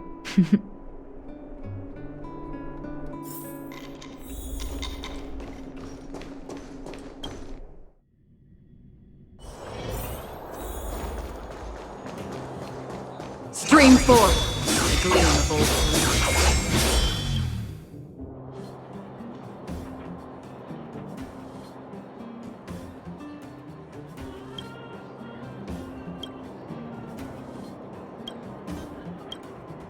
Oh? My student. Did something happen recently? I was wondering why he didn't come to see me after the championship match ended. Come, tell me about it.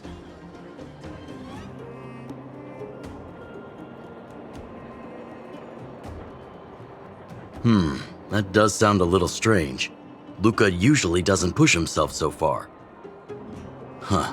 He may be a tough guy on the surface, but he's got his secrets. Did he tell you about the origins of his mechanical arm? Ah, then he probably didn't describe the scene in detail. That was 6, 7 years ago? I was patrolling with some comrades in the neighboring town of Multamerville. We passed an ordinary mechanic's shop. There was a serious-looking fella looking after the shop. He was probably a few years younger than me, but his hair and beard were white as snow. There was a young lad doing odd jobs. He looked pretty exhausted. Anyway, I convinced the shopkeeper to let him come with me. Luca was a fast learner. At first, I couldn't figure out if he liked what I was teaching him. Fighting, weapons, strategy, etc. He didn't talk a lot, just kept his head down. Then, about a year after I took him in, Luca lost one of his arms while rescuing townsfolk from the Fragmentum in Multamerville. He almost didn't make it.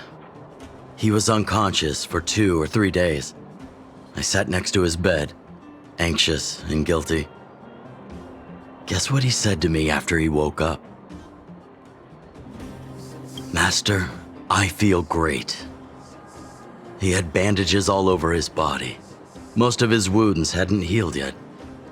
But it was the first time he'd ever smiled at me. I still remember that expression.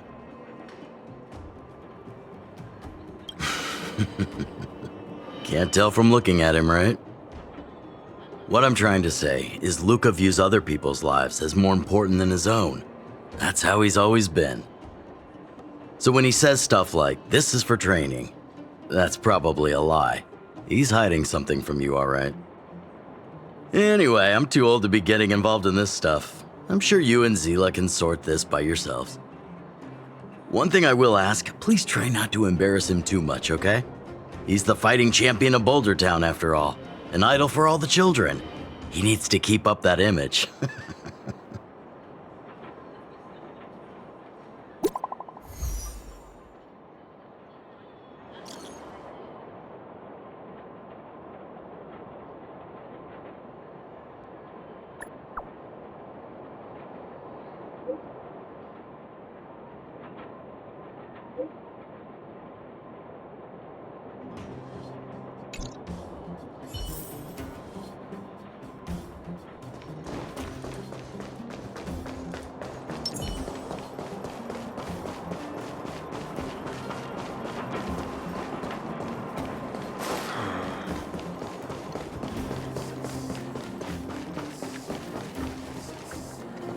Oh, you're here. Come on. He wasn't in a hurry, so we should be able to catch up easy enough.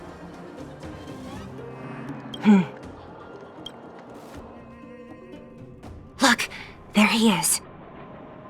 Let's follow him. Stay quiet.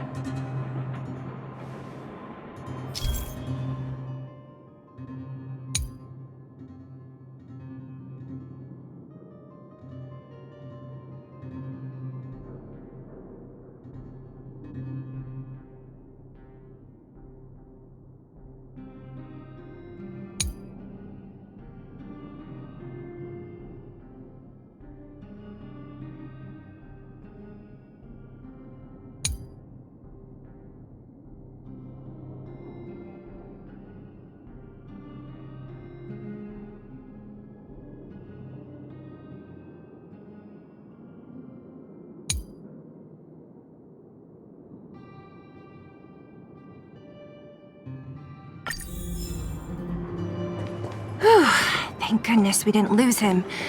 Quick, let's keep up the chase.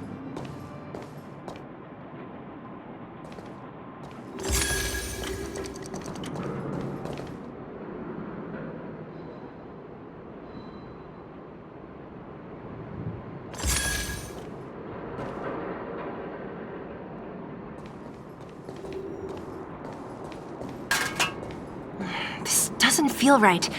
Hey, let's hide for a bit. Oh, where's he going?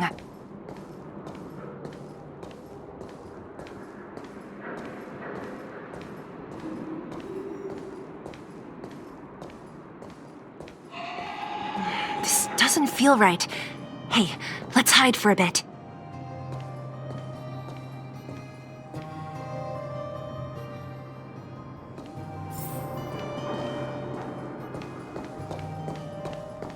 Wait, that's... Hook! What's she doing here? Ugh, I can't tell if you're joking. Lucas should tell her to go back to town. He's always worrying after the kid's safety. We've come this far. We can't let this kid ruin everything. Shh, she's coming this way.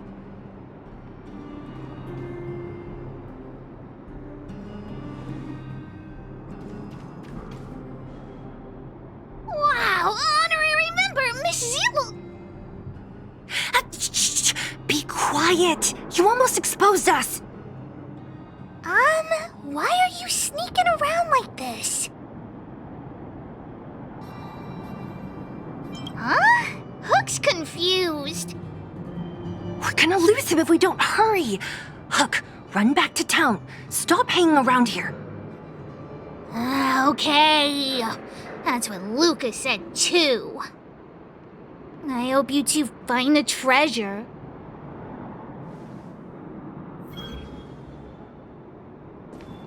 Whew, thank goodness we didn't lose him. Quick, let's keep up the chase.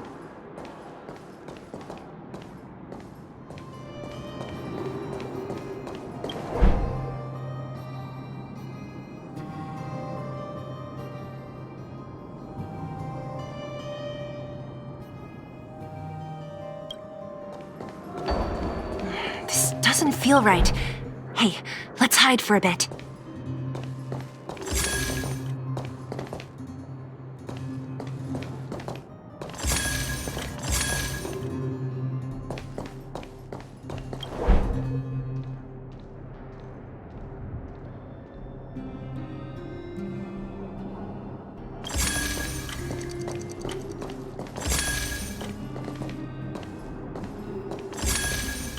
This doesn't feel right.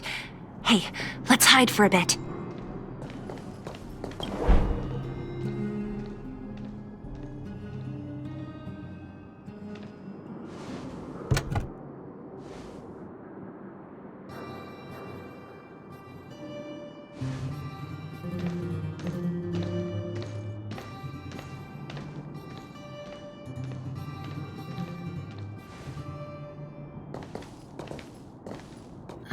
Did he put something down?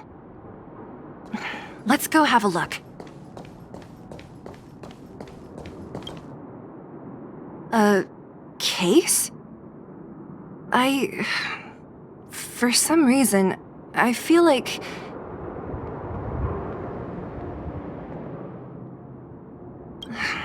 Yeah, I don't have a reason. It's just a feeling. Then again, we followed him for ages. It'll be a waste if we don't see what's inside. I wonder what's in there. Here, let me open it. Is this a notebook? It looks like a kid's handwriting and some scribbled art. Have a look.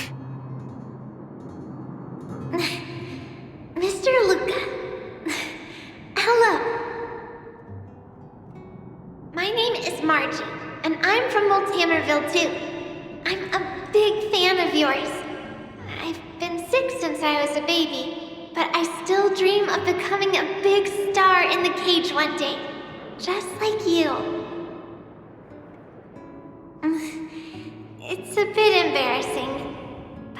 wanted my dad to give you this notebook. I wanted to tell you that you've inspired me to keep working hard and achieve my goal, even if it's hard to reach. When I become a fighter as awesome as you, I'm gonna do my best to help people in the underworld. I want to team up with my friends and help everyone together so they can smile again. I'll listen to their thanks and then yell out my winning slogan. The Moltamerville Warrior, the peerless Boulder Champion. Upholding justice and peace once again. Then I want to chase away all the bad things hurting everyone. I'll go with my friends and clear out all the scary monsters. I'll make the underworld safe, and then yell out my other winning slogan. The Moltamerville Warrior, the peerless Boulder Champion. Defeater of evil throughout the world. Lastly, I want to make life better for the underworld. Mom said there's someone called Svarog who keeps stopping us from going back to the overworld. So I'm gonna challenge that big robot and show him what I can do as a champion fighter. But Svarog is too strong. We'll never win. My friends are gonna all want to back out when they hear about this. But I know I have to be an example for everyone. I need to stick my neck out and go challenge Svarog on my own. Bam! Crap! Boom! It's gonna be such an epic fight. And then we'll reach a draw, and neither of us will be able to win. But Svarog will acknowledge my strength and be willing to listen to the Underworlders. So, it'll be a happy ending. My friends will clap, and all the people suffering will be free.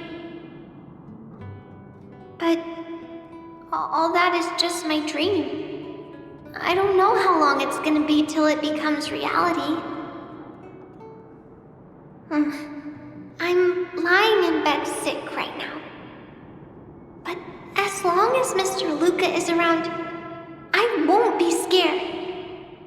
I remember everything you said to encourage me. Before becoming a champion, I want to defeat this illness first. Then, I need to learn how to stand, walk, and exercise again. Until I achieve all my dreams. I hope... no. I believe Mr. Luca will support me till the end.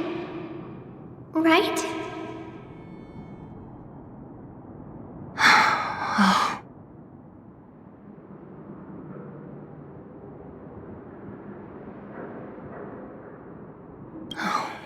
Luca, I think I get it now. Maybe we should forget about all this. What do you say?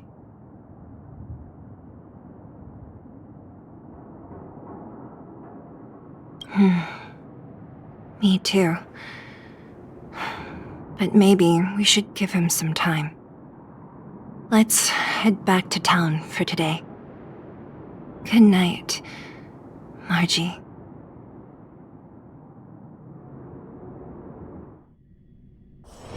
It's getting late. Where to now?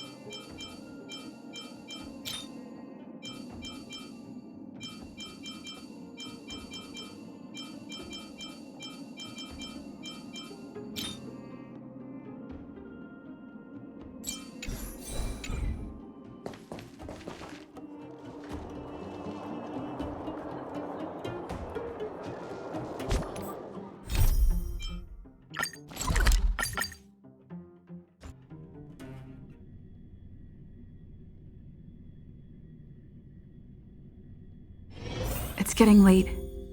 Where to now?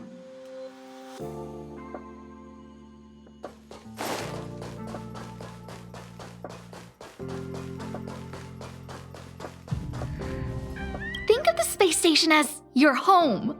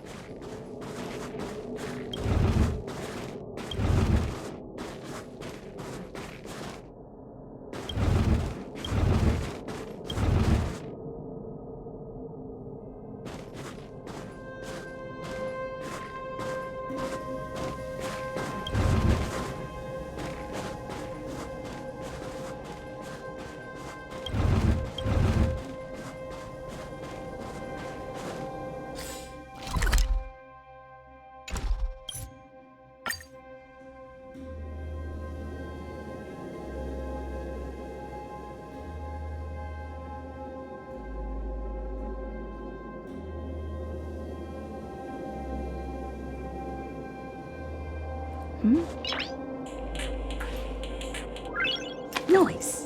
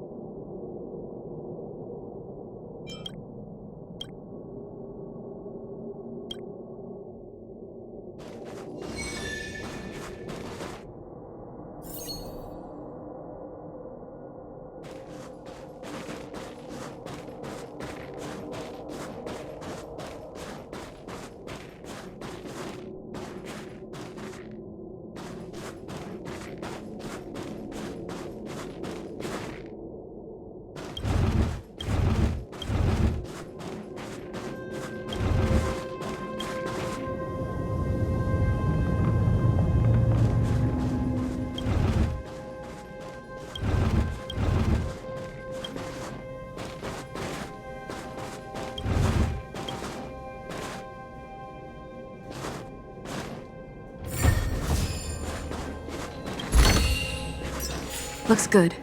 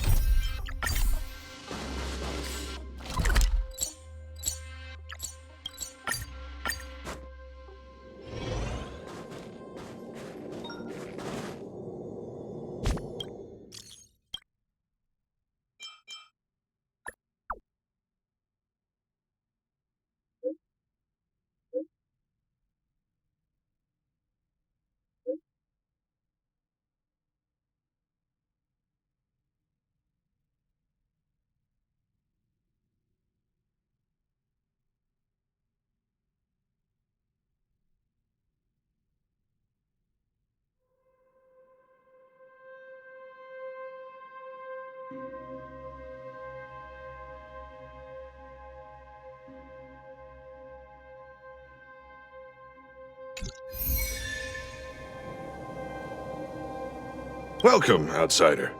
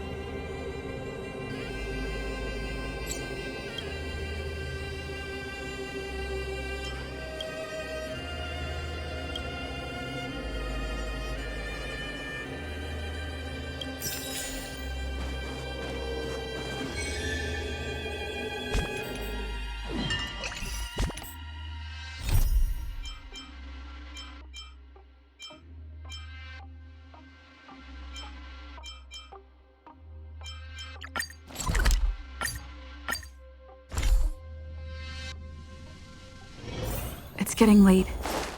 Where to now?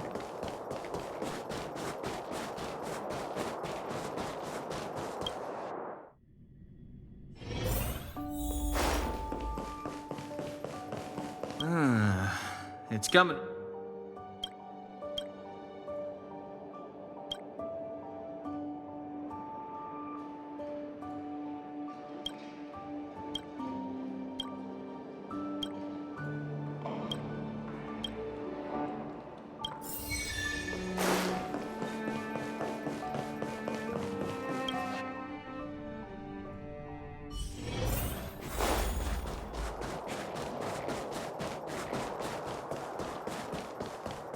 Come around and have a look.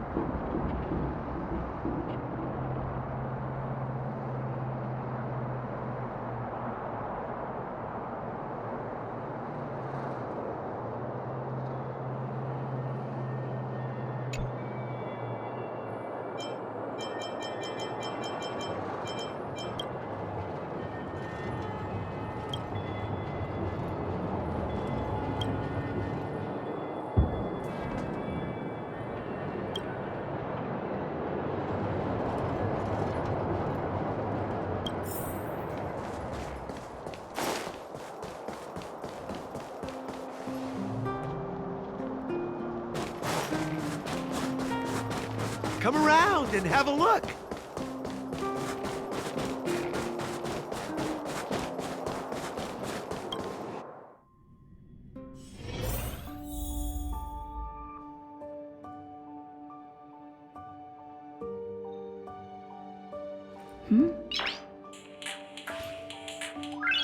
Nice.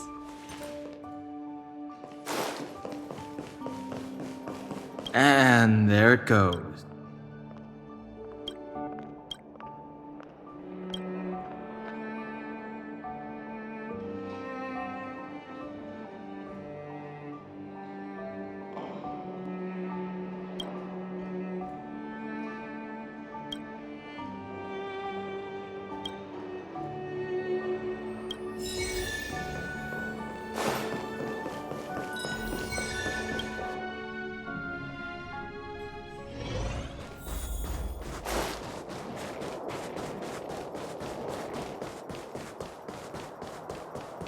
Come around and...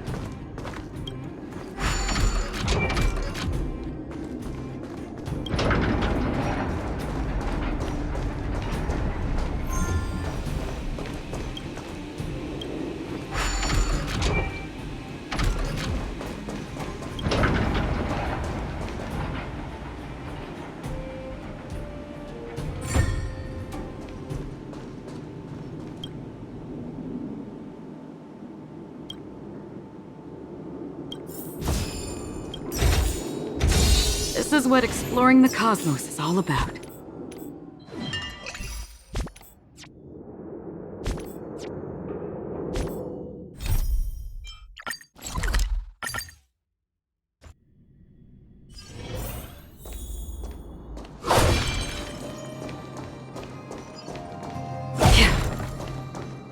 Good boy, Pascal. Oh, it's you. I'm just doing a checkup on Pascal. He's been doing great. Mr. Svarog's programs are extremely effective. It's just hard to know if it'll last.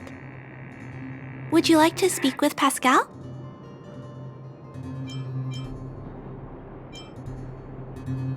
Pascal, carry out Clara mission.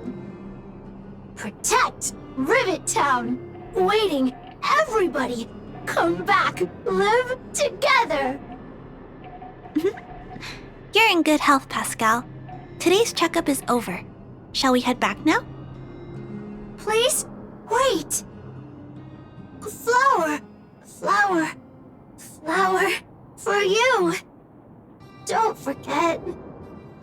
Huh? Pascal, make myself. Scraps, parts, materials. Not stolen.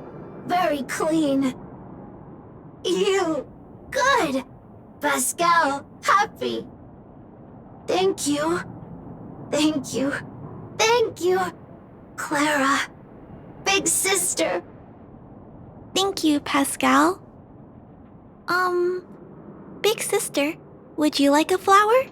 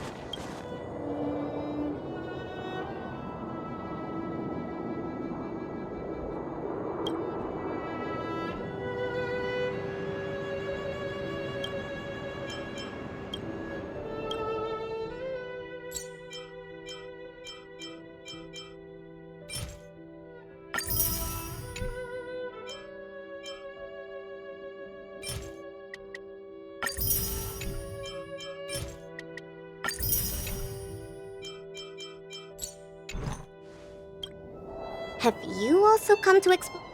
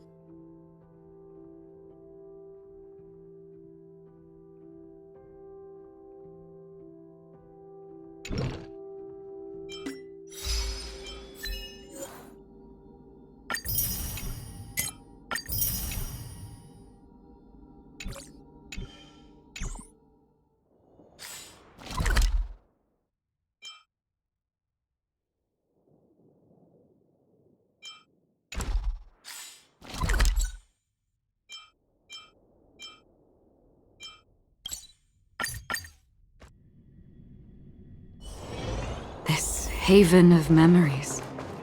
Every touch, Every moment is like a thorned rose.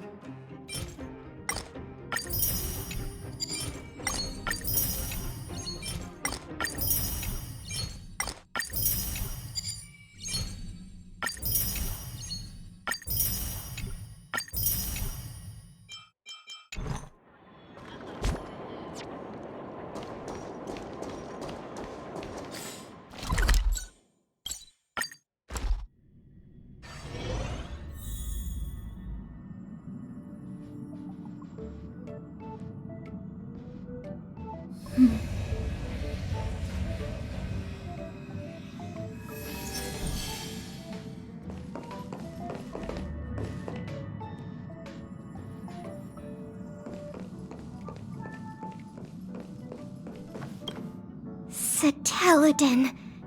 So everything in the Tales series is true. Is this what Artem saw? Really? Then where is the real Satelladin? Will I have the chance to go see it with the Express?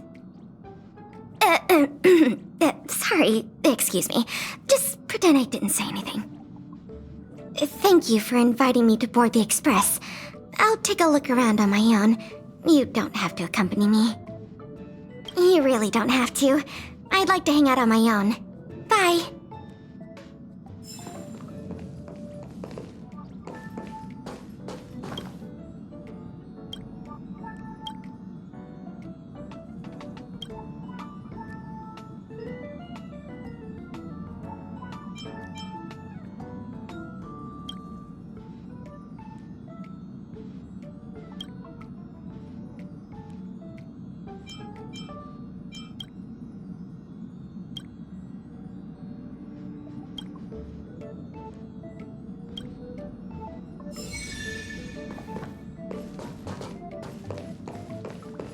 You finally got some leisure time.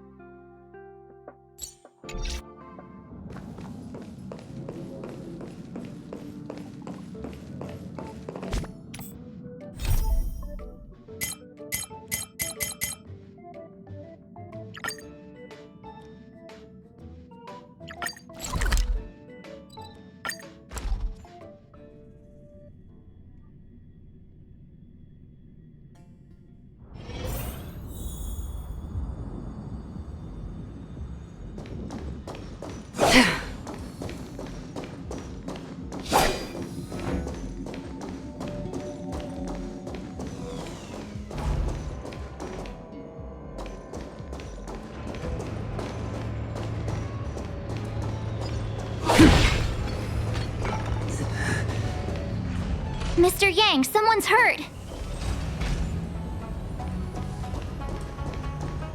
Up ahead. You're hurt, son. Try not to talk. March, use your 6-phased ice to stop the bleeding. Go easy. We don't want to add frostbite to his list of complaints. I'm on it. This area saw fierce fighting only recently. Let's keep searching. There might be other survivors.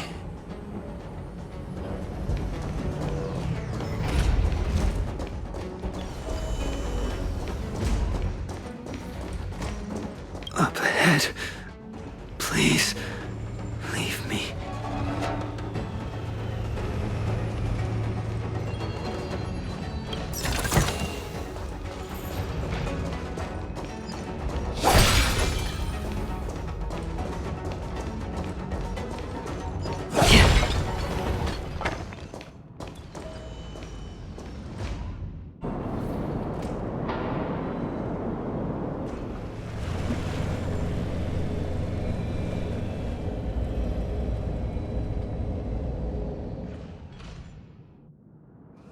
but there are wounded everywhere.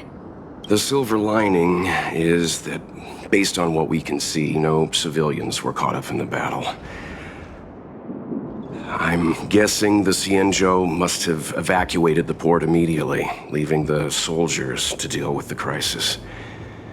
But as for these corroded monsters...